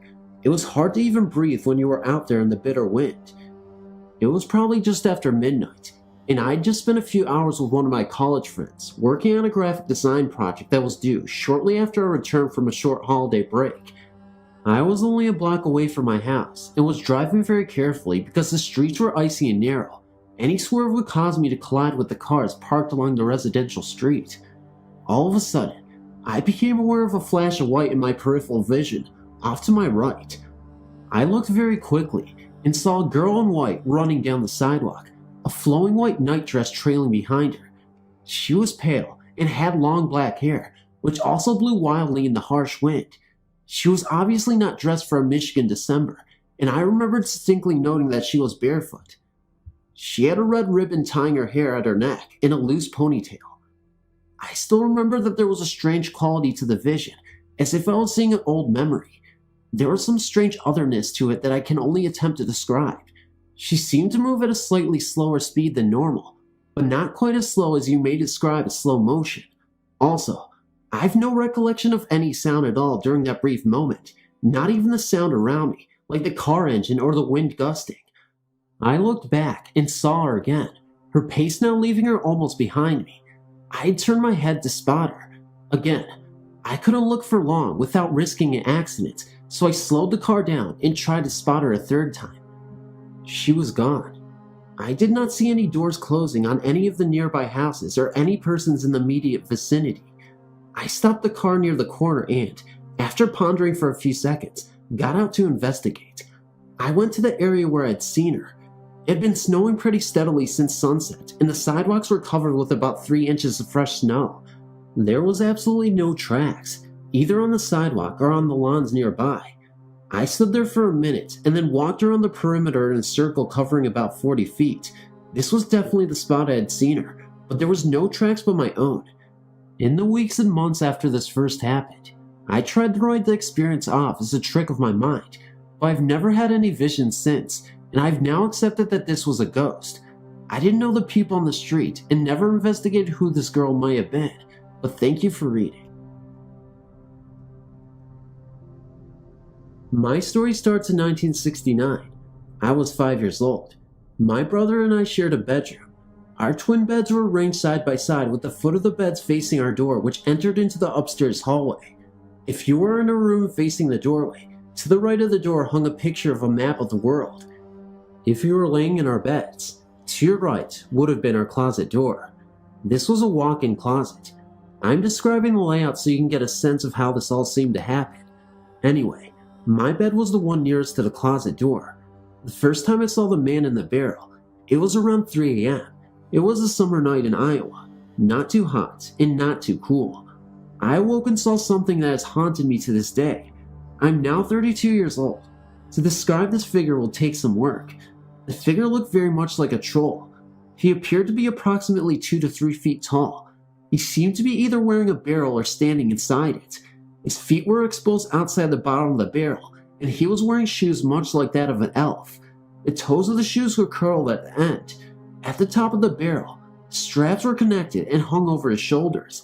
He had very sharp and long fingernails, dirty hands and arms, jagged, sharp teeth, a very long dirty beard, and wore a hat that, now as I reflect back, looked like something from a Rumpelstiltskin fairy tale. The hat had a round brim and a long pointed top. His eyes were eerie and piercing, a gray color with pupils shaped like a cat's, but as black as the devil's. This troll figure appeared at approximately the same time on each of his visits to haunt me and was always floating in front of the map of the world. He was pointing his finger at me, floating up and down very slowly. He was laughing, but no noise was heard. I can remember quickly covering my head with my sheets during this first encounter. It was my hope that when I uncovered my head, he would be gone and I would be dreaming. When I removed the sheets from my head, he was indeed gone. However, for about a period of a year, from night to night, this man would return and I would go through the same routine of covering my head. Usually, when I saw him, he would be in front of that map. On other occasions, he would be to my right, in front of our closet door. Always, he was laughing and pointing at me, never really talking or explaining why he was tormenting me. No noise was ever made. During many nights, just before I was fully awake, I knew he was there. I didn't even have to look to know. I could feel his presence. Several times, I would wake up my brother, yelling and asking my brother if he could see him. My brother, older than me, would tell me to go back to sleep as I was just imagining him. To this day, my brother can describe in as clear as detail as I can how this man looked. The reason he can is because in the middle of the night, while I was looking at this man, I would describe him to my brother to convince him the ghost was there. I had told my parents about seeing this man and asked them to remove the map of the world from the wall, as I felt it might have something to do with seeing him. They took down the map, but the man kept coming back. I asked them to move me into what was our guest room. They agreed to my wishes, but things only got worse. In that room, there was also a walk-in closet. If you can picture a clothes bar that was hung with U-shaped wall mounts, the clothes bar rested in those mounts connected to the wall. One night, a loud crash came from my closet. I ran to my parents' room without investigating first. I woke them, and they went to my room's closet. When they opened the door, everything was lying on the floor. The shelves that held my games and toys, and the clothing bar and all my clothes. How this all came crashing down, nobody knows. But I have a strong suspicion it was the man I'd been seeing. For several nights from that day forward, he would return to laugh at me and haunt me. Although I haven't had many visits from him since, we have moved from the house in Iowa. I can still remember the chills he gave me. It's been a few years since I've added any new experiences. The last thing I recall writing about were whispers heard around my home. Since then, my father passed away from cancer, and his spirit may be responsible for some strange happenings. My father passed away in early May 2003, and that summer, I had a very vivid dream. It was Sunday, July 20th, and I'd worked very early that morning. I worked at the Gap, and we had to rearrange the clothing stock and add new items to the shelves. It took about 4 hours, and I arrived back at home around 10:30 a.m. I was exhausted due to waking up so early, so I drew the blinds and took a nap. Immediately after falling asleep, I dreamt that I was sitting on my father's bed in his home in London, Ontario. There was a knock on the door, and I got up to open it, and standing in front of me was my father, wearing his dark blue pajamas that he died in. He looked so luminous and healthy, and he was smiling. I hugged him and could feel his warmth, never wanting to let go. I looked up at him and asked, "Where are you going?" And he replied, "I don't know yet. I have some things to take care of." I asked him if there was a God, and he replied, "I don't know that yet, but we'll find out soon." Just then, my mother woke me up because she heard me crying. When I awoke, my eyes shot open and I had no idea where I was. I shot up upright, crying hysterically, asking, "Where did he go? Where is he?" My mom was so confused and tried to console me, but I was just so upset because it seemed like such a real encounter. I stayed in my room for the rest of the day because I felt he was there with me still. I felt that if I left him, I would abandon him. It sounds strange, and it may well have just been a dream, because his death just occurred 2 months before, and I was grieving heavily. I like to believe that it was him just trying to say goodbye.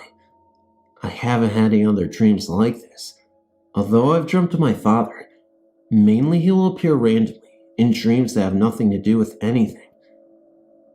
The second thing that happened was very frightening to me. This occurred last April, around Easter time. I had a terrible cold and was home from school for Easter weekend.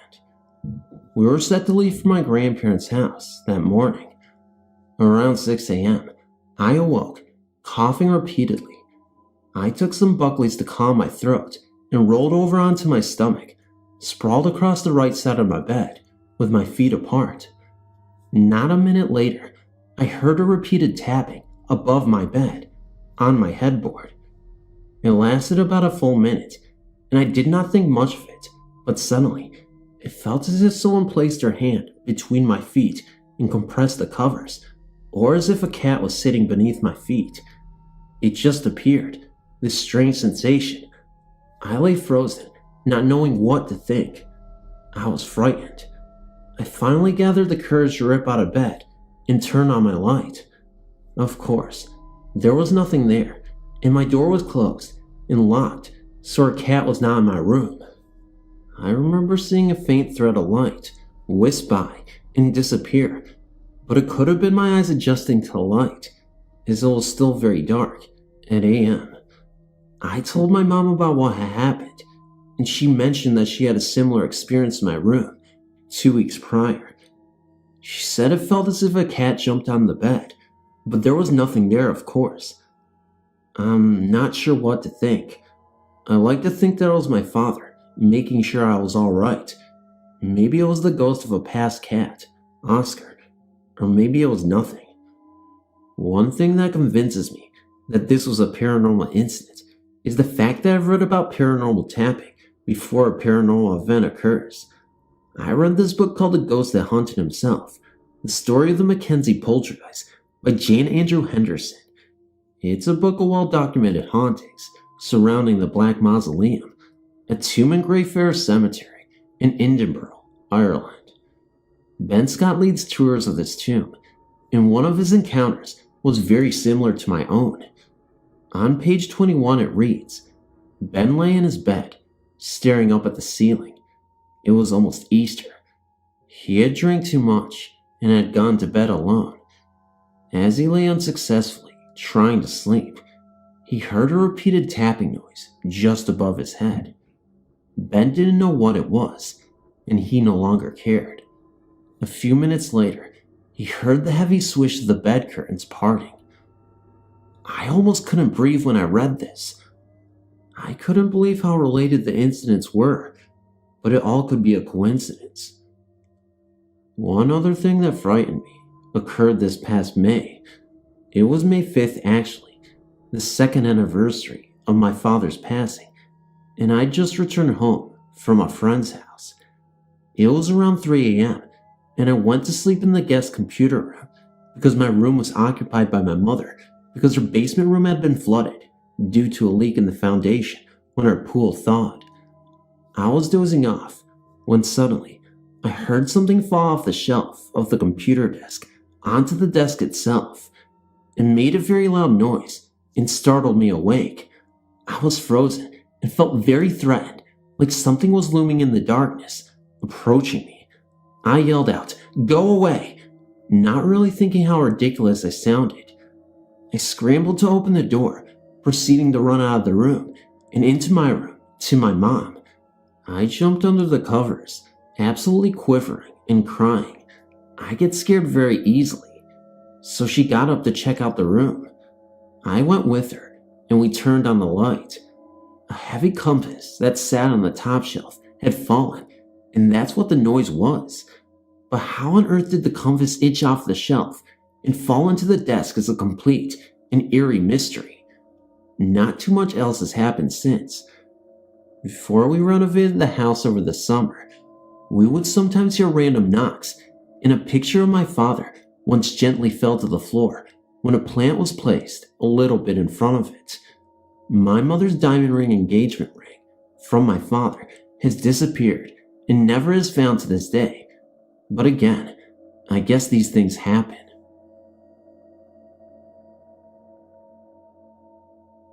I just thought I'd share my ghost story.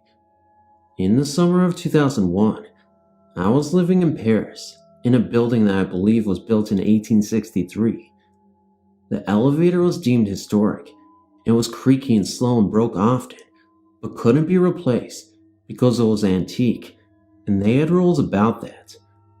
The elevator was wooden on 3 sides, and made of grating and stained glass in the front, and each landing was grated, so you could see right into the elevator when it stopped, and anyone standing there when you were in the elevator could see you.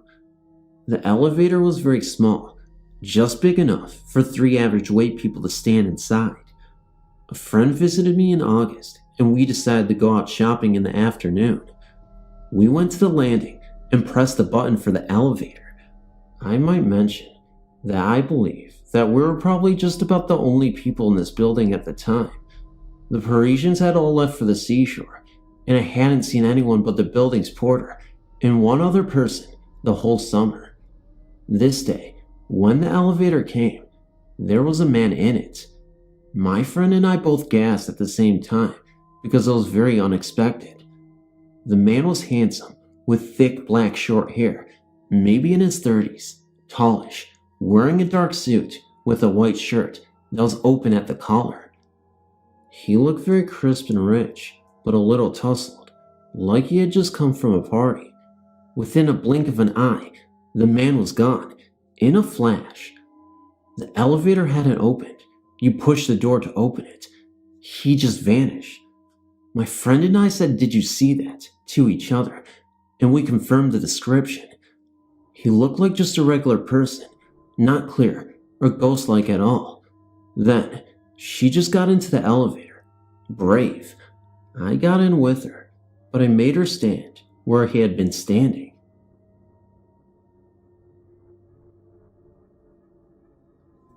In June of 1988, my husband and I moved to a small town in Gloucestershire County, New Jersey, called Poulsboro. Poulsboro is situated along the Delaware River in Matena Creek. To get into town, you have to cross a small bridge over Matena Creek. We had a dog, and after a long day at the office, banging away at a keyboard, I enjoyed taking our little darling for a walk. Many times the dog and I would walk down our street, turn onto Broad Street, cross the bridge, and walk down Crown Point Road for a bit, then turn home. For some reason, I was reluctant to walk on the east side of the bridge, or the east side of Crown Point Road near the bridge.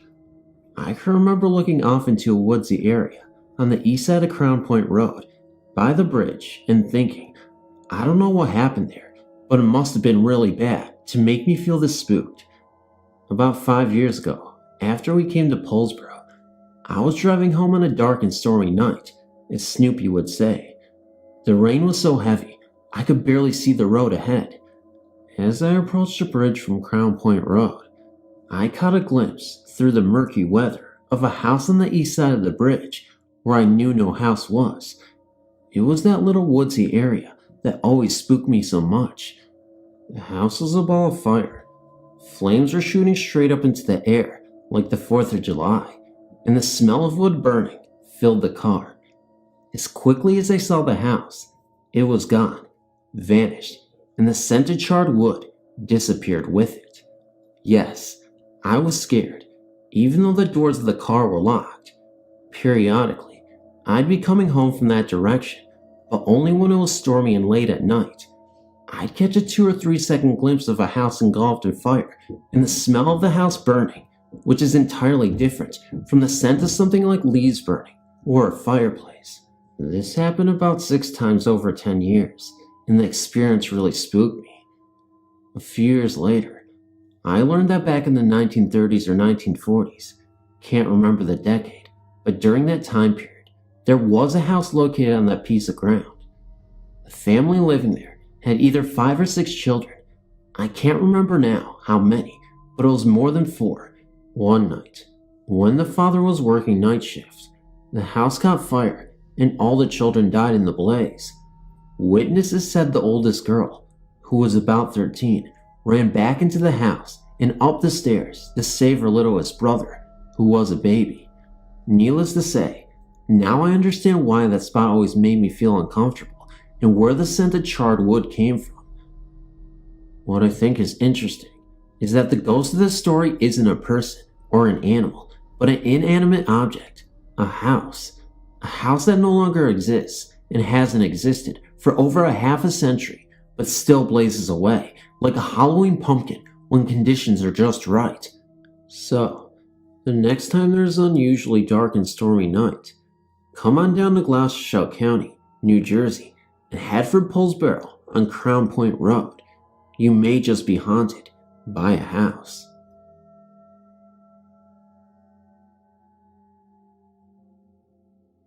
My first name is Holly, and I don't know if this will help your page, or if you'd just be interested in hearing my story, but telling someone who will not laugh in my face will help me get this weight off my chest. I'm 21, so for me to tell my story to anyone, they aren't going to believe me, thinking that I'm young and I made it up. But let me tell you, after I tell you my life's experiences, you'll know it just isn't a figment of my imagination. Because if it is, then my whole family's crazy, along with me. The first haunting occurred in my grandmother's house. I have 2 sisters and 3 brothers. One of my brothers wasn't born until I was 14. One of those sisters is my identical twin, so pretty much whatever happened to the both of us for some reason. We never really had a twin connection until she moved away, and now it's like we're in the same room together, even though we're 300 miles away. Anyways, I lived in the house from the time I was 4 until I was about 16. I don't really remember when I first noticed strange things going on. The first thing I can actually remember is when I was 5.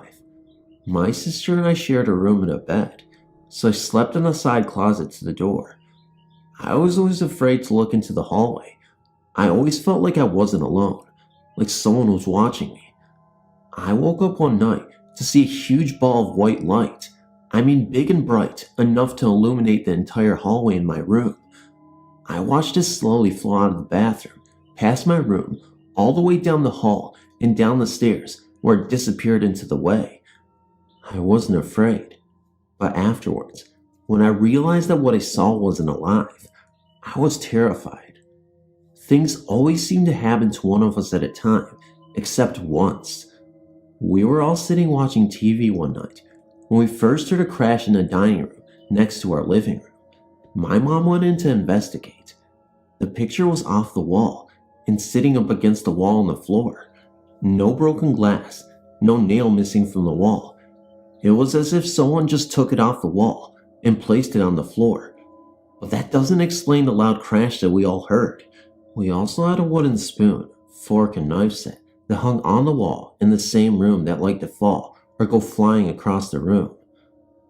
The older my sisters and brothers got, the more we realized this house wasn't your normal house. In normal houses, things don't go bump in the night. Strange voices don't call your name when you are home alone. Items don't disappear to be found years later on top of a shelf at eye level. Gusts of cold wind don't blow so hard that it makes your hair fly off your shoulders and it smells of an odor of your grandfather that passed away before moving into the house. Or footsteps that come up the stairs and right before it gets to where you can see the person, they stop. I remember I was always afraid of my grandmother's room because I had so many sisters and brothers, we had to share rooms. So when my brother came from college and got my room, I had to sleep on the floor of my grandma's room. I couldn't fall asleep because of the presence of a tall, thin man standing over my bed but looking at me. I couldn't actually see him, but I saw a shadow of him. I got the feeling he didn't like children because when I got to the age of about 11, I never saw him again. But I think there were also ghosts of children because once, when my twin and I were 13 and my older sister 15, we were out at a family party. My older brother was getting ready for a date when he looked into the mirror, which reflected off a mirror behind him so you could see into our grandma's room. And he saw what looked like a little girl, about 10 or 12, sitting on the bed. He said he thought it was me, because I look younger than what I am, and came into the room to ask why I hadn't left yet, and nobody was there. He said she looked just like me. I really don't know if it's in our DNA or what, but almost every house and I that my sisters and brothers live in is haunted. I get the feeling that our original ghosts have followed us. When we moved into the next home, but one after my grandma's, but the next one, I never actually saw anything, but my little brother who wasn't born until I was 15 says he saw something. I was about 19 and he about 5. He would refuse to go to the bathroom alone, said he wouldn't go into the hallway because the little girl sitting on the floor crying scared him. I thought he was making it up, but I could hear him talking to someone in the hallway sometimes, and I asked him who he was talking to, and he would say, the little girl who cries all the time, but nobody in the house could see her or hear her. When I was 18, my grandma, same grandma whose house is haunted, came to stay with us for a couple of months because her health wasn't too good. Anyway, I started hearing what sounded like footsteps, more like stomping, coming from upstairs. I thought I was imagining it until Grandma looks up at me and says, "Who's up there stomping around?" Mind you, I was the only one upstairs usually. The upstairs was one bedroom. After this house, my twin sister moved away and got married, and I went off to college. My older sister is living with her boyfriend. My older brother is living with his girlfriend and their baby girl. My oldest brother is living in an apartment, and my youngest brother is living with my mom and my stepfather in Indiana now. We are scattered across the United States, from Indiana to Texas to Pennsylvania and to New York. All of our houses are haunted, and I know because I've been to each one. First, I will start with my occurrence when I went to college. I went to a cheap college and lived on campus, so I wouldn't be home with it. That didn't work, because when I had a friend over to watch a movie with me, we were sitting on a bunk bed they provide for us, and the window behind us decided it wanted to be open all the way up and slammed back down. The window was closed and locked. Then sometime later, I was sleeping on the top bunk and my roomie was on the bottom.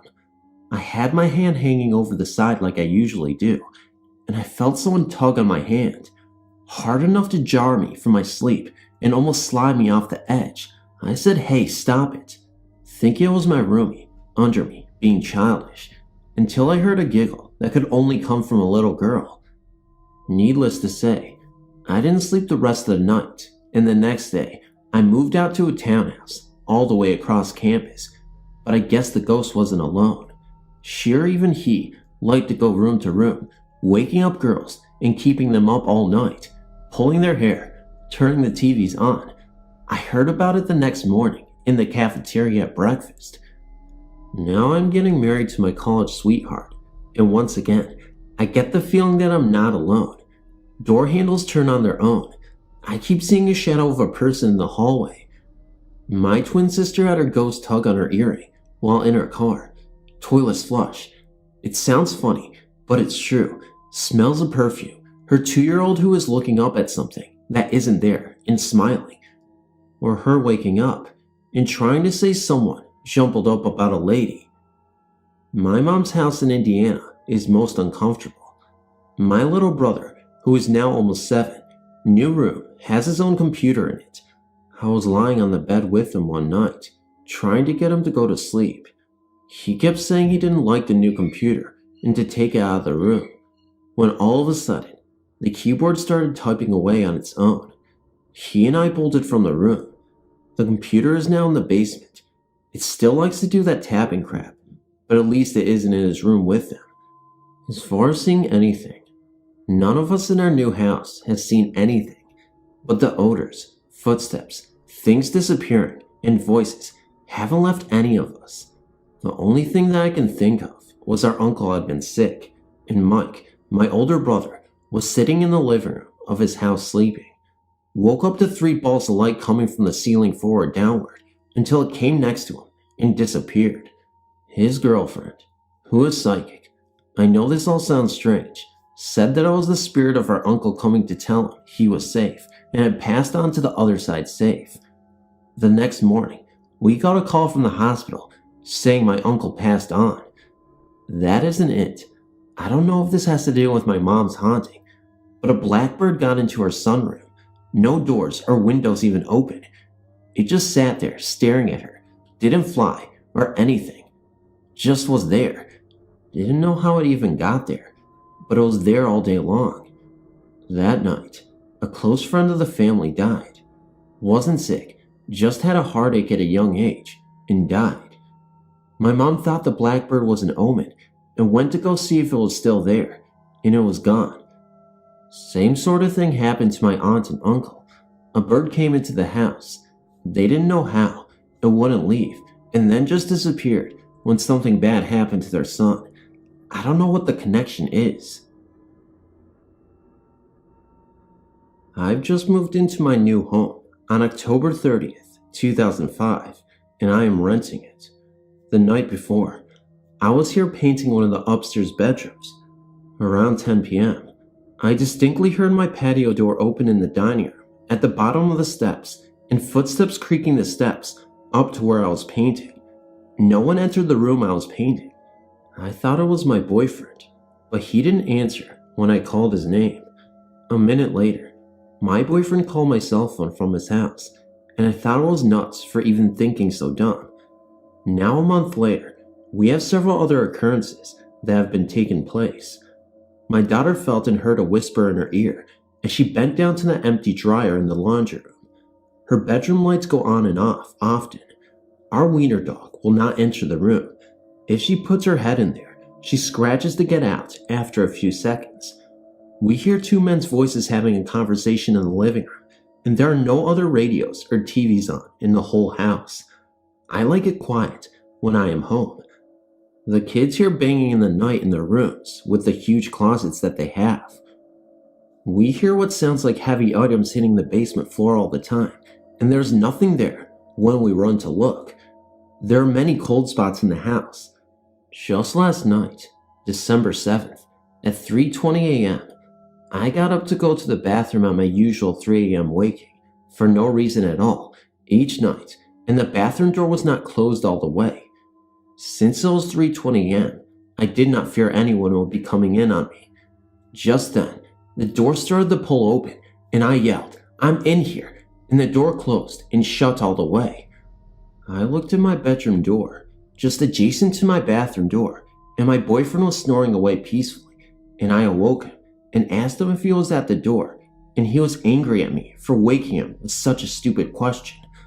I then went upstairs to my children's room and found them both sleeping peacefully soundly. This afternoon, my landlord called me about a cable installation problem, and I asked her if my house was haunted. She hesitated what felt like an eternity, and then she finally answered.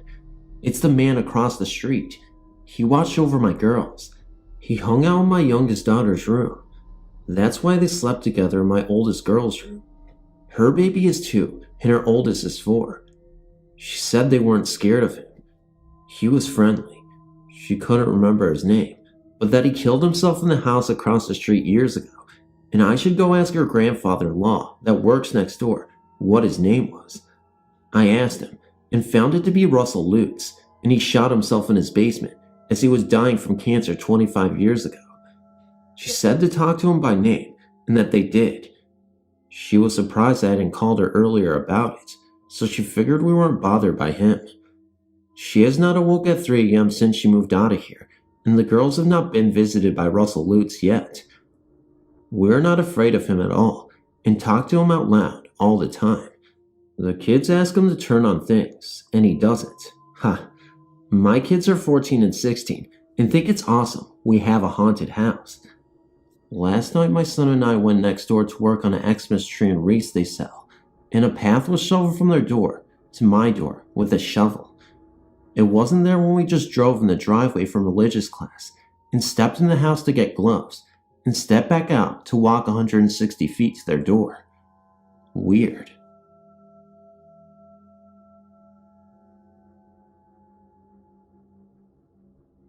Throughout my life, I've encountered many ghosts. Good thing the ghosts never bothered me. They walk away, as if I was not there, but I clearly see them, as clear and as clean as a window. Anyways, 1995 in Glendale, Arizona, we just moved into a house located near the downtown Glendale area. This area was a mess at the time, and in the middle of the housing area is a small cemetery. In my opinion, it should not be there and should be moved. For crying out loud, it's a residence area. But all around Glendale, especially West Glendale, lies many scattered cemeteries. Anyways, back to my experience. One night I was home alone. Family went to California for a vacation and left during the afternoon. Everything was fine till night came. When night came, all hell broke loose. As usual, I would take a bath before I head to bed, and while I was bathing, I swore something walked through the door and started screaming. I got so scared, I popped out of the tub. My heart was racing. I felt so cold. I felt like time had frozen. My head was spinning, and the only thing I could think of was what the heck was that? When I was having my panic attack, the ghost, the thing, the whatever it was, backed up and passed the door. It was not screaming, but it said sorry. Anyways, I hurried and washed the remaining soap and shampoo off me and headed out looking around the house for the thing. At this time, I was not as scared because I got my iron rod. I don't know why this rod always made me feel safe. This rod is sacred to me. I call it my demon rod. Anyways, I searched the house. Nothing was found. I headed for bed and hoped morning came fast. I made it through the night and did not experience anything else. The thing at the time I saw, it didn't look like human. It didn't look like no animal, nor did it come close to looking anything like from this planet. I did, however, suspect it was a ghost. Of what, I don't know exactly. But this was not the last of it, for I seen it many more times after this, and it always was around when my rod was not with me.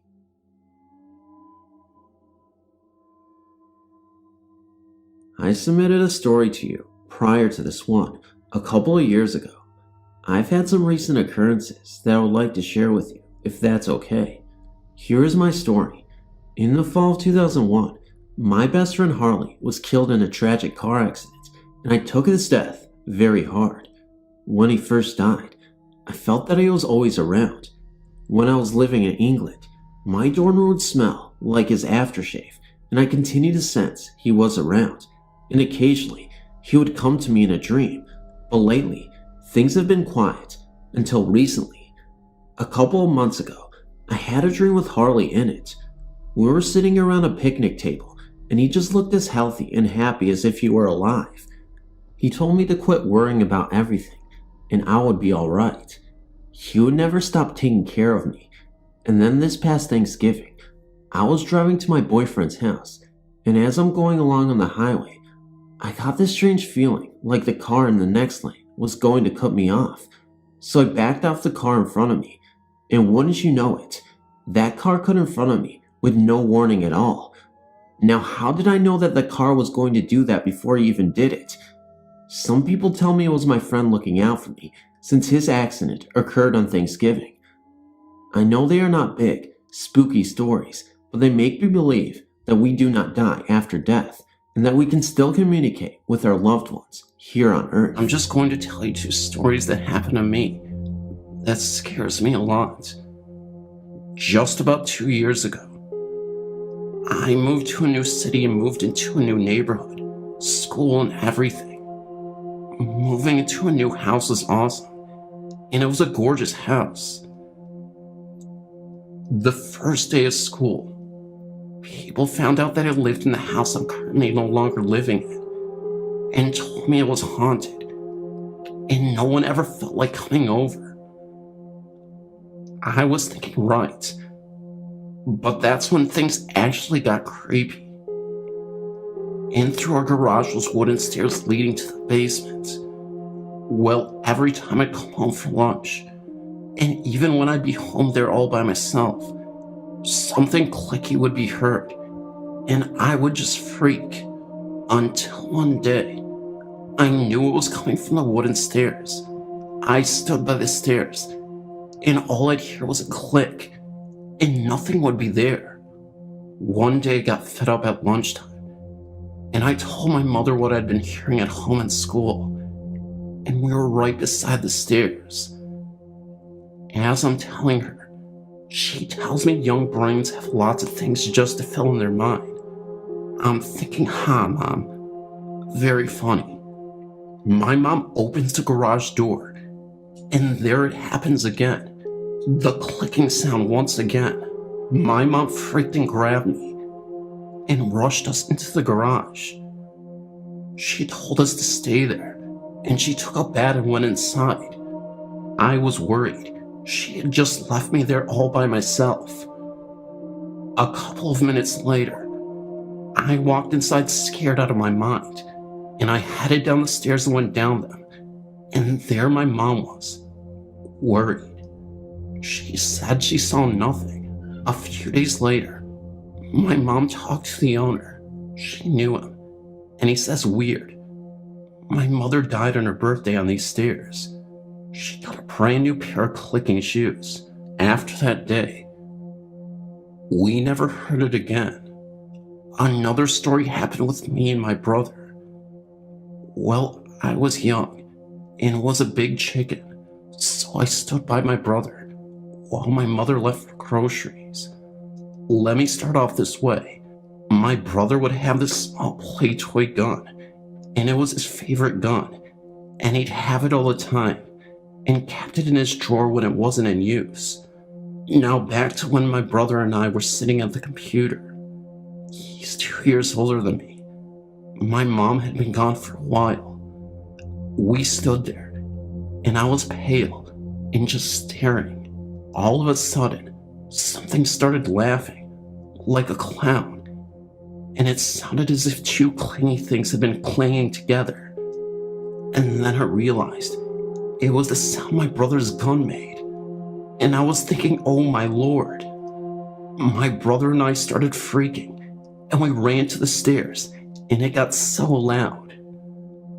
And then the door handle started moving, and it was banging, and I ran and opened it, and it was my mom. She asked us why we were so pale. When we told her, it wasn't something she seemed much to care about. Like we were just children telling our tales. My brother that night went to go play his toy gun. It was gone and was never to be found again. A lot more of these things have happened, and if you're interested in some more, I can write them up and email you. We moved out of the house just down the street, and nothing's happened to us like that again. Hope you enjoyed my stories. Myself and other employees, including management, have been upstairs in what was supposed to be the original owner's apartment. When you are up there, someone will either tap you on the shoulder or grab your shoulder, and when you turn around, there is nobody there. You will also hear things moving around while using the bathroom, and when you open the door, nobody is up there but you. The given story is that it is the ghost of our owner's father. His father's dream was to open up this brewery with his children, Joe Jr. and Michelle, but he died shortly after it had opened. The oddest thing of all of that is that I was walking some customers out to their vehicles when one of them told me she felt 3 spirits inside. I had not mentioned anything of the hauntings. She said one was an older gentleman, but the other 2 are children. I know absolutely nothing of the children in this area.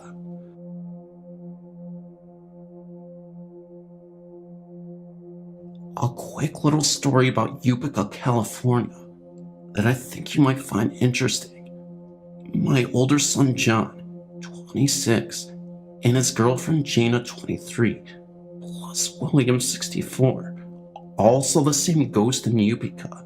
He was a thin man that seemed to float. They followed him from one room to the other, and he vanished. We also have a candle on top of the family room TV that gets knocked onto the floor every few days for no apparent reason. We have been watching the candle get knocked off as if someone were pushing it on the floor. It just gets swiped off the TV. Sometimes the TV is on, sometimes not. My house definitely has a ghost, but I don't know who this tall, thin man was. I kind of like it that he's here. It's like having another pet. Just thought you'd want to know about this story. I find it fascinating.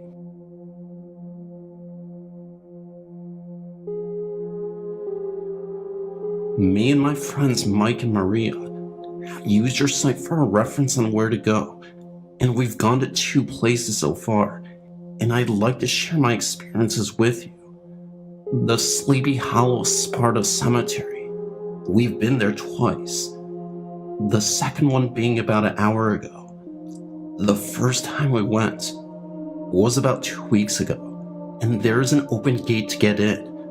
We made a discovery about something I will tell you in a little bit. The first time we went there, we got in okay, and we only visited about, the first half of the cemetery. We continued to hear rustling, but tried our best to remain calm. We then came across 2 mausoleums.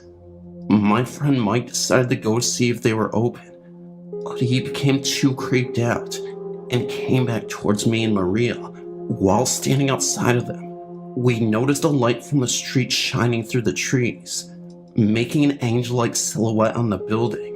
We all stared at it for a bit, and Mike mentioned that it looked like an angel. Suddenly the light turned off, kinda creepy. After that we left. The second time was tonight. There were the 4 of us. Me, Mike, our friend Rob, and his girlfriend Steph. We got into the same gate once again, and we proceeded to explore the same area as we did last time. This is where we made our discovery, and maybe you can post a warning next to this place for people on the listing. The light we saw last time that came from the street, making the angel-type figure, maybe a motion detector, because it shines right into the cemetery, even though it's far in the street. When we walked, a light turned on. This is when we started to be concerned, and we also heard sirens. They were ambulances. Then, this is where it gets spooky. As we were walking the road back to the 2 mausoleums, I happened to glance to the trees, and what appeared to be standing there was a silhouette of a person. Then I noticed a hat, shaped like a police officer's. Then I tried to show Mike, and he saw it too. But then I noticed it wasn't moving. When we were leaving, it was a statue on top of a tombstone. However, when we left, Mike explained to me that what he was looking at wasn't the statue, it was the shadow, he says, and his description of the shadow was the same police-type figure. We were both looking at 2 different things, but had the same description.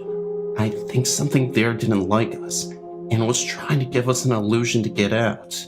The other 2 that were with us didn't see anything. The only conclusion that we could come up with was that something there remembers us from our last visit, and most likely didn't want us there. Our other adventure in Brewster, we drove up there. There was like 6 of us. We drove past a pond, and I saw something across the pond that looked like a flashlight being waved. I don't know what it was, but when we stopped at the gas station before we headed over to the pond, someone said party at the lake tonight while purchasing alcohol. We parked up on a street about a mile or 2 away from the pond, and we all walked down to the road to it. We also had a recorder with us the entire time to see if we picked up anything we didn't hear. We found a dead animal on the side of the road, as well as many beer cans. We also kept hearing rustling in the woods as we came to the pond. When we came to the pond, we saw nothing for about 10 minutes, so we walked back to the cars. We began walking faster when we heard a crash in the woods, and then we got back to the cars and stopped in front of the golf course, where I took a picture of the sign.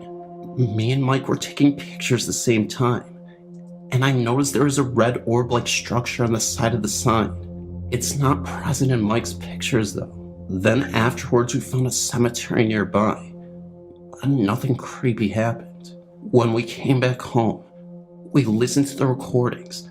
We picked up a loud crash and two moaning, whispered sounds.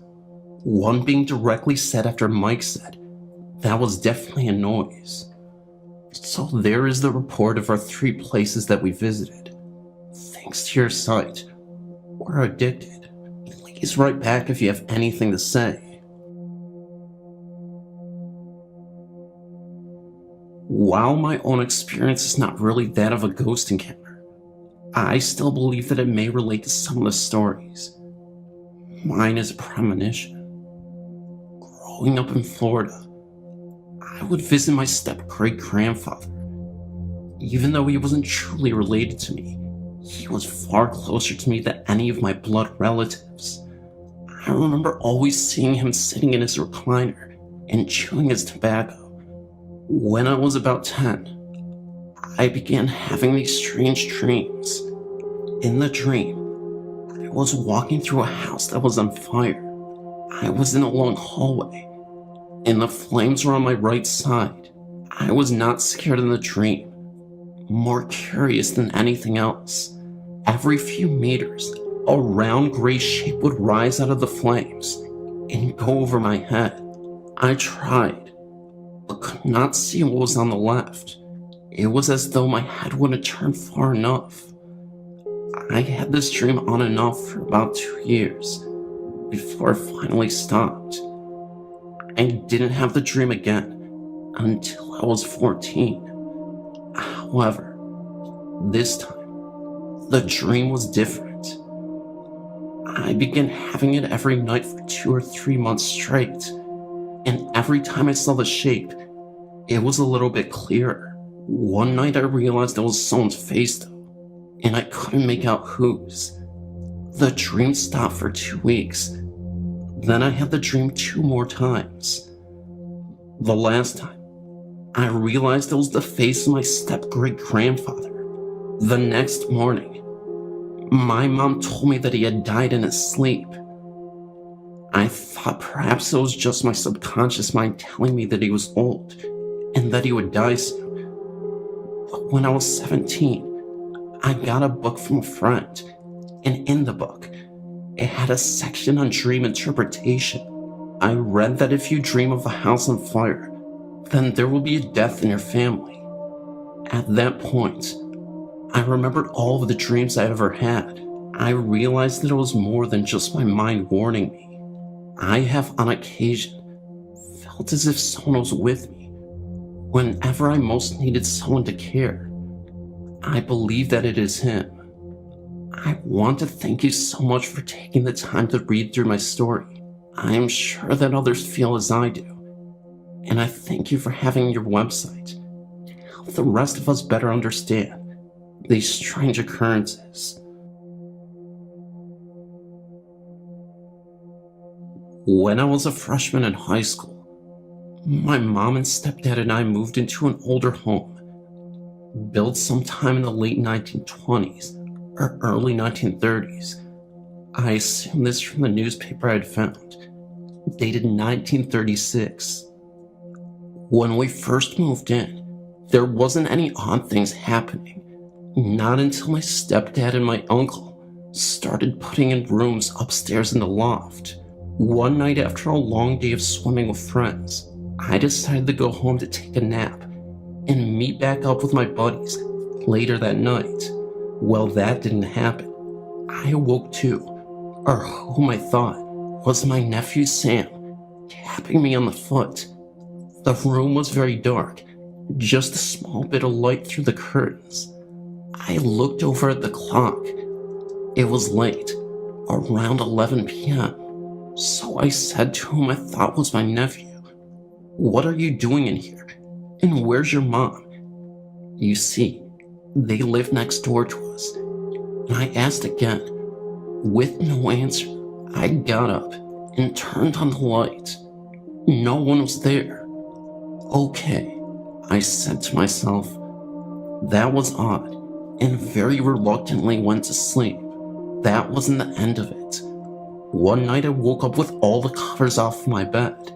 Maybe I kicked them off. Who knows? I know because the second time it happened, I was not asleep when I felt the covers slowly pull off of me and off the end of the bed. Can we say what the heck? And that's when I slept downstairs on the couch for a few minutes, telling my mom it was too hot upstairs to sleep. A few months had gone by without anything happening until they put another room upstairs in, and I moved into that one. I started hearing sounds on the roof, like if someone was throwing a ball into the roof, and it was bouncing down. Went on for at least a good month. Well, the ice finally broke. My grandfather, who had been living with us, asked my mom one morning who was standing in her doorway last night. My mom said no one, and my grandma replied that it was a child and a woman. And that's when I told them what was happening upstairs. Strange. I am 13 years old, and I live in Florida. I took a trip to St. Augustine for vacation 2 years ago. My family and I stayed in the St. Francis Inn, which is a bed and breakfast. We stayed in the Sanford suite for like one night, and the lady at the front desk said that her daughter had to babysit there, and the kids were playing with those Hot Wheel toys. Well, she said that her daughter called her up and said that the toys were moving on their own. I was so afraid to sleep in that room. Well, the next 2 nights, we stayed in the cottage. It was very homey-like, and I had no problem with it. I went upstairs to the room I would stay in, and I didn't feel comfortable at all. I felt like something or someone was watching my sister and I. So that night, I slept in the pull-out couch. That night, my mom said that late at night, she heard footsteps coming up the stairs and into the room that my sis and I were supposed to stay in. Everyone was sleeping, so there was no logical explanation. Creepy.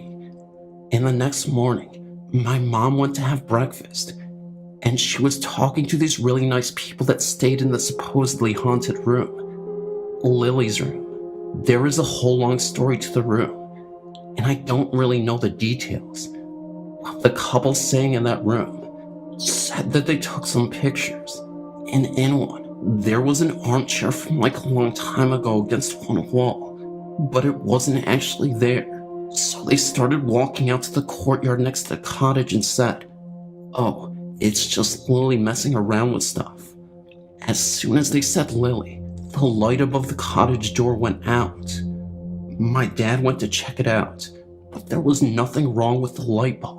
I was freaked out. We were gonna leave that very day. My mom couldn't find her car keys or the cottage room key. She was looking, and she found the car keys on top of the counter, and the cottage keys inside the door, and the door we never came in through. This story is all true, from what my mother told me. Very creepy. I've been reading stories on your website for a few years now, and I figure I might as well share some of the experiences which have occurred to me and members of my family, as well as friends. My grandparents have lived in their home for about 45 years now, and she often looks after family and friends when they are ill.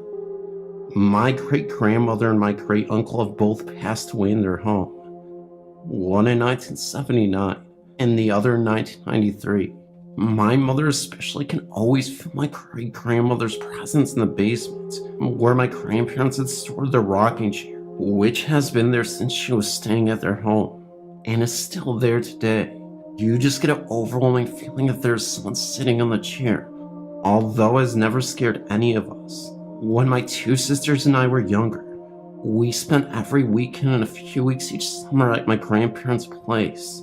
One time, My older sister and I have been chatting about the house being haunted, and my grandfather got very upset about that. My sister made the comment that she wished that the ghosts would prove they were in fact there. We left to go grocery shopping, and when we returned approximately 2 hours later, there were 2 cups out of the cupboard. We had put all the dishes away before going, and the way they were situated on the floor, it was apparent they had fallen.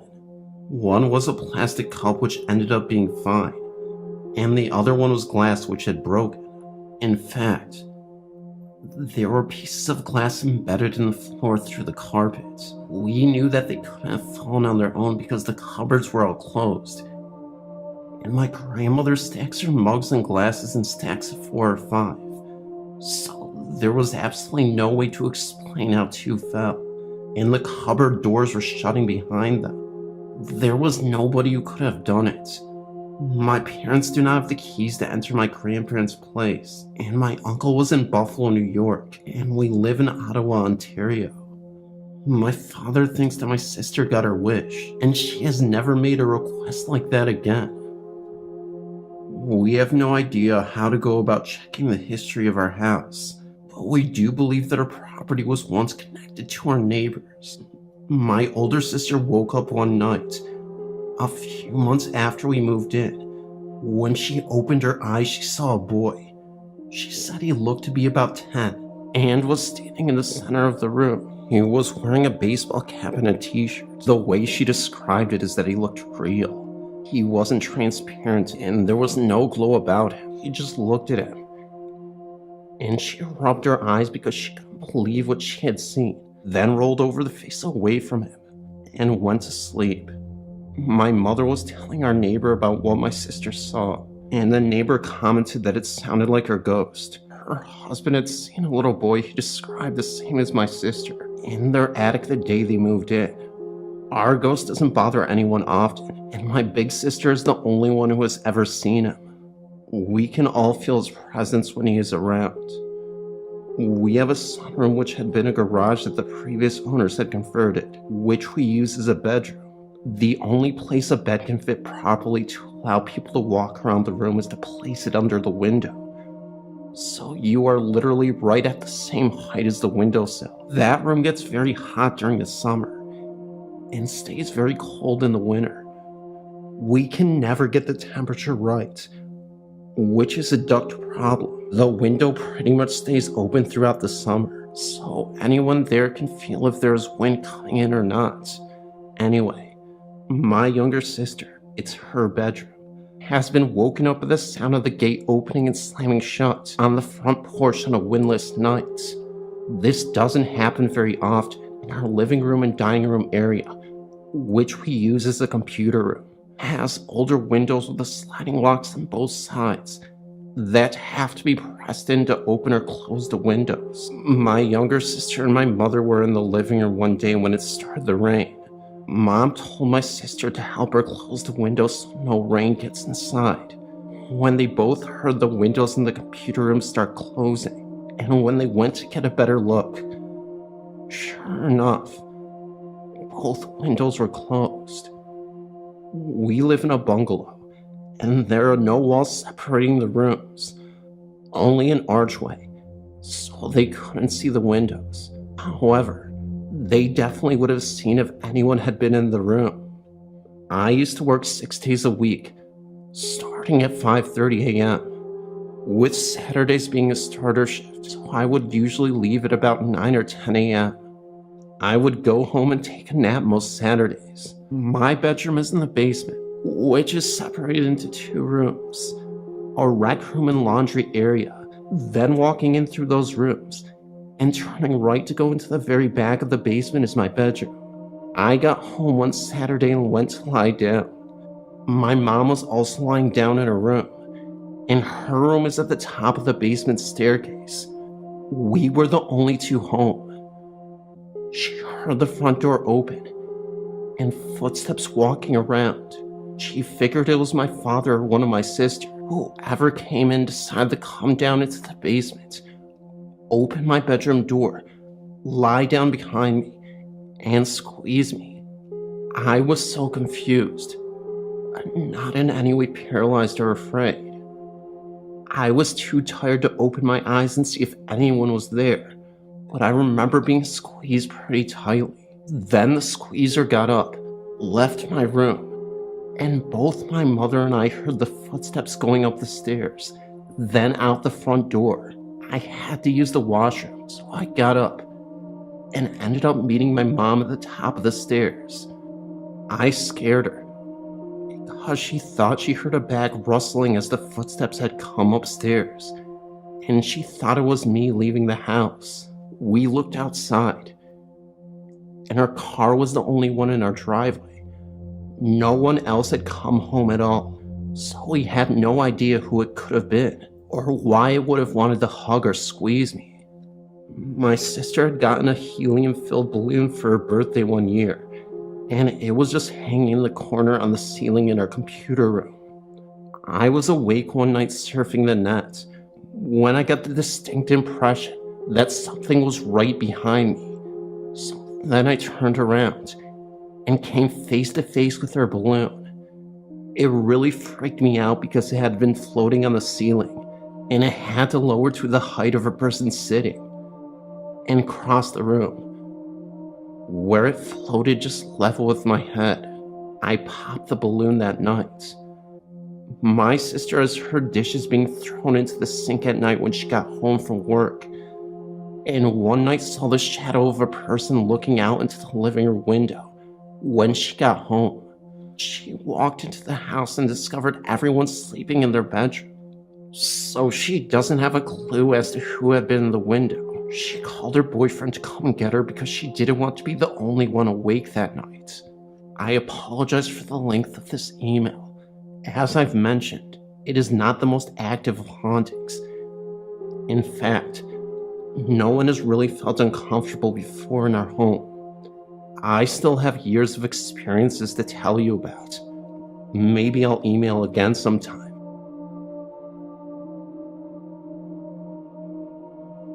In 1989, I lived as a single mom in a 2-story townhome. This was in Brea, Kentucky. My bedroom was upstairs and had one window overlooking my front door and the parking lot.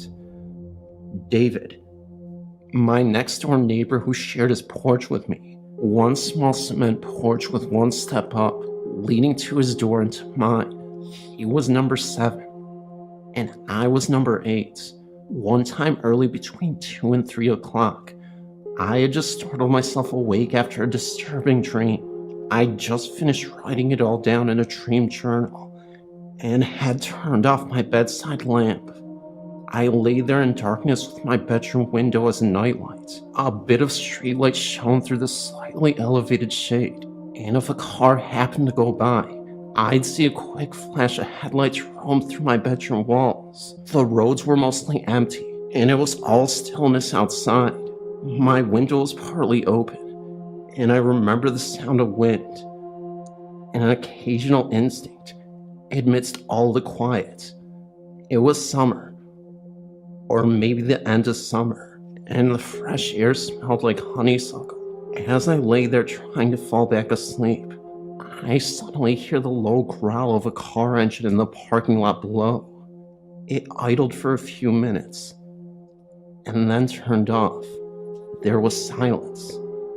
Next, the click of a door handle, then the sound of a door creaking open and slamming shut. I heard shoes hitting the pavement. They had loud, distinct heels on them, pacing each step like I would imagine a sharply dressed woman would do. Clop, clop, coming closer to David and my porch. They made a distinct noise, which echoed in the night air. They walked just below my window. I wondered if the person would knock on David's door, or mine. There was a pregnant pause as I listened for the knock. I guessed the knock would be on David's door, as he was a big late-night partier and had frequently night friends. The knock came, but on my door. I heard it loud and bellowing through my open window from right below it, and simultaneously, It echoed through my apartment. 5 knocks on my front door, sharp and determined. I immediately leaped out of bed and was at the window for a few seconds later. I yelled down to the visitor, "I'll be right there." I had several friends or family it could be, despite this odd hour, so I wasn't concerned. I turned from the window and bounded down my stairs, in the dark, and sprung open my front door. I opened it part way, and then all the way. Only darkness. Just an empty porch. There was no car in the parking lot, as far as my eyes could see. Wind howled through the trees. It just shrieked past my door and blew branches across the pavement. I shuddered. Not from cold, from the lightning bolt of the creepy chills that were traveling like ice down my spinal cord. I shut the door again and then locked it. Then I stood there for a minute or two and checked the lock again. Slowly I moved again, back up the stairs again, taking each step backward, keeping watch on my front door. Then stood there for a minute or two and checked the lock again. I moved slowly back up the stairs again, taking each step up backward, keeping my watch on my front door.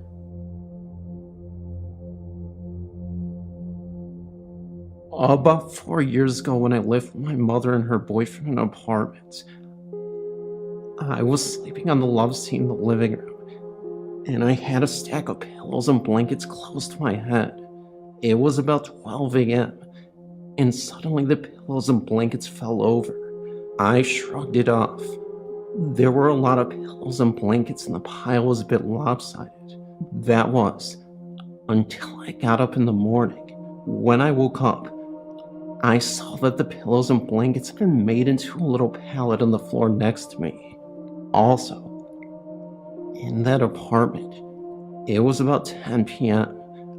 I was trying to get some sleep, and I saw a lady in one of those button-up high-collared dresses from a long time ago. I was a little bit freaked, but when I saw her, I was so scared, but kinda happy to see her anyway. Also, about 2 years ago, I was living in a home with my father and my stepmother, and I was walking to my room, and that's when I saw a blonde lady laying on our couch. She was wearing a long light blue dress. At first I thought it might have been my stepmother. Then I realized that she didn't have a light long blue dress. That was when I looked back, and the lady wasn't there anymore, and my stepmother was all the way at the other end of the house on the computer. This time it happened to my father. He was sitting in his chair watching television, and for some reason he looked behind him and saw this little old lady with her hands on her hips, giving him a disapproving look. I'd also see things disappear and turn up in weird places. At first I thought I'd done it.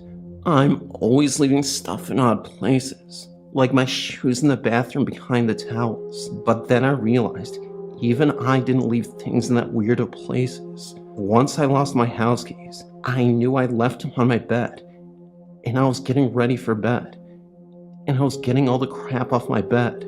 I realized that my keys weren't there. I looked for them for days, but I never even found them. That is until about 6 months later. We were moving out of the house, and my dad was moving the big desk out of my room, and there were my keys. There is no way that I could have kicked them under the desk by accident. It had this weird decoration on the front. The only way that it could have gotten there was from the back, and that was also impossible. My desk was too close to the wall for that. This also happened to my father a few months ago. It was really late at night, or really early in the morning. I don't know, but my father woke up, and then he saw his father standing in his room. He called my aunt, and she told him what happened. This happened about 5 months ago to me. I was sitting in the church during the prayer. I don't know why, but I looked up, and I saw my best friend's dad standing right there, which I knew to be impossible, because he had been dead for about 2 years before the occurrence. This happened about 4 months ago. I was really late. I mean really late. I was having trouble trying to sleep, and I was looking at my window, or rather glaring.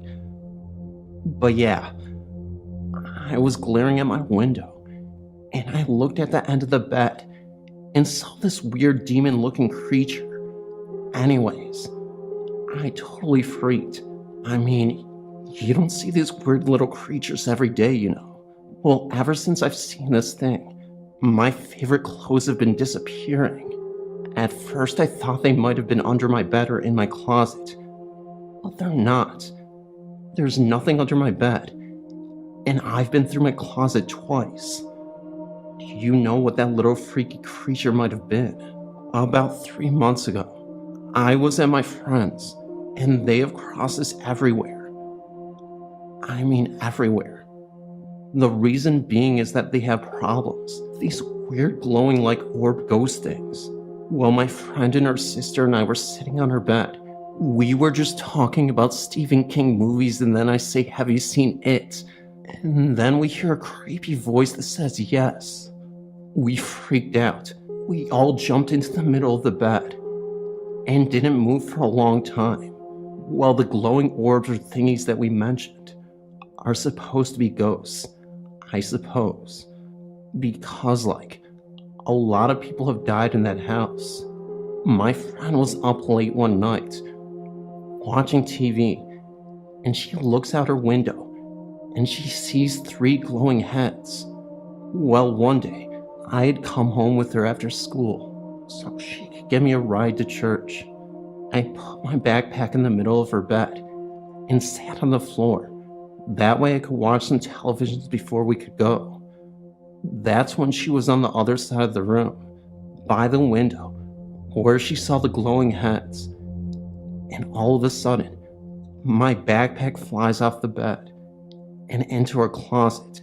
It was more like it moved a little bit, and suddenly it was in her closet. It's kind of hard to explain.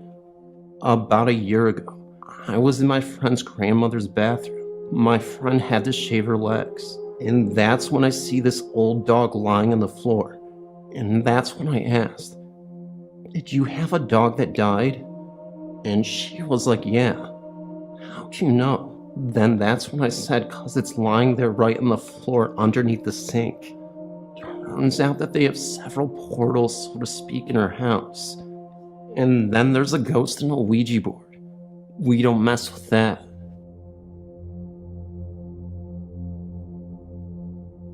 While I was stationed in Germany, I got married to my wife in Denmark. We stayed in a little nice hotel that was built in the 1400s. We stayed a total of 3 nights, and never had a problem until the last night. Late in the last night, I was lying in bed with my new wife. We were both facing a wall away from the door. I said something along the lines of, "I'll always keep you safe." And at that moment, an overwhelming fear came over me. At the same time, my wife said, "Why did you just say that?" It had no real reason. But she described to me that she was feeling the same thing I was. And we were able to determine that the source of our unexplained fear was coming from the doorway right behind us. Neither I nor my wife wanted to turn to see if anything was there. When I finally mustered up the courage to look, I was convinced that I was going to be looking directly into the eyes of the devil. But nothing was there, and shortly after the fear subsided, I have jumped out of planes and been to combat twice, but I never felt as scared as I was that night. This will be the second story that I've sent you. My mom told me this story and said that she was about 10 or 11 during the time of this experience. She said she was sleeping in her bed one night, and she woke up at about 1 in the morning. She looked up and saw a white shadow floating next to her bed that had big eyes. She said its head looked a little swollen, and it looked like it was trying to say something. Got really scared and tried to scream to wake her mom. She was so scared that she couldn't even make a noise. She never told her mom about it because she was so afraid that her brothers would tease her. But a week later, she said she heard her brother, my Uncle Kevin, say that he saw a white figure with a swollen head.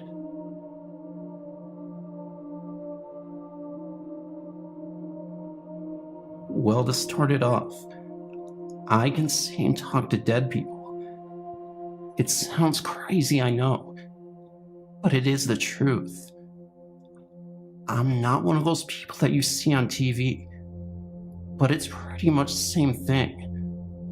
I started seeing ghosts when I was 6, when while I was asleep in my bed, I was awakened by what I thought was my brother walking around, but it turned out to be somebody I didn't even know. I wanted to scream, but I was so terrified. At first, he didn't even notice me. Then he saw me, looked surprised, and then disappeared. I saw footprints just appear on the floor, heading inside my closet. I've been scared of my closet ever since. I couldn't see who it was because it was so dark, but the next day I found out that it was a kid. While walking upstairs to eat breakfast, I saw him sitting on the steps and frowning at me. I noticed him, stopped, and I really wanted to scream. I was just about to let one out when he put his fingers to his lips, signaling me to be quiet. I didn't want to scare him away, so I didn't yell. I smiled. He smiled back.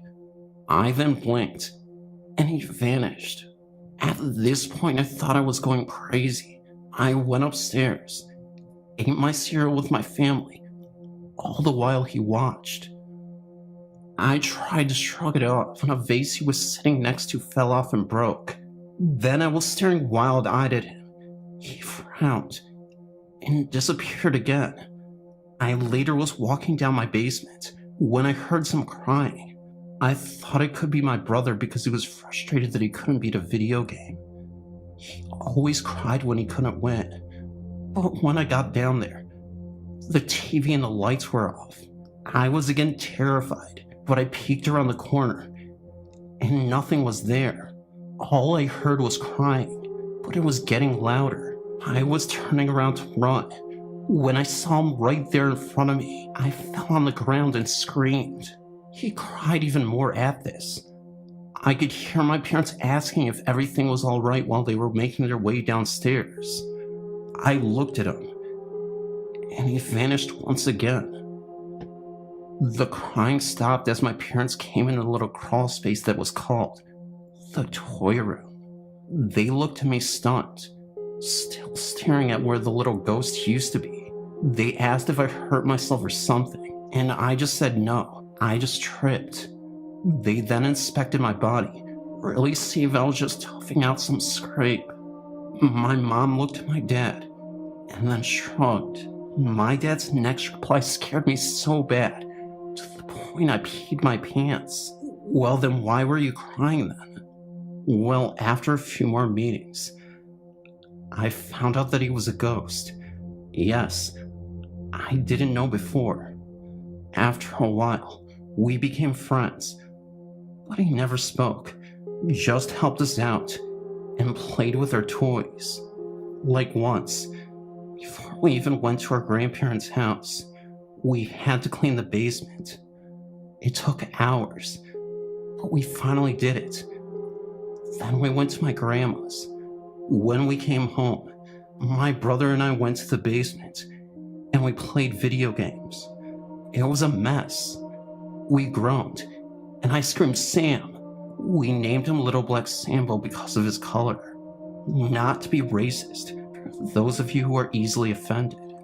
While my brother went to the bathroom, he appeared, at first smiling, but then frowned. Seeing how distressed I was, I looked him straight in the eye and said, "Help us clean, or clean it yourself." I stormed upstairs to get my mom so she could help us. We were just heading downstairs when I heard my brother scream. I ran out to figure out what Sam had done. When I got in there, I saw my brother shaking, his eyes fully open, looking to and fro. I looked into the room and gasped myself. It was perfectly clean. My mom got down there and said, "What mess?" It was 6 years that I had known him. He was mine and the family's best friend. It was almost as if he was a part of the family. My life was going good. I was starting 7th grade. I had lots of friends. What more could I ask for? I've decided that we're moving. I'll never forget that day. The day my mom decided to move. She had wanted to move before, but never actually did. We've even had a for sale sign in our front yard before, but it was taken down only a few days after, because my mom didn't want to leave the home she raised her children in. Now she was serious. The sign went up almost immediately, and she started looking at houses. At first I thought it was cool. I mean, the house we were in was good, but we didn't live in the best neighborhood in the world, which was exactly why my mom wanted to move. It was a long time before someone decided to buy our house for $200,000 in cash. We moved out in a week. My father took his offer, and we started packing immediately. I was so sad to leave this home. I had so many memories there, but I had to move on. While I was packing my things, Sam appeared beside my bed, but he wasn't smiling this time. He was frowning. Then he vanished. I was more sad that week than I ever was, or will be. I had known Sam for 6 years. 6 years. It was like leaving a little brother to me. That entire week, I begged him to go with us. Obviously, he didn't go. The day we left was the worst day ever. It's ironic, because it was the day after Easter. As I was heading out of what was now our empty house, my brother and I ran to the toy room where Sam was. It was like he wasn't even there in the first place. Sam was completely gone. Vanished out of thin air. It was the most bizarre thing ever. When we moved into our new house, the house that I'm in now, there was only one ghost. A mischievous poltergeist that is so annoying. He once turned on our TV and cranked the volume up to the max while we were all asleep. It scared the crap out of my mom, but he thought it was hilarious. There have been good things as well as bad things, though. About a year ago, my brother's best friend died in a car accident. Our family, especially my brother, were so distraught. My brother and I stayed up late the night he died and watched Monty Python to cheer us up. Then, I noticed somebody walking around our kitchen, grinning with the biggest smile I'd ever seen. I thought I was the poltergeist, so I told him to go away. My brother said, "I don't think it's the poltergeist." I stared at him and asked him how he knew. "I don't know," he said, "but I really don't think it's him." He told me to describe him. "Well," I said, "he's wearing blue jeans, a white t-shirt, and he has the biggest smile I've ever seen." Jason stood up. "Jason, is that you?" It turned out that the ghost was my brother's best friend, Jason, that died in a car crash. We stopped the movie and talked for hours. Jason had to talk through me, though. Apparently, the only way a ghost can communicate to living people is through someone else.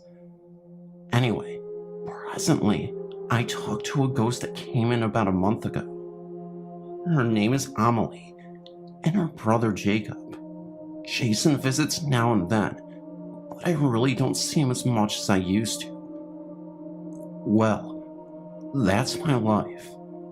Helping out ghosts. Kinda weird, huh? But it all started out with a little ghost named Sam. This is for you, buddy. My name is Samantha, and I'm 18 years old. I have had a lot of unusual and scary things happen to my family and I, but I won't get into all of that. But what I will tell you is one story about something I had the unfortunate chance of meeting. This is my story. My family and I are gypsies, since we constantly move around and hardly stay in the same place. Mostly because of my dad, God rest his soul, wanted us to see the world. We lived in 17 different towns and cities altogether, but we sort of gave up on that since he died 7 years ago, and we moved a couple years later to Timmins, Ontario, which is located in northern Canada, which is only an hour and a half away from where we used to live. Anyway, I didn't get the greatest feeling from our 2-bedroom upstairs apartment. Not only was it on a bad street, but I felt something not good there. Right away, odd things happened, such as the rocking chair moment. There was this creepy old rocking chair from the 1970s already there, and it was put away in the inside porch with most of our belongings. I had an unnerving feeling, and I went to go see it. Right there from the doorway, it was rocking crookedly, which made it look even creepier. Then it stopped so suddenly, like it knew that I was watching. Then there's the attic. I always hear something walking around up there, and a loud thump, like it was jumping up and down. It was very cold up there, and I always avoided it. My mom even put a lock on the attic door, just in case. That was what she said. I didn't even know what that meant. I remember one night I was home alone waiting for my mom and sister to come home. I did not feel safe, even with all the lights on. I couldn't even sleep until they were home. I was in my room waiting on my bed. Then I heard the door open and someone walking around. I thought it was Mom, so I went to go look, and she wasn't there. The door was open, and I was alone. I used to wake up with scratches all over my body, some of them so deep, and I would be puzzled as to how they got there. I didn't even have a pet. Then there's the one night when I woke up in the middle of the night, feeling scared, and it was cold in my room, which was weird since I didn't have a window and I wasn't cold. It was just a room. I felt someone standing beside my bed looking down at me. My bed was practically floor level. I turned the other way and tried going back to bed.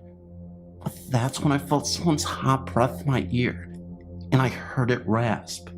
It was a man. I knew this. My heart stopped and I froze. I was scared. I couldn't sleep since. I knew it was a man. I had a dream of him. He was a Caucasian, weightly and tall guy, and he often tried to follow me in my dreams. He was angry and abusive, but he couldn't touch me once I got away from the apartment. I told my sister, and she also knew. We moved out of there the next summer, and we went back to Cochrane, and we stayed here ever since. We've had other spirits, but we didn't care. We were back to something familiar, and that was okay. I lived in a town in my hometown of Glendale, Arizona. It was on 59th Avenue in Peoria, less than a mile from 3 cemeteries and a dilapidated old barn house. Lots of creepy surroundings. My experiences aren't that riveting. The place was infested with cockroaches, and they never went away, no matter what we did. We did so many things as far as fogging. We let 30 geckos loose to eat them all. We put out roach traps. I've just heard about bugs in haunted places, flies and stuff, but it could have nothing to do with it. But also, there was 1.5 bathrooms in the place. The upstairs had 1 shower, and the downstairs just had a toilet and a sink. Well, one time I was in the bathroom, which is right beneath the stairs. As I was sitting on the toilet, I heard feet running up the stairs, like thunder, like someone was really hurrying to get up there. Then I came out of the bathroom and saw my boyfriend. And my roommate and I said, "Who ran upstairs all crazy?" And they said neither of them. I said, "Are you sure?" And they said, "Yeah. We've been sitting here the whole time." I asked if one of the 3 cats ran upstairs. The 2 girl cats are too small to have made that kind of noise, but our male cat was almost 20 pounds, so it was a possibility. But he was sitting beside my roommates. Also, the light used to turn on by itself, and in my boyfriend and my bedroom, the lock was on the outside, and it was a keyhole, as if somebody was locking someone in the room from the outside. One of our female cats went crazy and started to growl at us and attack my roommate. My dog was always barking at things when there was nothing for him to bark at. Very scary. Thank God I don't live there anymore. After sharing some particularly creepy paranormal experiences amongst ourselves, my brother, sister, and my sister's boyfriend and I decided to check out a couple of the places in the haunted places list that just happen to be located here in scenic Muskogee, Oklahoma. While searching for the address of 2119 Akoogie, we wound up on a street by the name of Callahan. A set of train tracks run across the road, and bells and crossing lights are in place to warn about oncoming trains. At around 2 a.m. in the morning, we started down the road. When we started, the warning lights were flashing, but they went off shortly, and we assumed a train had passed. But when we were coming up on the tracks, they began flashing again, and this time, the balls went off too. Our driver, my sister, slammed on the brakes, and we all started looking for the train. There wasn't one in sight. Lights went off for a few seconds later, so we just sat and waited, unsure of whether or not to continue across the tracks. Then the lights went off again. My sister sped in reverse to get away from the tracks. She was so freaked out. Her boyfriend finally talked her into going across the tracks, and when he did, my brother and I felt extremely panicked. After that, we finally found her address, which is now an abandoned parking lot. The story says that you're supposed to hear 2 men talking in the backseat. What happened was that my left eardrum started hurting very badly, and I just got an overwhelming sense that something bad had happened. As we're pulling out of the parking lot, 2 lights went out. One right on the corner which the parking lot was on, and one diagonally across the street. We went through the parking lot once more, and once again my left ear started hurting. My brother said that his ears started ringing for about a second and stopped, and my sister's boyfriend said that he felt like he was on an airplane because his ears suddenly became stuffy. My brothers and I have been living in our townhouse for 8 years now. Ever since I entered college, and my brothers entered high school in an exclusive school in Quezon City, Philippines. Our townhouse is only a 10-minute walk away from the school, which is very convenient for us. However, because our family business is in the province, my parents have to live there, while my brothers and I live in our townhouse alone. Several incidents happened in our house, which we chose to ignore.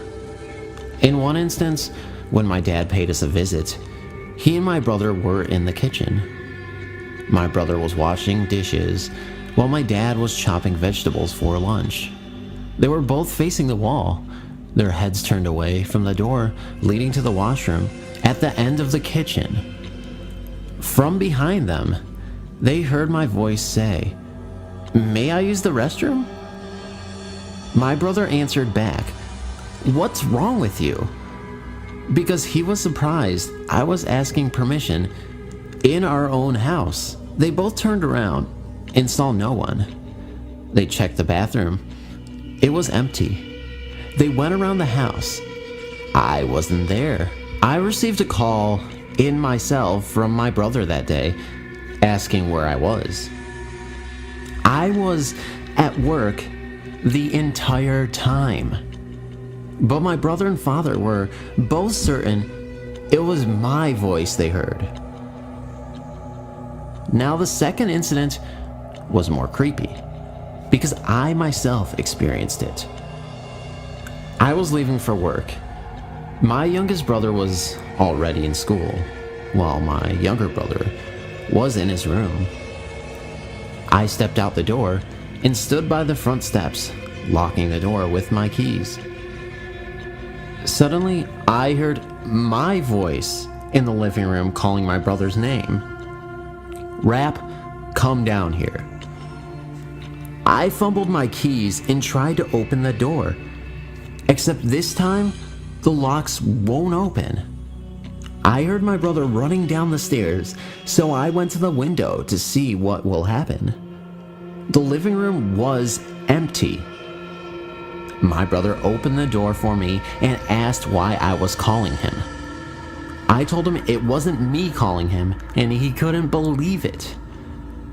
After telling the story again, I left him to go to work. The third incident happened in my room, more than a year after the second incident. I woke up in the middle of the night, which always happens to me. The first thing I did is check my bedside clock, which I always check when I wake up in the middle of the night for comparison. It was 2 o'clock in the morning. At the corner of my bed is a full-length mirror, which normally faces and reflects the image of my bedroom door. After checking my clock, I checked my mirror and saw myself standing and staring at myself in a deadpan way. At first I thought I was looking at my reflection, and I even asked myself in my mind, why the hell am I sleeping standing up? But then I felt the bed, and I knew I was lying down. After a few seconds of staring at my standing reflection, I turned to the other side of the bed and decided just to ignore it. The last incident did not happen to me, but to my youngest brother, who has always been in touch with the supernatural. It happened just last year, in 2007. According to him, he woke up at 5 a.m. and took a bath for school. While getting dressed, he noticed that his reflection in the mirror was grinning at him, though he wasn't smiling at all. He got terrified and decided to go to school, though it was too early. When he was locking the door, he practically screamed when he saw his own head grinning at him from his right shoulder. He walked to school the whole time with the grinning face that looks like him on his shoulder, which he could see through his peripheral vision. On the way to school, he passed by some shops and saw his reflection still grinning at him. He noted that although his reflection looks like him exactly, the eyes were somewhat different. My brother chose to ignore the doppelganger, who stayed with him at school the whole day.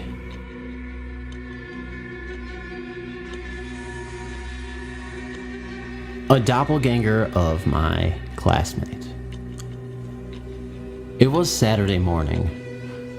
Some of our classmates, including me, were tasked to go to the school to finish our beautification project. We were done exactly at 11 a.m. All of our classmates, excluding Trisha, Karen, Ariana, and me, went home. Ariana told us to wait here at school while she will go and buy something to eat. She didn't eat any breakfast. So we agreed, and we waited for her. Since there's nothing much to do, we decided to go on ghost hunting. we went up to the second floor and began filming all around us with Trisha's phone while walking. As we passed by the library, we all felt a very cold wind around us. Trisha screamed, "Run!" Then we ran outside the gate and we saw the guard. The guard is very angry with us, and so he tells us to go home. We text Ariana to go to my place after she is done eating. At my place, we replayed the video. As the film passes by the library's glass window, we saw Karen's reflection wearing a blue t-shirt in front of Trisha. Trisha was so shocked and said, "Wait, you're at my back, right? And are you wearing a white t-shirt back there?" Karen said, "Yes. Why will I be in front? Clearly you're the one who is in front, right? And I'm still wearing the exact same white t-shirt." We tried to replay it again and again, and still the same. I really want to know what you think, because I'm still baffled by this whole situation. If anybody has any idea as to what this could be, please put it in the comments below. D is for doppelganger. As would be expected, a lot has happened since I was last on here. In due time, I'll explain my absence. But for now, I'll start with what is troubling me the most. I have been with my partner, whom we'll call Michael for privacy reasons, for nearly a year now, and this started happening in November of 2012. Now, before I delve into it, at all times when these sightings have occurred, he has not been on any medication, drugs of any kind, nor had he been consuming alcohol. To better understand the story, I better give you a layout of the house. Walk through the front door, you are greeted by the dining room, with an open plan kitchen at the end of it. Take 4 steps forward, and to your left you have the lounge, which is connected to the dining room by 2 doors which are kept open at all times. Next to the lounge is a small extension of the house, which is Michael's little sister's playroom. The playroom is separated from the dining room by a glass wall and a glass door. Keep walking straight from the front door, and to your right is a door leading to the garage and laundry room. Next to the laundry door is the hallway. The hallway is L-shaped, and the first room to your right is his mother's and sister's room. Go to the corner of the L, and you'll find the main bedroom, which his grandmother resides in. At the corner of the L, and slightly off to the right, is Michael's room, and at the very end of the L is the bathroom. Michael has been seeing my doppelganger. The appearances have been happening generally once or twice a month, and it was usually just out of the corner of his eye. My doppelganger has usually been seen in and around his room and up and down the hallway. After grilling him for details, I found out that before these sightings, he would always get a whiff of my perfume that I tend to always wear.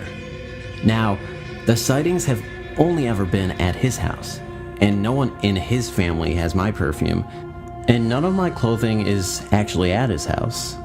Doppelganger seems to have my sense of style down to a fine art, as it has always been seen wearing my usual attire. Michael has always picked up a feeling of sadness every time he's seen my doppelganger.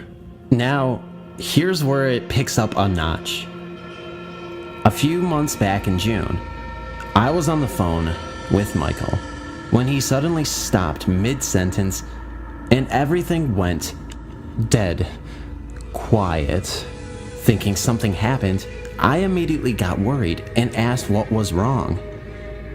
All I got in reply was very frightened whispers. Getting slightly frustrated, I asked yet again what was wrong. Michael finally told me he was seeing my doppelganger. I I then got very worried as he was very frightened. I asked Michael what happened, and he said he had been walking around the dining room table talking to me when, out of the corner of his eyes, he saw someone sitting on the couch in the lounge. All his family had retired to bed for the day, so he was very surprised. As he turned to face it, he saw that it was my doppelganger, clear as day, casually sitting on the couch. Scaring the bejesus out of him, he ran into the playroom. My doppelganger then proceeded to get up from the couch, walk towards the kitchen, and, from what Michael heard, as he couldn't see at this point, get a glass of water. No glass was ever found as proof of this, by the way. As I calmed him down over the phone, I asked him if he got any vibe from the doppelganger. He said he picked up an obvious negative vibe, not in a menacing way, just down and unhappy. He also said it looked like my doppelganger was in pain. Can doppelgangers even feel pain? Now, I definitely know Michael wasn't bluffing to me, as this happened over the phone, and no one can fake the kind of fear that was in his voice.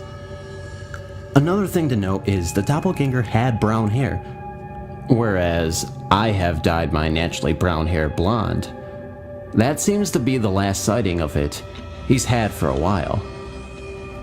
What happened? Help would be greatly appreciated here, as I'm going out of my mind with questions. What is this thing? What does it want? Why imitate me? No one else in his family has seen it other than Michael. Thank you for reading. Doppelgangers, oh my. I can't say I've ever seen a doppelganger. However, some of my family members have. 2010. At this time, the family members residing in our home were our oldest daughter and her husband, our youngest son, and our youngest daughter. My husband saw the first one sometime in 2010. He came home from work at midnight. I was asleep on the couch in the living room. He was on his way through our room to the bathroom to take a shower when he saw our youngest daughter sitting at my computer. He called out to her. She didn't answer or even move. He assumed she had earphones in and didn't hear him. He realized he had forgotten to grab a towel from the laundry room, so he turned around and headed that way. Our bedroom is on one end of the house. The laundry is on the opposite end. He walked down the hall, though the dining room and the kitchen were in between. Just as he was about to open the laundry room door, Em, our youngest daughter, stepped out. My husband asked if she had just been on my computer. She said no, she had been in the laundry room this entire time. We all picked at him about getting old and seeing things. That's before I did some research on doppelgangers. Shortly after my husband saw our youngest daughter's doppelganger, our youngest son saw mine. This happened about 6 o'clock on a Saturday evening. I had just finished cooking dinner and was waiting for my family to come home, except our youngest son Z, who had gone into work about an hour before. I decided to do some laundry while I waited. I always had to keep myself busy when I was home alone. I still had the notion that if I was doing something there was less of a chance for me to encounter anything ghostly.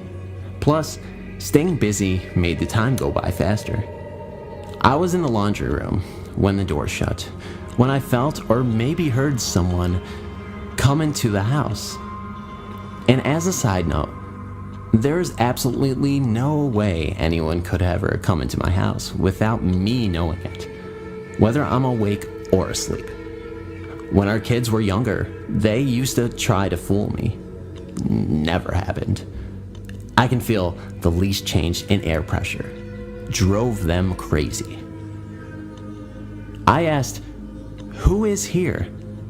Z answered me and said his new manager sent him home to shave because he had a 5 o'clock shadow.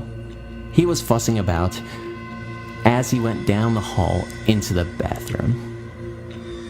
I stayed in the laundry room folding clothes.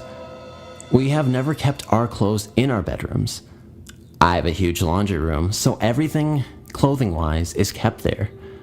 Oddly enough, I was folding Z's clothes when I heard, "Mom, why are you putting those in my room?" I opened the laundry room door, walked out into the kitchen just as Z walked into the dining room from the hall. The look on his face frightened me. It looked as if he had just seen a ghost. I watched as all color drained from his face. I asked him if he was okay. He just stared at me. After about a minute, he snapped out of his trance.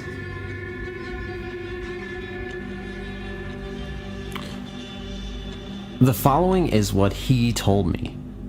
He was standing in front of the bathroom mirror shaving when he heard a shuffle. He looked up and out the door. He saw me dressed in a red robe, walking really fast, holding a stack of clothes. I entered his bedroom, so he stepped out of the bathroom to ask me what I was doing.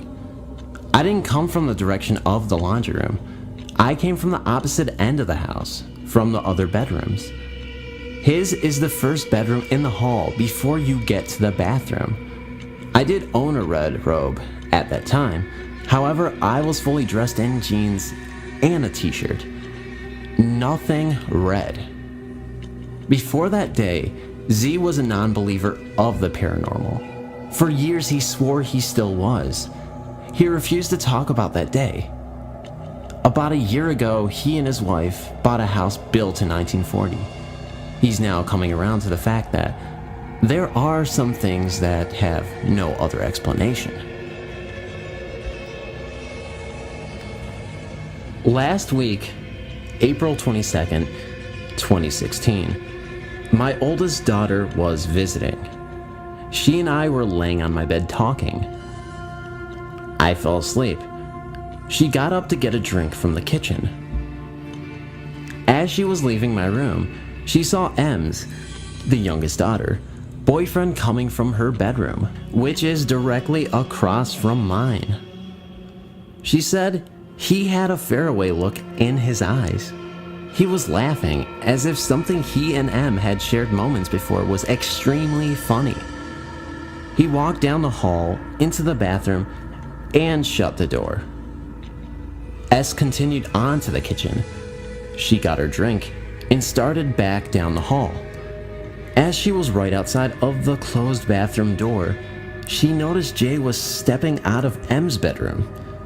He looked as if he was half asleep. He asked her if someone was in the bathroom, to which she replied, "You." She reached over and opened the bathroom door. It was empty. It was about a month before my papa passed away, and I was staying with my aunt and uncle throughout the week, so I could go to my junior high school, and so that my mama could go and stay with my papa while he was in the hospital. I would stay with her on the weekends. Anyway, I stayed in my older cousin's room while he was away in college. I really didn't make this my room my own because I never knew how long I was going to be staying. My papa was seriously ill with cirrhosis of the liver and emphysema and stayed in and out of the hospital. Well, this particular week, he was back in the hospital. It was Sunday night and I went to bed around 9 p.m. My aunt, uncle, and my other cousin was all in bed by 10. I always locked my door before I went to bed for some reason. I turned out the lights and fell right to sleep. Around 3 a.m., I was awakened by the feeling that I was not alone in my bedroom. I laid there a couple of minutes with my eyes closed, attempting to feel whatever or whoever was in my room. I didn't make a sound. I rolled over to my left and opened up my eye. What I saw startled me, but didn't scare me. There was this small figure, about 3 feet, standing next to my bed. It looked like what a cherub would look like, but it was entirely black. Its skin looked like used motor oil, and it was smiling at me. This thing looked just like Uncle Remus's tar baby from the old Disney movie. It just stood there with that creepy smile. It didn't say a word and didn't move a muscle. I took a deep breath and put the sheet over my head and wanted God to take this thing away. I sat there for a minute and peeked out. I caught it as it made a break for my door. The door swung open and it disappeared out of it. The door closed, almost latching. I still wasn't scared out of my mind. I was just wondering how that thing opened my door, even though it was locked, and got out. More importantly, I was wondering what the hell that thing was. When it was time to get up for breakfast, I asked my aunt, uncle, and my other cousin if they were in my room playing a trick on me. They all said they were asleep and didn't know what happened. I still don't know what that thing was. My uncle had built their house around the area where American Indians once lived because they found pottery and arrowheads that would appear in the backyard after a rain. Could this entity be a spirit of a long-lost American Indian? Could it be one of their protective spirits? I will never know what that thing was. Thank you for reading. Ghost? I still remember this as if it happened yesterday. When I was 4 years old, I lived with my grandparents, and they eventually adopted me. My grandparents and I always went to garage sales every Saturday morning, without fail. It was about 6:30 a.m., and my grandpa was out getting gas for the new car, and my grandma was in her bedroom putting on her clothes.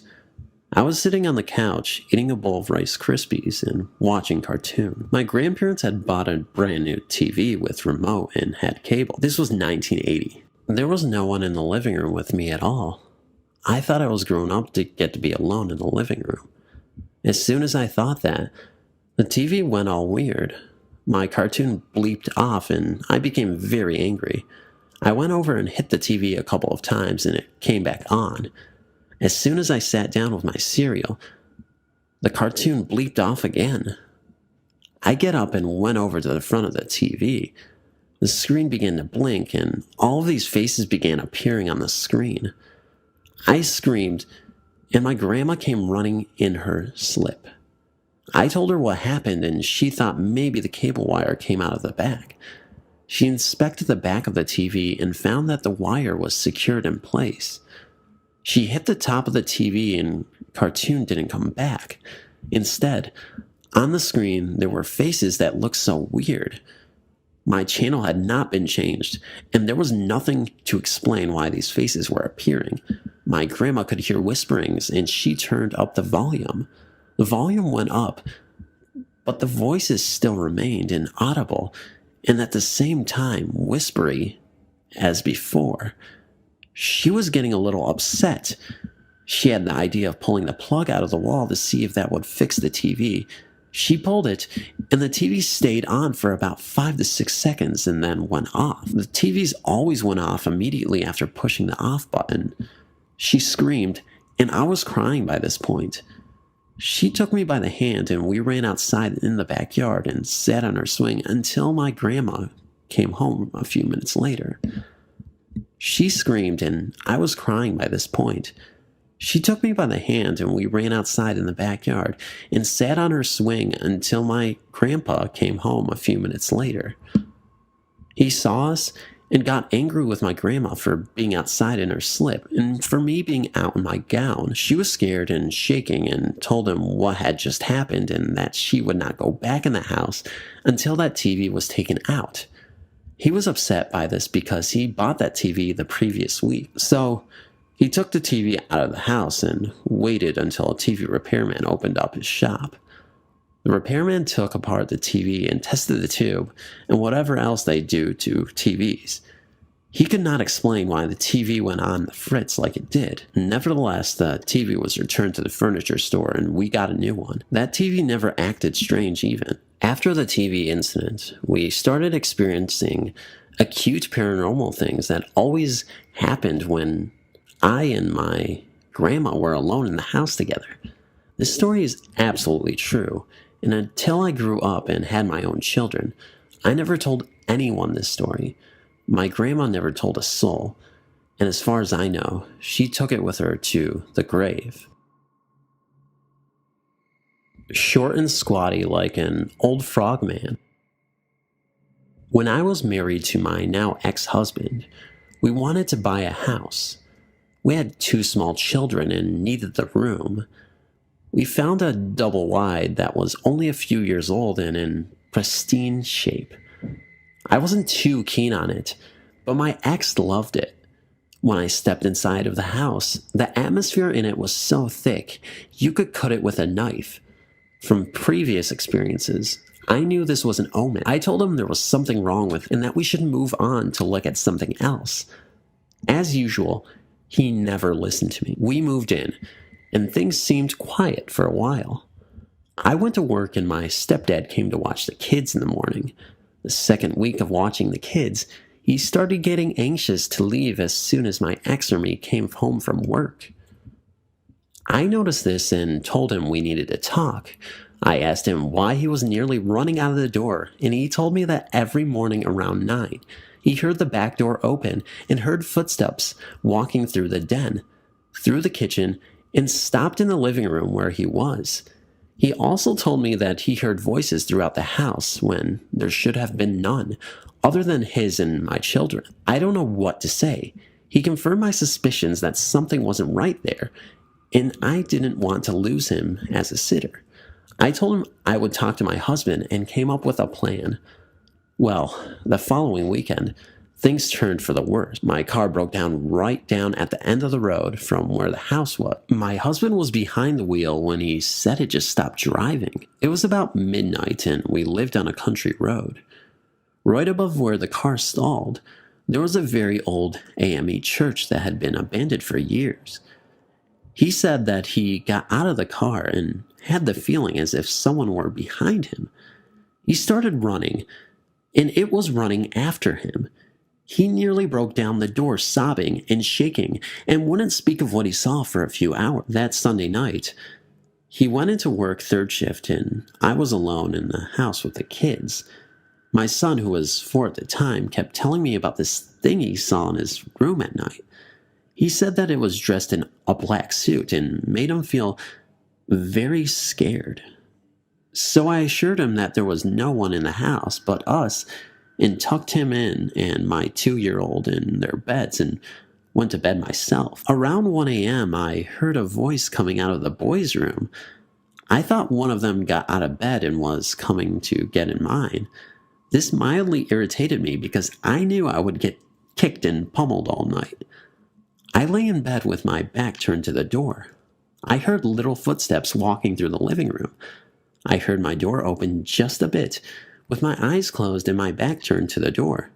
I said, "Come on, Nick, get in the bed with Mama." I waited. No kid.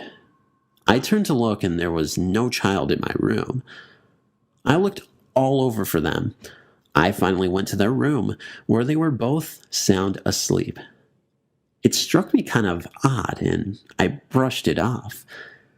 Things were quiet for a few months after that. I noticed my husband was starting to get into nasty fights almost nightly. He started drinking more and started becoming abusive towards me. We had never had an argument in our whole relationship until we moved into that house.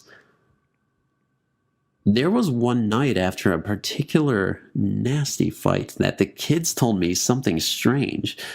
After my husband stormed out of the door and went on to work, I went in and made sure the kids were all right.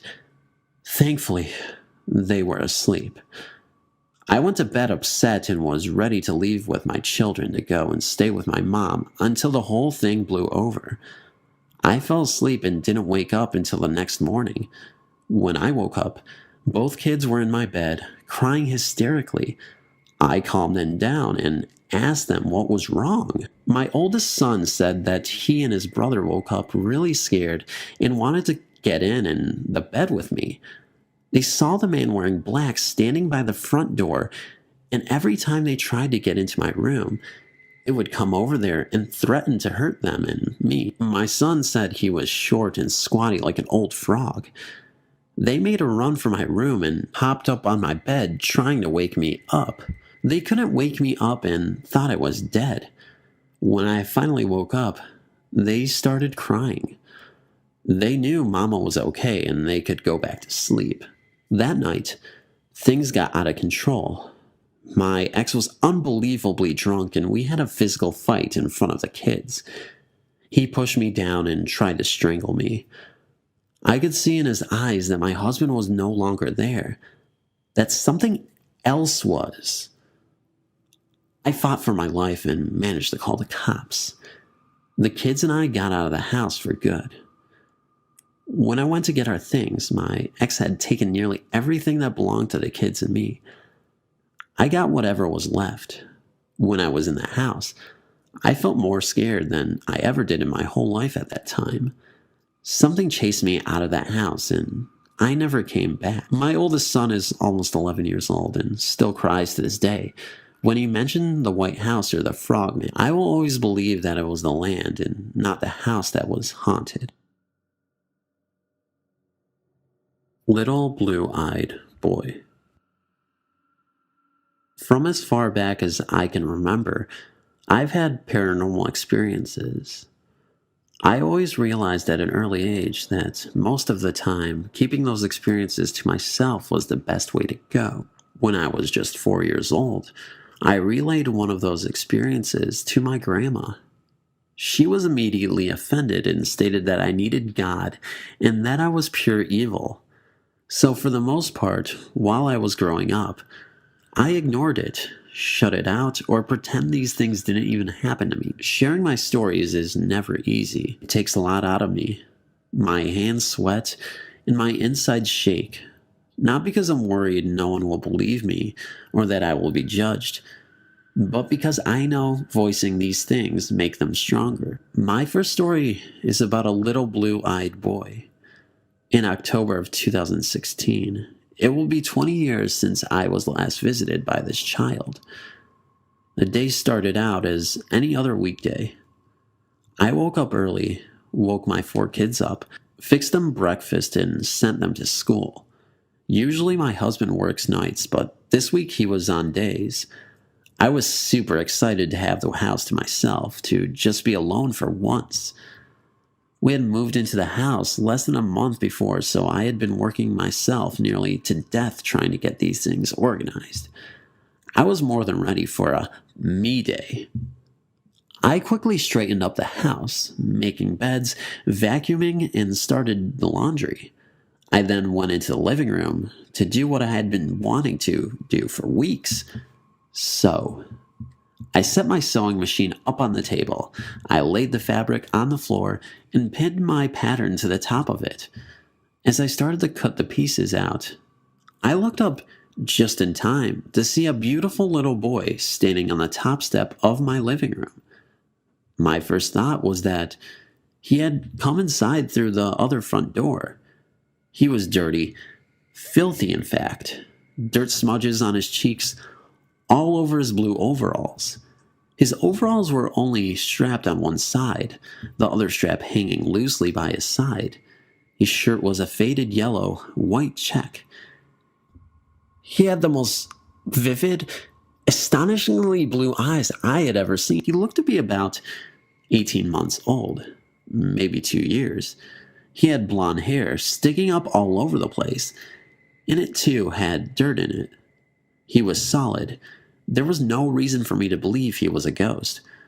I laughingly asked, "Where did you come from?" He giggled again. I looked away for a few seconds while getting up off the floor. When I looked up again, he was gone. But I could still hear his giggles, trailing off. I walked through the house, calling for him. I checked the other doors of the house. The one in the playroom we refer to as the other front door. It was locked. I looked in the closets and under the beds all the time, calling out to him.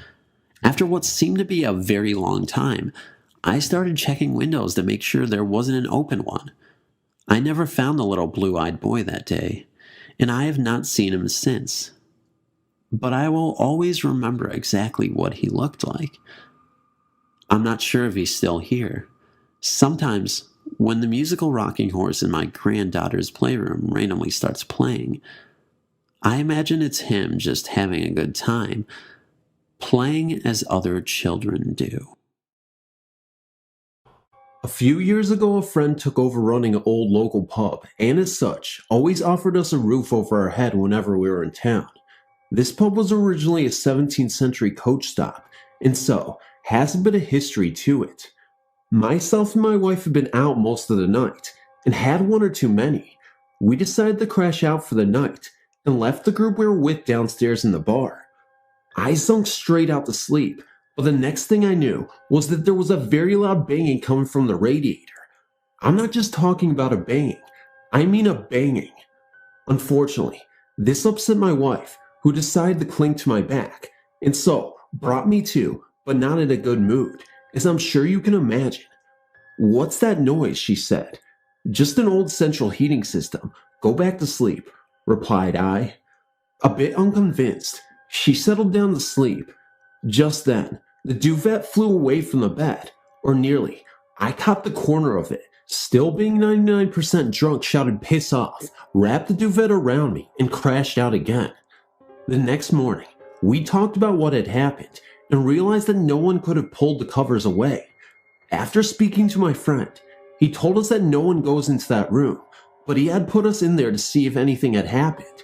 After having several staff walk out after various experiences, not too pleased, I went home, and still dwell on what could have happened if I hadn't had a few too many beers. As an aside, lately, the brewery has been refurbished, the pub, into an Irish-themed bar, totally destroying the character and feeling of the bar, and as far as I know, nothing has happened since. Sorry to have prated on a bit, but it is a genuine story, and I think worthy of contributing. Thanks for reading. The following story is not my own but my fiance's. I think I was around 13 when it started. Much of that time is very confused because I was in the classic situation for a poltergeist, an adolescent girl under great stress.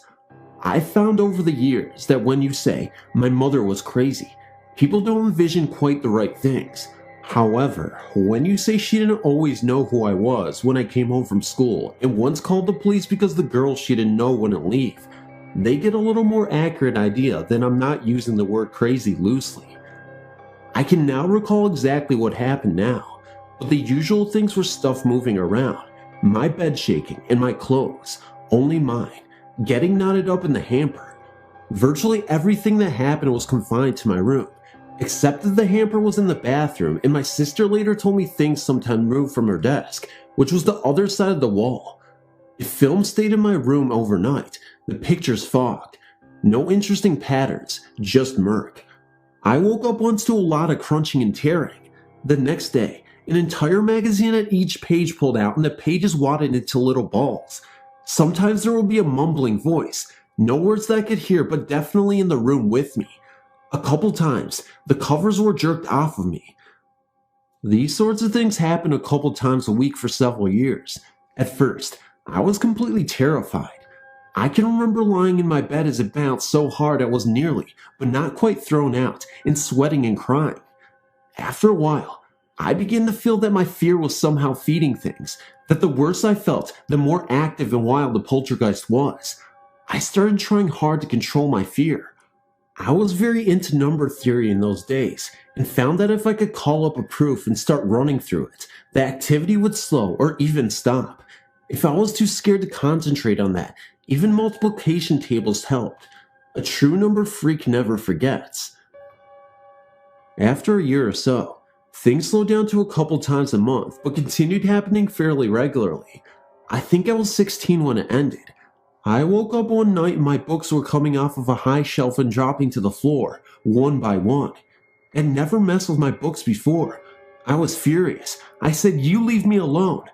I think I also told her to get out and leave me alone, but my memory is hazier about that.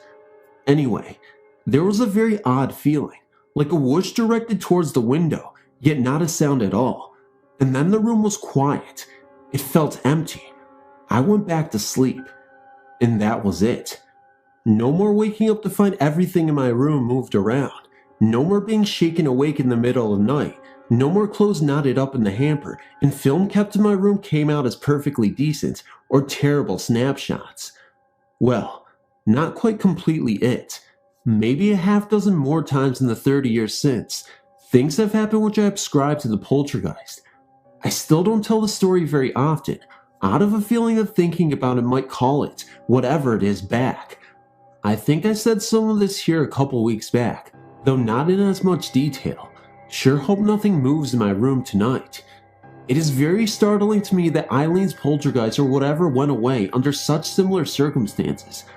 I've also heard more classic stories in which a very firm but polite request to leave stopped the haunting. Thanks for reading.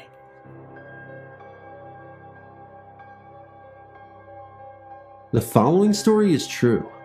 There were two of us who actually witnessed the first of 4 events that occurred within a 2-year period. Needless to say, we were both astounded. My friend's name is Roman, and this is what happened. I'm a computer lab teacher and had at the time of the incident an assistant named Roman. At about 10 a.m. in the morning, we had 2 off periods and were catching up on reports and just chatting. We were both side by side each other working on a computer. Having worked in agricultural research during my college years, I was a little knowledge in plant life, tree trimming, research, and all of that. While we were working, the topic of graphiting citrus trees came up. I don't recall why exactly, but Roman was curious about the subject and questioned me to the point where I even decided to draw a picture of the procedure for him. Now, mind you, I never have or never will claim that my classroom was haunted, but what happened next still baffles me to this day. As I explained the procedure, Roman abandoned our work temporarily and concentrated on the drawing before us. Just in front of my drawing was an empty soda can which I had drunk earlier. Without warning, the can lifted gently off the table in a smooth, slow, steady rise until it reached a little above eye level. The can froze for about 2 seconds and just dropped with a clang as it hit the table. The funny part was that I kept talking and explaining as this happened in front of us. I started stuttering when it finally hit me that something unusual had just happened to us. As if on cue, we both cried, "Did you see that?" Roman was under the impression that I had pulled some kind of stunt. We spent the rest of the morning trying to figure out what had caused the can to float, but nothing. It was aluminum and would not have responded to magnetic stimulus. We told our story in an excited manner to some of our fellow workers. Bad idea. Boy, did we get a load of one-liners. Hey, who you gonna call? Abbott and Costello to meet the flying Coke can? We even got branded the Flying Burrito Brothers. I think it's in reference to some band or something. This story was not scary, just very unexplainable, and yes, it did happen. On a different date, as we were sitting on a desk working on the kids' computer points, we heard a rapping sound. I immediately followed the sound to the corner of the room and saw it. At the corner of the room is a flag holder, and since I didn't have a flag for it, I used it to hold this 3-foot rod with a hook at the end. I used it to adjust the air vents.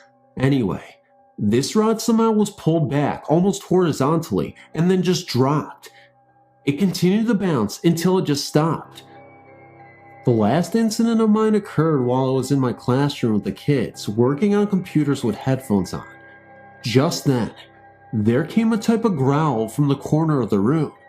My assistant just froze and stared at me, and I back at him. Not one of my students heard. We sort of just whispered to each other, "Did you hear that?" And they answered, "No. Did you?" There was even a second incident that occurred that was slightly different than the first incident with the growl. In this instant, the growl sort of panned from one side of the room down the length and around to the back of the room. This time, practically all of my students heard the growl. I'll never forget these moments, and I apologize if this sounds kind of jumbly and I don't even know what I'm saying, but I promise this all happened, and it's all really freaky to me. Thank you for reading.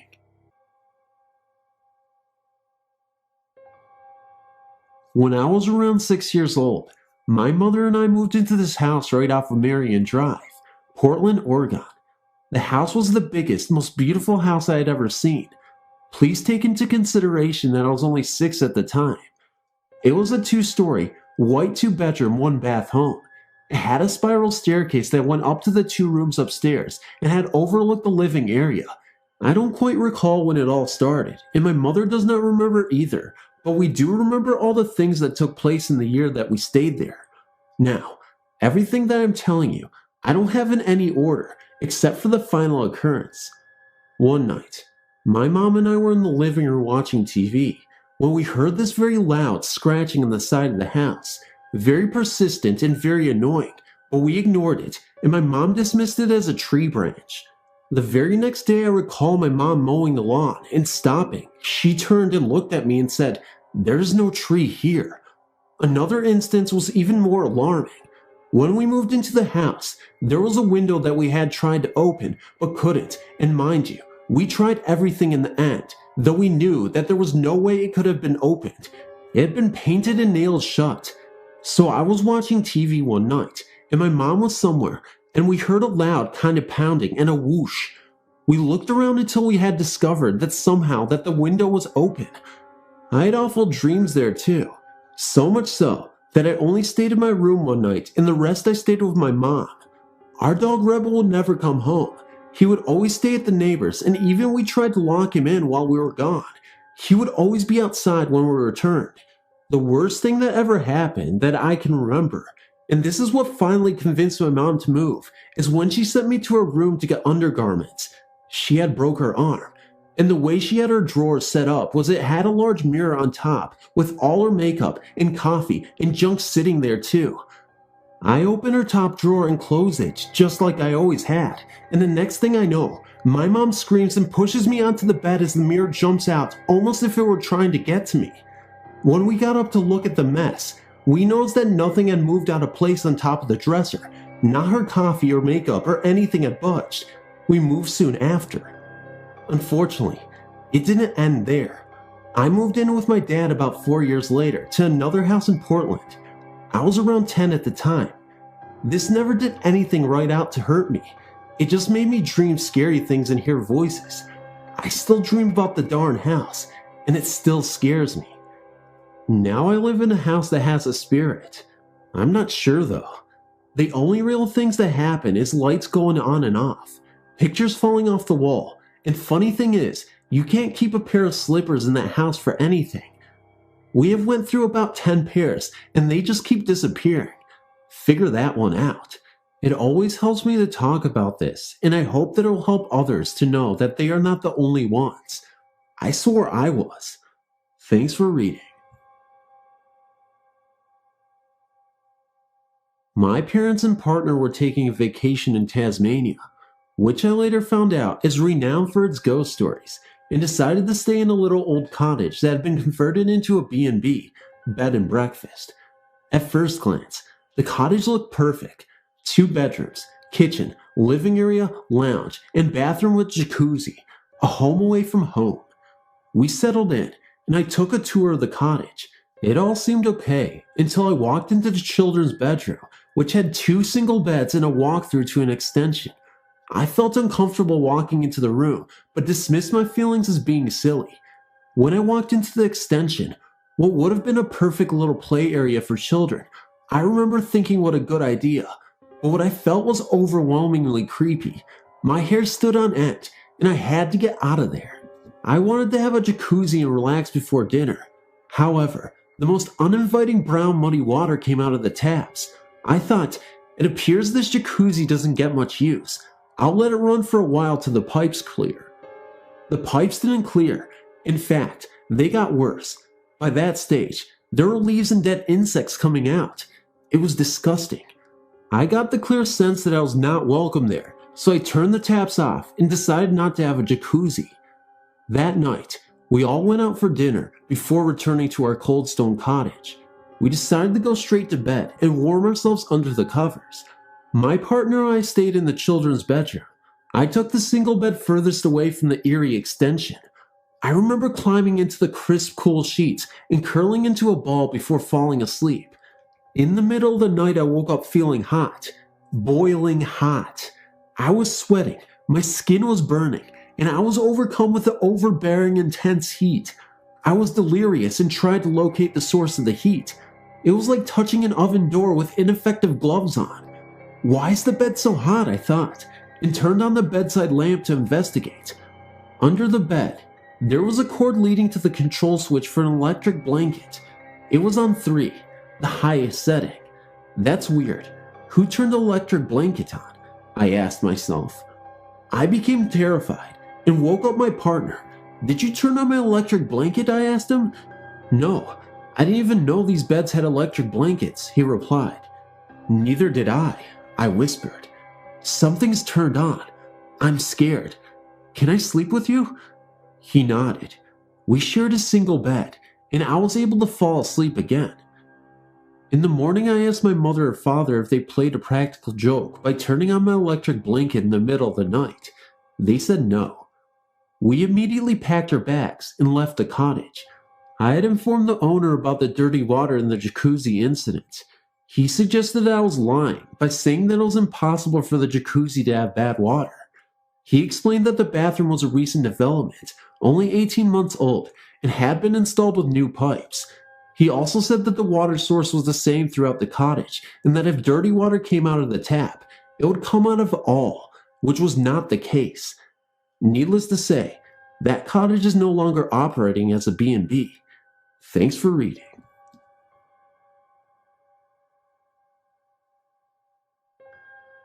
I'm a teaching assistant at Western Illinois University and have had some interesting run-ins with our departmental ghost.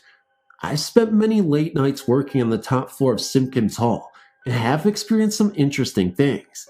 Doors that will stay open without any problems all day long will shut within 5 minutes after being open late at night.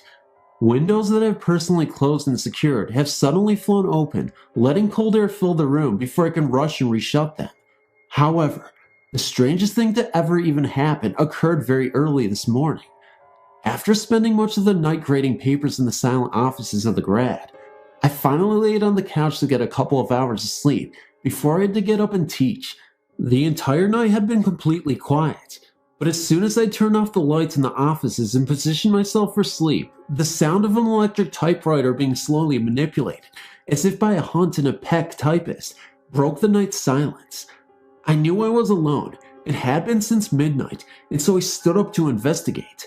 I had no sooner risen when the noise stopped. I stood by the couch within the returned silence for about a minute before lying back down. As I covered myself in my jacket for a blanket, the noise started once again. This time I remained horizontal on the couch and listened to the typing noise until I was sure that it was not the heating system and was indeed coming from the middle of the room and one of the other graduate students' office. Once again I arose, but this time I went to the circuit box and turned on the lights to investigate whether or not our prankster graduate assistant Dan Bender was fooling around. I went to the office from which the typing noise had originated, but there was no one there. After being satisfied that Dan was nowhere in the room, I turned off the lights and went back to the couch. Again, as soon as I had turned off the lights and settled down to sleep, the noise started. This time, I just called out, "Harold, knock it off. I need to get some sleep." Oddly enough, the sound stopped, and I was finally able to go to sleep. I have no idea why I called out the name Harold, but it was the first name that came to mind. Whatever the name of the Simpkin Hall ghost is, he quieted down when I told him to. Others have expressed fear about being alone in the building late at night, but if our building has a spectator, he is harmless despite his poltergeist pranks. Thanks for reading.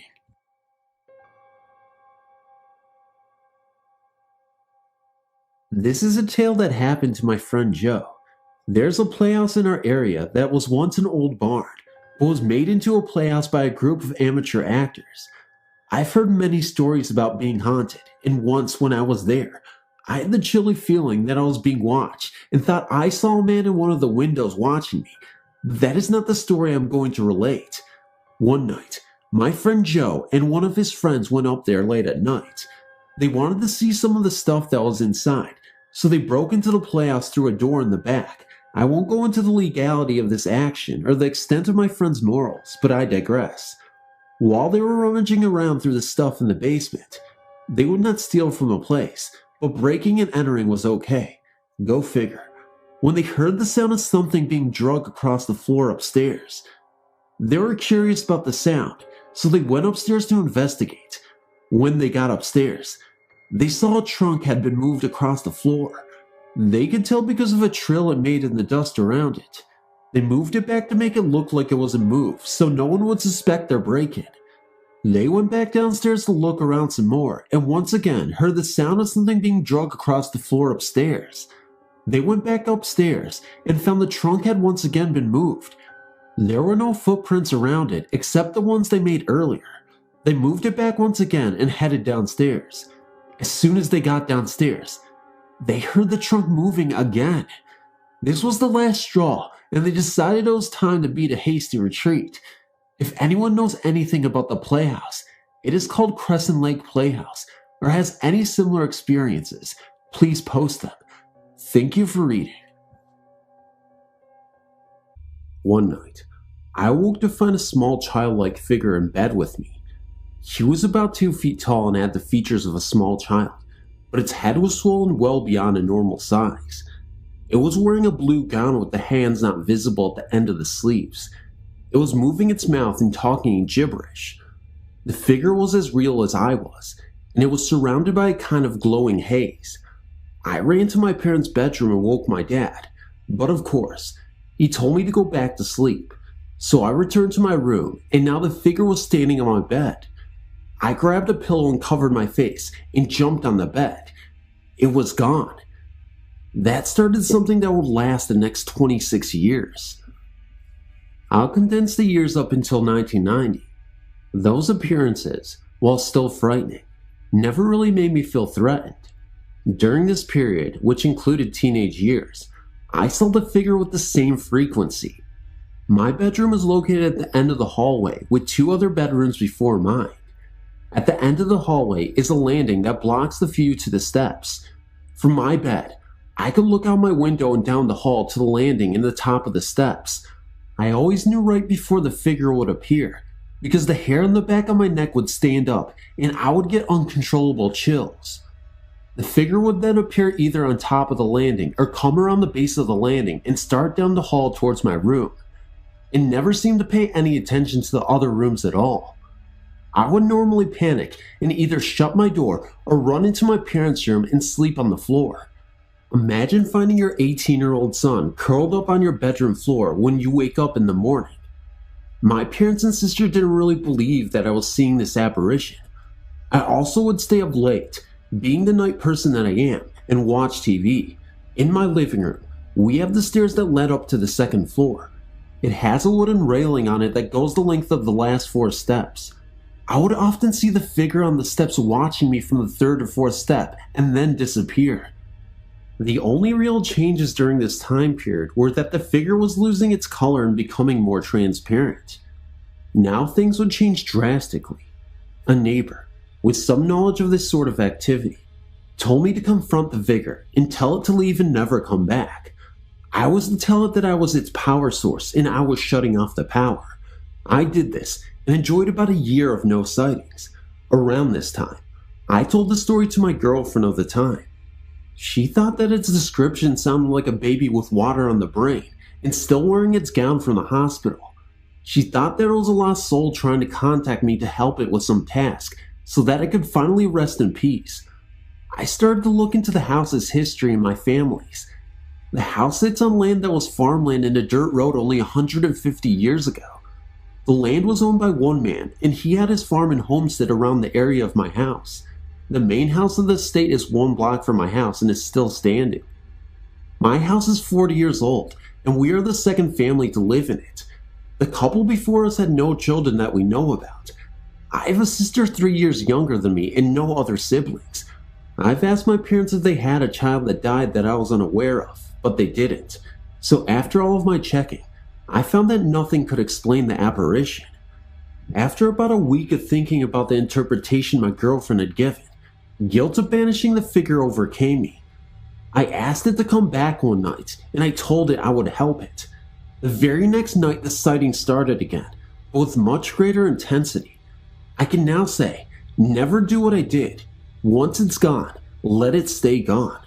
The sightings would happen more frequently, and sometimes they would terrify me. The figure looked the same, but something was very different. I was sure what it was, but now there was another force in addition to the familiar figure. I began to see small black colored creatures which I can only describe as imps. They were solid black, 1 to 2 feet tall, and ran around on all fours. They appeared mostly in the living room and coming from the hall closet. Now to explain the rest of the house setup that pertains to the story. The man that lived here before us started to dig a basement, but he never completed it.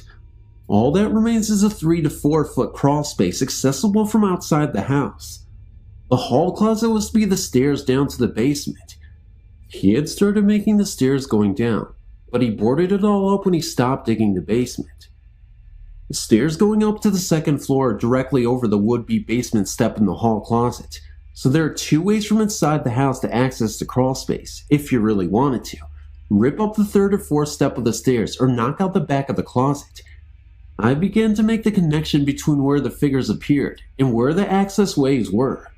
The sightings got more intense, and sometimes they even drove me from my house. Normally, my dog would sense the small figure and act funny when it was around, but now, when the imps appeared, my dog would be in a very deep sleep, and I could never wake him up. I would either leave the house and stay over at a friend's. Sometimes, I would be knocking on her door at 2 a.m. terrified. Other times, if I was able to get between them and the steps, I would make a run for it to my room or my parents' room, because even these creatures would not venture in the bedrooms. My mother was noticing my moods, and I had told her about the new happenings, so she told me to get her the next time I saw the figure or imps. The next time I saw the figure upstairs coming down the hall, I ran into her room and woke her up. I led her into the hall where the figure still was. I pointed to it, and it began to back away and go down the steps. I chased it down the 3rd step where it vanished. While she could not see it, she could tell by my eye movements that I was watching something moving across the hall and steps. I think that's when my family started to believe a little. I became so used to these new additions because they never did any harm, but they did make me feel very uneasy. The figure was becoming even more transparent. Certain lamps in the house would go on and off by themselves, often with other witnesses around. I would hear the TV go on in the middle of the night when I knew no one was downstairs. I'd theorized that the figure needed help to appear because it was slowly fading away. I assumed the imps were helping him, but the figure was still fading. I was waiting for a new addition to the cast, so the figure could still appear, since I still hadn't figured out what it wanted me to do. The sighting stopped again for a few months. I spoke with a parapsychologist, but then decided to leave well enough alone. I didn't want things getting worse. I decided to go into the crawl space and check out the area under the stairs. I took my dog down there with me, and I crawled into the area. There had not been anyone under there for years before this. I found an old maid playing card with not a bit of dust on it right under the 3rd step. We have wall-to-wall carpeting, so this did not fall through the joints. I hadn't seen that deck of cards for over 20 years, but here was one. It had one corner that looked like it had been dipped in acid, but the rest was in good shape. I took it and put it in a pocket Bible and put it in my car. The sighting started again, only very small. I would call my girlfriend on the cordless phone and tell her it's happening again, and then walk upstairs while still on the phone with her. The next time was the worst of all. The figure appeared very bright, like it did 10 years ago, but it didn't look very happy. The imps appeared again, but they were more bold this time. Then a 7-foot tall man-shaped black figure appeared. It looked like it was either made of smoke or some liquid. It looked semi-solid, and you couldn't see through it. At the same time, the room was filled with imps, and a bearded old man's face took shape on the wall and started mumbling. The face was about 6 foot high and 4 feet wide. The familiar figure looked like it was sorry for doing this to me. I left the house and sat in my car until dawn. I knew I had to confront this new entity and try to drive it away. I also figured that if it wanted me, it was going to get me either way, so I had nothing to lose. My sanity, life, and maybe my soul were on the line, and I honestly believe this was the only way to stop it before it branched out. I was the original power source, so I was going to shut off the power. The next night, I prayed for protection and the strength to drive this evil away. I had a Bible handy as I sat up as usual listening to my CDs. About 2 a.m., I noticed my dog was in one of those deep sleeps, and I began to look around. The figure and the tall black figure appeared along with the rest of the apparitions. I informed them in the calmest voice I could get at the time that I was taking away their power and they had no power over me. I told them my family, and my house was protected by God and they could not harm us. I walked right past the tall figure and the imps moved out of the way. I walked right up the steps and never looked back. That was about 2 years ago, and I've not seen them ever since. We placed the Bible on the stairs and a cross in the closet to block off their entrances. I still feel there is a presence there that tries to let me let it in. I still hear bumping and walking around, but the apparitions are gone, banished to the crawl space I assume. They will not get another portal in here, so they will remain there. We did have the house blessed years ago, everywhere except the crawl space. I think that might be the answer to end it for all good. Thanks for reading.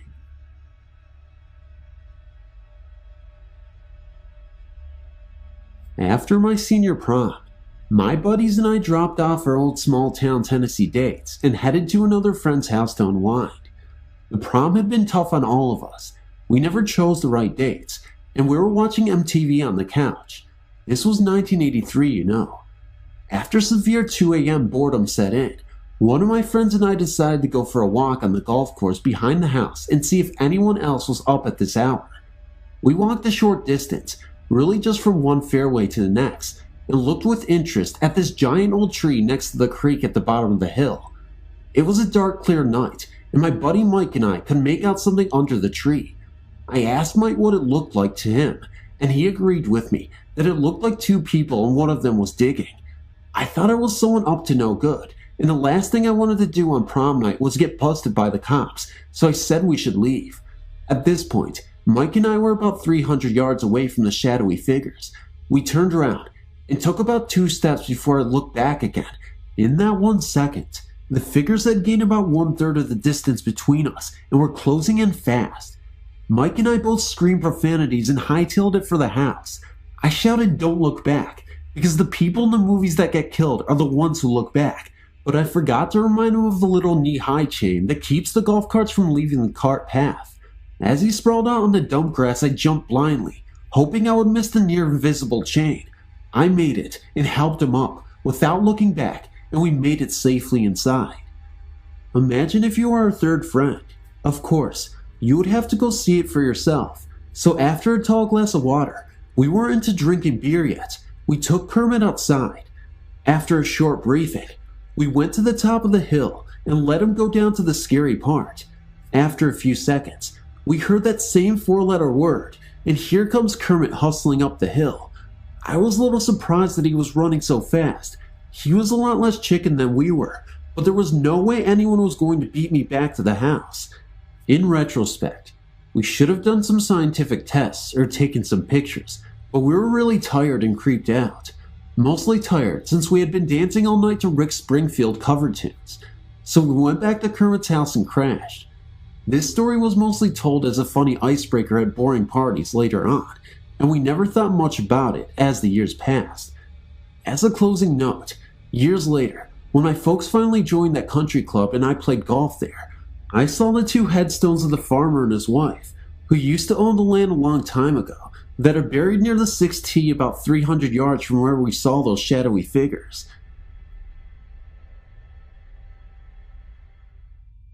My wife works at a residential care facility, and for the last month or so, they've been having trouble with the ghost of a lady who died there about 5 years ago. She was a very unhappy woman who didn't like anyone that worked in the complex. The only thing she seemed to enjoy was her pills. After her death, there was no sign of a ghost until they expanded the complex. Now they have problems every night. Almost all of the employees have seen her around the medication room. They say she is very small, about 5 feet tall, very solid looking, with no hands or face. They've also seen her walk through a solid oak door. Some nights they say she just goes back and forth between the new section and the original building. What is most alarming though is that lately she is becoming violent.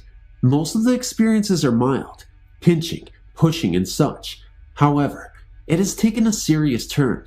One of the girls on Wednesday, January 17th, 1996, had a very large fire extinguisher thrown at her and was held captive in the elevator going up and down between floors for several minutes.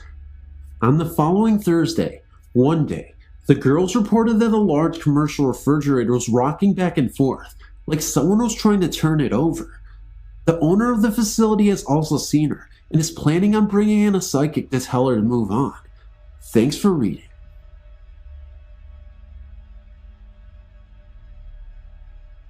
We own this farmhouse. It's haunted by a ghost named Catherine.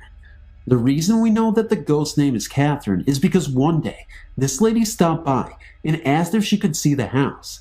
We wanted to know why she wanted to see the house, and she told us that her father and grandfather built the house in 1900. Her grandmother, Catherine, loved the house. Catherine and her husband had to move. She didn't want to move because she loved her house and, while she was away, she died. I guess her spirit came back to the house. Let me tell you why I believe this. When we first bought the house, my Uncle Pat was living there. He would sleep in the living room of the house, and during the night, he would hear doors shut, and no one else was in the house. Plus, this happened more than one time. Then we rented the house to some people. We never told them about the door shutting. These people that were renting the house asked if the house was haunted because they could hear someone walk across the attic floor, slam a door, walk back across the floor, and slam another door. There are no doors up in the attic. When the renters moved out, my grandma and grandpa moved into the house. They said that they didn't hear anything. My Uncle Pat would sometimes come and visit them and stay in the guest bedroom, which we believe was Catherine's bedroom. All night long, we would hear something tapping on the window. There's nothing close to even touch the window.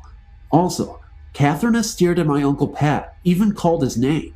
One thing that freaks me out is that on New Year's Day, I had a dream, and in this dream, Catherine told me why she kept my Uncle Pat up at night. The day after I told my Uncle Pat this, he heard someone call his name, and everyone else in the house was sound asleep. I know that some of this may be hard to believe, but believe me, it is true, and I wouldn't make up a story like this. You just have to believe me. Thanks for reading. Joan and I live in the small town of Chippewa Falls, Wisconsin. It is located about 90 miles east of the Twin Cities. One evening, Joan drove to Minneapolis to pick up her daughter, who was attending school there. On the return trip, Joan let her daughter drive, and they both conversed about school and other events in their lives. It was approximately 10 at night, and small pockets of fog banks began to develop on the highway. Joan turned from looking at her daughter and yelled at her to slow down and avoid what looked to be a motorcyclist. She recalled seeing a leather jacket and various details of the bike, but she vividly remembers how the headlights reflected off the chrome of the bike, yet it went through at the same time.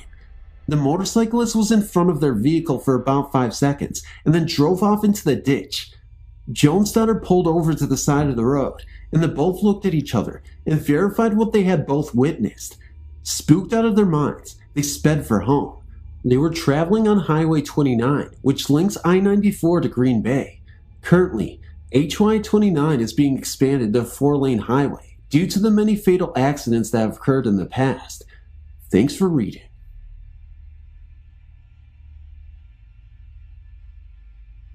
When I was a very young child, my parents rented an old German house.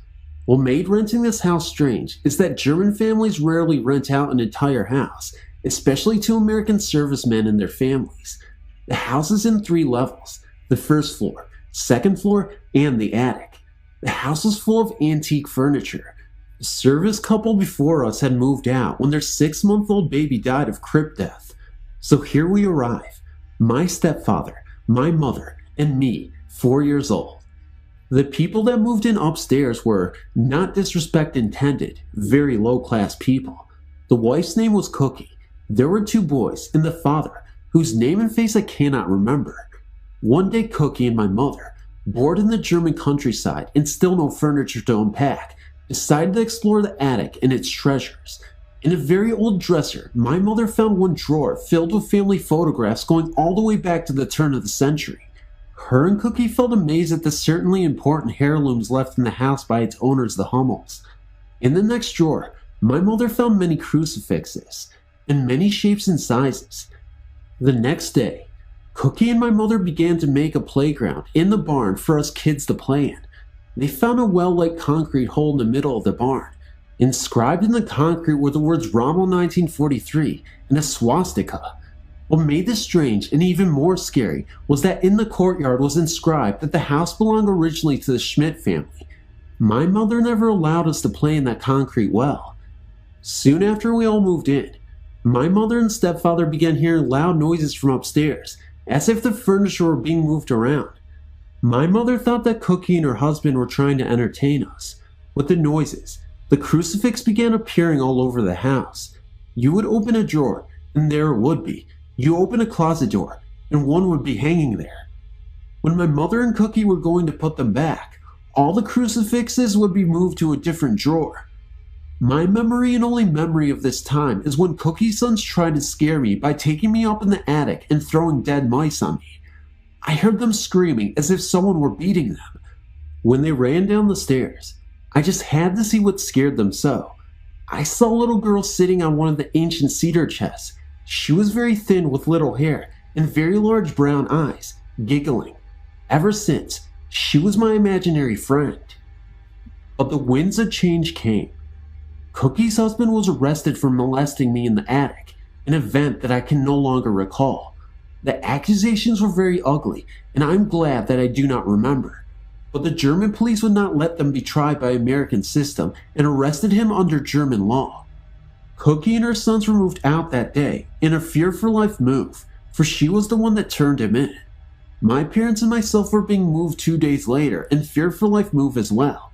It was those 2 days when my mother knew that Cookie wasn't the one moving the furniture in the attic and wasn't telling ghost stories to amuse us, but telling the truth. It all happened so fast that our furniture had arrived, yes, but we never opened a box. When we finally got to our new home and opened the last moving box, at the very bottom of the box was one of the most beautiful of the crosses, except for the out-of-place death shed. My stepfather took it and threw it away in the field 2 hours of a drive away. What about the Hummels? They were such nice people, my mother said. She didn't want to ask the antiques and family heirlooms. She figured there was a family member that they did not want to mention. What about the crosses? My mother found out that the crosses were strange, but the death shed was the sign of the SS. My mother also found out that there was a fairly unknown concentration camp nearby. Is it possible the house was commanded by an SS officer from a Jewish family? What about the children? Of the 4 children living in the house in the 3 months one died, 1 was raped, and 2 were subject to the harsh discipline of a father that seemed to change in that house. What about the giggling girl? She stayed with me, I remember, until I received a fractured skull from a wild horse. On the way to the hospital, I remember she said she had to leave me. I cried more from her saying goodbye than I did the 240 stitches I received. But if the horse had kicked me an inch lower, it would have broken my neck. An inch higher, I would have been blind for life. Was she my good luck charm? Was she a daughter in the Schmidt family long dead? Who knows? Thanks for reading. When I was 15, my friend Terry, who was a couple years older than me, spent the night. There's no way either of our parents would allow us to have or own a Ouija board in our possession, so we decided to make our own with poster boards and scissors. I myself really didn't believe in the Ouija and what many claimed it could do. I just always assumed that someone was always pushing it to say whatever they wanted it to say. Terry really wanted to do this, so I decided to go along with it, figuring she was just going to try and scare me or something. We talked with the spirit that just so happened to call herself Terry also. You can guess, I didn't believe this thing was really moving on its own.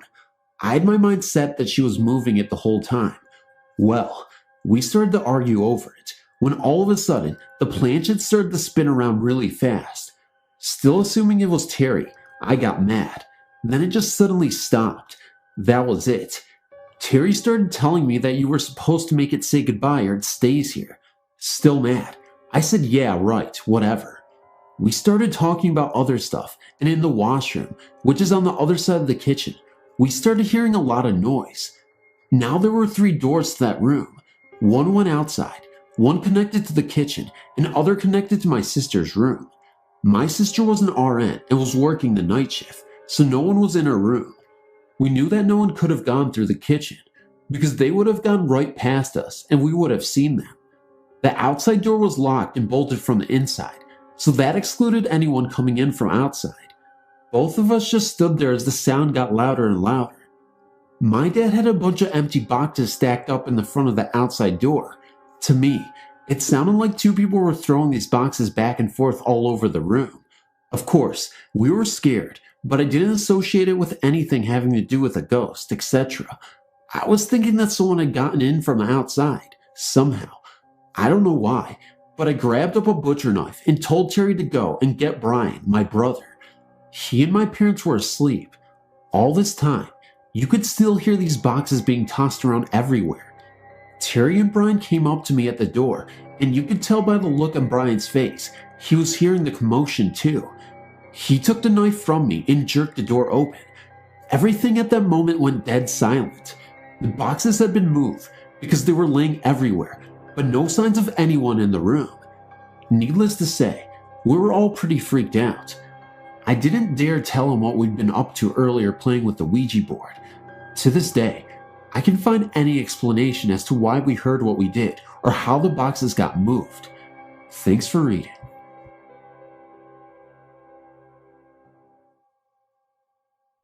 When I was a teenager, around the age of 16, I found a Ouija board at a yard sale and bought it for 25 cents. Skeptical of the Ouija, I devised the experiment deemed to test if it was simply a matter of self-suggestion. I was going to ask what pet would die next and think to myself fish.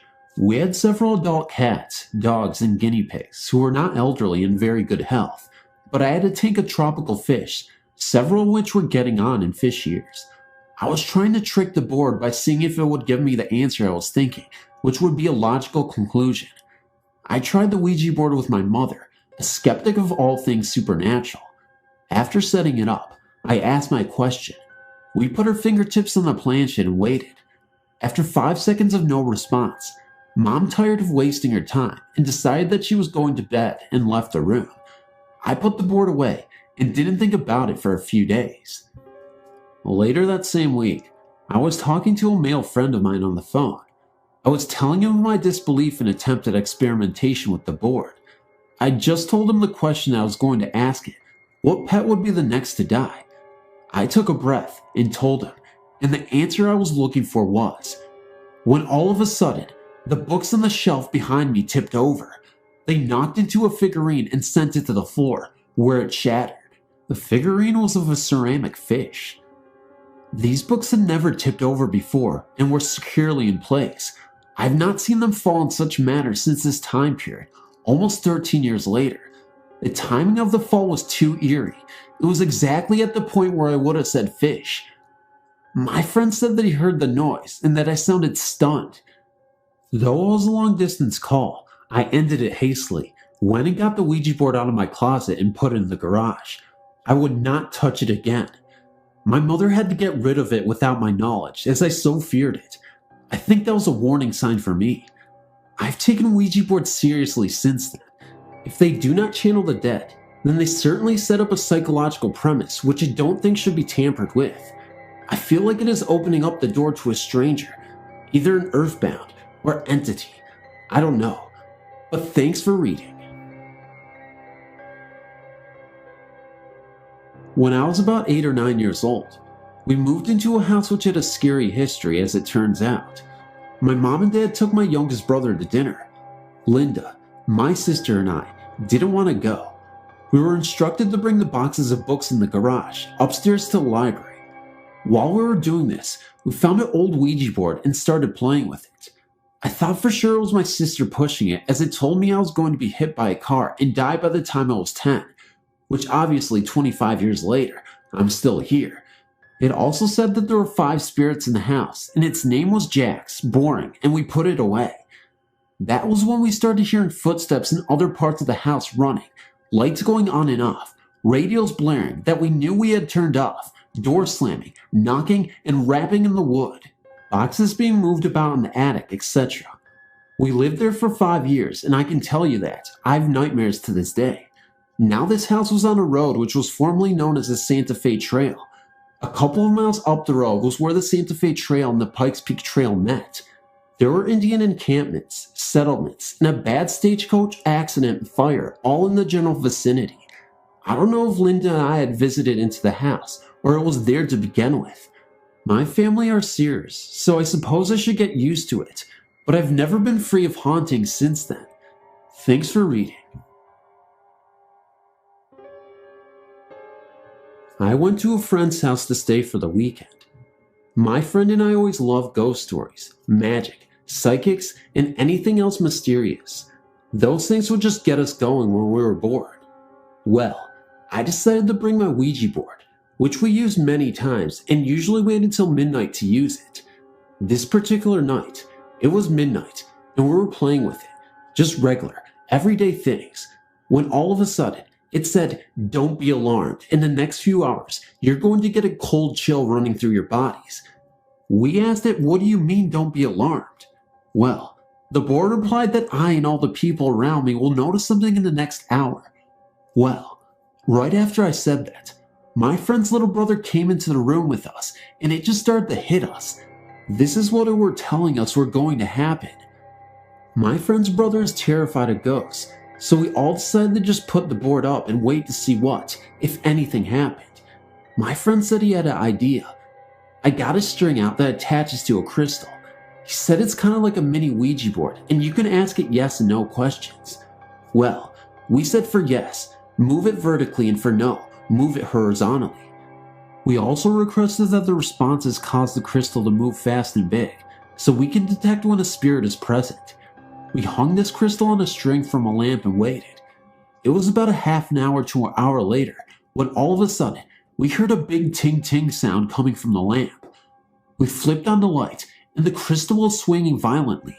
I mean, it was starting to really scare me and my friend. I can only imagine how my friend's little brother would have reacted if he witnessed this. We turned the lights off and got real calm and quiet. The atmosphere in the room seemed to change. It got eerily quiet, and it felt as if something were about to jump out at us at any minute. It also got really hot, really fast. My friend remarked that he thought something big was about to happen. Right when he said that, we heard the door creak open. It wasn't much, but it was like someone was trying to sneak by us. Then suddenly, it got real cold, and I mean so cold that we were shivering and covering up. All of a sudden, you could see a light blue or white colored light getting brighter as it got closer. Then just as quickly as it appeared, it was gone. Then it appeared again, only this time it got real bright and was coming from the middle of the closet. While we were focusing on that, my friend's little brother said, "Look over there," and when we turned to look in that direction, you could see a shadow like someone were walking by. Next thing we knew, the crystal was reacting to it and it just fell off the lamp. This shadow appeared to wave as if to tell us, "Yeah, I'm here, but I won't hurt you." The wind blew outside, and right when the wind blew, the shadow was vanished. Thanks for reading.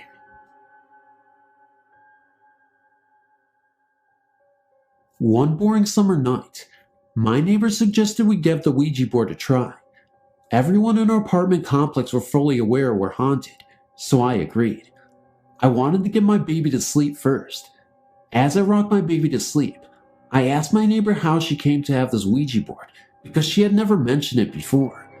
She said that the lady on the other side of her was carrying it out to the dump the day before, so she asked her why she was throwing it away because it seemed to be in good condition. The other neighbor said that she was throwing it away because ever since she had it in her apartment, things were falling off the walls and breaking. My neighbor said, "Well, if you don't mind, I would like to have it." That's how she got it. Now that my daughter was in good deep sleep, I made a pallet for her upstairs in my neighbor's bedroom. I put her on the floor because I didn't want her falling off the bed and getting hurt. I also didn't want her in the same room as we toyed around with the Ouija board. Some more friends came over, so altogether, there were the 4 of us. The spirit contact said no when we asked him if we were a man. It also said no when we were asked if it were a woman. At this point, I took my hands off the board. One of the other people there told me that was a bad idea because that was the opening of circle we had formed. I immediately put my hands back on the board, but my friend said it was too late, that it was already let out. Right after he said this, we heard a big bang in the room upstairs where my baby was. My baby started to cry. When we went to check, nothing was moved, and my baby seemed to be only startled by the noise. After that, I decided I wanted nothing more to do with the Ouija board. Thanks for reading. Recently, my friend Aaron lost control of his motorcycle and died. Prior to the accident, Aaron, myself, and a few friends, Brutus, Megan, and Alex, decided to play with the Ouija board. We played for a while, when all of a sudden the planchette just froze. We couldn't move it for anything. Next thing we knew, the planchette just started moving on its own. We sat on the floor in amazement, watching this board acting on its own free will. All of a sudden, the planchette turned in Aaron's direction and scooted forward about an inch or so. Right about that moment, Aaron's cell phone rang. He picked up his phone, expecting it would be someone he knew calling him. Only whoever it was, or whatever it were on the other line, hung up. That's when we decided we'd pick up the board. Not long following this incident is when Aaron had his accident. After Aaron's accident, my friend Megan and I decided we'd try and contact him using the Ouija board. We were in the living room with only candles for lighting. We had a picture of Aaron sitting across from us. We asked, "Is Aaron there?" The board replied yes. I then asked, "How are you doing?" The board responded, "Great." Then before we could ask any further questions, the planchette said stop. We asked stopped what? The board said all. We then asked all of what? Then Megan asked, "Do you want us to leave you alone?" The board replied yes. We both looked at each other and Megan said, "He wants to rest in peace." I agreed, and then we said bye. It then said bye, Brett. Megan said, "I love you, Aaron," and the planchette spelled out, "I love you too, Megan." We took our hands off the planchette and it moved on to its own by saying goodbye. Needless to say, we both were pretty teary-eyed after that. Thanks for reading.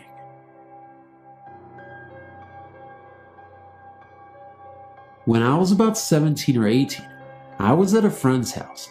A friend who swears to this day her house is haunted. She claims that her and other family members would hear all kinds of sounds, especially when they were alone or if it were an exceptionally quiet night.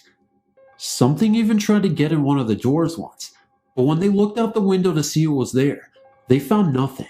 No one. Anyway, this particular night, my friends and I decided to play with a Ouija board. I've never personally ever used one before, and after this incident, will never participate in using one again. The planchette began moving on its own free will. As if that weren't bad enough, we didn't properly close the session, and I swear something evil followed me home that night. I tried to tell my parents about it, but I don't think they believed me. There were nights when I would hear what sounded like a stick being tapped on the walls, circling the whole parameter of my bedroom. I feel that's where this evil entity dwelt, because the rest of the house was uneventful. I began having terrible dreams. I would wake up and try to get out of my room as fast as I could, always with some sort of interference preventing me. I woke up once and felt as if I couldn't get out of bed. It was pitch dark, blacker than black that night. I threw my blanket off and tried to find my way to the door. It took me about 10 minutes before I finally found the door handle and light switch. It was as if they had just vanished from my room for that period of time. When I finally got a hold of the handle to the door, for some reason, I couldn't get that door to open for anything.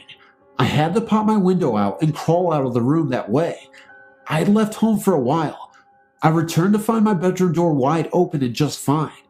One night, I also heard something fall in the bathroom, next to where I was at. It was very loud. After I finally moved out and in with my boyfriend, who is now my husband, it didn't seem to follow me. It continued to stick to only that room of my parents' home. My brother moved into my bedroom after I left, and he too reported unusual occurrences in that room as well, but he seemed to experience more than I did. He was so disturbed by the things happening in his room that he ended up putting all sorts of crosses, religious practices, and even a wooden statue of Christ he got from our pastor all over his room for protection. One day, I went into his room and discovered the top of a statue appeared to be burned. That's when he told me about the weird occurrences happening in his room, including the statue appeared to have smoke coming out of it.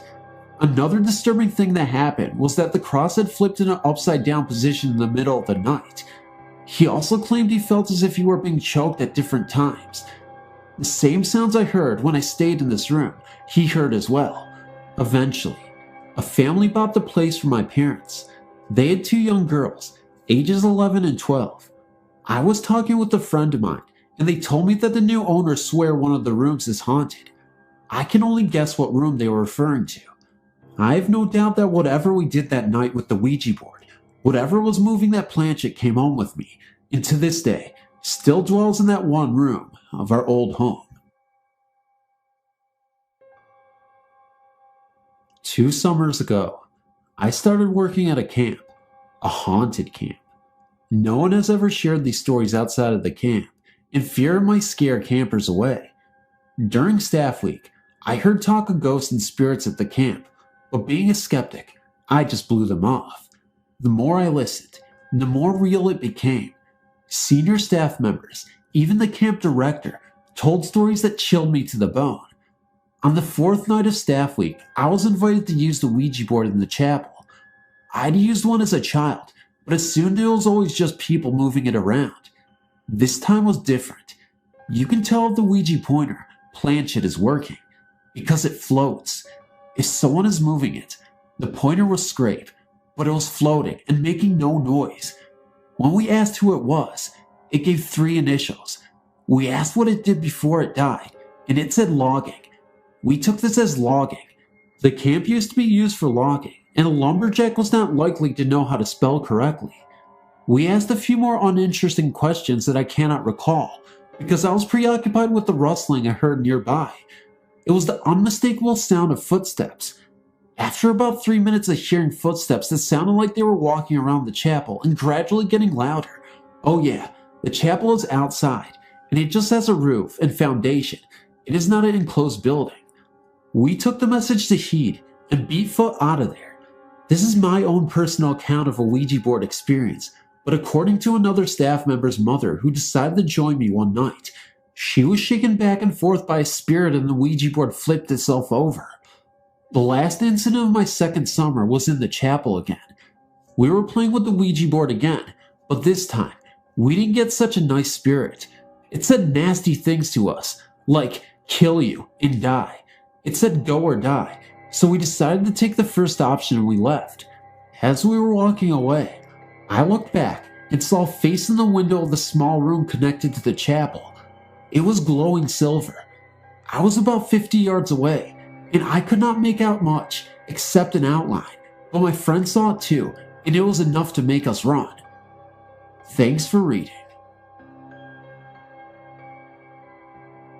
When I was about 12 years old, I went to my friend's family Halloween party. We were bored, so we went to the garage to see what we could find to do. We found an old Ouija board sitting on the game rack and asked her aunt if we could take it back to my friend's house. She said we could, so we did. When we got there, we went to her room and shut all the lights off, except a little lamp. We were talking to someone, and I didn't believe that it was moving on its own and blamed it on my friend. She asked the board to give us a sign that something was there. About 2 minutes later, her dresser in bed started shaking really hard. It scared us so bad, we put it away. We went to bed an hour later and put the board under her bed neatly. When we woke up, it wasn't there any longer. We haven't seen the board since. When I was 17, I moved into a 2-bedroom unit.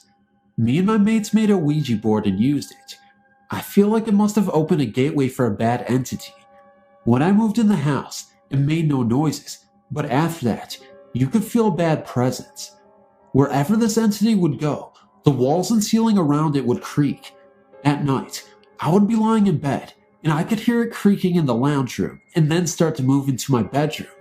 I would then feel pressure in my bed, and a feeling as though something was pushing me down on the bed. It would also turn on things like the fan over the stove and the heater, which was gas. You could physically see the dial move. Also, My mood started to change while I was there. It got to the point where I was too scared to sleep there, so I stayed up at my mom's a lot. She got sick of it, so she took her psychic circle there. My mom has been talking to a spirit called Wayne for years. She talked to the spirit, and it said it didn't want to leave, but with the assistance of the spirit named Wayne, he made it leave. When I returned home, I could feel the entity had gone. This isn't our story, but it happened to our aunt. Our Aunt Jessica, when she was a young teenager, she was lying in her bedroom, on her bed, in complete darkness, which is now her grandpa's room, and suddenly, she looked over and saw a candle flame, except there was no candle. While lying there freaked out, she saw it glide across the wall. At the time, her father, our grandpa, was out of town, and only her and our grandma were home. She's now 24 and still has some strange experiences sometimes. Many of our relatives have also had strange experiences in that house. Our grandpa, our mom, our aunts, and our uncles have seen ghosts and have had weird stuff happen to them while living there. It's a family of 8 kids and 2 adults, and many have had paranormal things happen, and the next generation is starting to have things happen too. Me, Nikki, being 15, and my sister Gretchen being 12, and our other sister Alice being 10, are all fond of ghosts and happenings. To this day, we don't know what these things mean, but we hope to get a sign someday. This is a story of 3 friends I know quite well, all female, who decided to rent a home in New Orleans during December 1991. Having decided to share a home in an effort to provide more affordable rent, the girls rented a 3-bedroom home that I would estimate to be about 40 years old. Charlotte was one to locate the house and soon convinced others that home in particular would best suit their needs, as the rent was very affordable and each girl would receive their own room. Charlotte decided to rent the home despite the fact that a neighbor told her the house was haunted as she was looking over the property. Not believing in ghosts nor taking him seriously, she disregarded his claim and proceeded to look over the property. One of the bedrooms was a master bedroom and had its own bath, so Mary volunteered to pay a little extra each month in return for that room. The first sign that things were not so right with the home began with certain items from each of their homes would turn up missing. They would ask each other if it were borrowed, but each time, they would all deny ever borrowing things from each other. To further confuse them, these items would suddenly start showing up in different locations throughout the house, under the beds, on the closet floors, on top of the refrigerator, etc.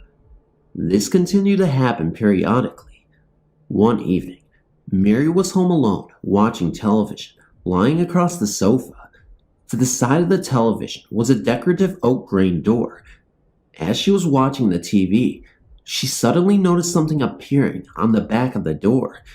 It was an image, about 3 by 3, of the Virgin Mary. Totally baffled and astonished at what she was seeing, the image suddenly changed to a huge skull with blood on it. Mary panicked, fled the house, and remained by her mother's until the other 2 girls arrived home later that night. After all attempts to derive a logical and rational explanation for what Charlotte might have seen, they decided to forget about it. It was not long after when they started to hear unusual noises coming from empty rooms of the house. Upon searching for the source, they could never find anything. The noises seemed to originate from Mary's master bedroom. One evening, as Mary and Victoria, the 3rd girl, was watching television, they heard very loud noises coming from Mary's room, as if furniture were being dragged and tossed around. Knowing that Mary was not alone, they became frightened and did not know if an intruder was in the house or if the strange noises were returning. Together, they walked towards Mary's closed door, and the noises suddenly stopped. They slowly opened the door, turned on the light, and saw that Mary's bed was on the other side of the room. Again, Charlotte fled the house, taking Victoria with her. They returned later with Mary and explained what transpired. Mary, still in disbelief and unable to once again derive a logical conclusion, stayed the night in her bedroom. The next night, however, turned out to be not so nice for Mary. As she was home alone this time, she began hearing the sounds of furniture being dragged around in her room. As she went to investigate, she saw the same that happened the night before. Standing there in total fear, she began hearing noises in the bathroom. As she turned to look, she saw the shower curtain moving rapidly back and forth, as if someone was standing there doing it. Mary panicked and fled the house, never to return. For whatever reason, the other girls decided they would attempt to remain in the house a little longer. They had friends over one night, and one of the friends, a guy named Carl, drove up, and as he was walking to the house, saw something strange. He clearly saw a shadow or something he was not able to define, lurking in front of the house. He went into the house, told others what he saw, and departed. After that time, he refused to go near the house and would wait on the corner when picking up the girls. The usual things continued happening: strange noises, missing objects, and soon, footsteps. Charlotte and Victoria were on the sofa one evening when they both felt a pair of hands pressed down on their legs as they were about to get up to investigate noises. It had them for several seconds before letting go. I'm still not sure to this day why they did not leave the house as Mary did, but that was soon to change. One evening, the girls heard footsteps walking down the hallway. They both became frightened, and together, they walked towards the hallway. What they saw still frightens them to this day, and Victoria gets goosebumps just talking about it. Walking towards them in the hallway was a huge dark shadow, almost as high as the ceiling, with its arms stretched out towards them. They could clearly see a long cape on it, and was wearing a short, stovepipe hat. The girls panicked in fear, ran out the front door without closing it, and did not return that night. The next day, they returned with lots of help and company and moved their things out. Charlotte decided to do her own investigation and looked up records at City Hall. The home had been a rental home for the past several years, and no one stayed in the house for very long. Charlotte checked with several of the neighbors and discovered that the neighbor who first warned her was correct. The house was haunted, and the neighbor across the street said lightning struck the home at least 3 times that he remembered. She also discovered that previous occupants of the house were Satan worshippers and said she remembered seeing red wax on the carpet when they moved in. Worshipping was a problem in part of town for a short period of time during the late 80s.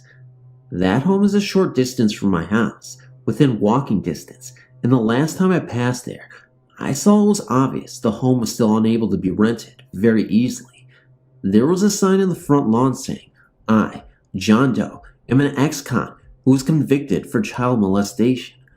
Louisiana state law requires that notice. I don't pass there anymore, as the house is pretty creepy looking, especially at night.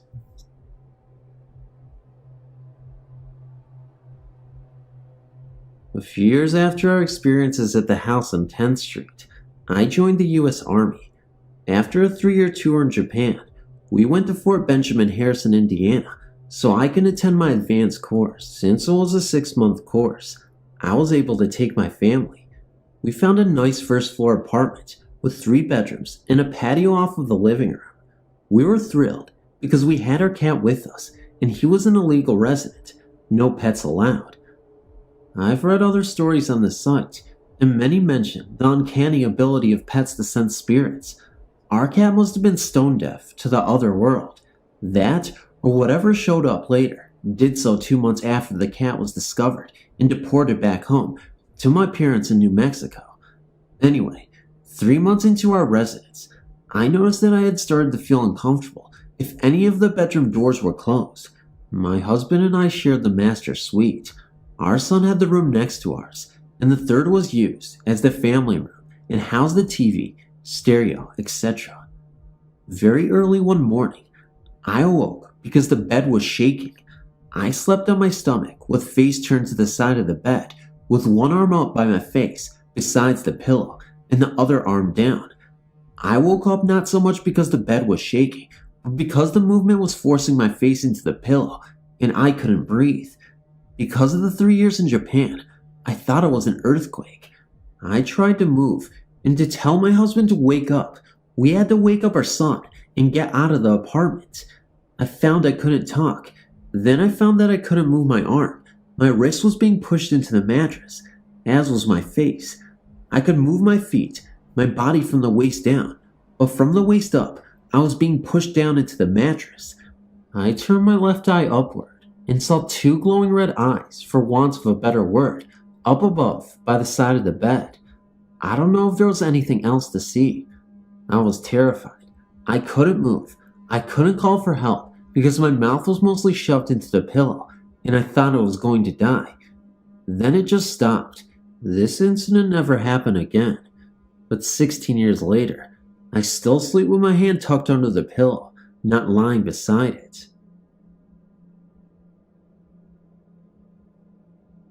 I've known my best friend Sonia for 12 years now. We grew up together, and I've known her family to be as my own. We are pretty close and have lots of fun together. Over the years, I've heard so many stories about our house being haunted by the previous owner.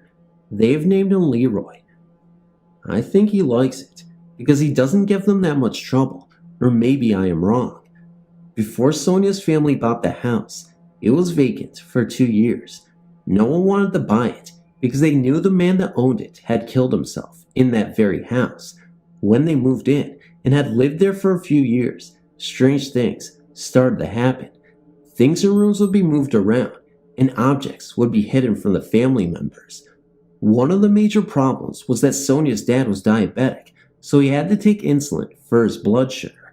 He always kept the meds in the fridge, but one time, Leroy had the meds. Everyone looked everywhere for them, but couldn't find them. After a while, Bob, Sonia's dad, said, "Leroy, give me back my meds." A few minutes later, the meds were back on the fridge. Sonia told me one time, her friend Amber had brought over her remote control car for them to play with. They had played all day, and finally, the batteries had died. That night, both of them were lying down on Sonia's bed, watching TV. Sonia noticed the car and the floor start to move back and forth, ramming into the TV. Sonia told Amber to stop moving the car, but Amber said she wasn't doing it. She pointed to the remote and said it's on top of the TV. She also pointed out later that evening that the batteries had died. Both of them were scared, and later, they found out that Sonia's uncle had died that night. A few years later, there was a big family party that was taking place at their house. I was invited, just as others were too. We were all sitting in the family room, watching TV, when Debbie, a friend of the family, had gotten up to go to the restroom. She began to walk down the hallway when she moved to the side to let what seemed to be Bob walking down the hall pass her. Debbie greeted him, but he didn't say anything. She returned to the family room where everyone was at and asked why Bob didn't say hello when she let him walk by and greeted him. Everyone was at a loss for words because Bob had been sitting there the whole time. He said, "Debbie, I believe you just met our ghost Leroy." She got scared after that. 3 months later, after the incident with Debbie, Sonia's family and I were sitting down watching sightings. A lady was talking about how a ghost would throw dishes out of her cabinets and things would break. Sonia had just happened to say how lucky they were that Leroy didn't do anything strange like that. After about 2 hours later, all the dishes came flying out of the cabinets and we freaked. Lucky for us, nothing broke. Over the summer of 1999, I'd spent the night at Sonia's house. We were sitting down, watching TV, when a commercial came on. I got up and began to walk down the hallway towards the bathroom. As I walked past the kitchen and out of the corner of my eye, I saw a woman standing right next to the fridge. I stopped and took another good look, but she was gone. I knew it was Sonia's sister that was the woman, because she had died not too long ago and had been seen at the house once already before. I was so scared that I ran back to the family room, jumped on the couch, and said I wasn't going to the bathroom. I told everyone what had happened, and only Bob believed me because he had seen her earlier that day.